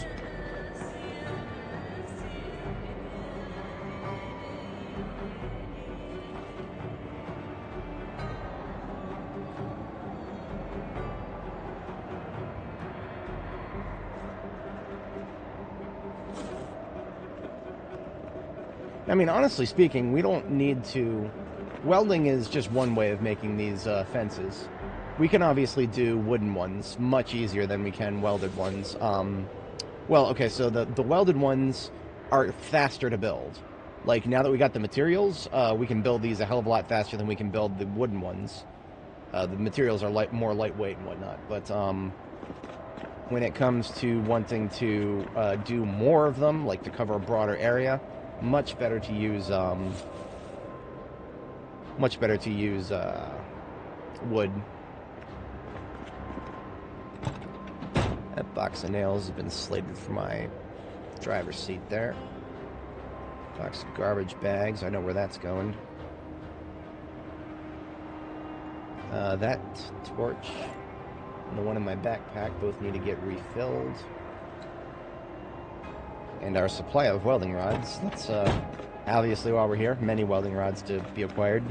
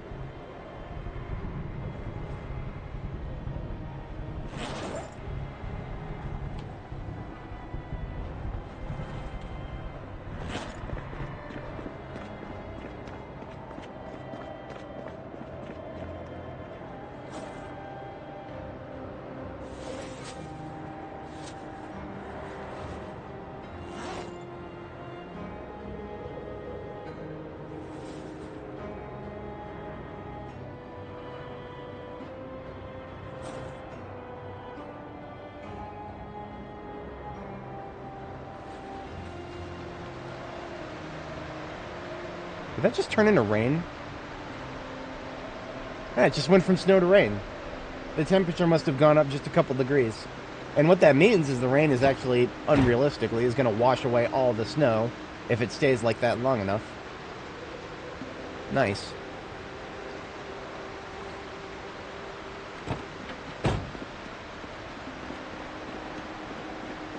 Also means the rain barrels fill up faster.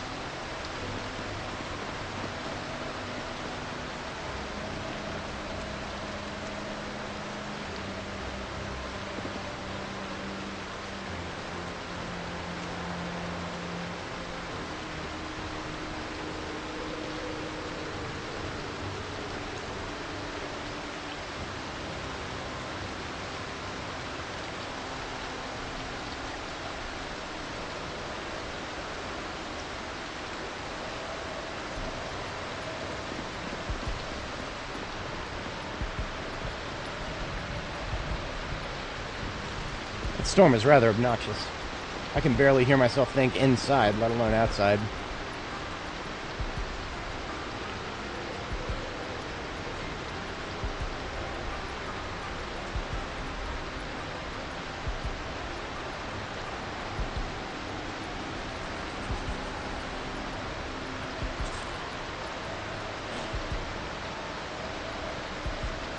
Hatchet's actually still in great shape. It just needs to get sharpened and the handle repaired.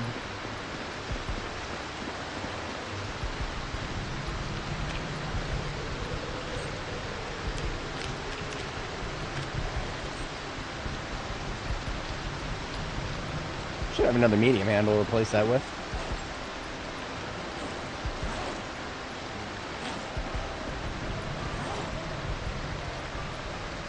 Yeah, a couple over here.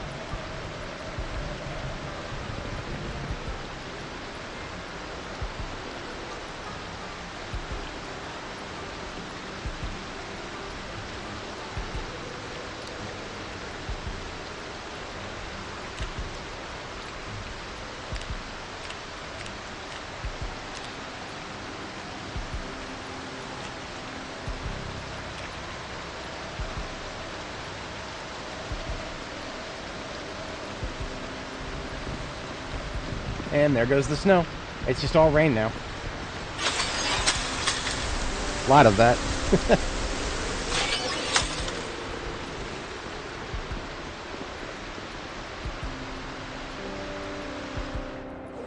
And okay, there it is. The friggin'. That's that. No, the East Coast of the United States has no idea what its weather wants to do. That is that's 100% accurate right there. That particular aspect.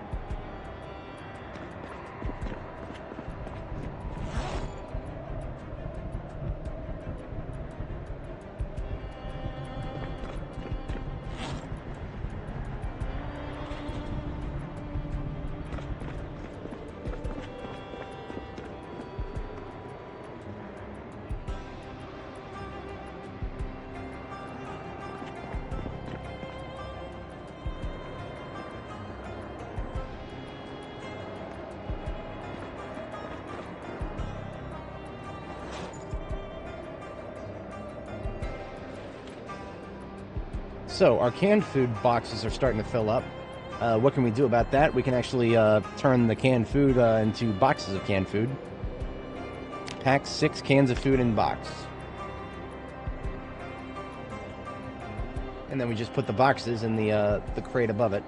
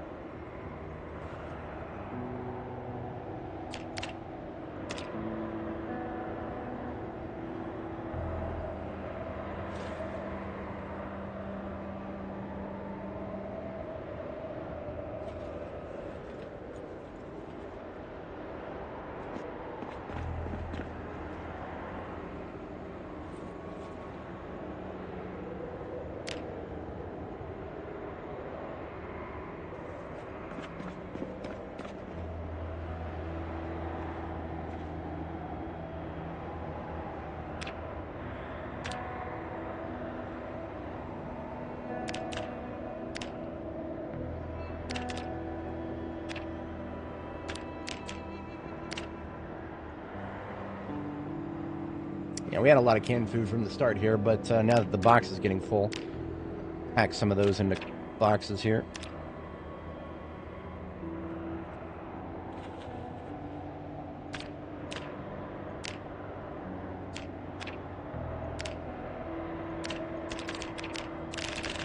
Well, I guess we can't pack canned sardines into boxes. I don't know. What's going on there?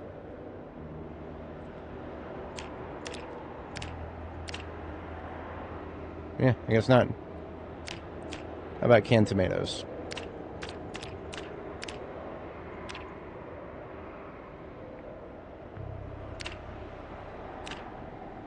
Alright, everything else is under 6.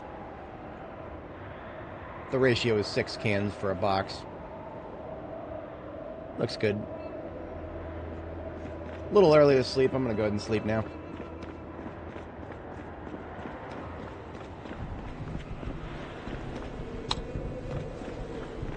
The fact that it turned into rain briefly there, it just means that now we're going to get rain, water, and snow on the ground at the same time. 2 different layers of bullshit on the ground. Reducing our frame rate, both of them. Can't wait. The game doesn't know how to handle ice. Like, the water on the ground, realistically, would freeze. That would be black ice. That'd be terrible. In this game, it just leaves the fucking water on the ground.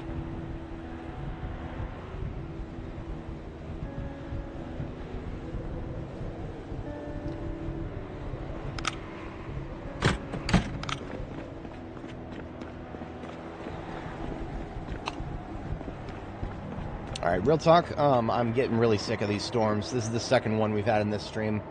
I'm just going to take some sleeping pills and sleep through it. I'm getting a little sick of this. It's not a good idea to fight zombies in weather like this. It really isn't. So we're just going to sleep through this. Sleeping pills don't always guarantee that you'll be able to sleep, but this will build up. This will build up enough fatigue that I'll be able to just go right back to sleep a couple times.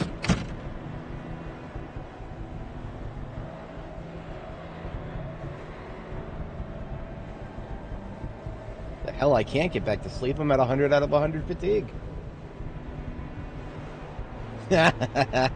Sounds about right. How's it going, Bloody? Today we are, we're sleeping through a snowstorm. I ain't fighting zombies in this. I can't even hear myself think. But the game doesn't. There we go. Now I can sleep.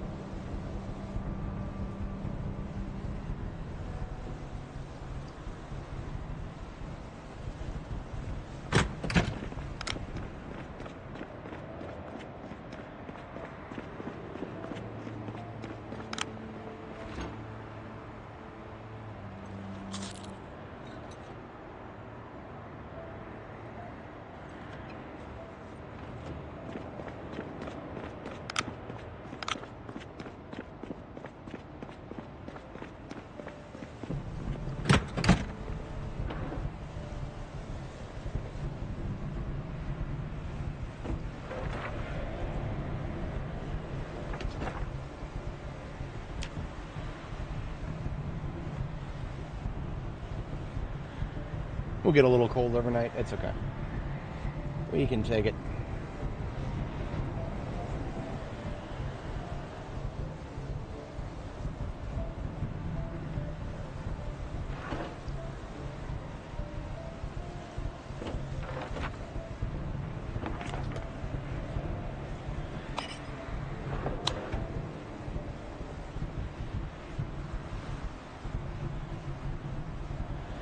Just another minute or so in game and we can... There we go, and now we can sleep one more time. This will throw off our sleep schedule slightly, but hopefully it'll get us through most of this storm. This is tiresome.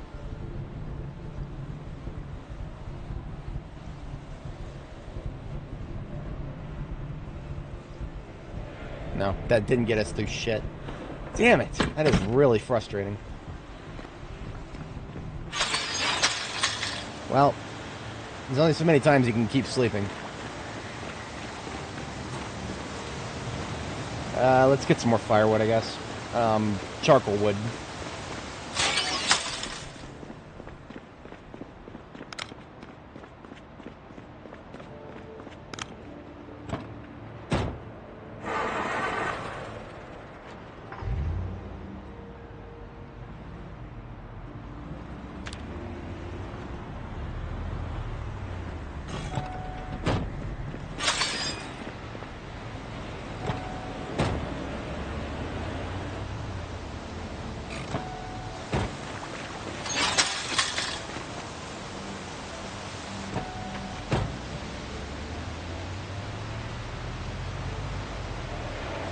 Hey, look, charcoal wood.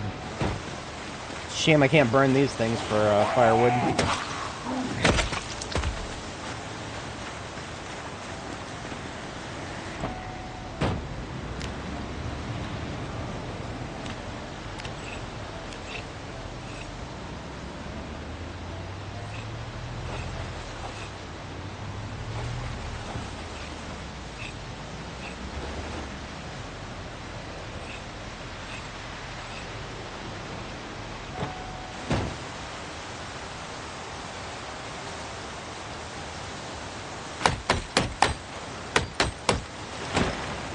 Which is why we keep our eyes open. I can't hear shit right now. Fucking snowstorm, I can't hear a goddamn thing.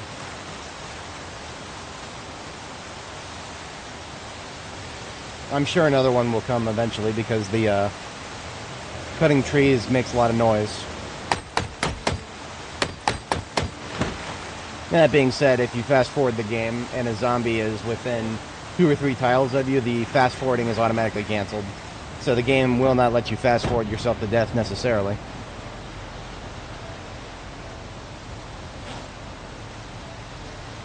Now, is it still possible for that to lead to a very fatal mistake? Yeah, very, very possible still.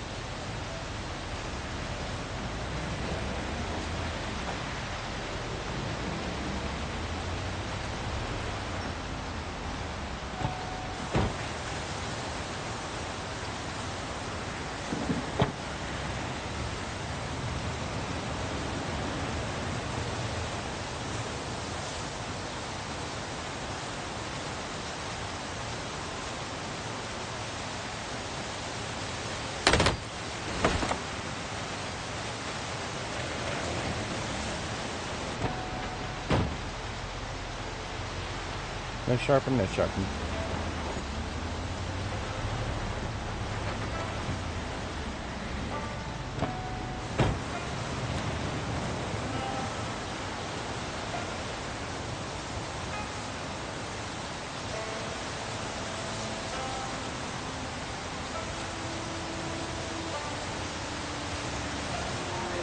Fucking goddamn it! I fucking knew it!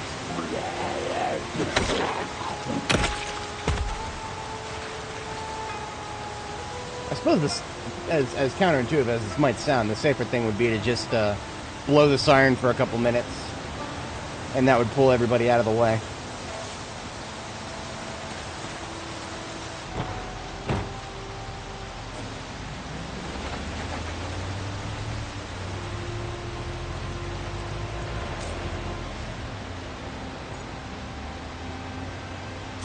Yeah, let's just pull them all out of wherever the fuck they're hiding.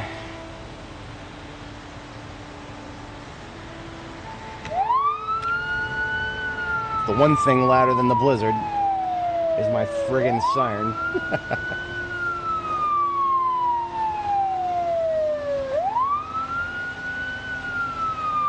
ain't gonna be using this rifle much, so I'll just put the axe on my back.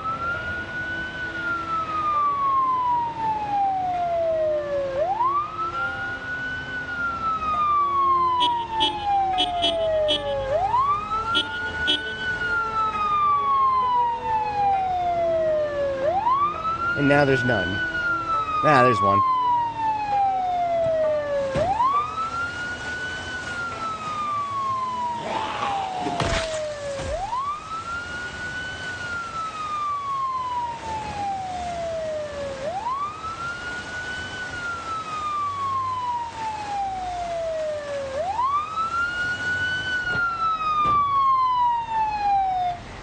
Now, the best part is, if there are still some that we missed, they're probably slow shamblers and they're just on their way.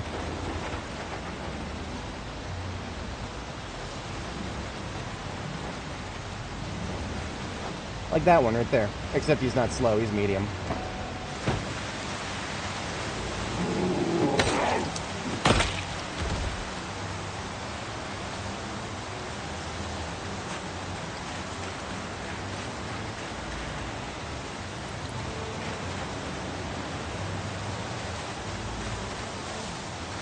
There's another. Hey! Yeah, that's right. Calling you out, bitch. Get over here. fuck with my front yard again.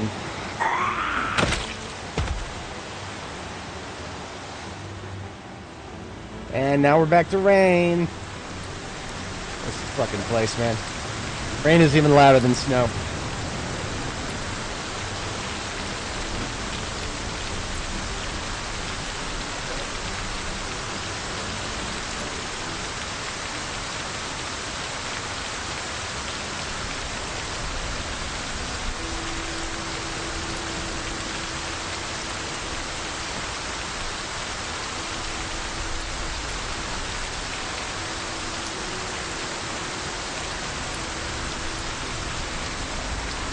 Yep. Yep.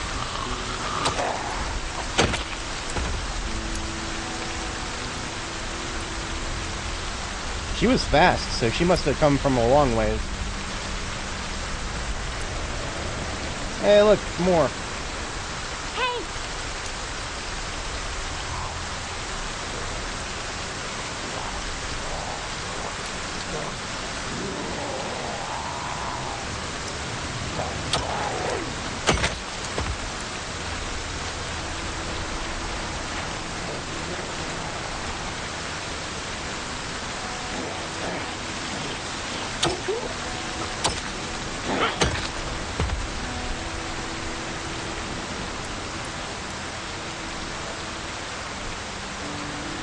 And there's another one to the south.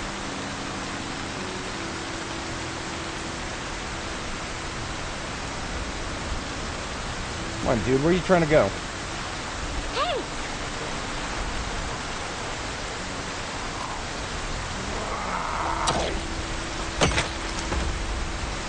Oh, come on. Can I just burn some wood in peace here? I'm like Tanjiro right now. I just wanted to burn some fucking charcoal, dude. Now I gotta be out here slaying demons. Hey! I even got the anime hairstyle to go with it.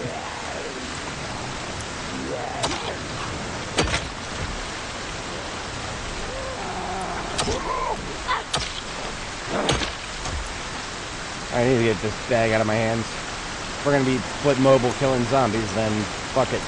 Bag on the floor.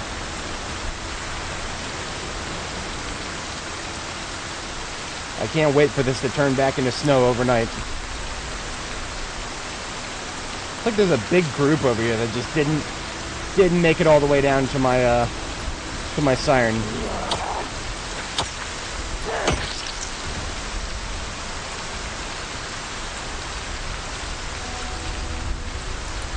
Whatever. I'm sure more will come. Yeah, look at that.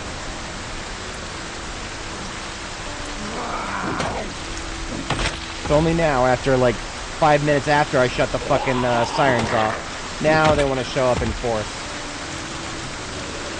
Kill all you motherfuckers. Let's go.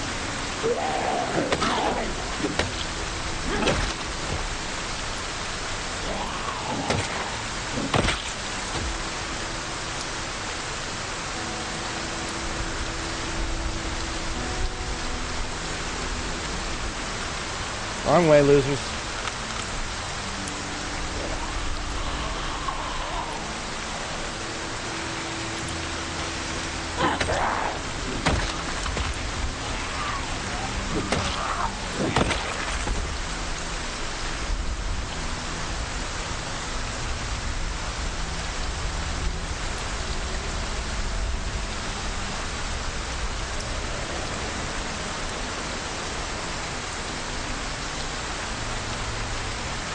Can I burn some charcoal now?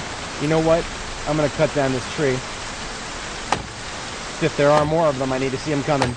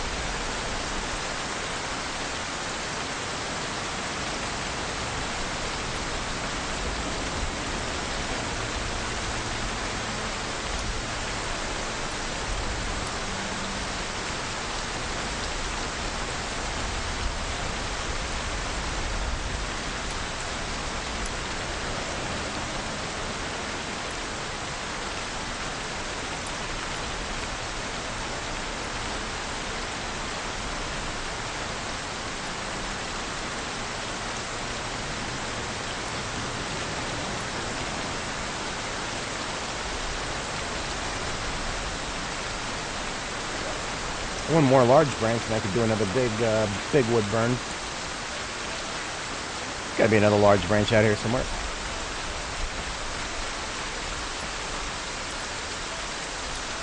Yeah.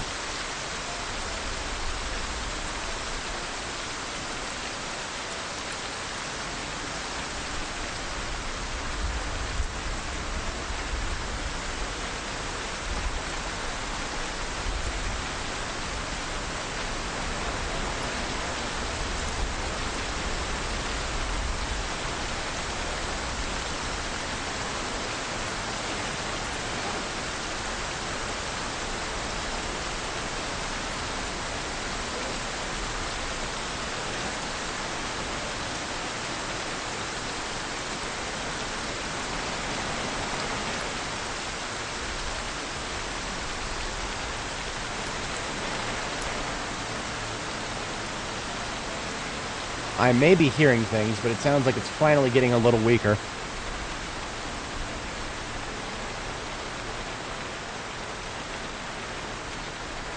Got ourselves quite a bit of charcoal, though.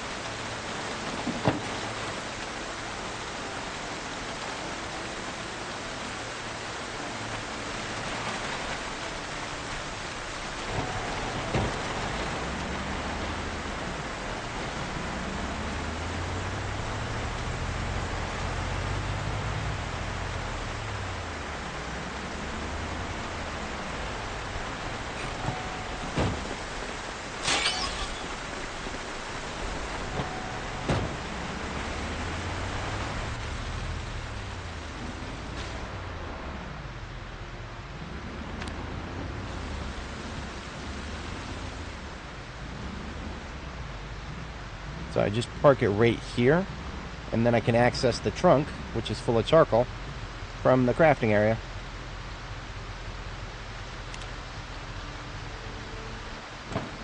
Let's get the floor lights back on.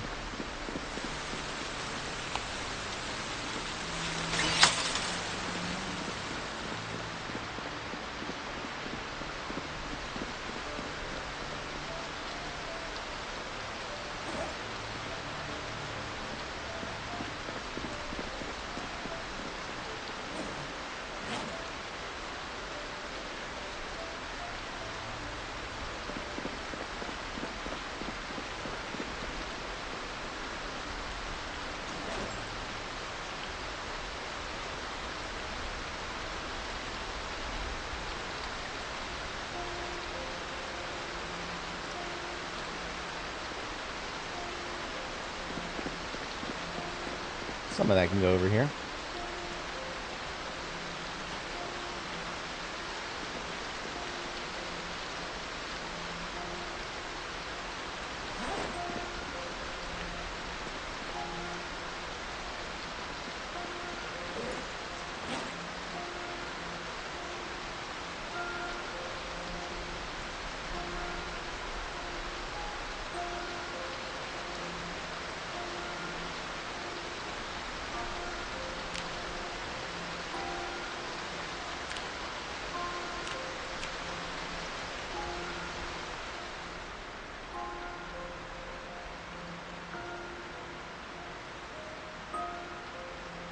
A few more steel rods.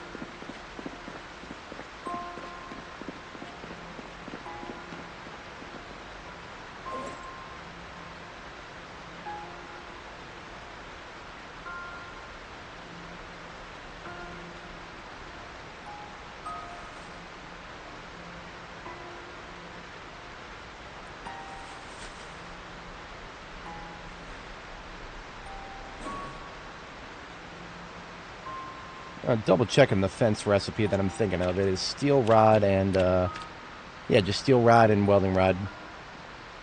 That's all we need.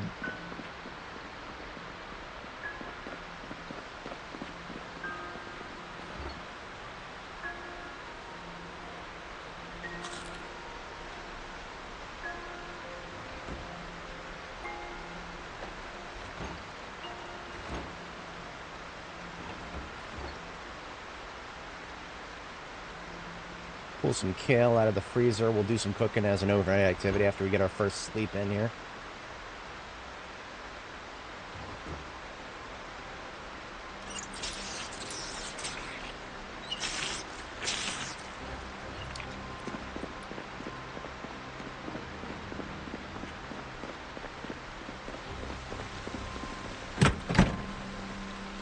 And it is a little early to sleep right now, but, I mean, to be honest, this storm is so annoying that if I just sleep now, and if it starts to go away overnight, then I don't even mind going out and, like, doing some overnight stuff outdoors.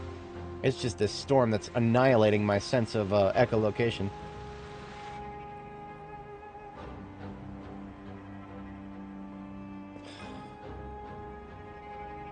Okay, the snow, non-storm snow. This right here, this is okay.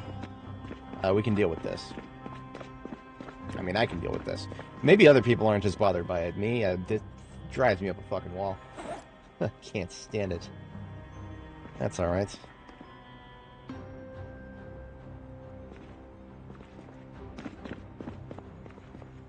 Let's whip up something good to eat here.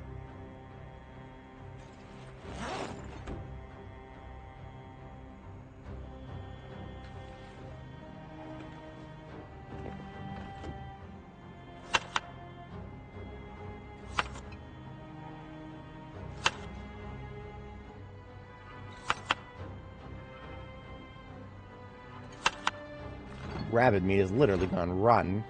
Let's chuck that in the shit in the trash here.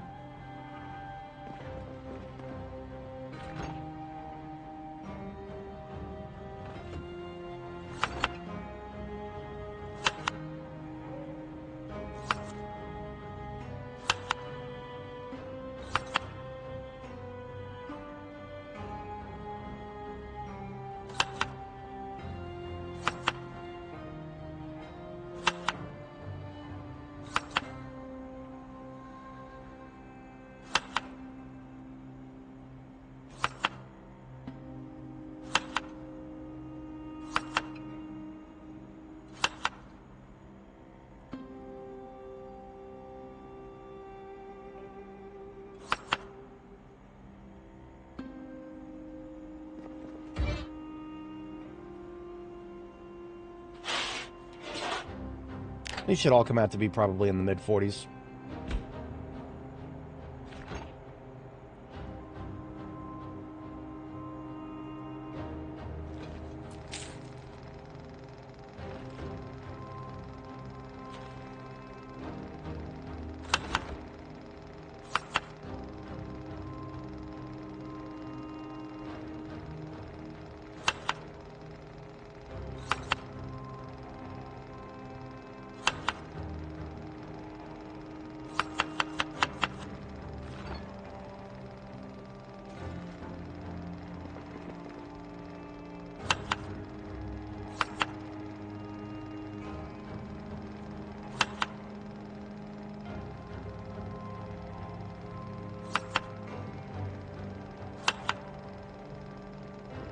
These came out to be about 30 salad.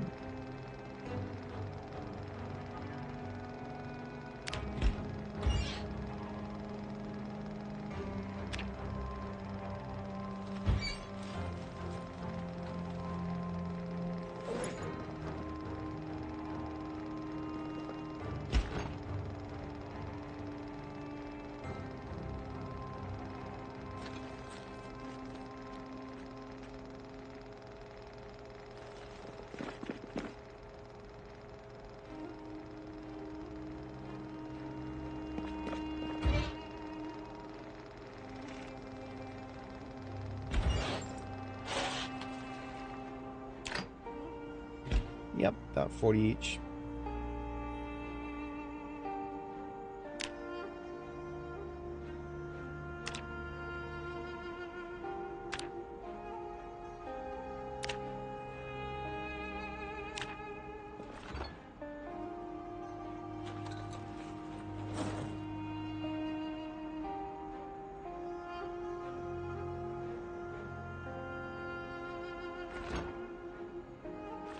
-1 leftovers need to go flat, right?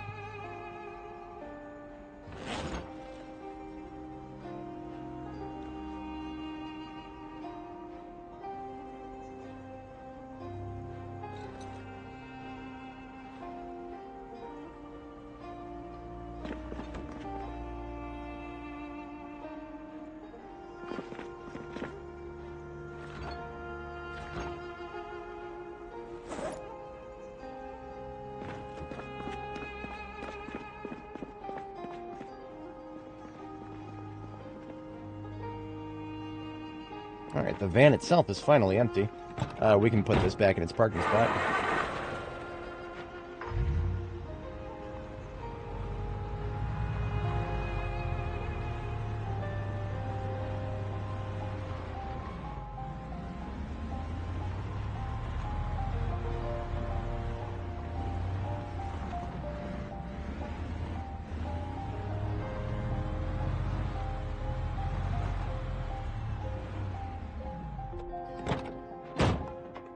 Speaking thereof, one of these vans has all of my fortune of shotgun ammo in it. This one right here.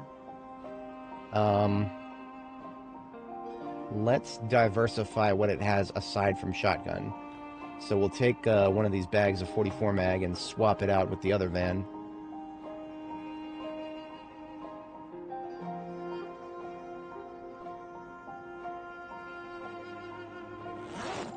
And the reason we do that is because we're going to take one of these vans up with us.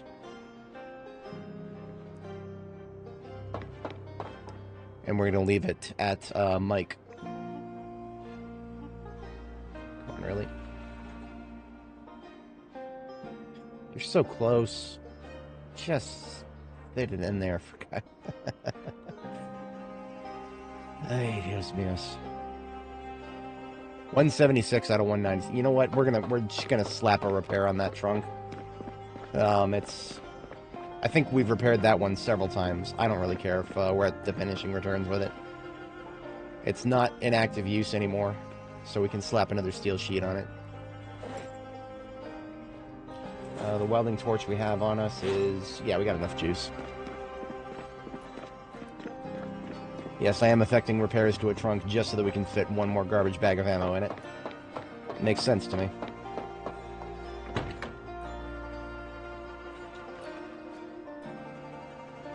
Yep, now it's up to 205.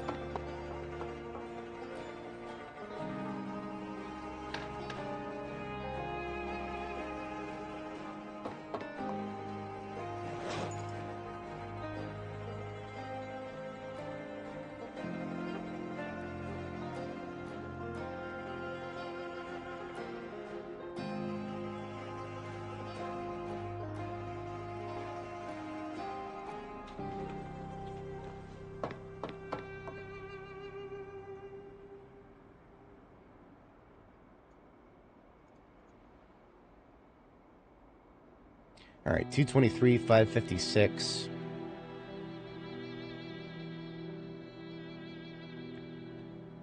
We're not going to be able to fit another garbage bag of ammo in the trunk now, so we need to do smaller segments now.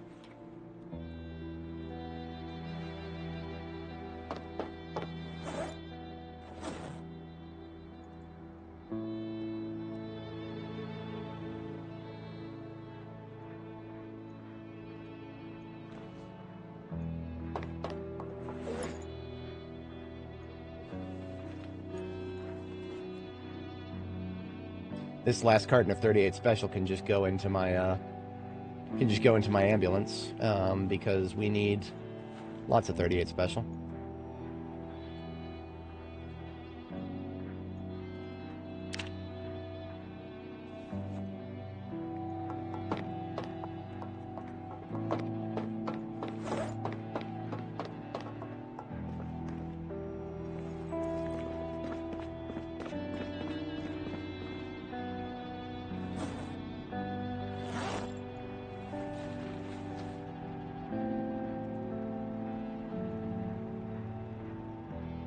Okay.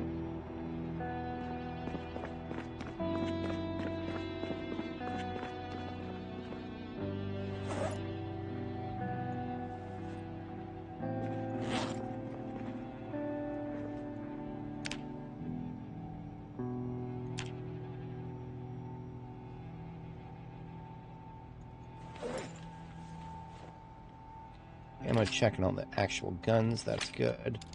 That's good. 9mm is good.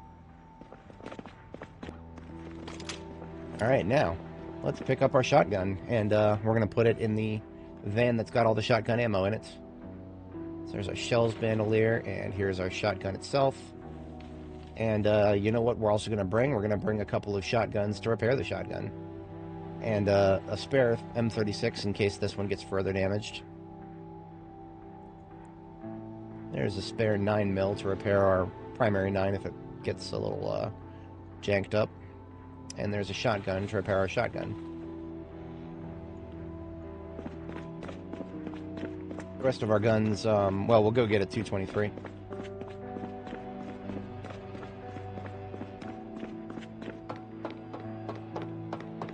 The trunk of this van is completely full, so we got to put that in the passenger seat most likely. We got another carton of 223 hiding in the glove compartment.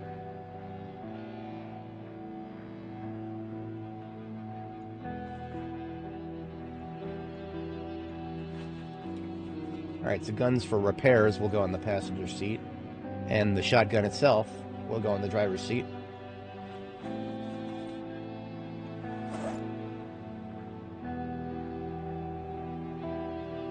My NSR 700 that I'm actively using is at half capacity, or half integrity. So we will we'll effect one repair and then bring another one, another spare with us.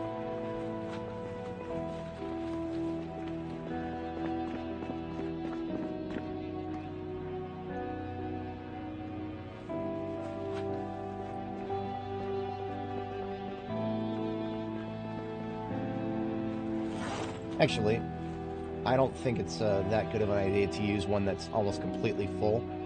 No. We'll just make the one that's full our new primary. I think the way you want to do repairs is you want to use two really low quality ones, as opposed to one that's like half quality and then one that's mostly nah, I don't know. I'm going to take the upgrades off of this one and put them on this one.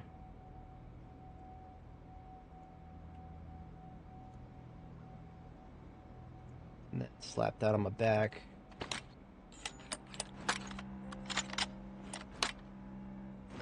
And then this one here that is at half condition, this will be our repair unit. I really wish there were just gun repair kits. I know there's a mod that adds it, that's not the point. The base game needs frickin' gun repair kits. It does not make sense that there's not, like, you know, obviously, you know, you want a finite quantity of them. You want everything has to break. I know. Gotta get diminishing returns on repairs. I know. Just gun repair kits are a thing. They should be a thing in this game. That's just the long and short of it.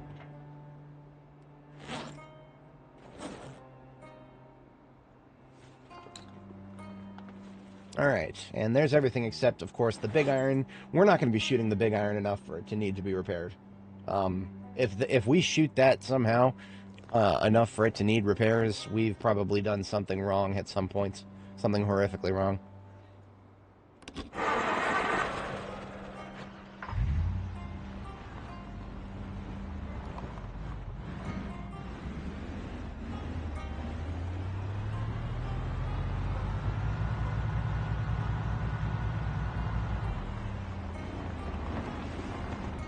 So we're going to have to spider our way up with this. This has got 20 magazines left in it.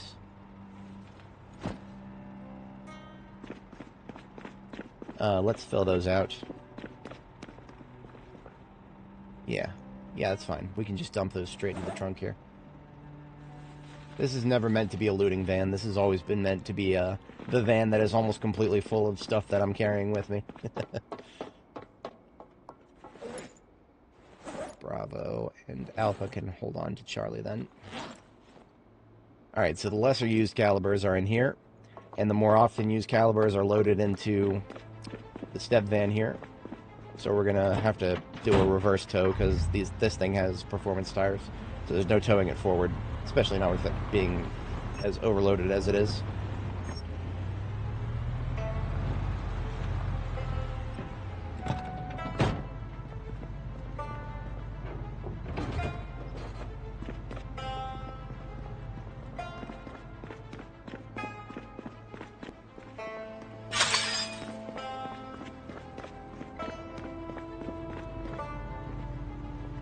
What else do we need? We need food. Perishable food.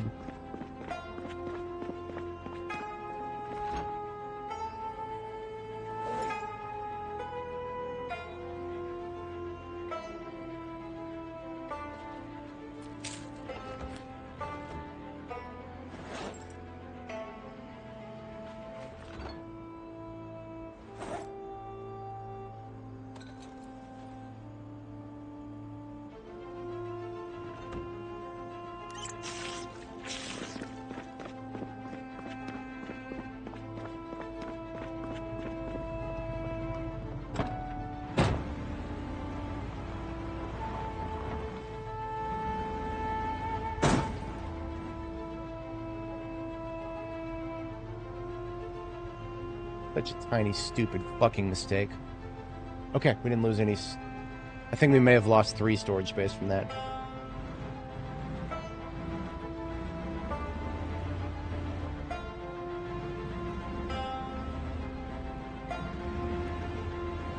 In trying to prevent one collision, we caused another. There we go. Oh, that's still blocking, isn't it? No, we're good. Okay. Fuck up out of here.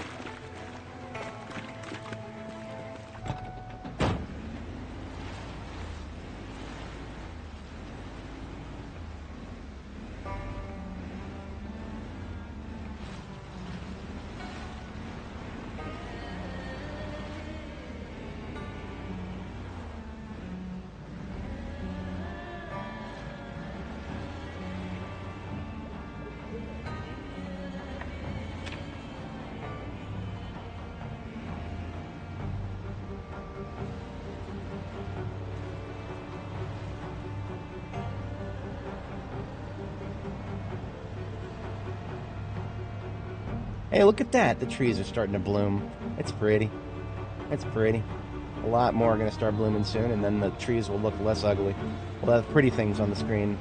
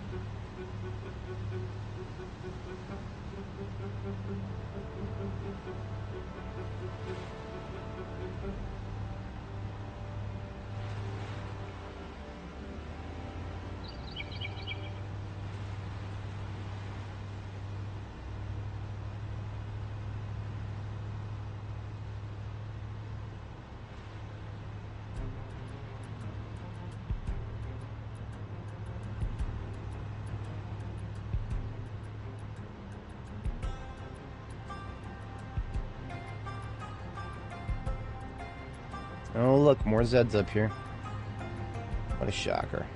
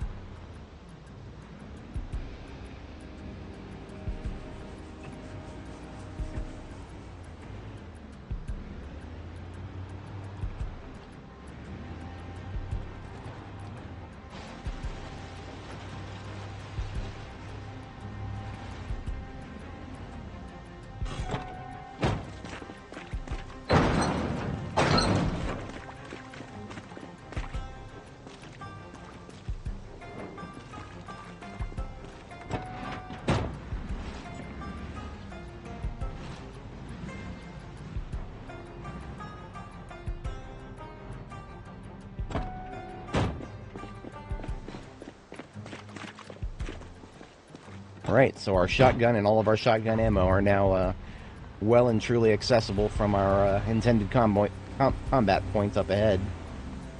Now all it's left to do is build some barricades and see how best we can use them.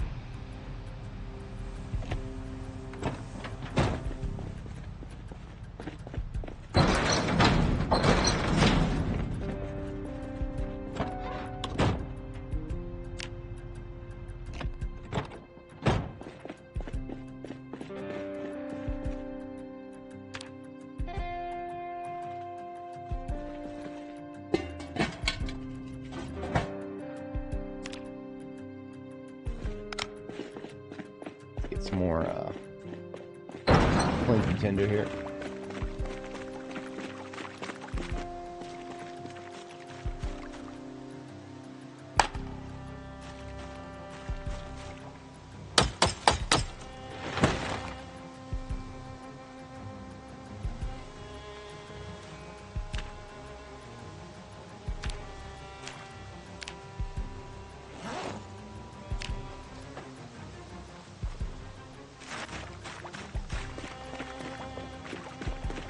So about this water on the ground, if it doesn't go away by tomorrow morning, it's probably glitched, and I'm just going to close and reopen the game, because I have seen it where sometimes the water just doesn't go away after a particularly annoying snowstorm that switches between snow and water periodically, or snow and rain rather.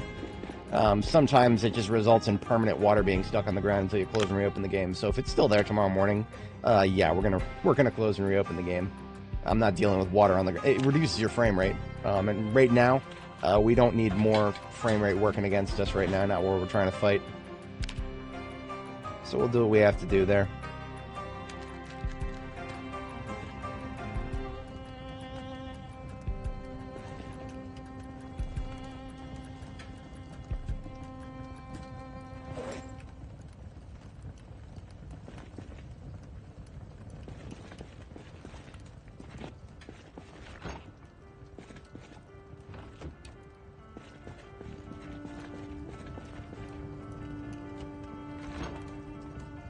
Not that there's any power to this, but well, it's supposed to go in the fridge. In case I get a generator up here, I haven't decided yet. These fries will probably last long enough. Probably.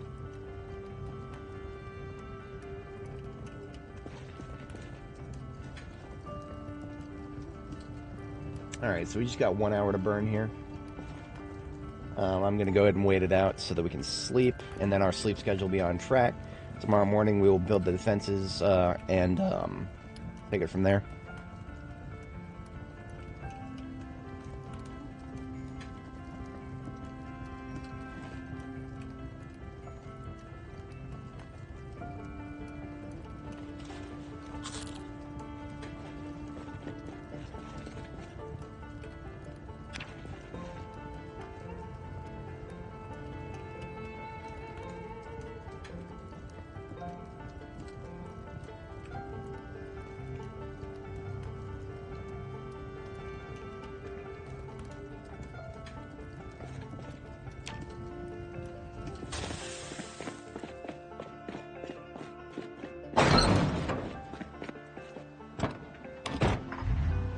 I never brought any spare batteries, like a doofus.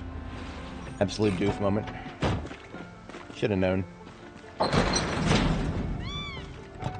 Oh, I still have some good batteries for these. We're gonna need standard.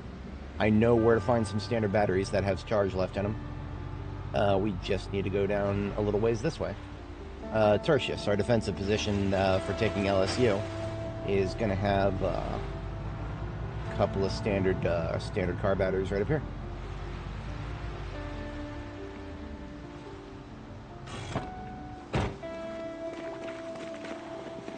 It's on the other side here.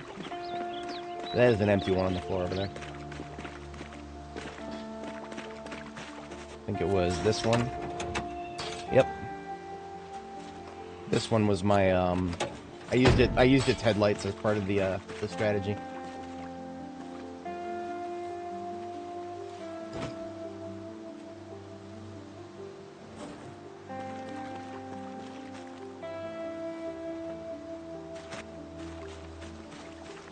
Same with this bad boy here, I believe. Yeah. So there's 2 standard batteries right there to work with. Most excellent.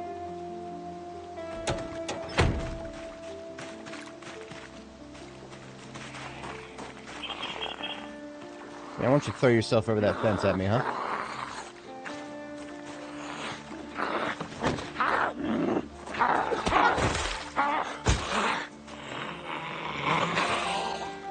I'm not sure what the fuck happened there.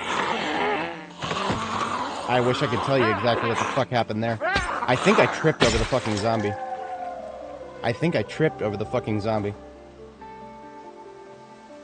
That's Annie Mae for you right there. That's our beloved Klutz.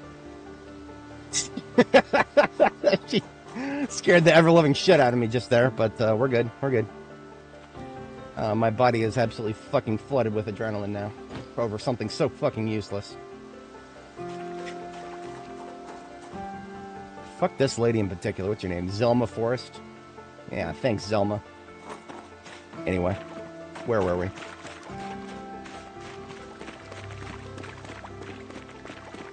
The fucking water is still here.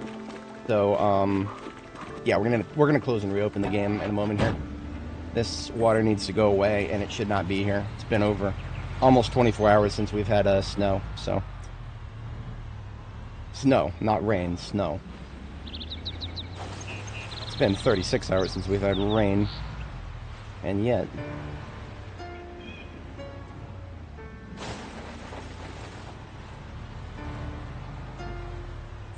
Alright, just close and reopen real quick here.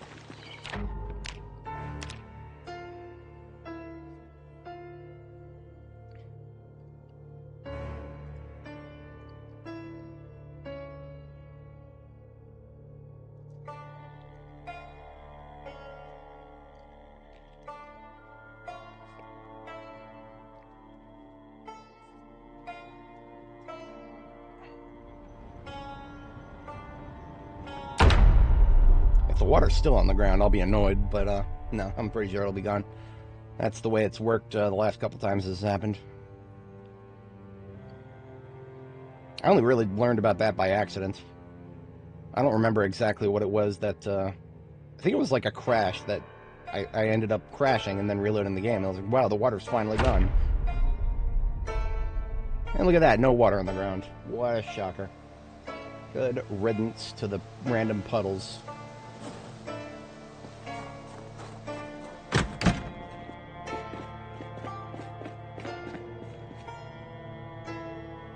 We didn't need anything from her, did we? No.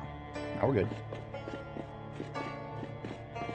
If we end up needing to take a battery for the, like if we need a heavy-duty battery, we'll just take it from the green van.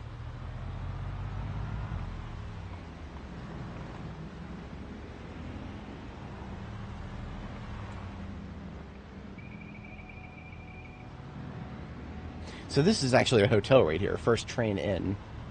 See, every time I see the front, I'm like, oh, that's a part of the rail yard. But no. It's an inn, and that's why I'm remembering a hotel there. That's confizzled me.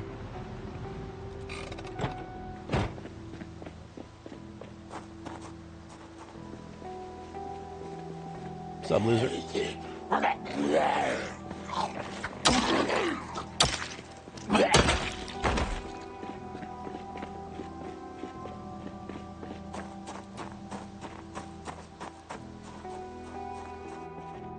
Liquor store here. So what I'd actually like to do, I'd really like to be able to drive through here.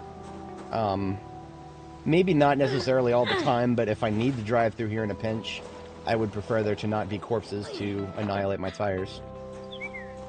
And we can fix that easily. There's just 3 corpses in the way here.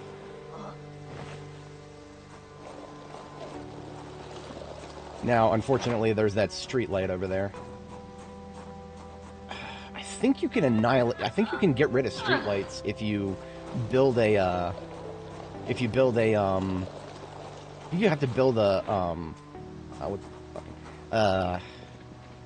stairs. You have to build stairs. We would need several logs in order to do that.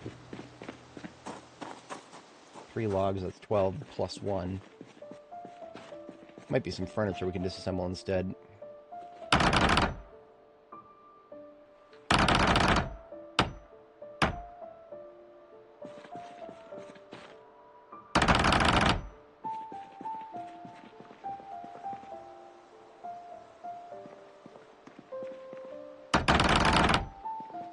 Yeah, this ought to do the trick.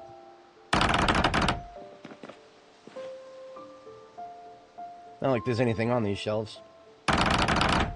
Alright. Other backpack into the offhand. stairs are 13, so we would need to put one plank in our main backpack. Then we can fit 12 in the other one.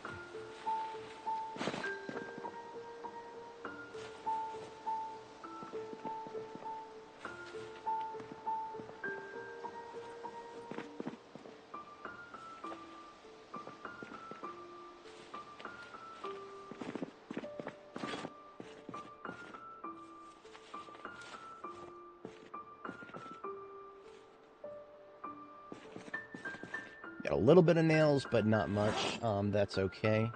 We are nails in the ambulance.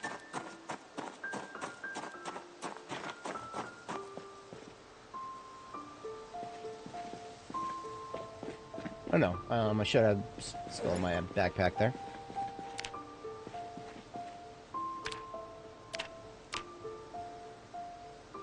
So if my memory holds correct... Could always just put one in front of the Zippy Market here and actually use it. This would enable us to actually use it for something. I might do that. That would just mean we need a couple more roof pieces if we actually want to sledge that out. This feels heretical. Beautiful red and white, but we need it.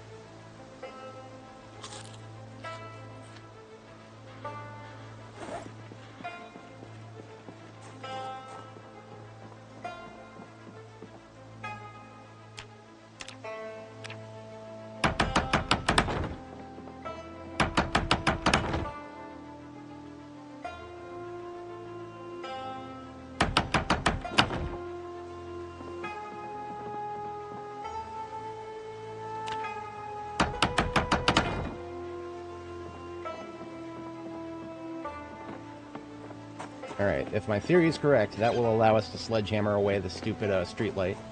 But I don't know. It's been a long time since I've tried. I remember doing it once before. I also don't remember if that was a mod that let me do that. I played B41 with a lot of mods, so my really old memories are kind of jumbled up here.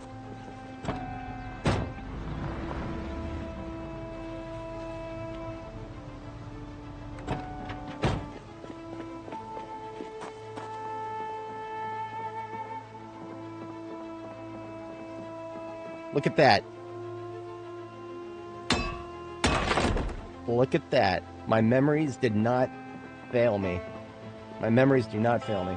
I haven't done that since build 41. But we still can't get rid of this fucking... Are you kidding me? I just turned it into a fucking... Oh, man. Really? Really? Alright, fine.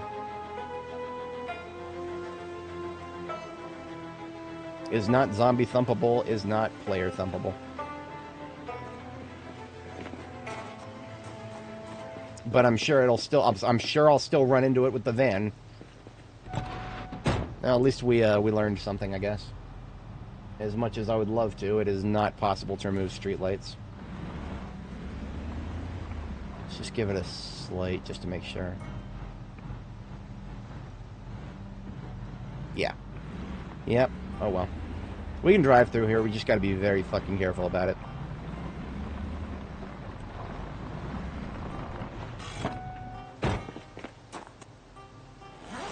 I'm mad, but I'm not that mad.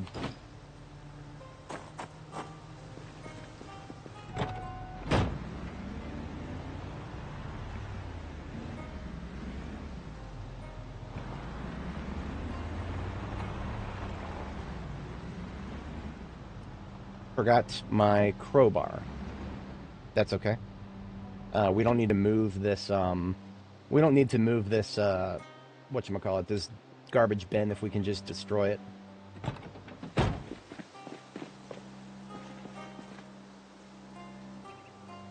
So for anybody joining, if you're not familiar, I don't have quite as many viewers now, but just in case there's been any turnover, we are making a nice big defensive position right here in this alleyway. And we did a little bit of shenanigans earlier to make it happen, but we have some work to do to finish that up.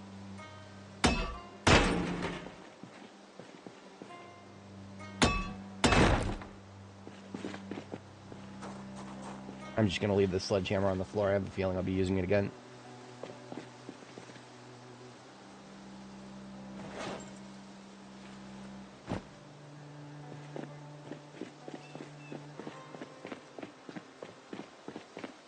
So these right here are standard vehicles. We can use the batteries I brought with me for those.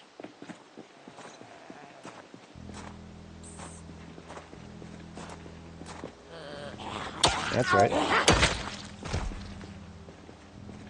This window right here will be the first for sure that I block up. Hello, friendos. Y'all missed me last time. But this time, you're on me. Left and right.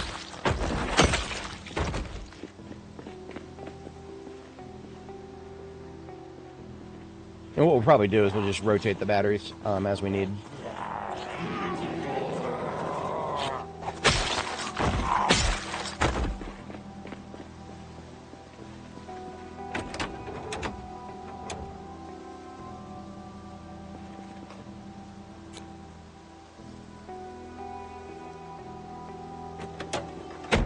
Also checking to see if there's any gas in these things. Nope.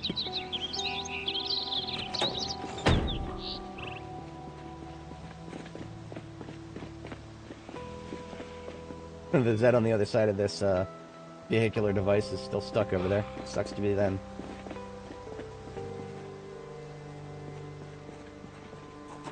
No gas in that one. There is some gas in this one. But I can't get to it. It's on the other side. What about the taxi? Yes. We'll siphon gas out of that after we move it.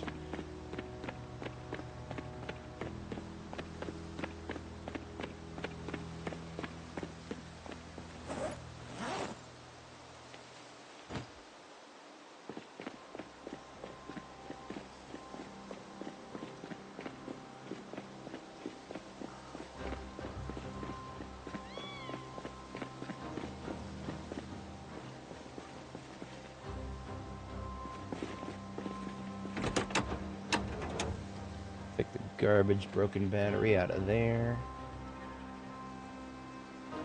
Place it with one of mine.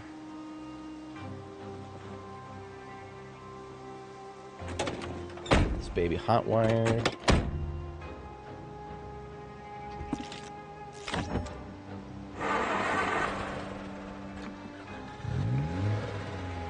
And we block up this doorway right here.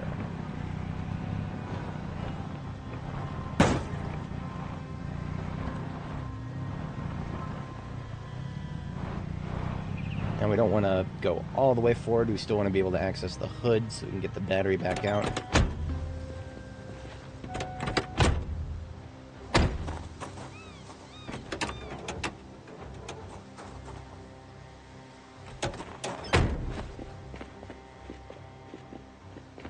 And now we siphon some gas.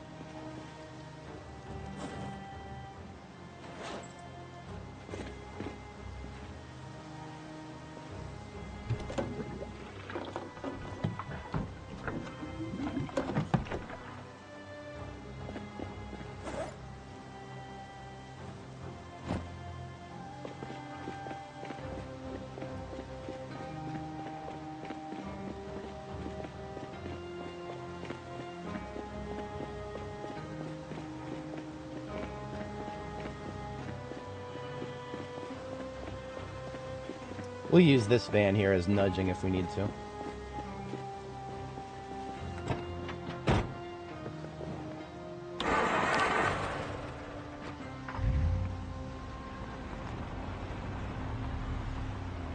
Parking it right here. That leaves it still easily accessible, but also blocking these doorways until we need it.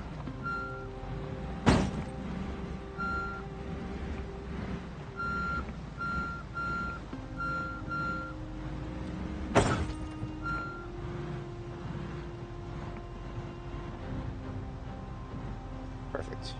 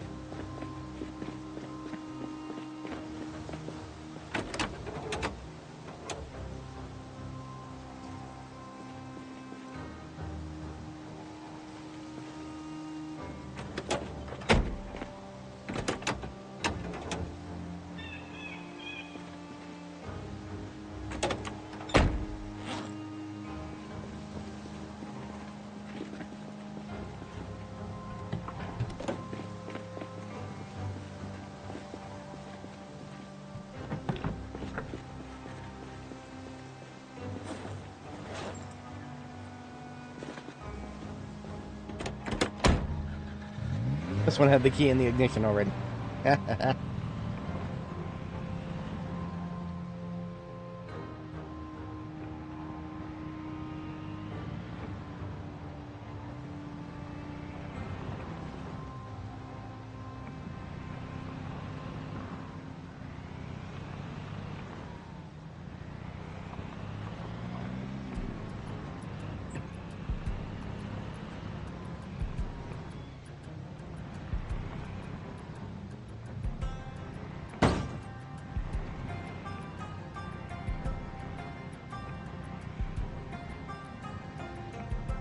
Alright, so what we want to do first is just park it right here, and then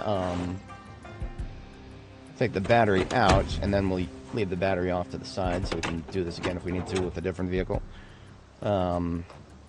Use the other one to push that one back into place, and also block the other door there. Well, actually, if I'm not mistaken, this other door here is... Is there a way in? Yes. Okay, so there's... Gotcha. That leads to that. Okay. Don't want any paths in from behind at all, ever. Button this place up as tight as humanly possible.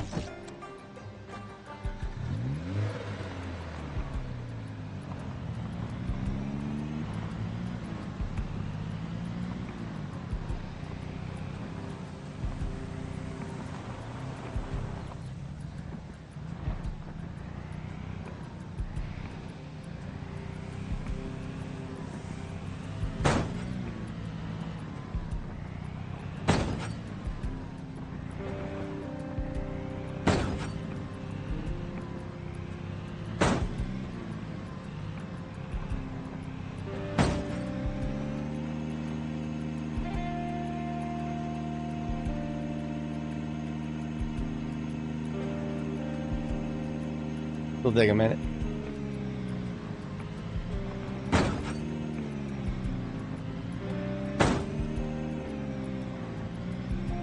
Alright, that door is now safe and blocked up.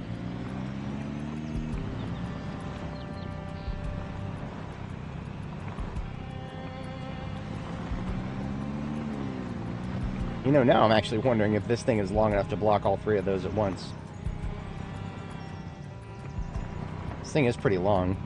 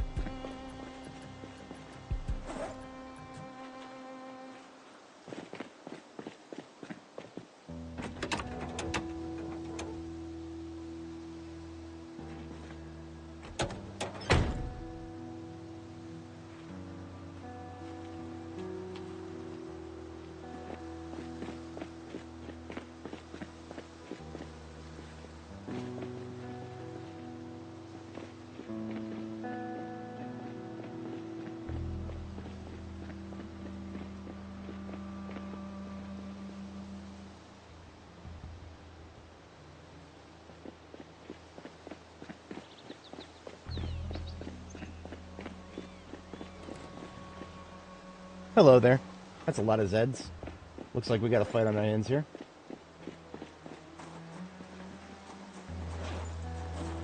Where those batteries go.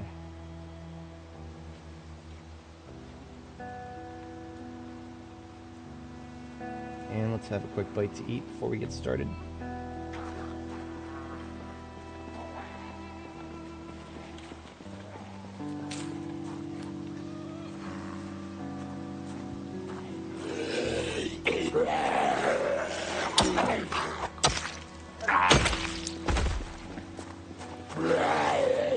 I hate these fucking signs sometimes.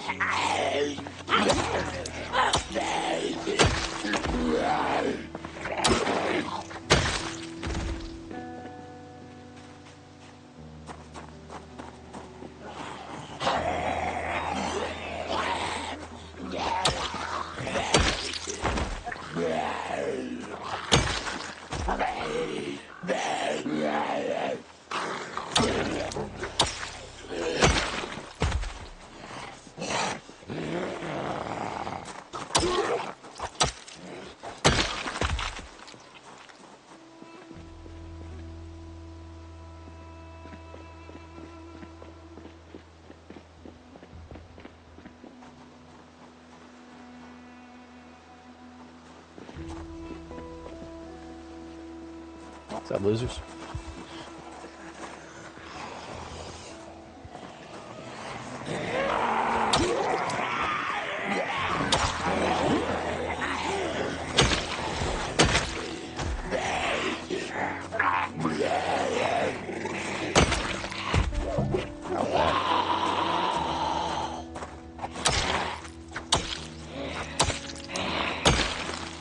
Alright, what up to? 9 hours? Not too awful bad on time here.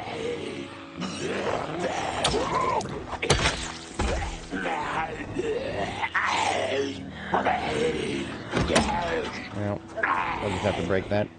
I'm not going in there. Got any gas in this bad boy? Nope. How about this one? Yeah, we got some gas in there. And a key right here.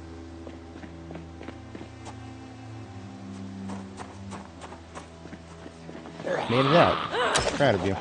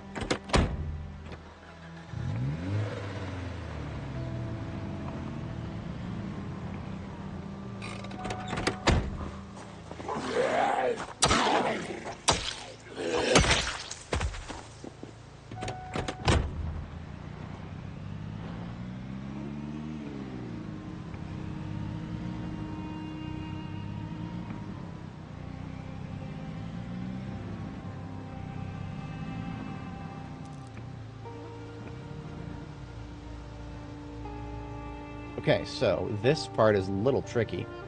What I'm actually going to do is I don't want to not be able to drive through here. So what I'm actually going to do is use the sledgehammer a little bit creatively here.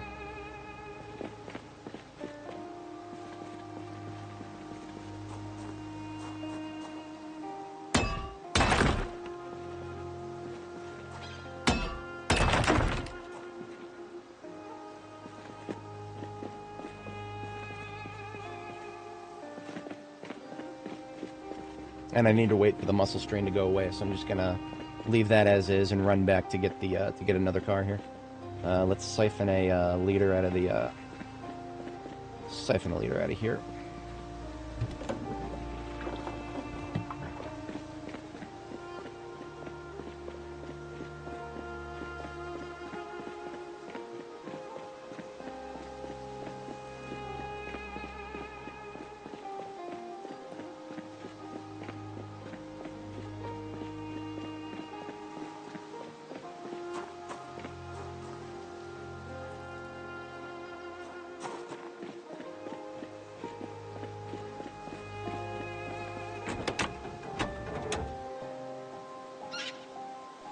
Car key is required, my ass.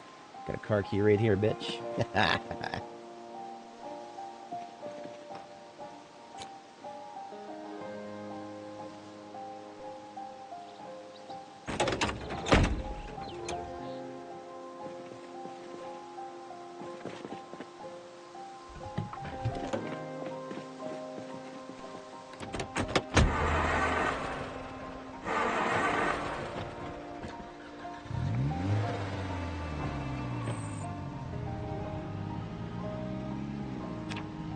Alright, muscle strain is gone.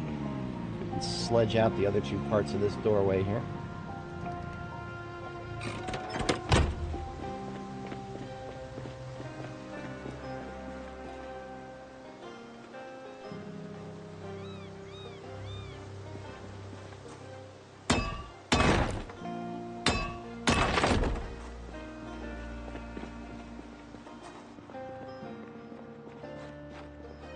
Okay, so if we want to block both of these at once, we can do that. All we need is to take the Chevalier Niala and park it right here. Because then we'll block both this way through and this, the doorway to the kitchen. Perfect.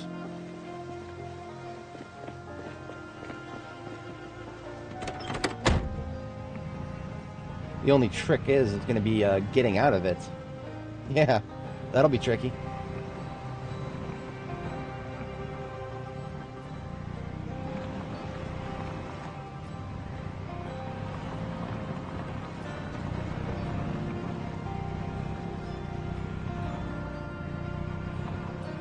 I know we can finesse this.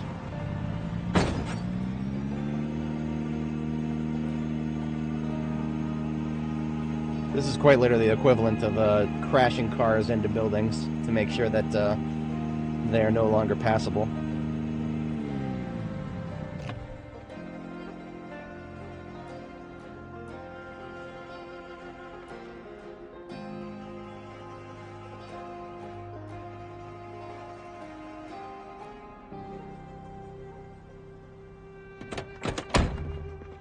Yep, so if I need to go around or into the kitchen, the only way to do so is to go all the way around.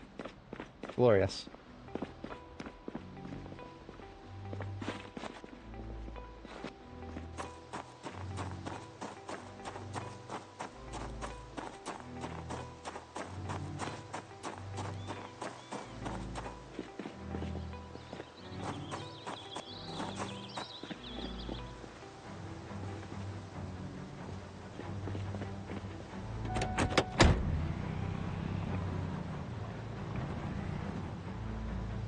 I could do a similar thing over here, but that would also require triple sledging.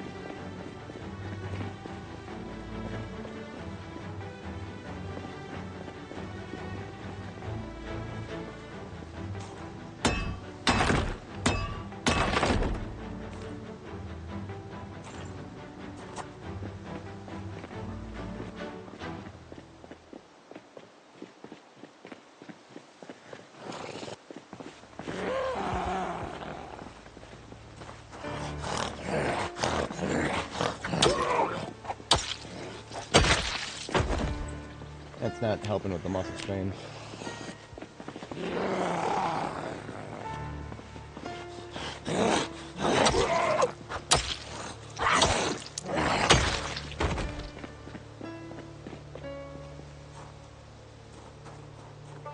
So that is a car fixation.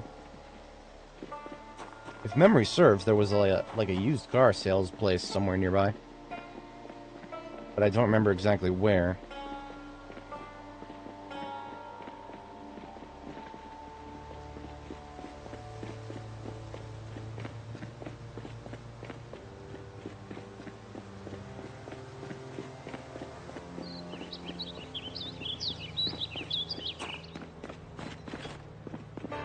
I gotta go all the way around if I want to pull the battery out. Now that I need to.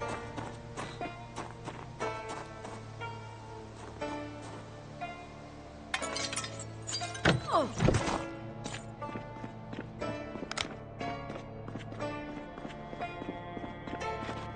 Oh, look at that. Excuse me, ma'am, your shift's over.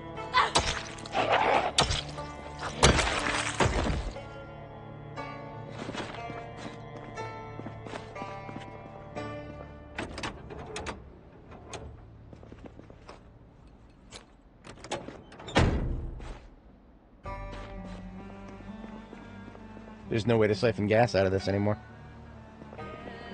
Oh well. That's alright. There's a very small amount left.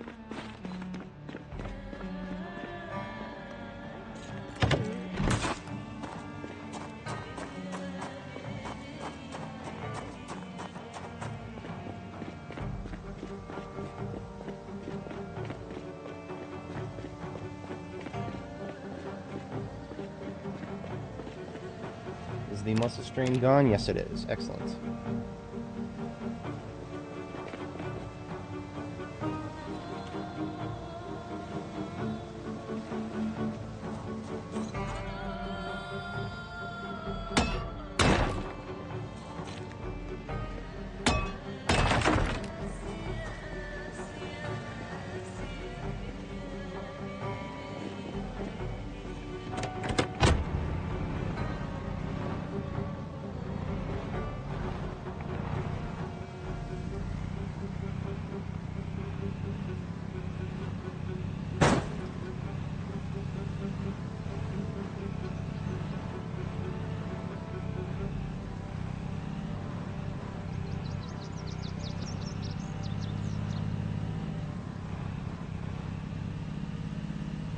That's right, get yourself good and stuck there.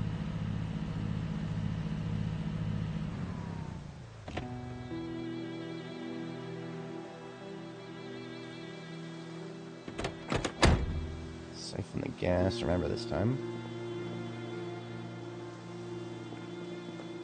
Oh, of course, tank's on the other side once again.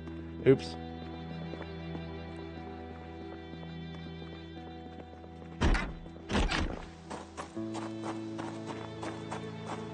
Now what that accomplishes is it means that nobody's going to be coming through this window and coming out that door, and nobody's going to be going through this way. They're blocked both ways.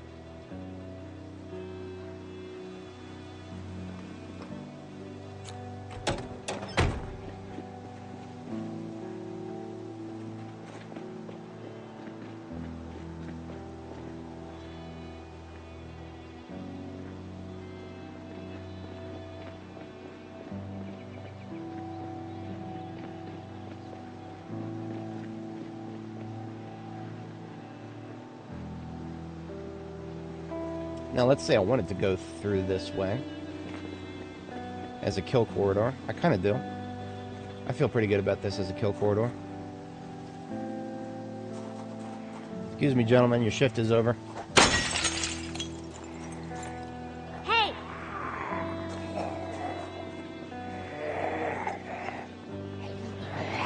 Hey!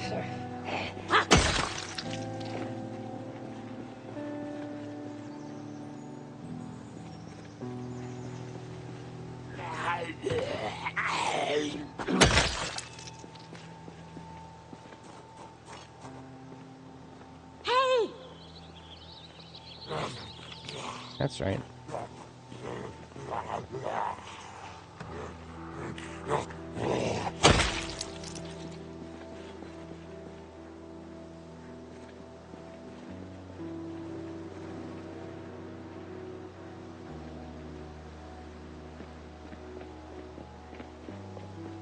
In a perfect world, this fence wouldn't be here, but there's nothing I can do about it right now.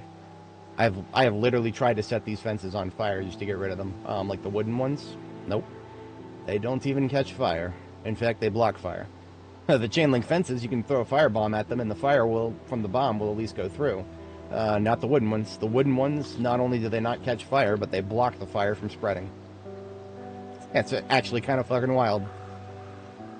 They're now attackable by zombies, but Attackable by us, not so much. Not as many options.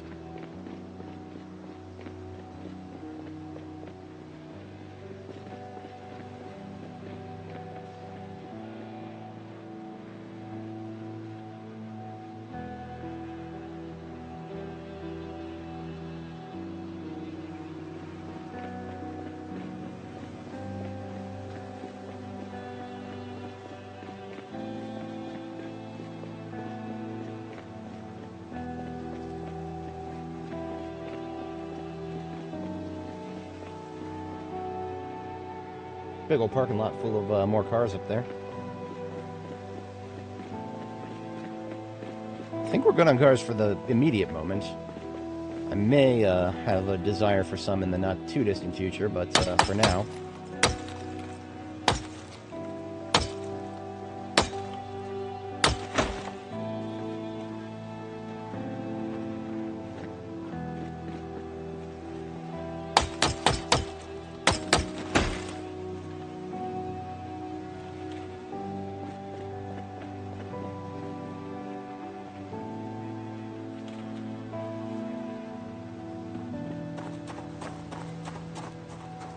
So, assuming this corner here is part of our defenses, actually. They're going to spill through this, and then that gives them a spot to fall down.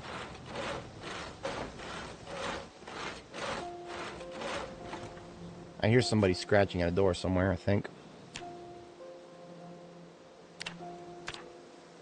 And what I would like to do is I'll put the fence one tile back from the, so that I have a clear view of anybody spilling out of that,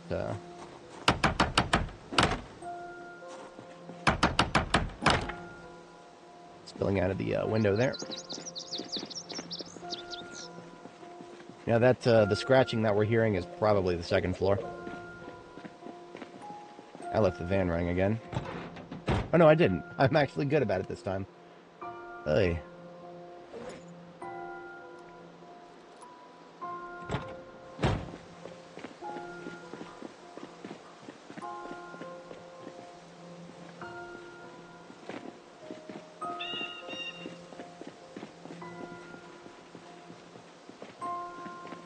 Looking for sources of planks. There are several plentiful ones, but I also kind of would like to harvest these planks from outside of where zombies are immediately available.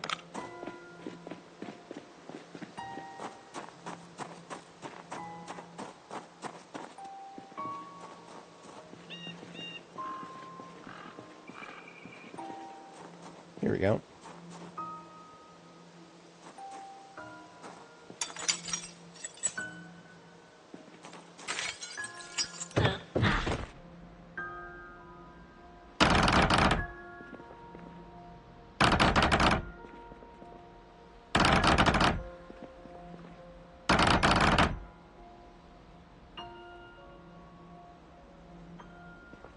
Is that 6 right there? 5, 6, 7. I'm not, I'm gonna do the metal fences a little farther back. We're gonna start with the wooden ones, and then we'll do metal ones further back. I'm assuming the metal ones have higher durability. That may be a bold assumption, I'm not sure.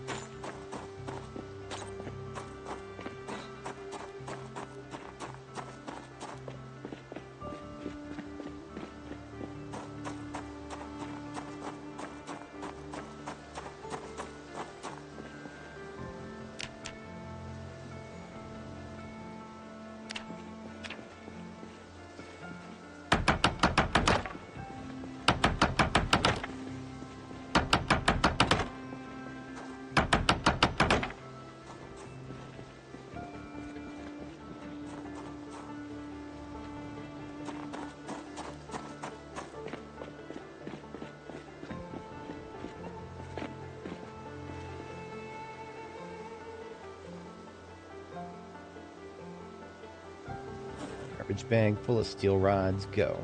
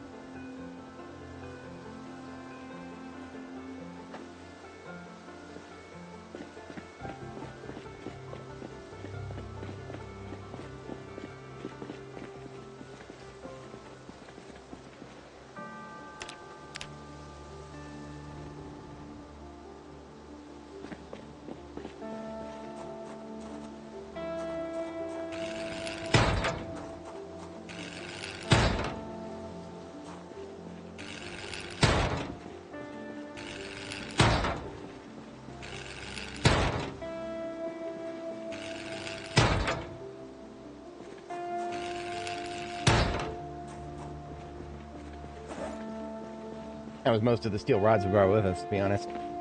But there are other sources nearby. There is a... there's several of them in the... there's a burnt car that we welded apart nearby. Near-ish by.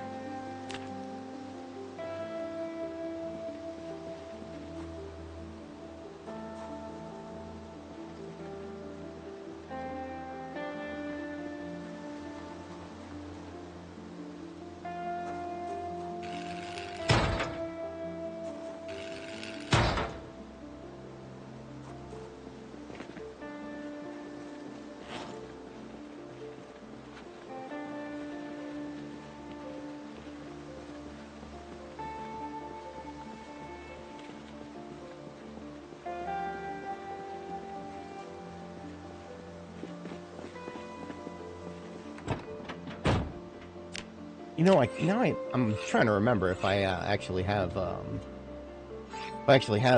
generator still waiting around at Tertius, or Cortius rather, a Ford defensive position that I built, the last one before I finish off the main dorm hordes at LSU. I'm gonna check that before I go to bed tonight here.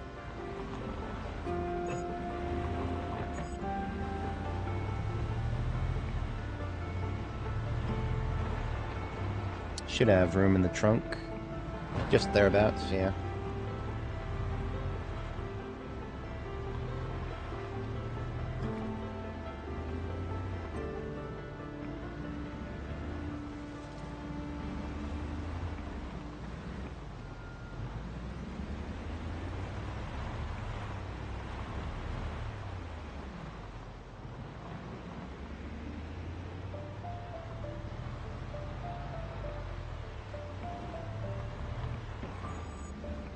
Didn't leave another noisemaker up here, did I?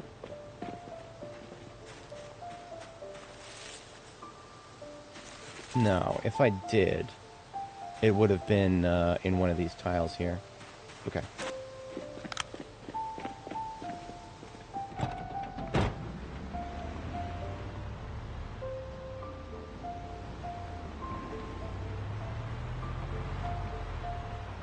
Alright, so LSU is right up here. Tertius is to the left. We already recovered the batteries from there. Hey, look at that! Cortius! It still has the generator. I forgot about, I completely forgot about it. Okay. Beautiful. B-E-A, beautiful. If anybody is watching is unfamiliar, we've got, Cortius was the, defensive position right here that we fought in. Then Tertius was right here. Secunda's right here, and then Primus back here. Primus, we visited several of those previously in this stream.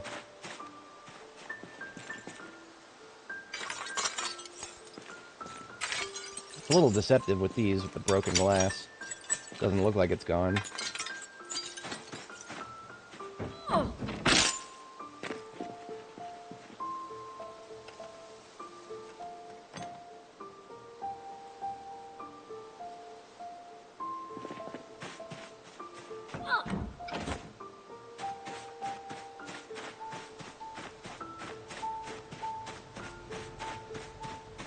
Hard to see, look at this place and believe it's the same place I was just at, fighting a couple streams ago because, man, this place was covered in corpses at the time. Alright, so we don't have any more room in the trunk for these two lights. However, that's what we got our military backpack for. Each of them weighs 15, and we can just slap both of them in this backpack here.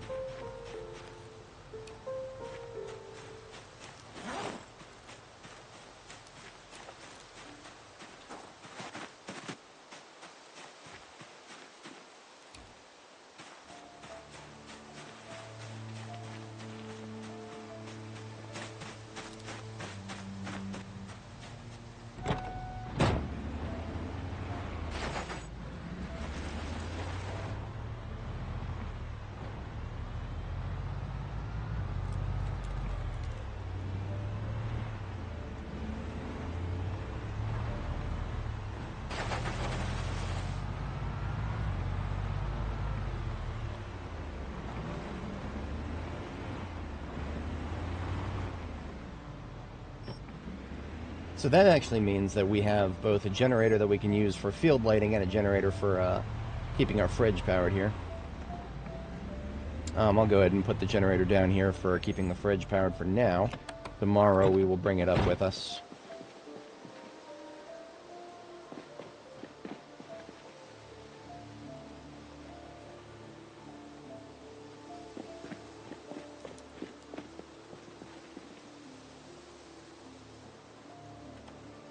Make sure it reaches the fridge from here.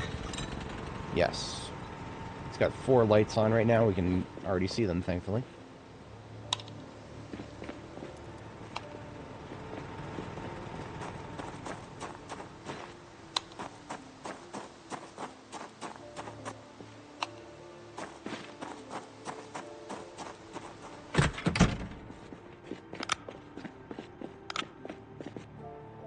Always a big fan of a place with floor lights that cover the whole floor.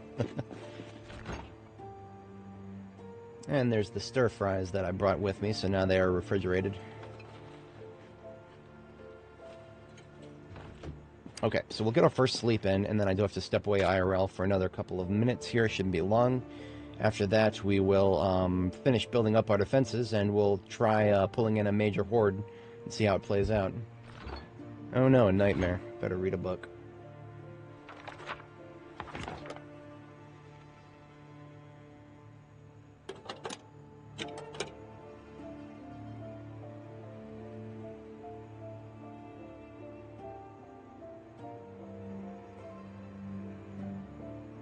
Try that one more time.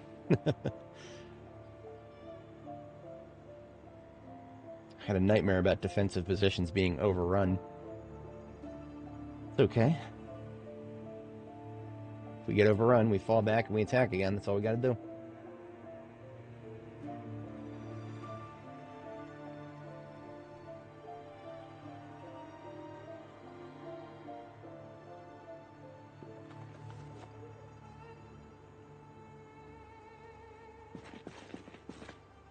Okay, I shall be back momentarily here.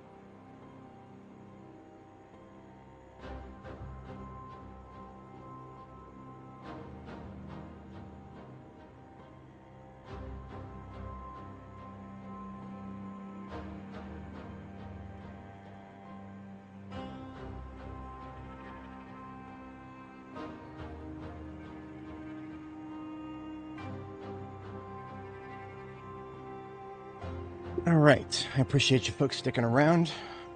Especially those of y'all who've stuck around since the beginning. Alrighty.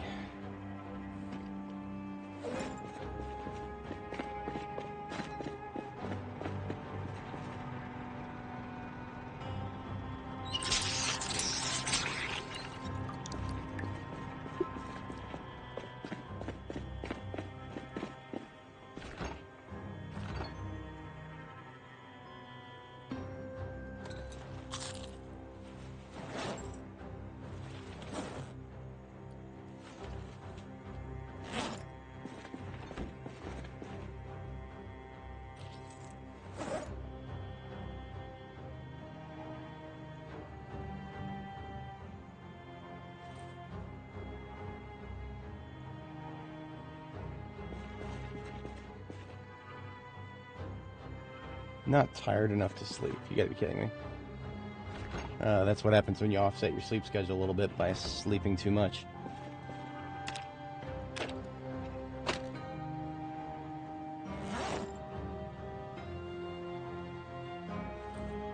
Well, we do have coffee here. We'll just drink a mug of coffee. Yeah, we'll finish this one off and we'll make another one. That brought our fatigue all the way down to 9. I would literally never be able to get that if I was,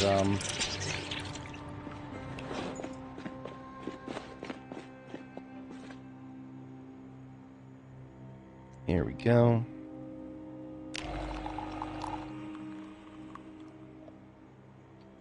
And we'll do cinnamon and honey. Glorious.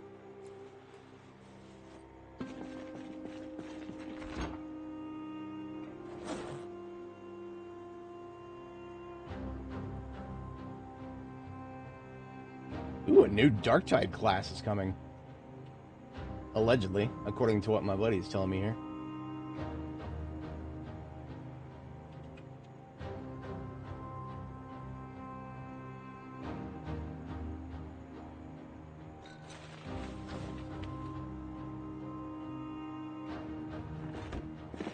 Alright, there's our food for the day.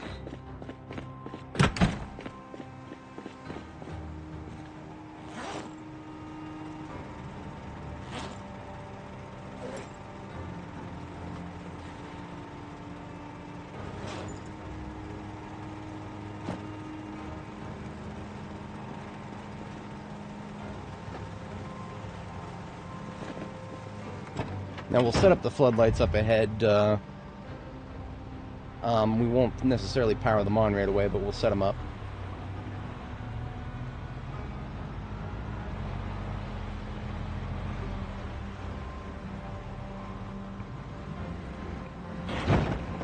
Perfect.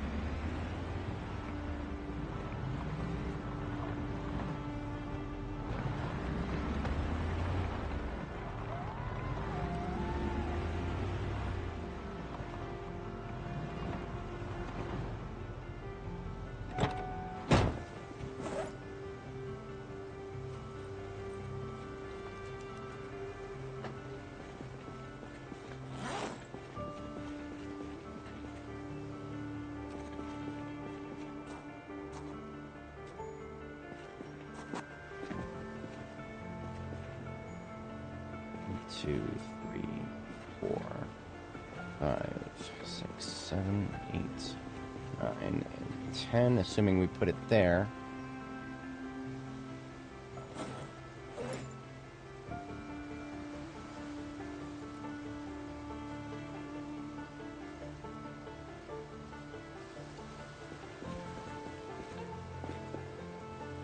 One, 2, 3, 4, 5, 6, 7, 8, 9. So we could afford to put another one right here. Assuming that's how the generators work, I'm not 100% on that. I had it memorized, well, my base planning would be a lot easier. But I don't.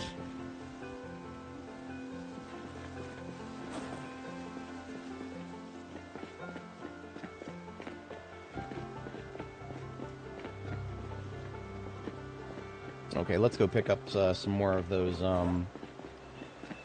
steel rods that we welded apart.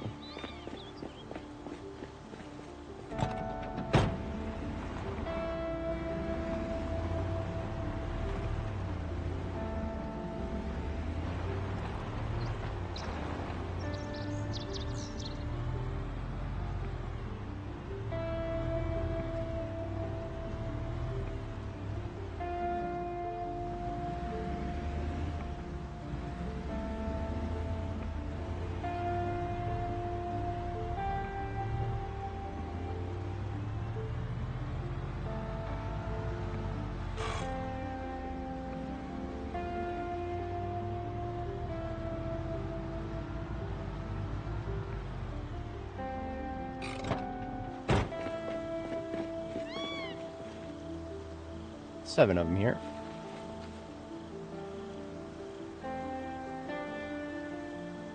Let's try our luck at another one of the cars here. We've got another full torch and then some. So let's grab our welding mask.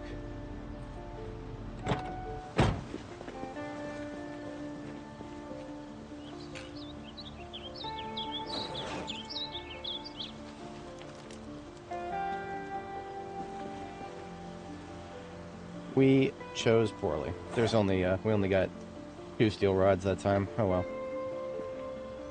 Worst things have happened, I suppose. And what if we wanted to do a low wire fence? Metal pole fence, we could use iron pipes. We could do 2 of those.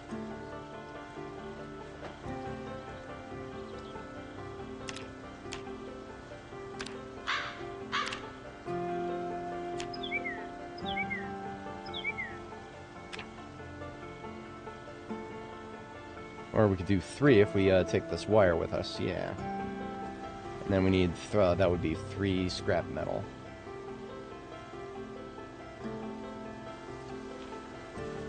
There we go. So we can do a couple of the wire fences and a couple of the rod fences. Any more of those pipes over here, perhaps? Yeah. There and that, and then now we can do 4 of those wire fences.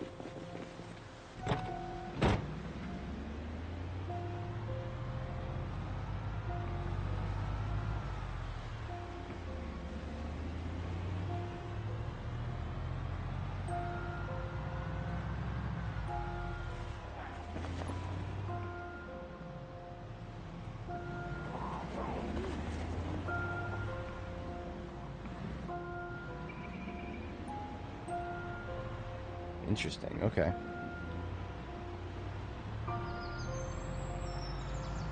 There's nothing stopping us from leading that whole Louisville, LSU horde this way. It would take some finessing, though, to make sure that they don't start coming from this direction.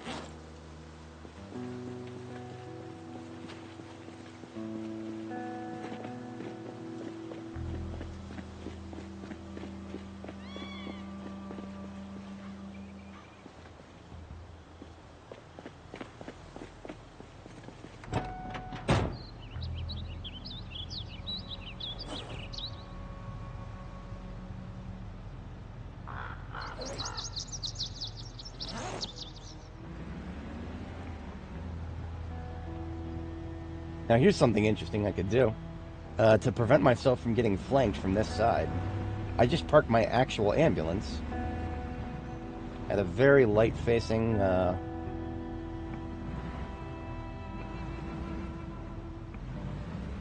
in this direction.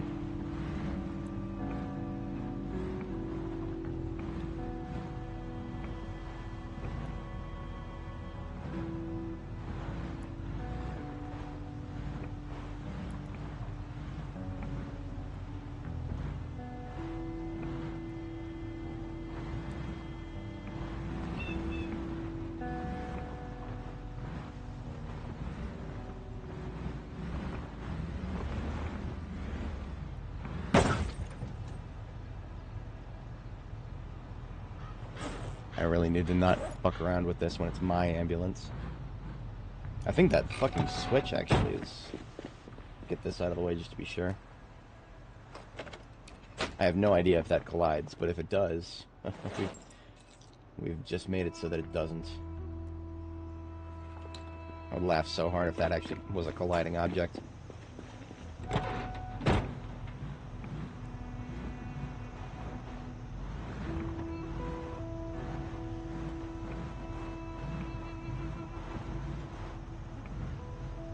Okay, so what this does, the van is now parked in such a way that if you want to go from that side, you can't.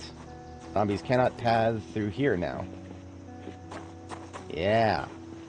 So no matter how nuts we go over here, they have to funnel themselves in here. Oh, that's beautiful.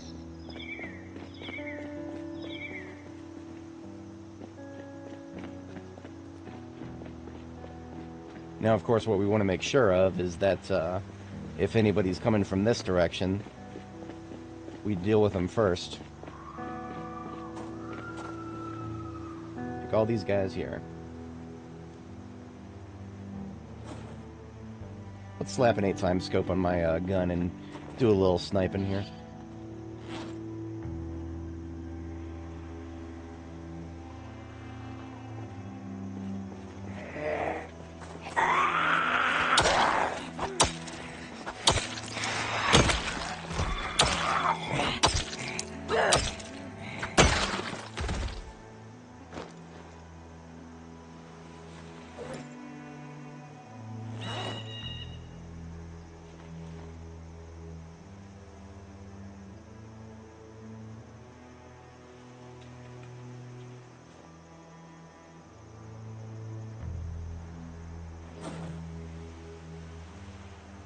Alright, geared up for combat.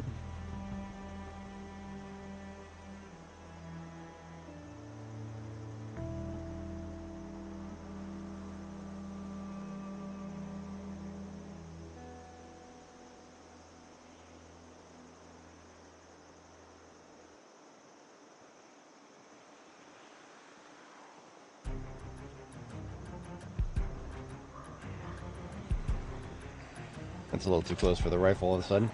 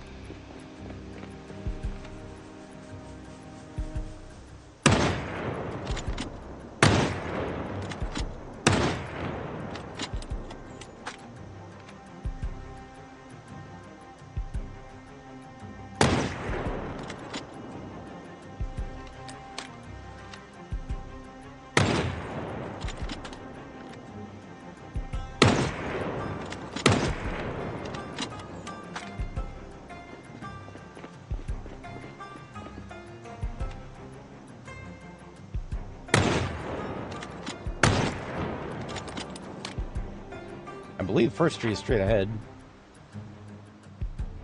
No. That's the next one. By design.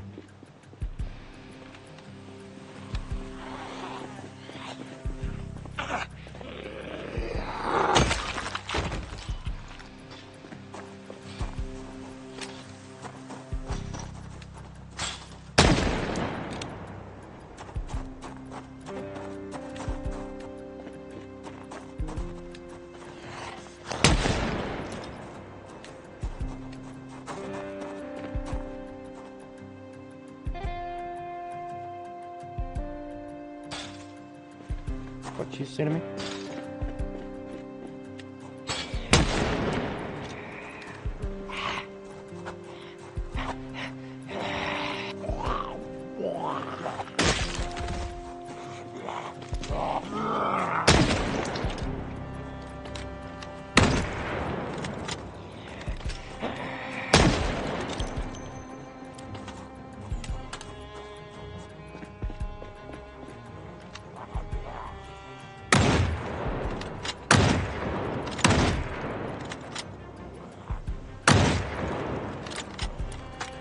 I need to not forget that the gun should reserve for the faster ones.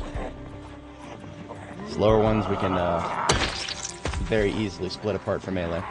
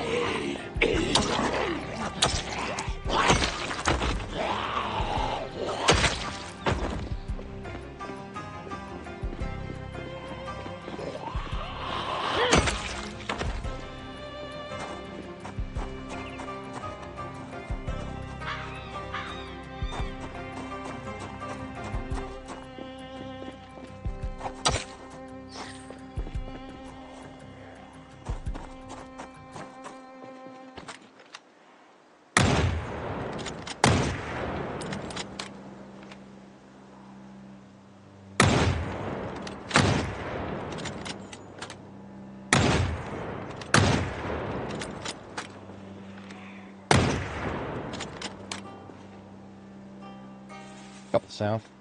I need a bite to eat. Fall back.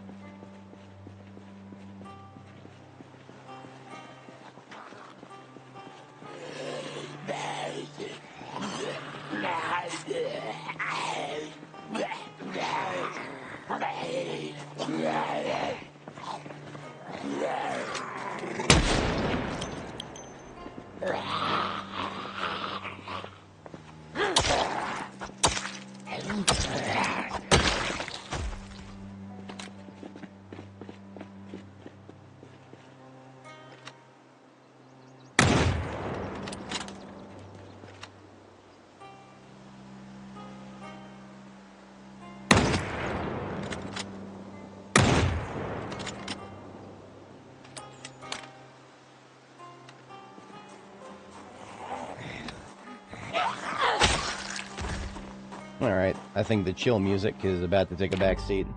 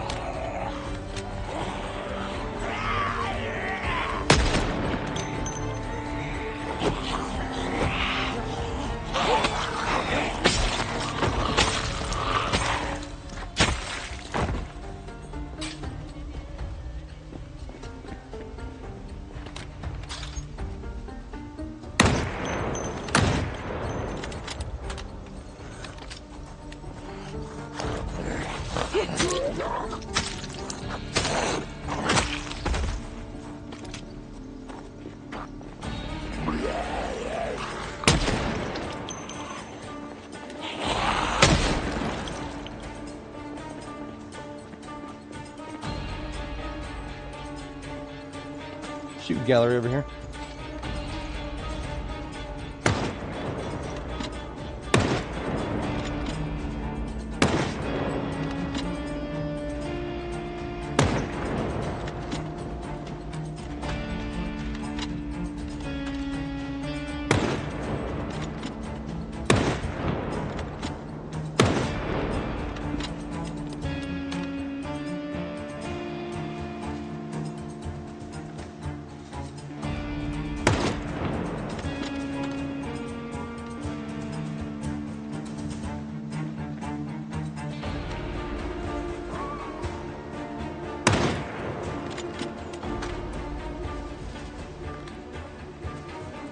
Still cutting the fence. Oh, there's one right there, I think.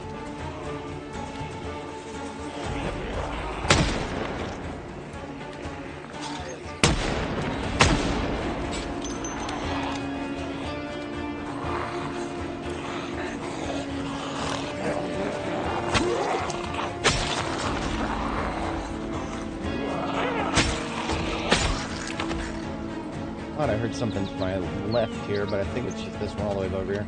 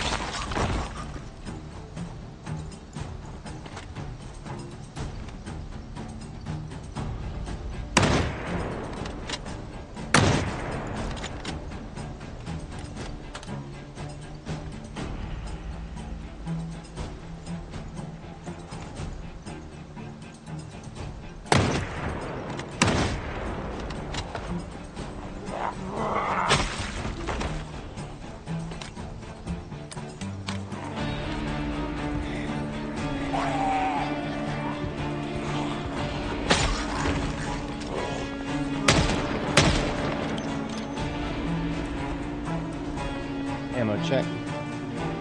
Doing alright. A little low on 223. 38 specials holding strong.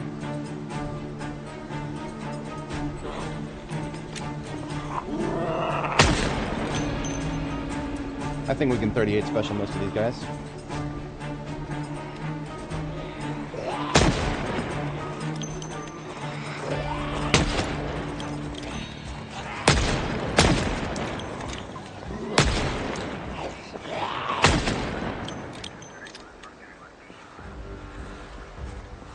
Hiker dude up there. Not a survivor.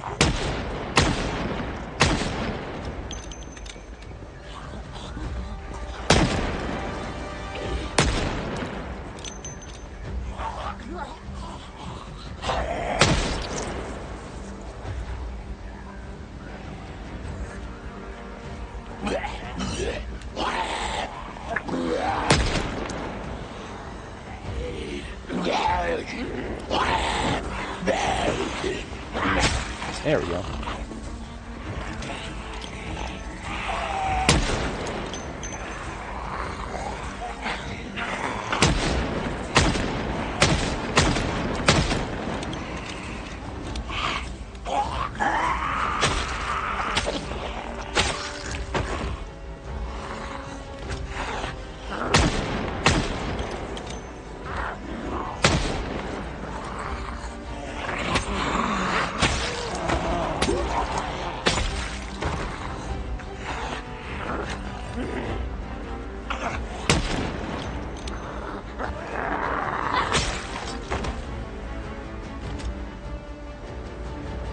Gripping my mouse too hard.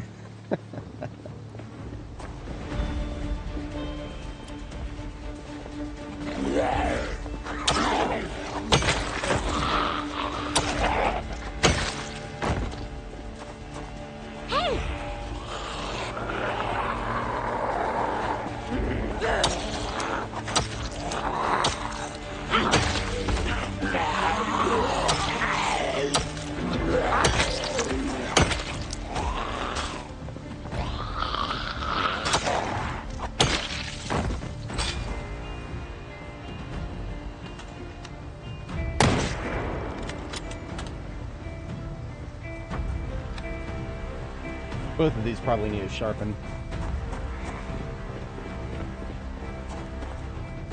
Have a bite to eat and then do a sharpen.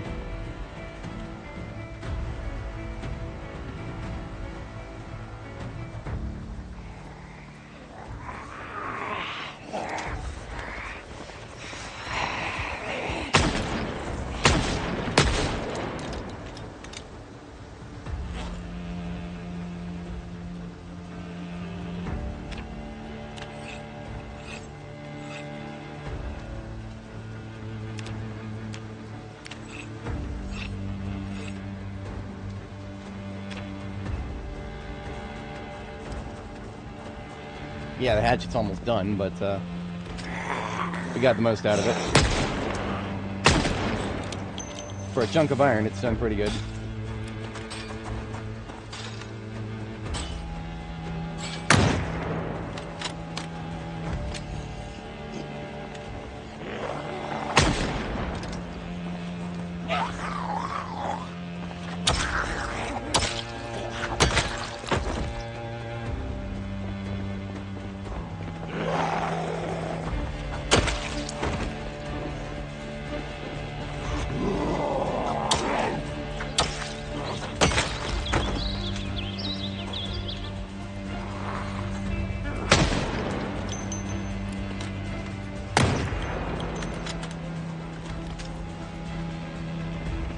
I was expecting a lot more to come out of this apartment building, but the upper floors might not have woken up yet.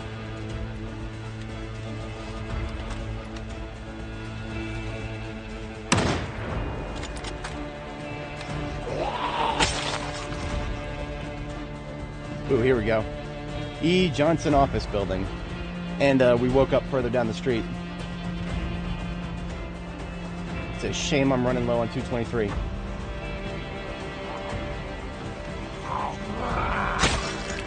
Let's take out some of the back line of fast chamblers here.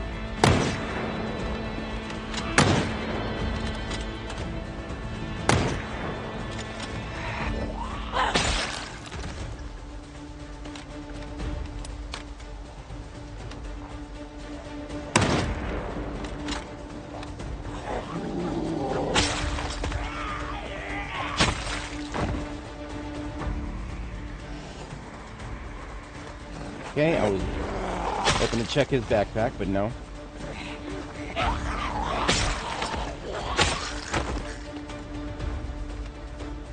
There's a fast one right there.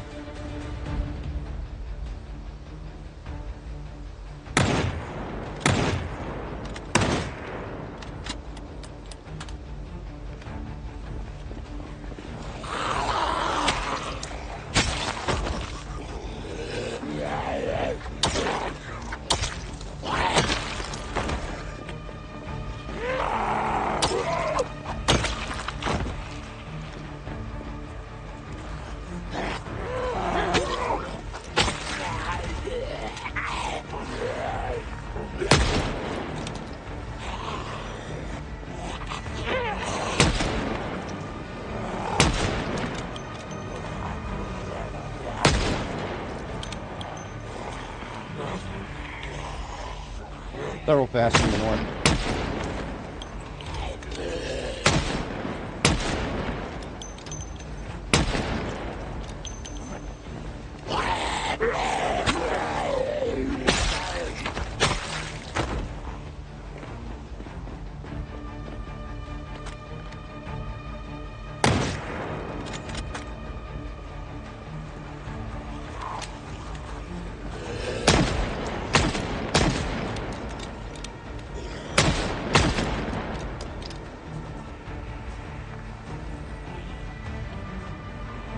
Lots of slow ones. Lots of slow ones.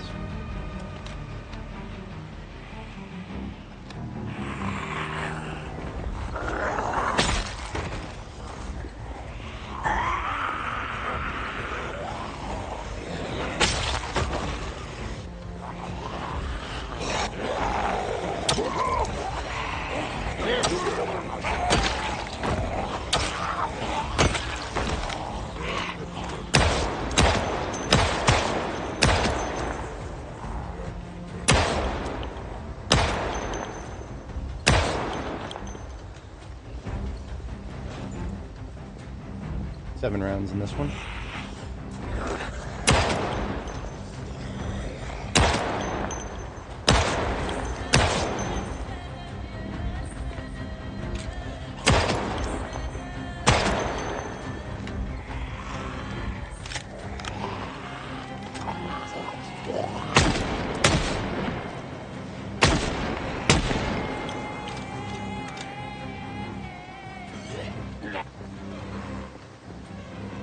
Let the fast ones come to me.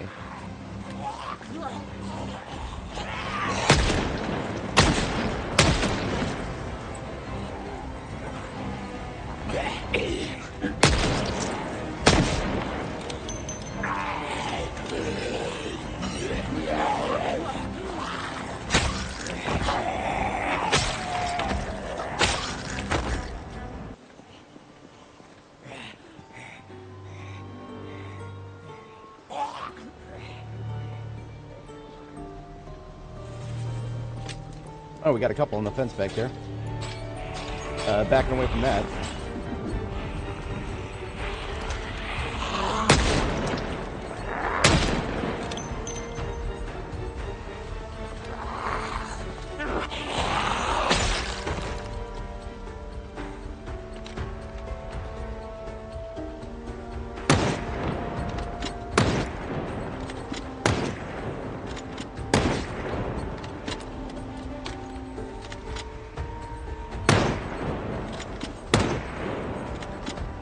Something's in the way. No more reloads. The rifle is empty. Putting the rifle away.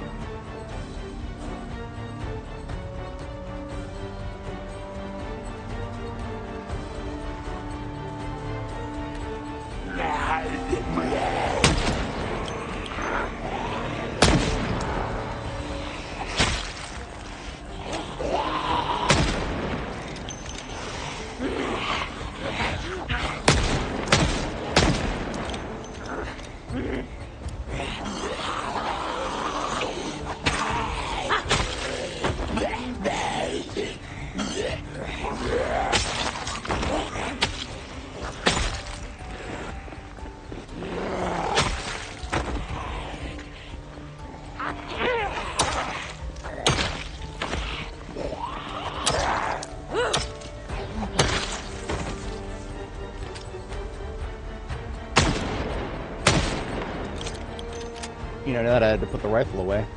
So we have a, ooh, got a key to this D6. Is it a survivor truck? Nah, of course not. But it does have an axe.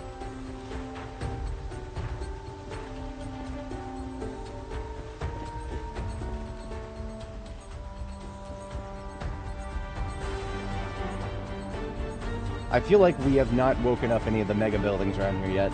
The upper floors have not spawned in.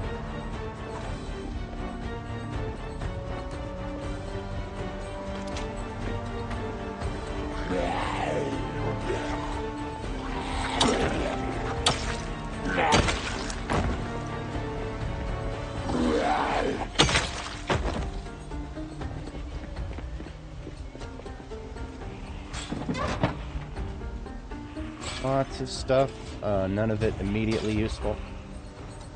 Hello, backing up. Backing up a little further, we're going to do a couple of sharpenings.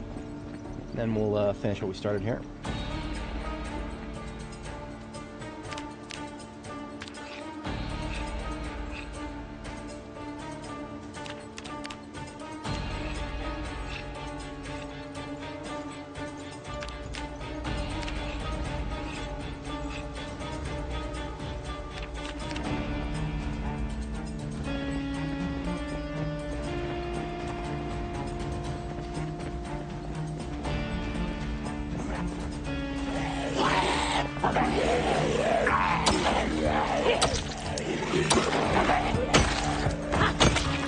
Hello, friendos. Why don't you come on out of there?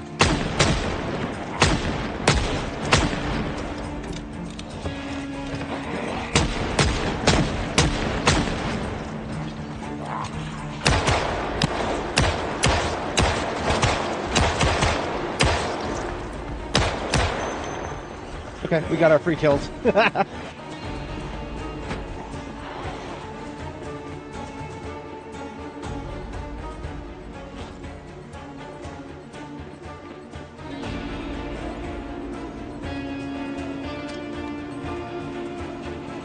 Thin the herd of fast chamblers here.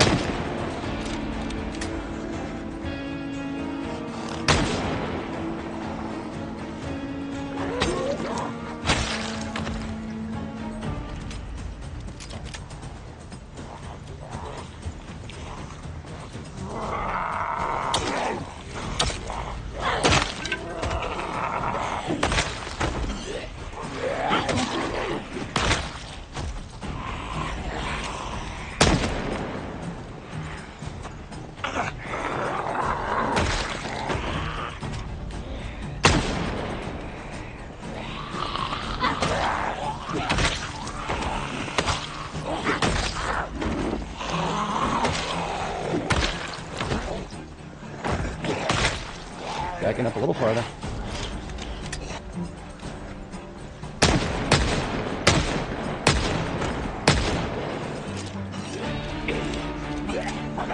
Ammo check on the M9.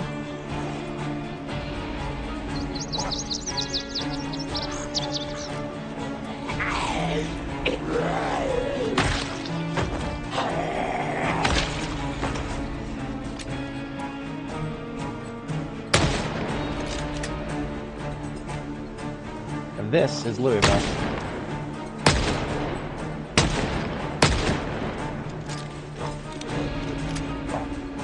Not that it wasn't Louisville up until now, but it's definitely Louisville now. All questions have been removed. Alright, there it is. M9. Last round. Reload. I don't know what this guy is carrying, and I can't loot him fast enough.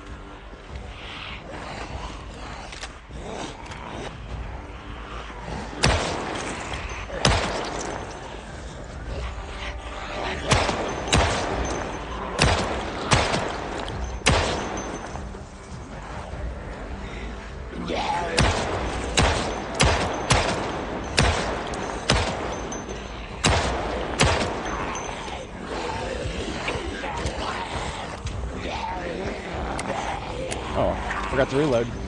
Oopsie daisy.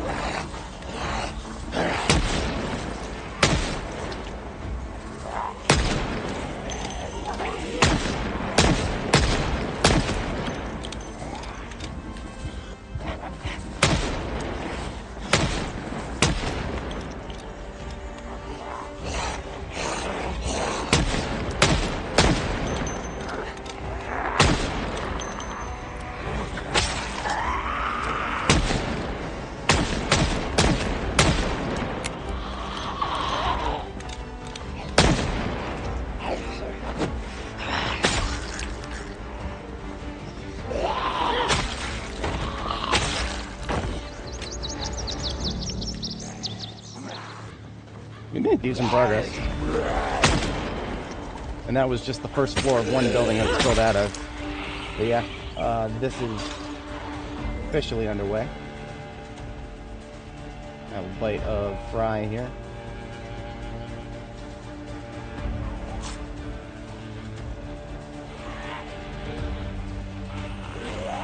Checking the M9, we are 15, but that is, yeah, the last mag is in it right now.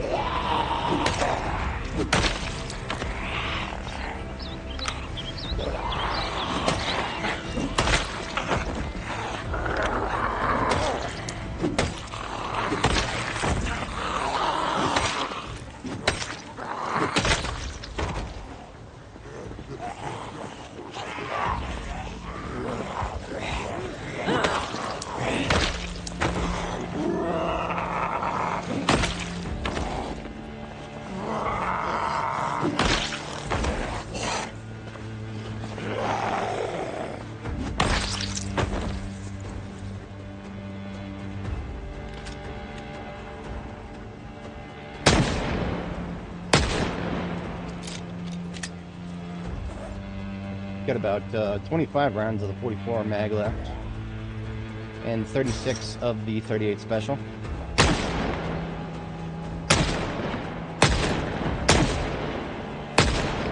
I want to focus on the fast shamblers with the Magnum here.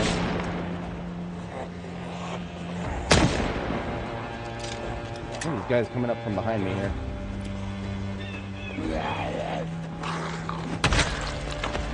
Alright, I think they're sufficiently split apart. Weapons free with the melee. Left and right. Left.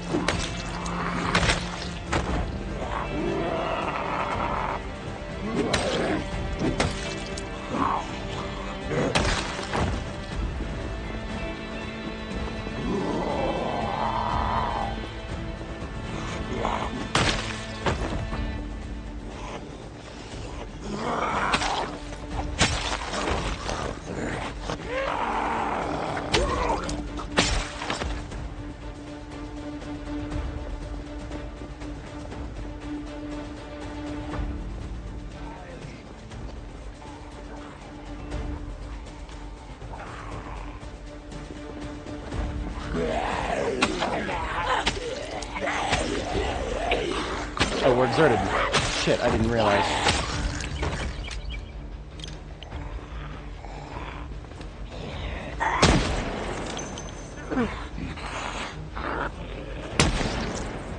Ideally, we should go sit down and do a little sharpening. She's been hauling with that axe. I can't blame her for being a little exerted right now.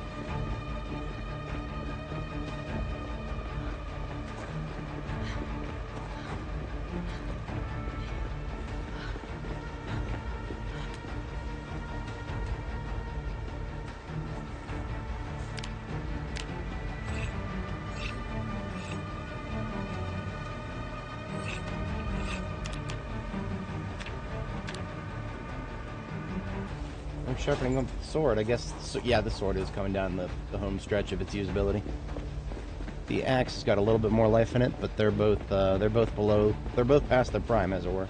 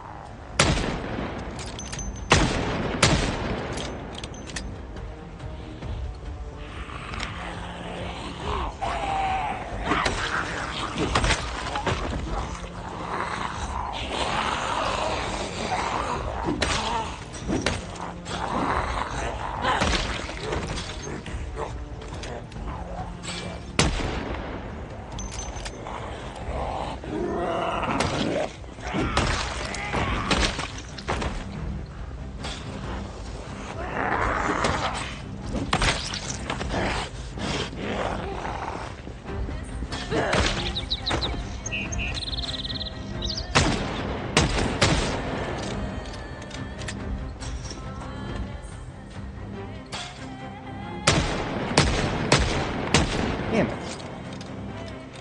4 rounds with friggin' 44 Magnum. Absolute waste.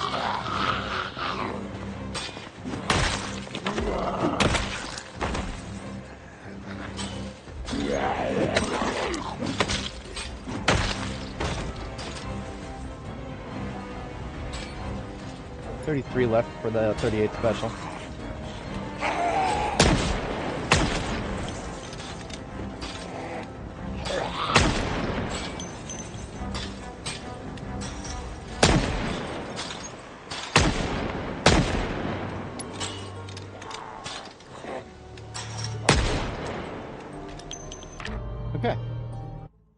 That was fun.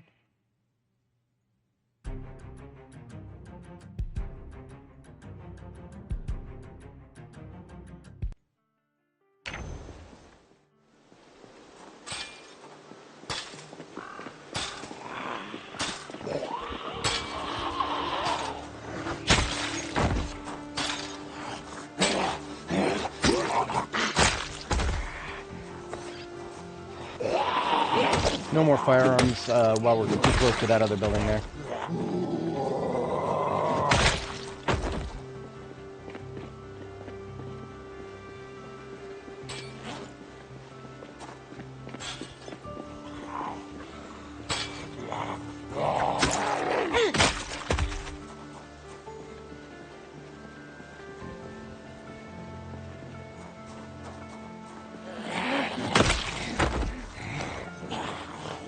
This way.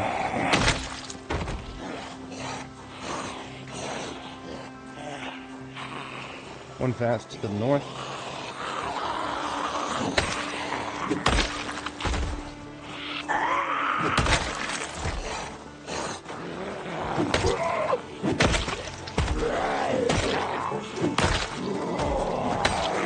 On my right, way too many. That's not good. That was way more than I was expecting from that direction. Interesting. Sword's coming out.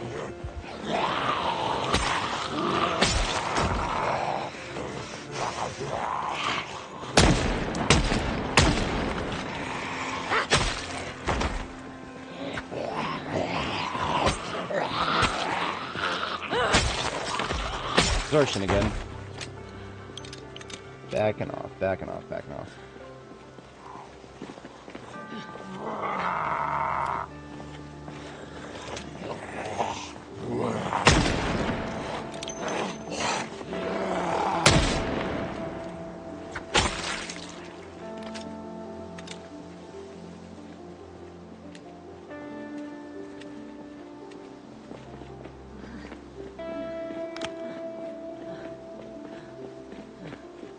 Killed a lot of zombies today.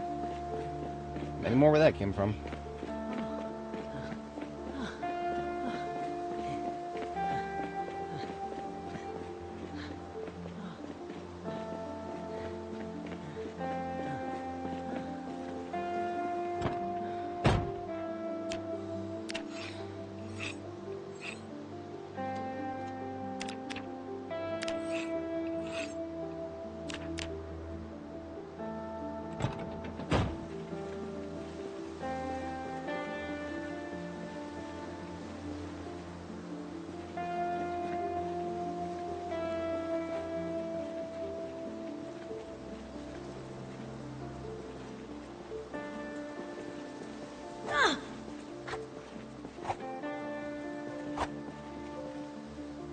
Oh, there it is.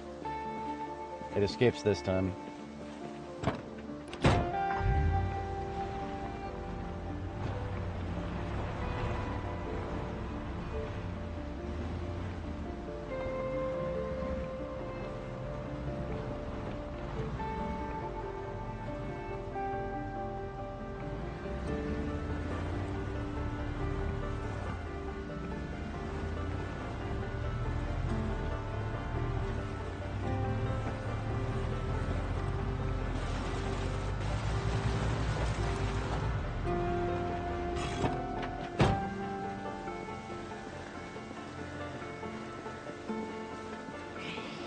Up, loser.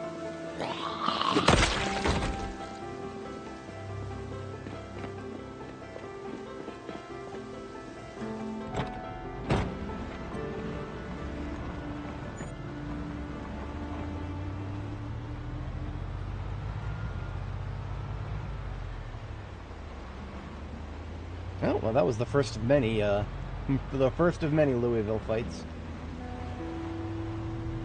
I particularly enjoyed getting to clink a whole bunch of them coming out of that one window there. That's probably one of the only times where I would actually probably endorse a fully automatic fire.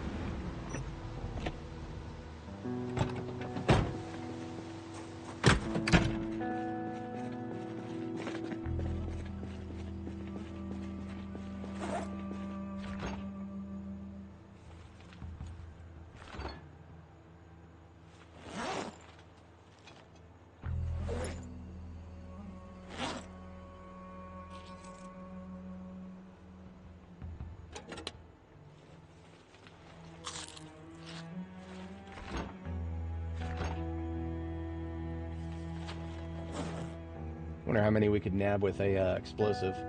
I think overnight we'll set an explosive trap. That feels like a good plan.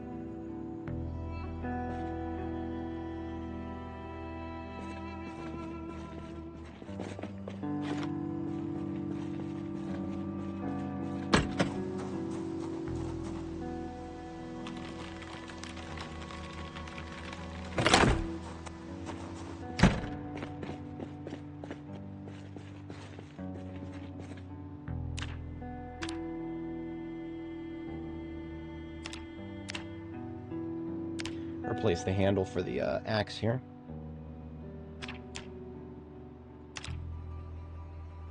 We'll give it some more life. The head's about half integrity.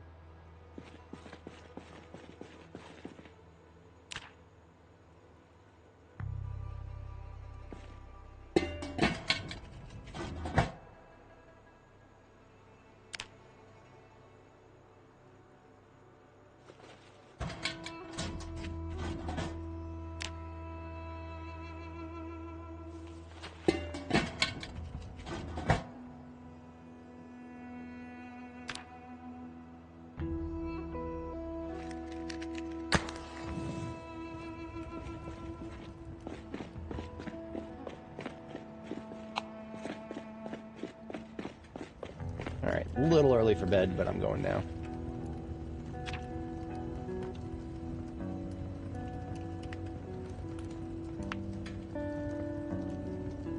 We'll have to think about putting on weight soon. We're down to 75 kilo.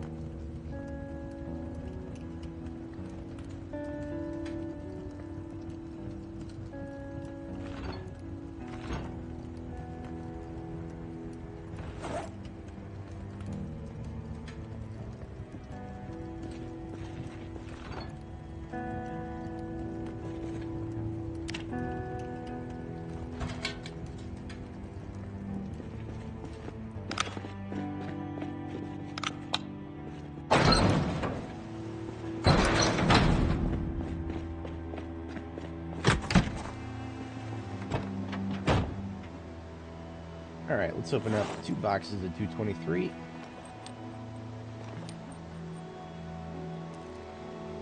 I have 2 M9s, M9 Lodge, 45 with extra scope, 2 223s. I can't do the whole big smoke quote.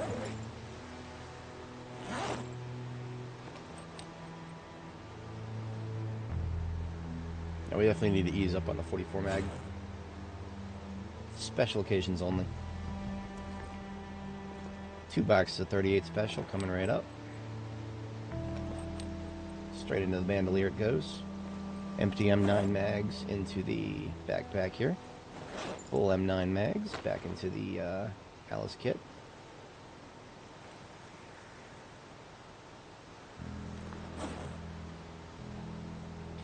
And the explosives kit.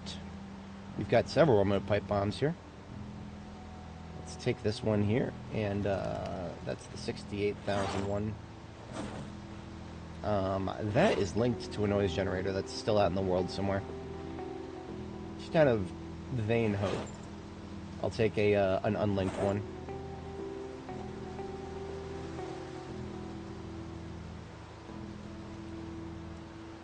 I'm going to take all 3 of my remote pipe bombs with me. I don't think I'm going to use all of them, maybe just one. But I would like to have the ability to use more than one.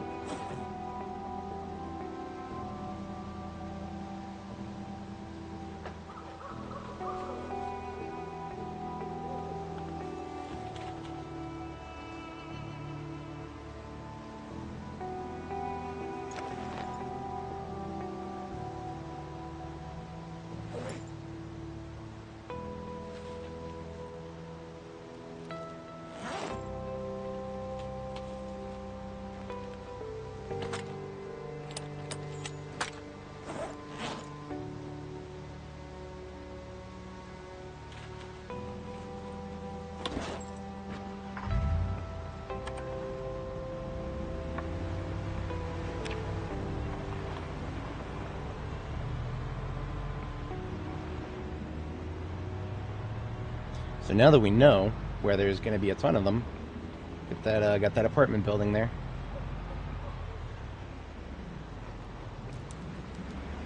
Might be some interesting things we can do with that.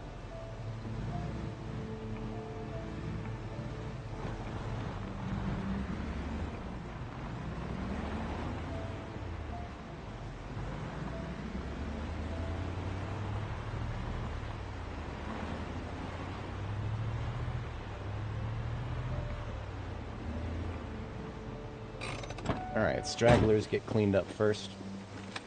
Noise discipline engaged.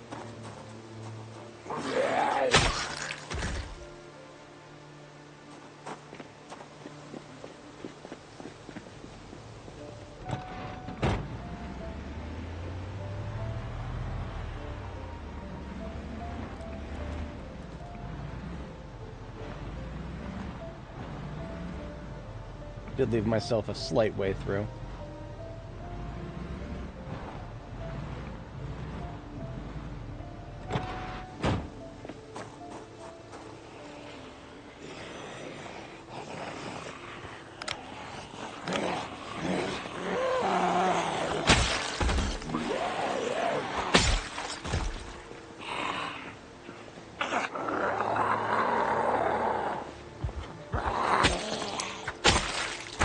Mask back on.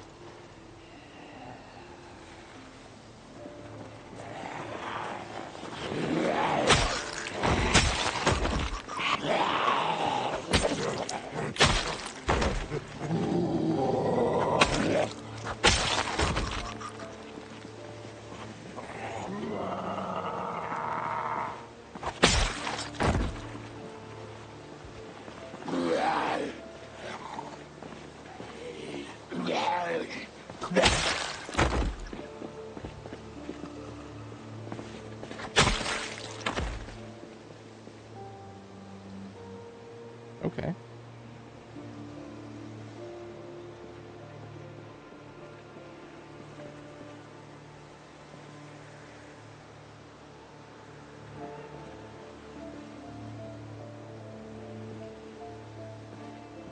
How about right here in the middle of this parking lot?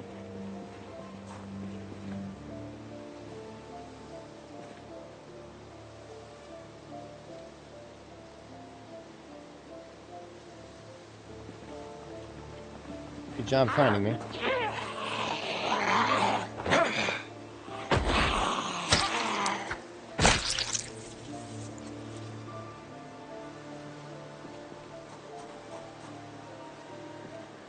Saw another one up here, but oh, they're there. Sword is about to go. I need to replace that ASAP. Alright, let's set the noise generator right here at this corner.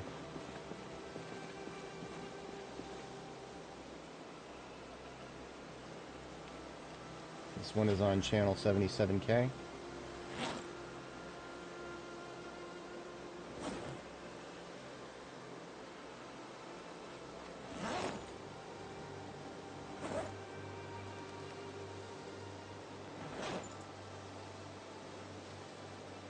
And the bomb is on 25K.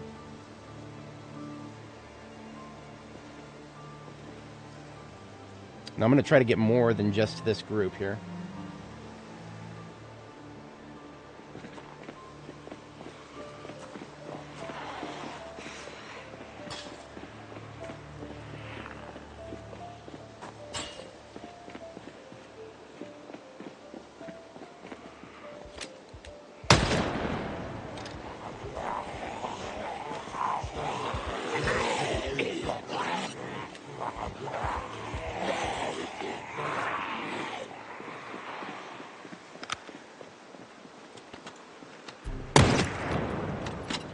Just making noise.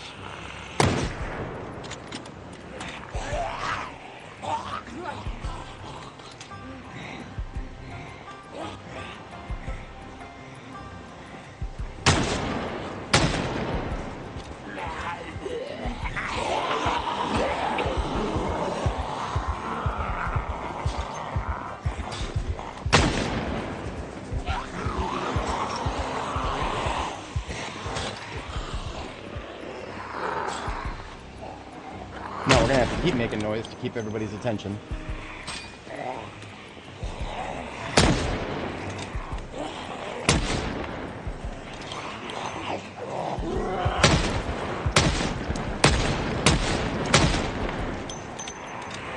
Alright. Now we need to trigger the 77K. And then we need to line of sight.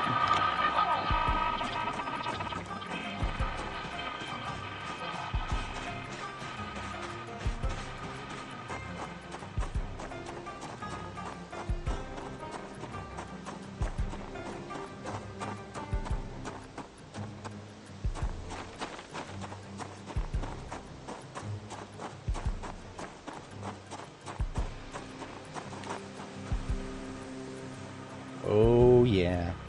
That brought the boys to the yard. Oh, yeah. Let's give them a minute, see if we can get any more.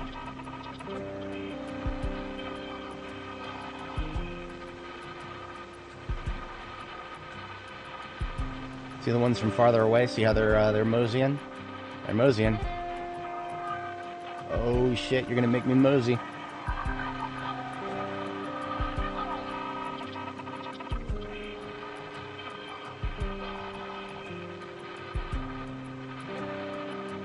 Oh, we're gonna get a lot, boys. We're gonna get a lot. This is gonna be my best pipe bomb yet. Can I trigger that again? I think I'm too far away. Yeah, I'm too far away. That's okay. That's gonna get us a lot. Now, you may have noticed a lot of them are on the wrong, or a little bit further out. So we're gonna move up just a tad bit here. Fire and trigger. Oh yeah.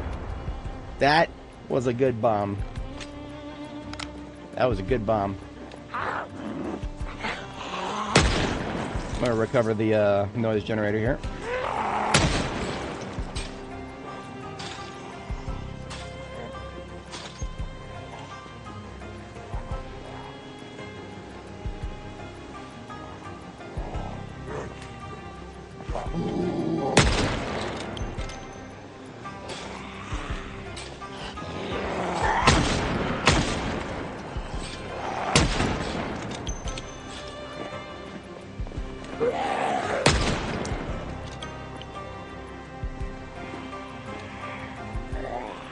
We'll do a M9 dump and then we'll get out of here.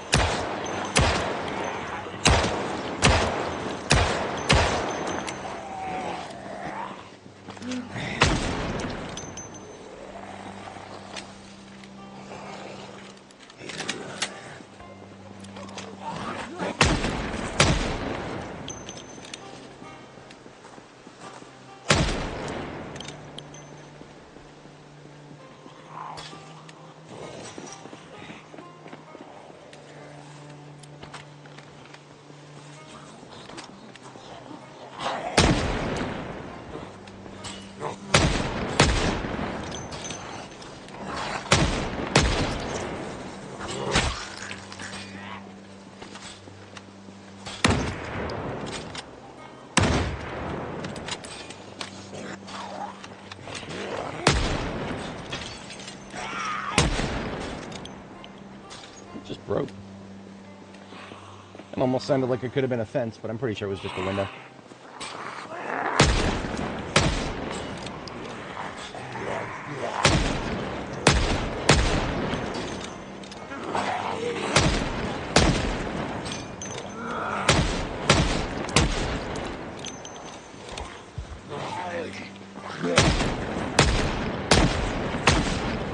I was gonna have to fall back after I finished the M9 dump there, but no, we're doing all right.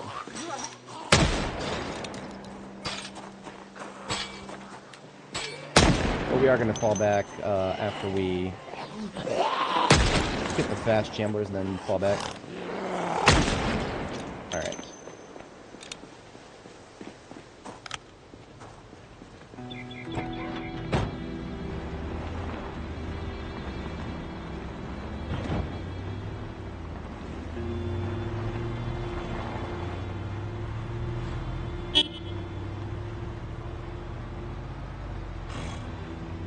There's First Street, finally.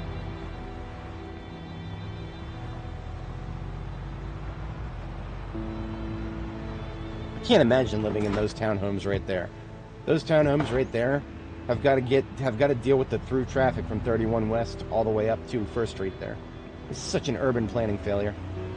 I'm sorry, that's a bit into the weeds, but that kind of thing actually annoys me. On behalf of those people who I've never met and never will meet and are 100% dead. Oh, I'm not here for the loot, dude. I'm not here for the loot. This is, you know, I'm here for many, many reasons. The loot is hardly one of them. The only real loot that I would care about at this point is if we can find a survivor house, but that's always just a, it doesn't really matter how much has been looted and trashed. Survivor house has always been a roll of the dice from the very beginning, so yeah, the loot is, I mean, we hit LSU. LSU was the big target, and of course, it had every book except Longblade and Napping. Without Longblade, well, that just means we're not doing as good with sword experience as we could. It's about to be 4 a.m., so let's just have a bite to eat. And then hit the sack. We can shut the fridge generator down tomorrow, because then the stir fries are pretty much done.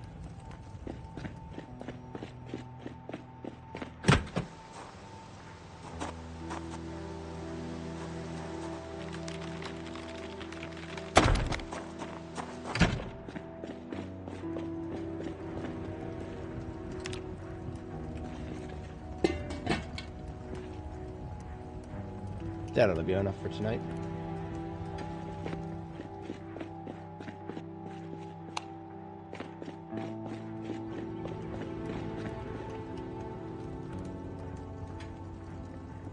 It's not about the loot, it's about sending a message. It's not about the money. It's about sending a message. Everything burns.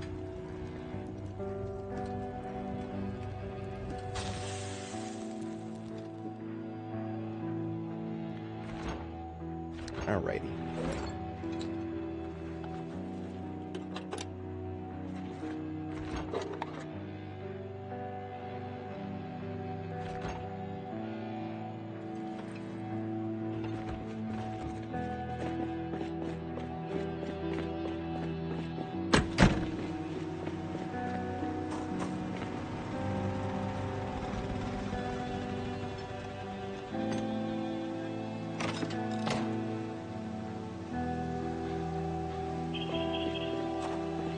Now, if memory serves, this should have a designated spot already prepped.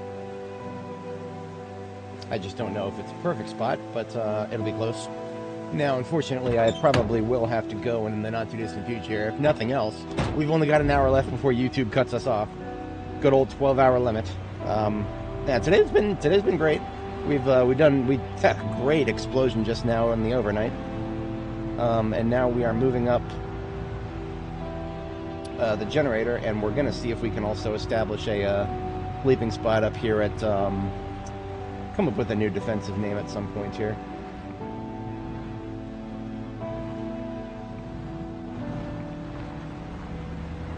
Thinking about calling the one up here Zulu.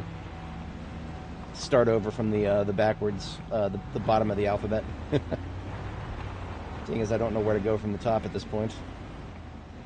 This feels like a Zulu right here. Alright, the garbage bag there should mark the ideal spot for the generator, but we're going to need to test that and make sure that the lights get caught on both sides.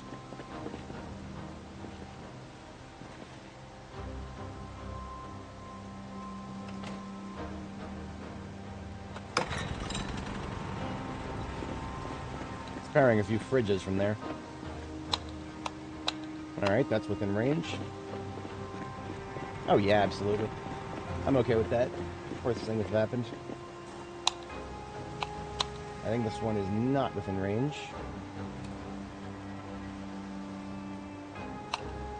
Still not within range. I actually forgot that battery connectors are a thing.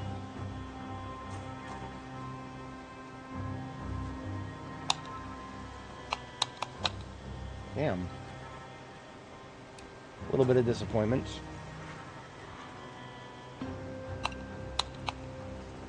Okay, that's got to be within range. There's some bullshit going on here. I can't remember if that one had a... They should both have light bulbs. Let's just steal the light bulb from here, shall we?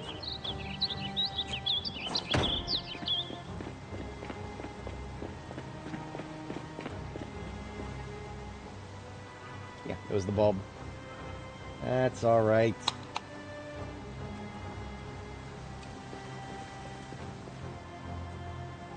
Yeah, see, I was right from the start. Hello there. Richard, how's it going? We are currently working on central Louisville here. Well, central. We're just south of 1st Street here. And what we've gotten ourselves built here is a very powerful defensive position. At least I want to call it powerful. I don't know if it's... We'll see. We'll see how powerful it is. We're using vehicles to block any of the potential points of ingress in this area, this otherwise walled area here, this parking lot. And we just got a generator up and running so that we got floodlights powered. Now I'm thinking about a couple of rows of low fences. What am I currently over encumbered by? This sword needs to go. Let's drop this sword, slate it for repair later. We've got a new sword here. Unfortunately, Richard, you join us right as we've got about 1 hour left here. I've been starting my streams a little earlier in the day these days. It is, I think it's actually really good for my YouTube numbers. I think, this is just pure speculation on my part. I think because I'm starting early enough, the algorithm is kind of favoring me, like for front page selections and whatnot. Pure speculation. I have no data to prove that. But it would make sense, because otherwise it doesn't really make sense that I get a lot more recommendations to people when I start earlier in the day.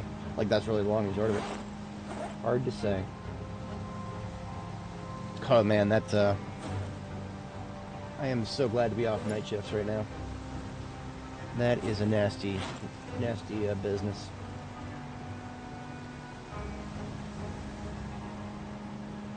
We can put away the pipe bombs for now. We'll pull them back out later, for sure.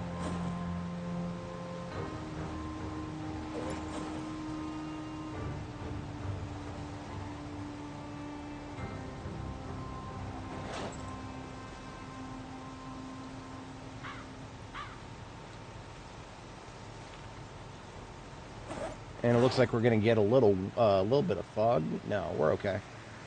It's just really windy today, that's all. Now, unfortunately, wind does have an impact on your aim. Sadly enough, even at level 10. So we can actually shut this generator off. It's just for the lights right now. We don't have any more perishable food at the moment.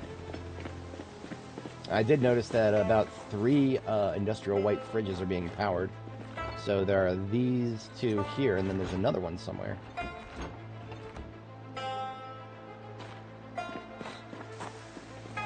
Let's get those out of the way. Next run. Oh, well, I mean, when it comes to runs for this game, I've got a small list of things that I would do differently when I start over next. As for when that will happen, I have no idea. I have no idea because we have put so much effort into this one that it's really hard to imagine starting over at this point. That being said, of course, I have been a bit spoiled by my saves never getting destroyed. I do expect that our saves will eventually get destroyed here. That'll also depend on what kind of new options we have. Because if and when I do start a new character over... Like, if my save gets broken, I will be taking a break from Zomboid. I'm not going to start over right away if my save gets broken.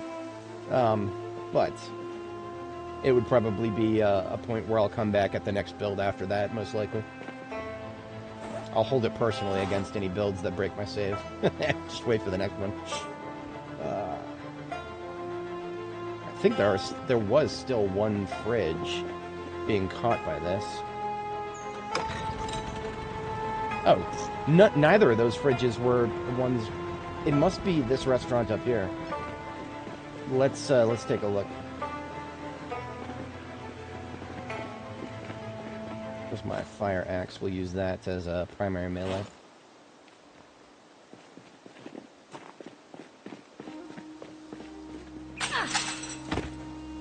But yeah, no, once, mostly just base building ideas.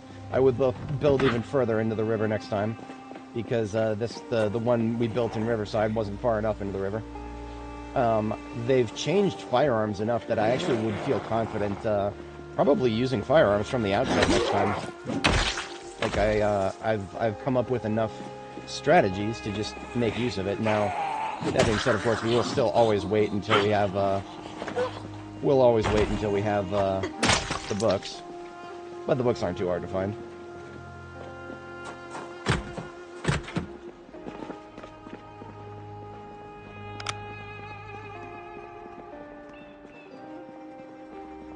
So there was one in here at one point, just kind of making angry noises at us because they couldn't get through the car here.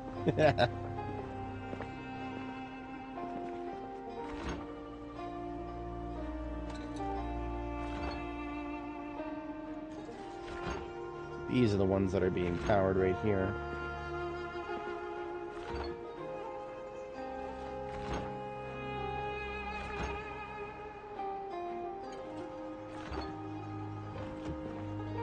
Let's get these out of the way.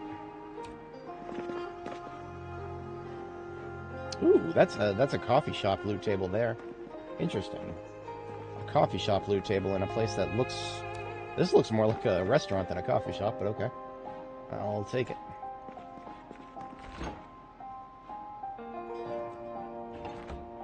I'm actually really mad that we can't make flatbread in this game right now. Because flatbread would mean we could make sandwiches, and sandwiches would mean I could use stuff like this mustard and salsa that would otherwise be kind of hard to employ. I have not found a use for mustard since the power went off, really. Because I haven't made my own bread. That's a lot of work. That is a lot of work.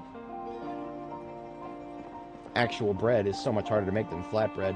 I made flatbread right here in my apartment a couple days ago just for the hell of it.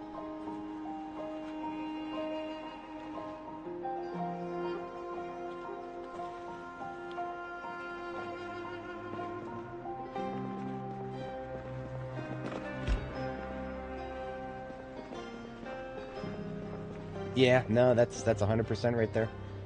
They give us the in-game recipe to make pizza, and yet, after the power goes out, the cheese starts going bad, and then that's it. R.I.P.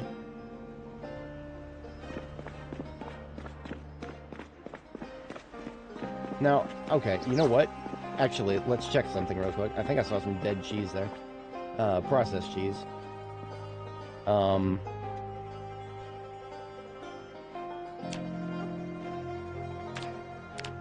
Okay, so it has to be actual cheese. It cannot be processed cheese. Now, the reason I'm thinking about it now is just because, well, I am a level 10 cook. Level 10 cooks can use rotten food in recipes. So if I can use rotten cheese to make a pizza, fuck, I would do it. I mean, I'd do that in a heartbeat, but that means we actually have to find cheese.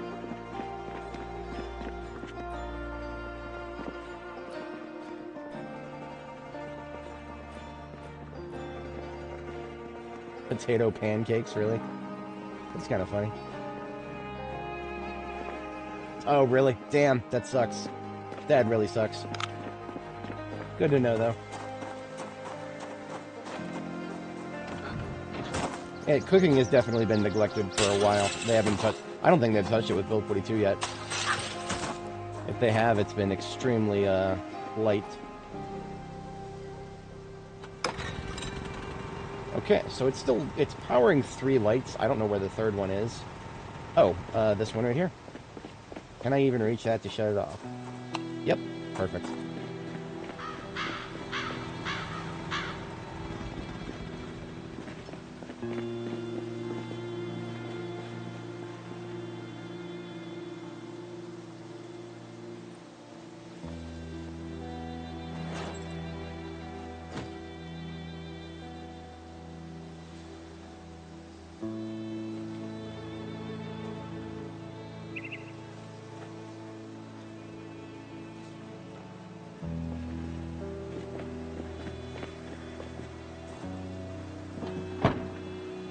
bunch of other random crap in here. Might as well put some food in there, too.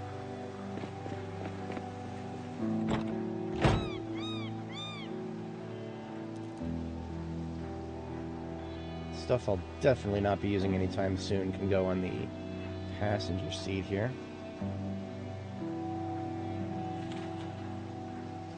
All the rest of the stuff from my inventory can go in the trunk here.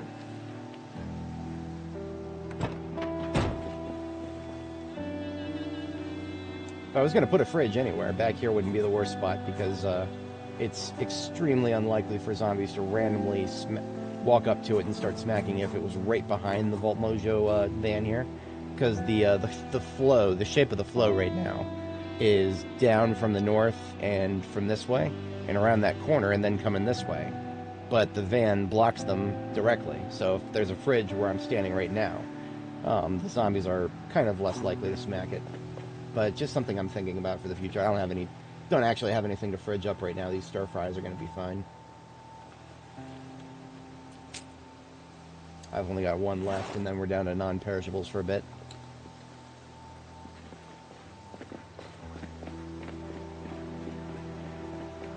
Okay, now, about those low fences. We need some actual trees here to cut. So I got my sledgehammer. We're going to move up and bust out a few holes in this chain link fence up here. Just right here in the corner where the rest of this garbage is. Do 2 at a time and then come back for more later.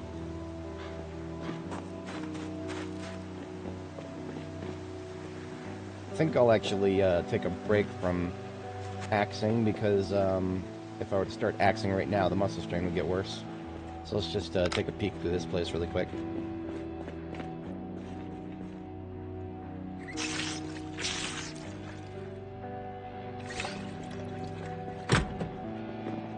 Coffee machine there.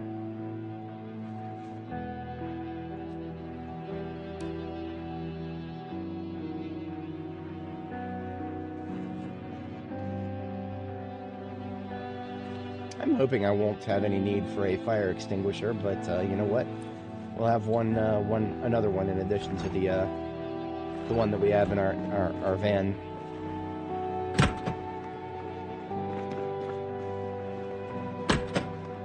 I hear footsteps outside. That's to the north.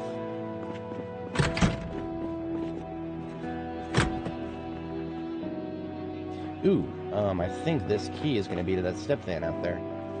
Yeah. Hello, friendos. How y'all doing today?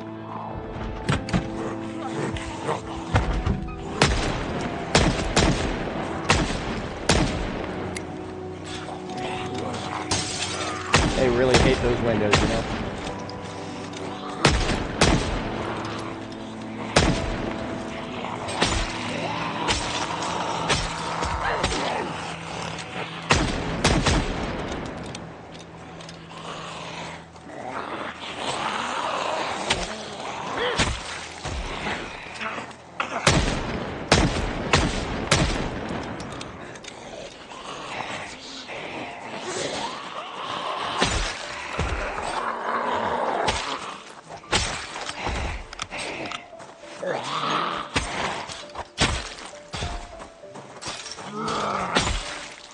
Alright, lots of fence thumpers there.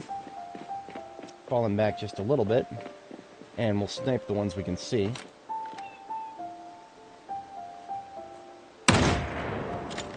Hello there. You're not supposed to be behind me.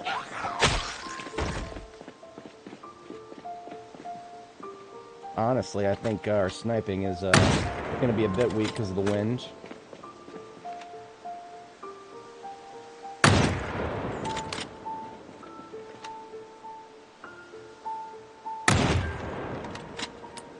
That's alright. We can manage. The cone is really wide. There we go.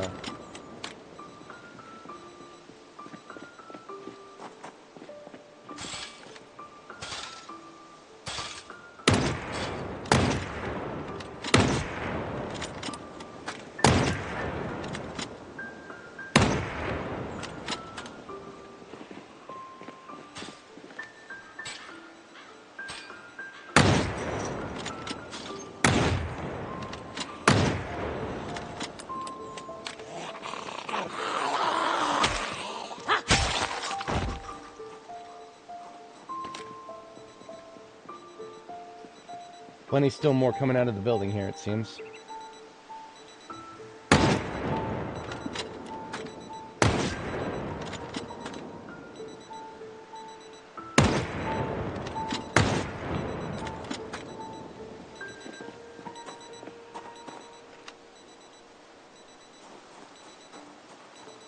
Oh, okay.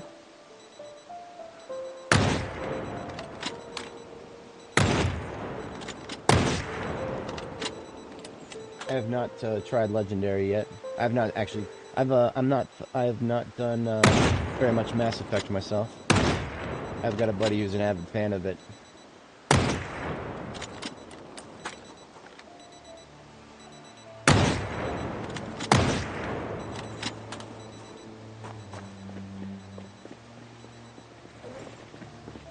Move up a little bit here.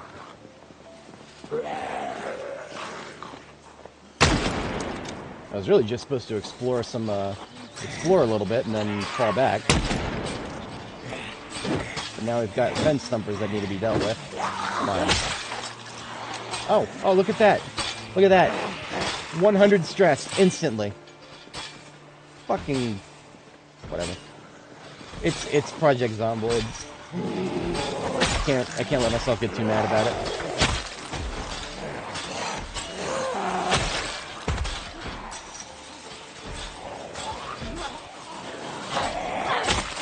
I literally can't shoot guns right now. It's pointless. The stress going straight to 0 to 100 like that, might as well just be locked to melee.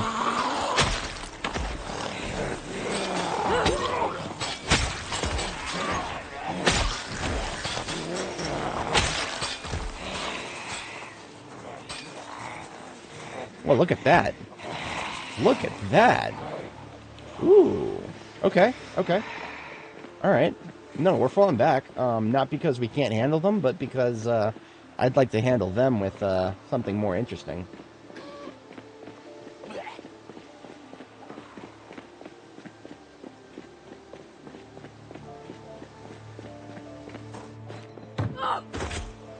Woman, one of these days, I swear.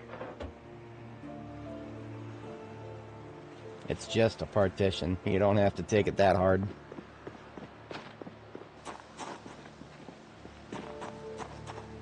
Maybe. I don't know. Stress is something that's supposed to build up slowly, in my opinion. I can understand completely if we went straight to tier 1, but I kind of feel like there needs to be like a what's the word? A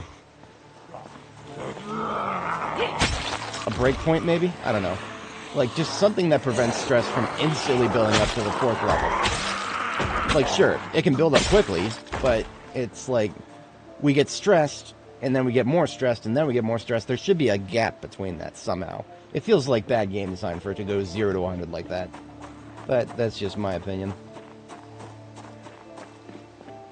So, what I kind of want to do is try all those zombies put together. Let's get another bomb out. We don't have the shotgun all the way up here yet.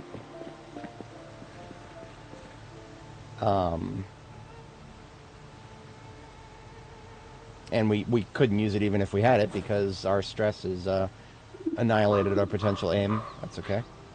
We don't need to be accurate to use bombs.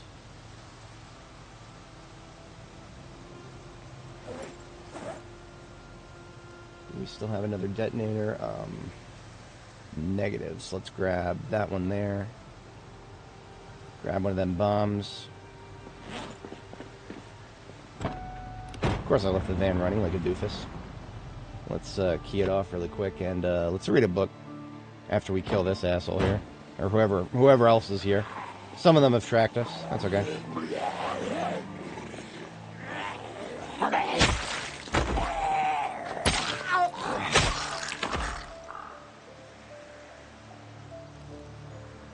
That one may have tracked us.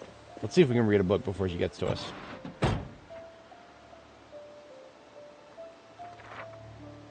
Of course we can. She's slow. Alright.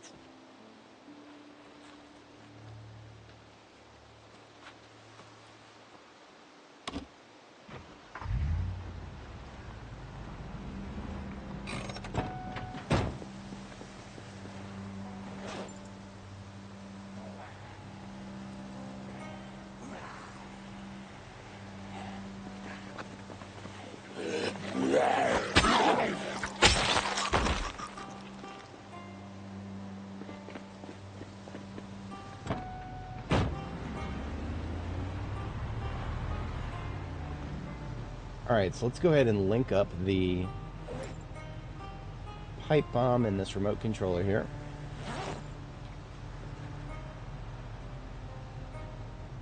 The pipe bomb is 87,000 and the noise generator is 77,000.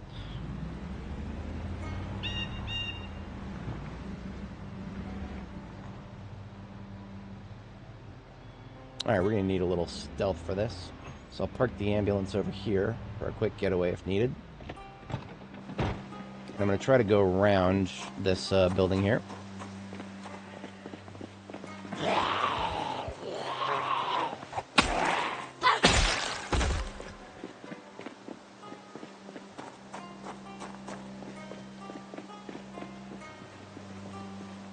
Stealth mode engage.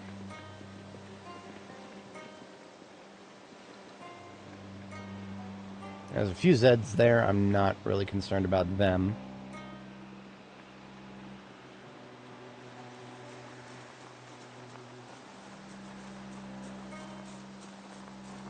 Stealth focus is supposed to be what Apocalypse is.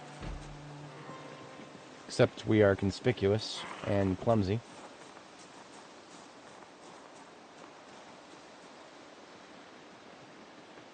Okay, I'm going to go around again here. Go all the way around the apartment complex here. Because I want to see if I can gather them up a little further up the road. Maybe even get the attention of some other people.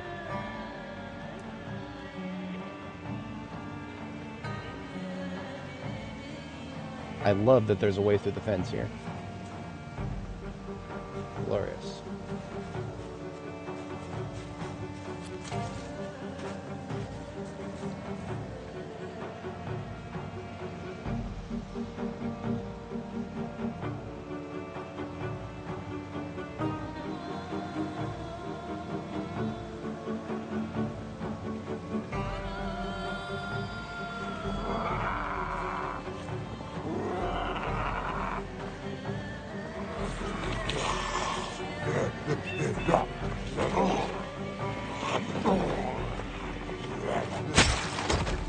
I'm gonna play ball.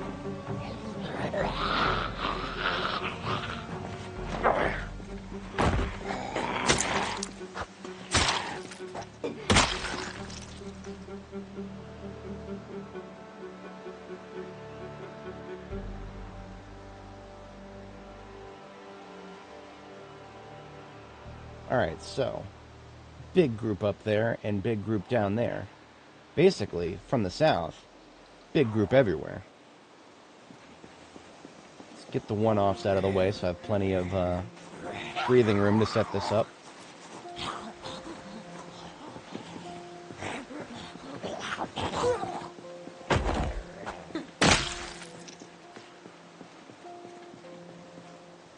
I love how many corpses are just in that tiny pile right there. Everybody who flipped out, I nailed as many as I could. Okay. Now, in a perfect world, I would have a battery so that I could use the light bar on that vehicle up there. Unfortunately, its battery is dead, and I need a heavy duty. So I did not bring that with me, but a gunshot should be just as good.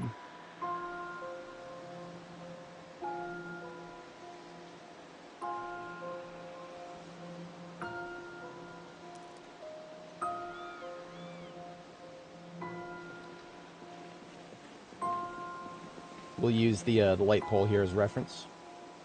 Noise generator, arm and set. Pipe bomb, arm and set. So noise generator is 77,000, pipe bomb is 87,000.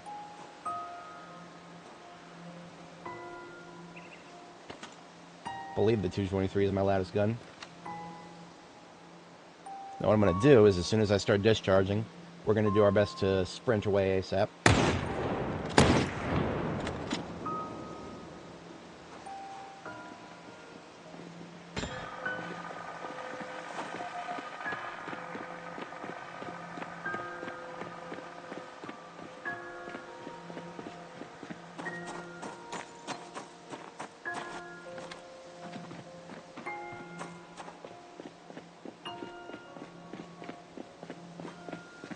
Now, if my calculations are correct, We should have lost visual for most of those Zeds really quickly.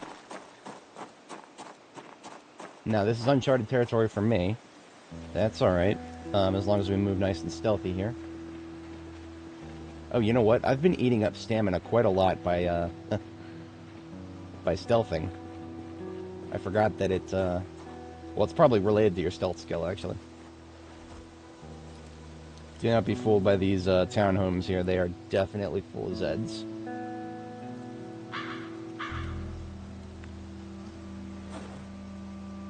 Alright, so the detonator is the 87,001. I'm just going to put away the 70. Well, actually, no.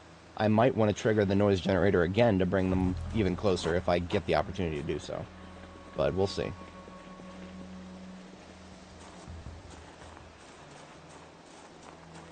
Yet another Zippy Mart. Lots of those.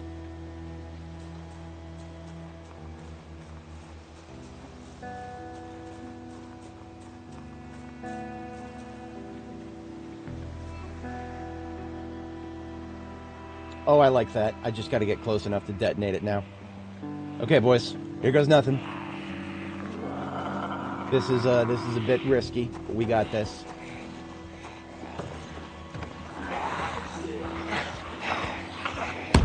Oh, yeah. Oh, yeah.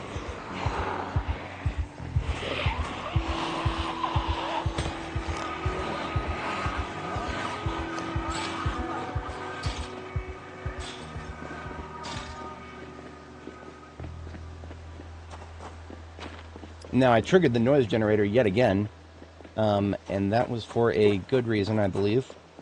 What we're going to do is just now that we've lost sight of them, we're going to let the noise generator there, gather what we can. Some of them are definitely going to still be pathing in my direction, so they might have lost range on the noise generator. That's okay. Most of them have the memory of a goldfish, right? So if they lose visual, they're pretty much done, and they'll start moseying towards the nearest audio source at that point, or group up, whatever works best for them.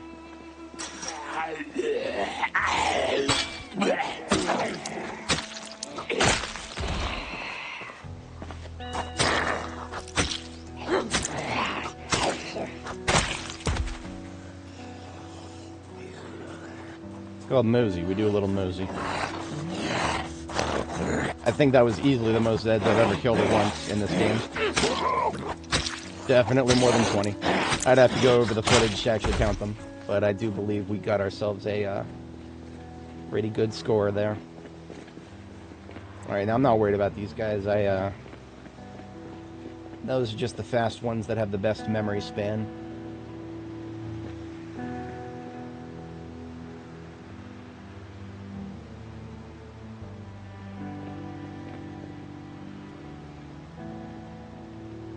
Yeah, so the noise generator is still gathering them. Now, of course, we've already blown the only bomb that I had on it, but I didn't bring another pipe bomb, did I? It's perfectly okay if I didn't, because I have another noise generator. I haven't even linked it. Look at this lady never even moved last time. All right, still nice and clear through here.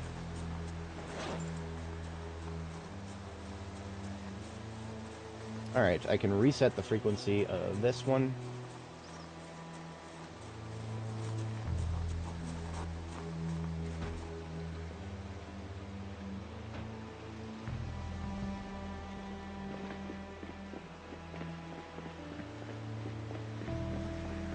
I mean, honestly, we could do that again.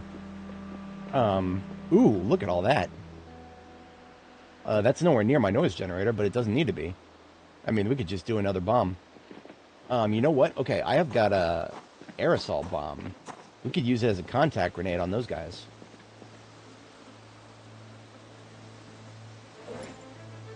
Yeah. The aerosol bomb is, I think, it's going to have a little fire to it. I'm not really worried about these 3 buildings here, and including that, the repair shop over there. So, what we're going to do is we're going to chuck this just straight into that group. This is just a bomb I found. I didn't even make this one.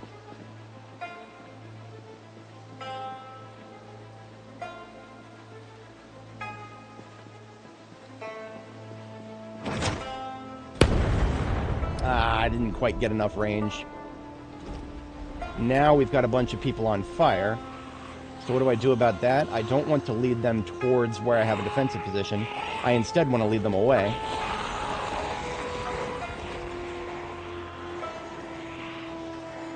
The hordes of hell be upon us!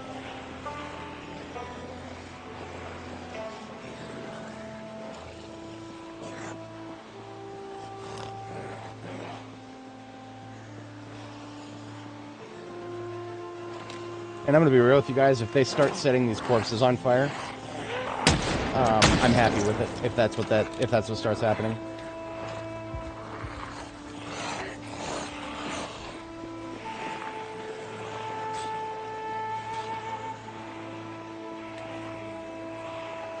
Ooh, now here's something we could do.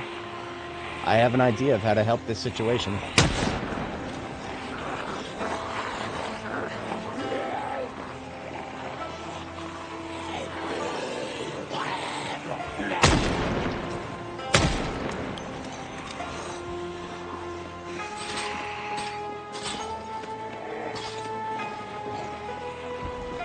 $77K is still on hand. We're going to run past it on this side and trigger it again. And we're going to disappear.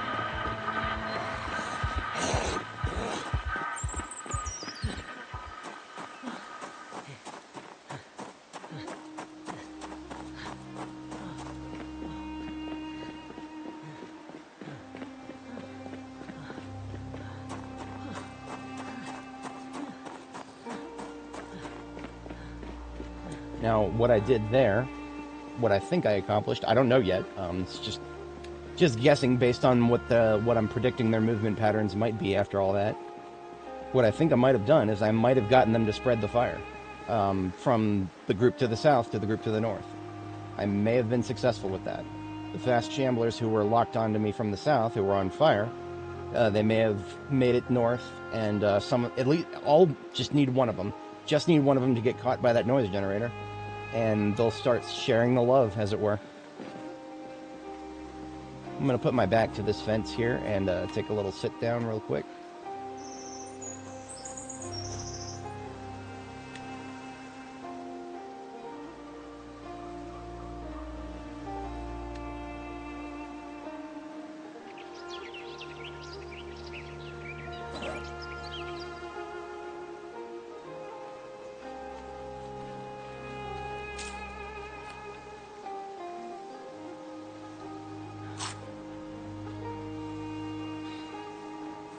Alright, feeling okay.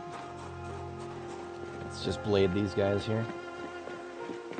Doesn't seem to be too many of them, but play it safer.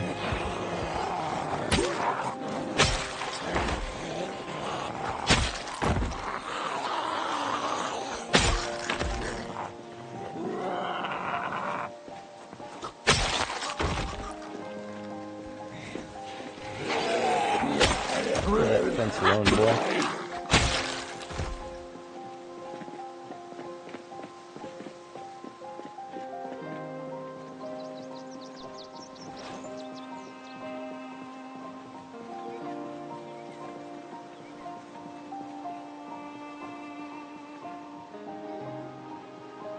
Alrighty then, let's see what the status of the fire looks like. You'll just have to imagine the fire.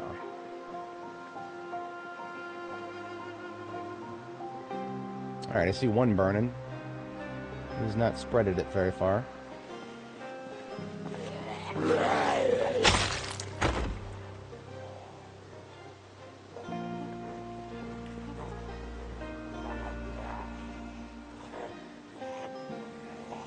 Can't see too much farther north. I'm gonna deal with these guys. They're making noise that bothers me. The ones that are sitting down that make aggro noise is actually really annoying. Because when they're sitting down and making aggro noise, I'm like, okay, are they attacking somebody? No, they're just making noise.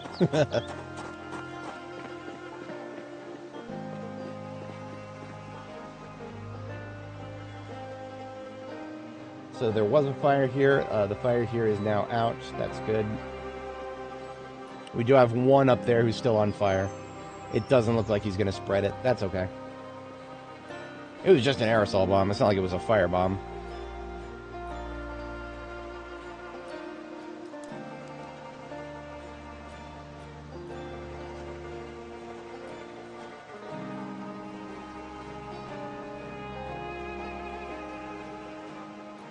Almost got our money's worth for the aerosol bomb. Well, actually, no. If we got our money's worth. We didn't pay anything for it. We just found it. Oh, crap. 11 hours, 24 minutes, so we don't have too much time left here. This young lady is still alive. I think the sword is far enough range that we can kill a burning Zed as long as we get max range and not be at risk of catching on fire ourselves.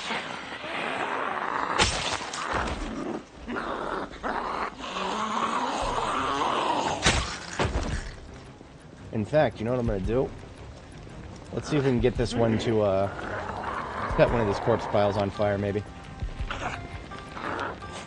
Over here, Hellbringer. Why don't you plant your face right on this corpse pile for me? Yeah, maybe. Imagine the smell.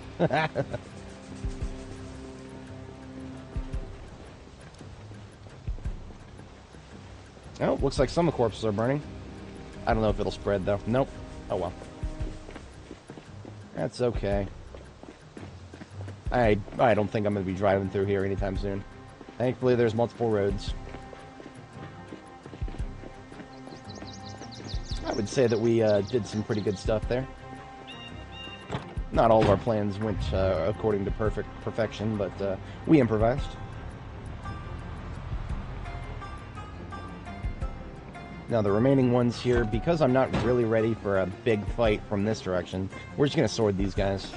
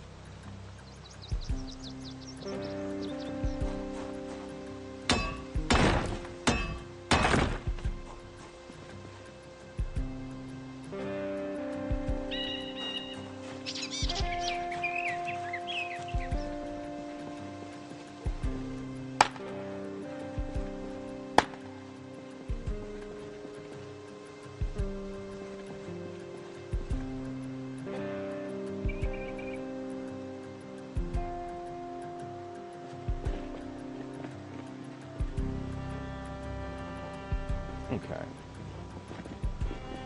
We can do something here, I think. Where did I put my axe? There it is.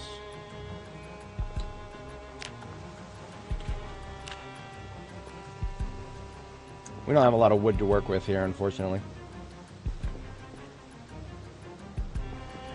Move tree, please. Oh, there we go.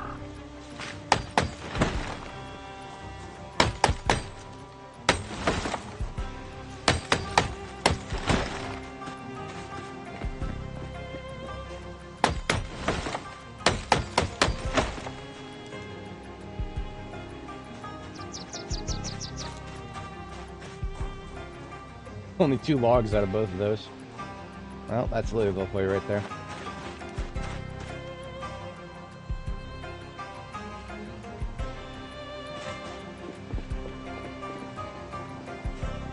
Wait, did we get any logs down here? Yes, we got one. Okay.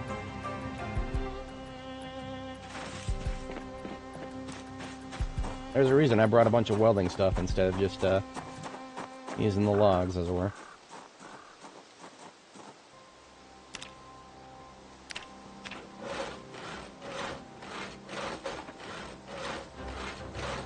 We should have materials for nothing. We have nothing.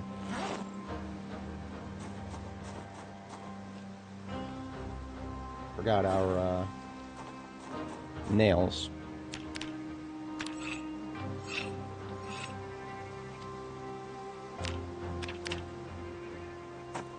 Okay, so unfortunately YouTube is going to cut me off and starting in about 15 minutes here, so we are pretty much in the wrap-up phase here. Just going to get a little bit more of defensive positions put together, and next time we will be having a lot of fun executing some defensive operations here.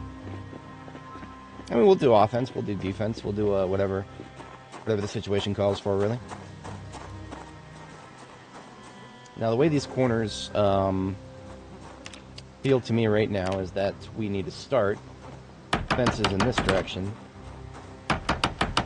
so that if there are zombies directly around the corner, they flip over the fence first instead of lunging at us directly.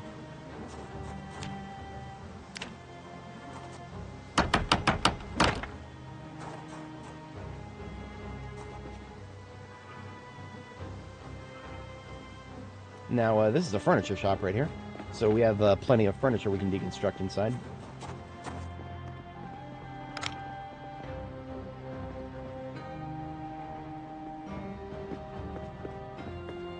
Beds are a great resource for that. I think I will take the bunk bed as a place to sleep for myself. The rest of these I will pull apart because they are really big.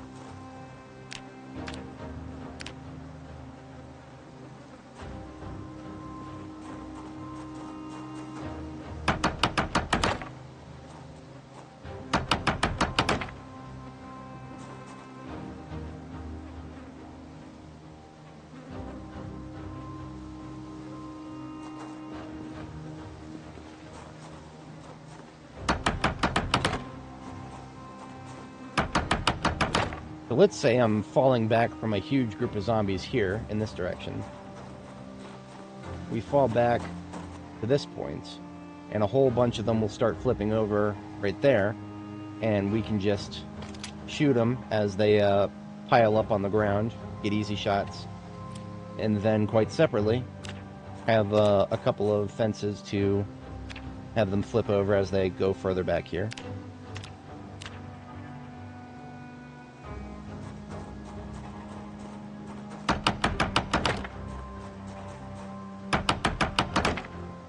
That's all the planks we have for the moment.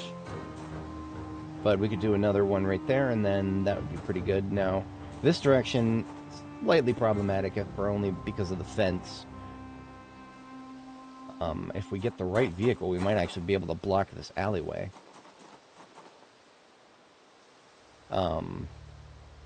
That would be some more vehicle work, though. We could think about that more tomorrow.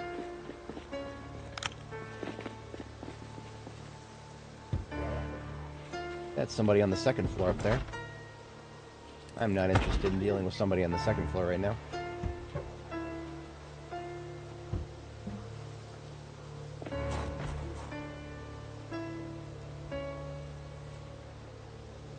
Can't think off the top of my head if there are any other walls back here that I want to sledge out right now.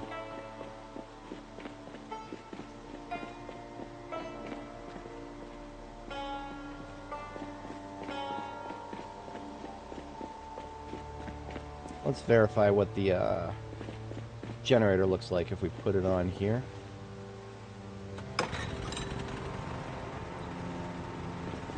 Huh. Apparently it's catching lights indoors. That's okay.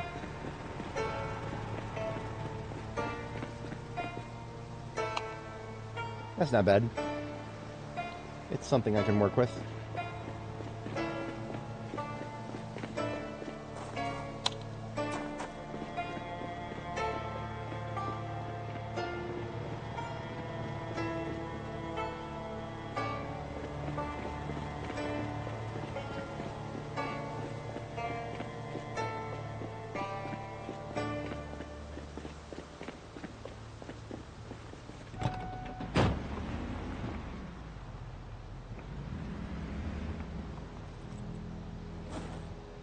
Okay, yeah, so I'm going to go ahead and wrap things up here. We will cut the generator off here. We'll go back to Mike there.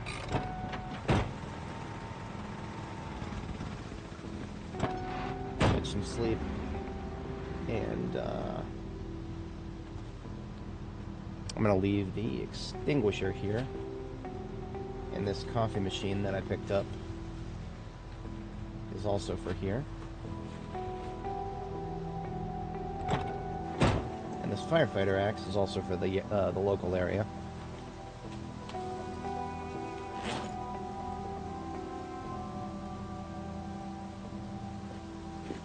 So if I need a fire extinguisher, aside from the one in my van, I will have one next to the generator.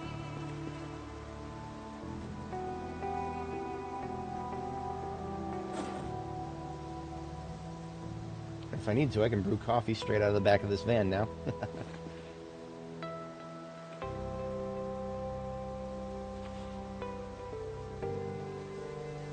I'll actually leave some of this lightweight foodstuffs here. And that's good for now.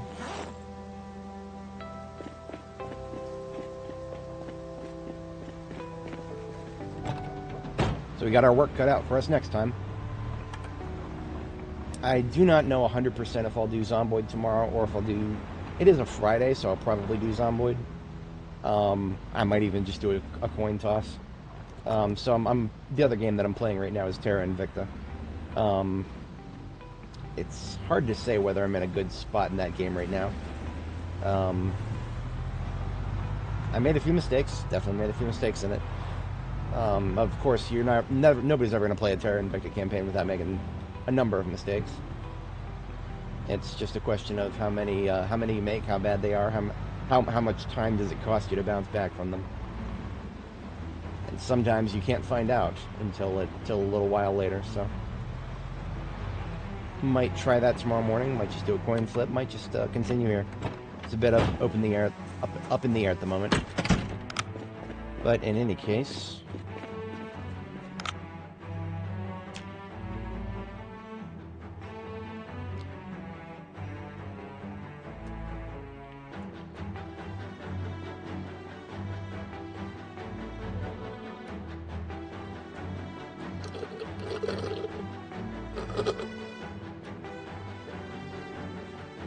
we're just going to fast forward a little bit here until we get to our next sleeping point. I do like to end my sessions on a daytime note.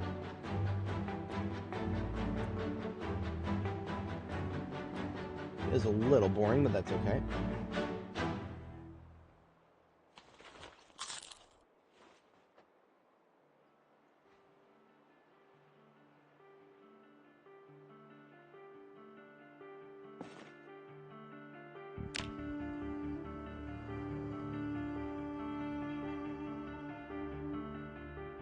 A little bit bored from that, but that's okay. That is okay. I am not mad about that. Boredom is very easily cured. Just go for a run.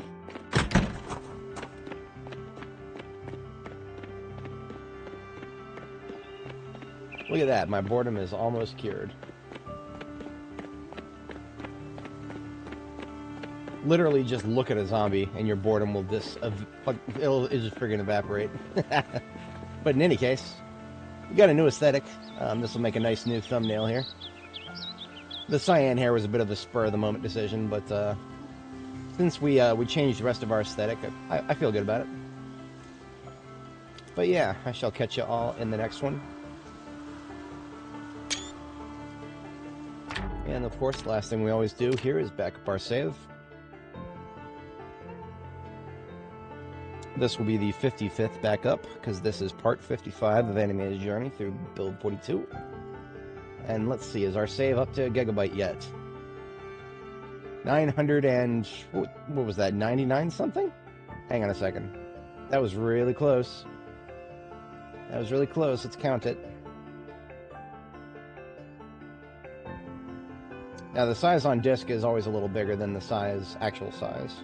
Look at that, 1 gigabyte even. Okay, boys, we are at 1 gigabyte save now.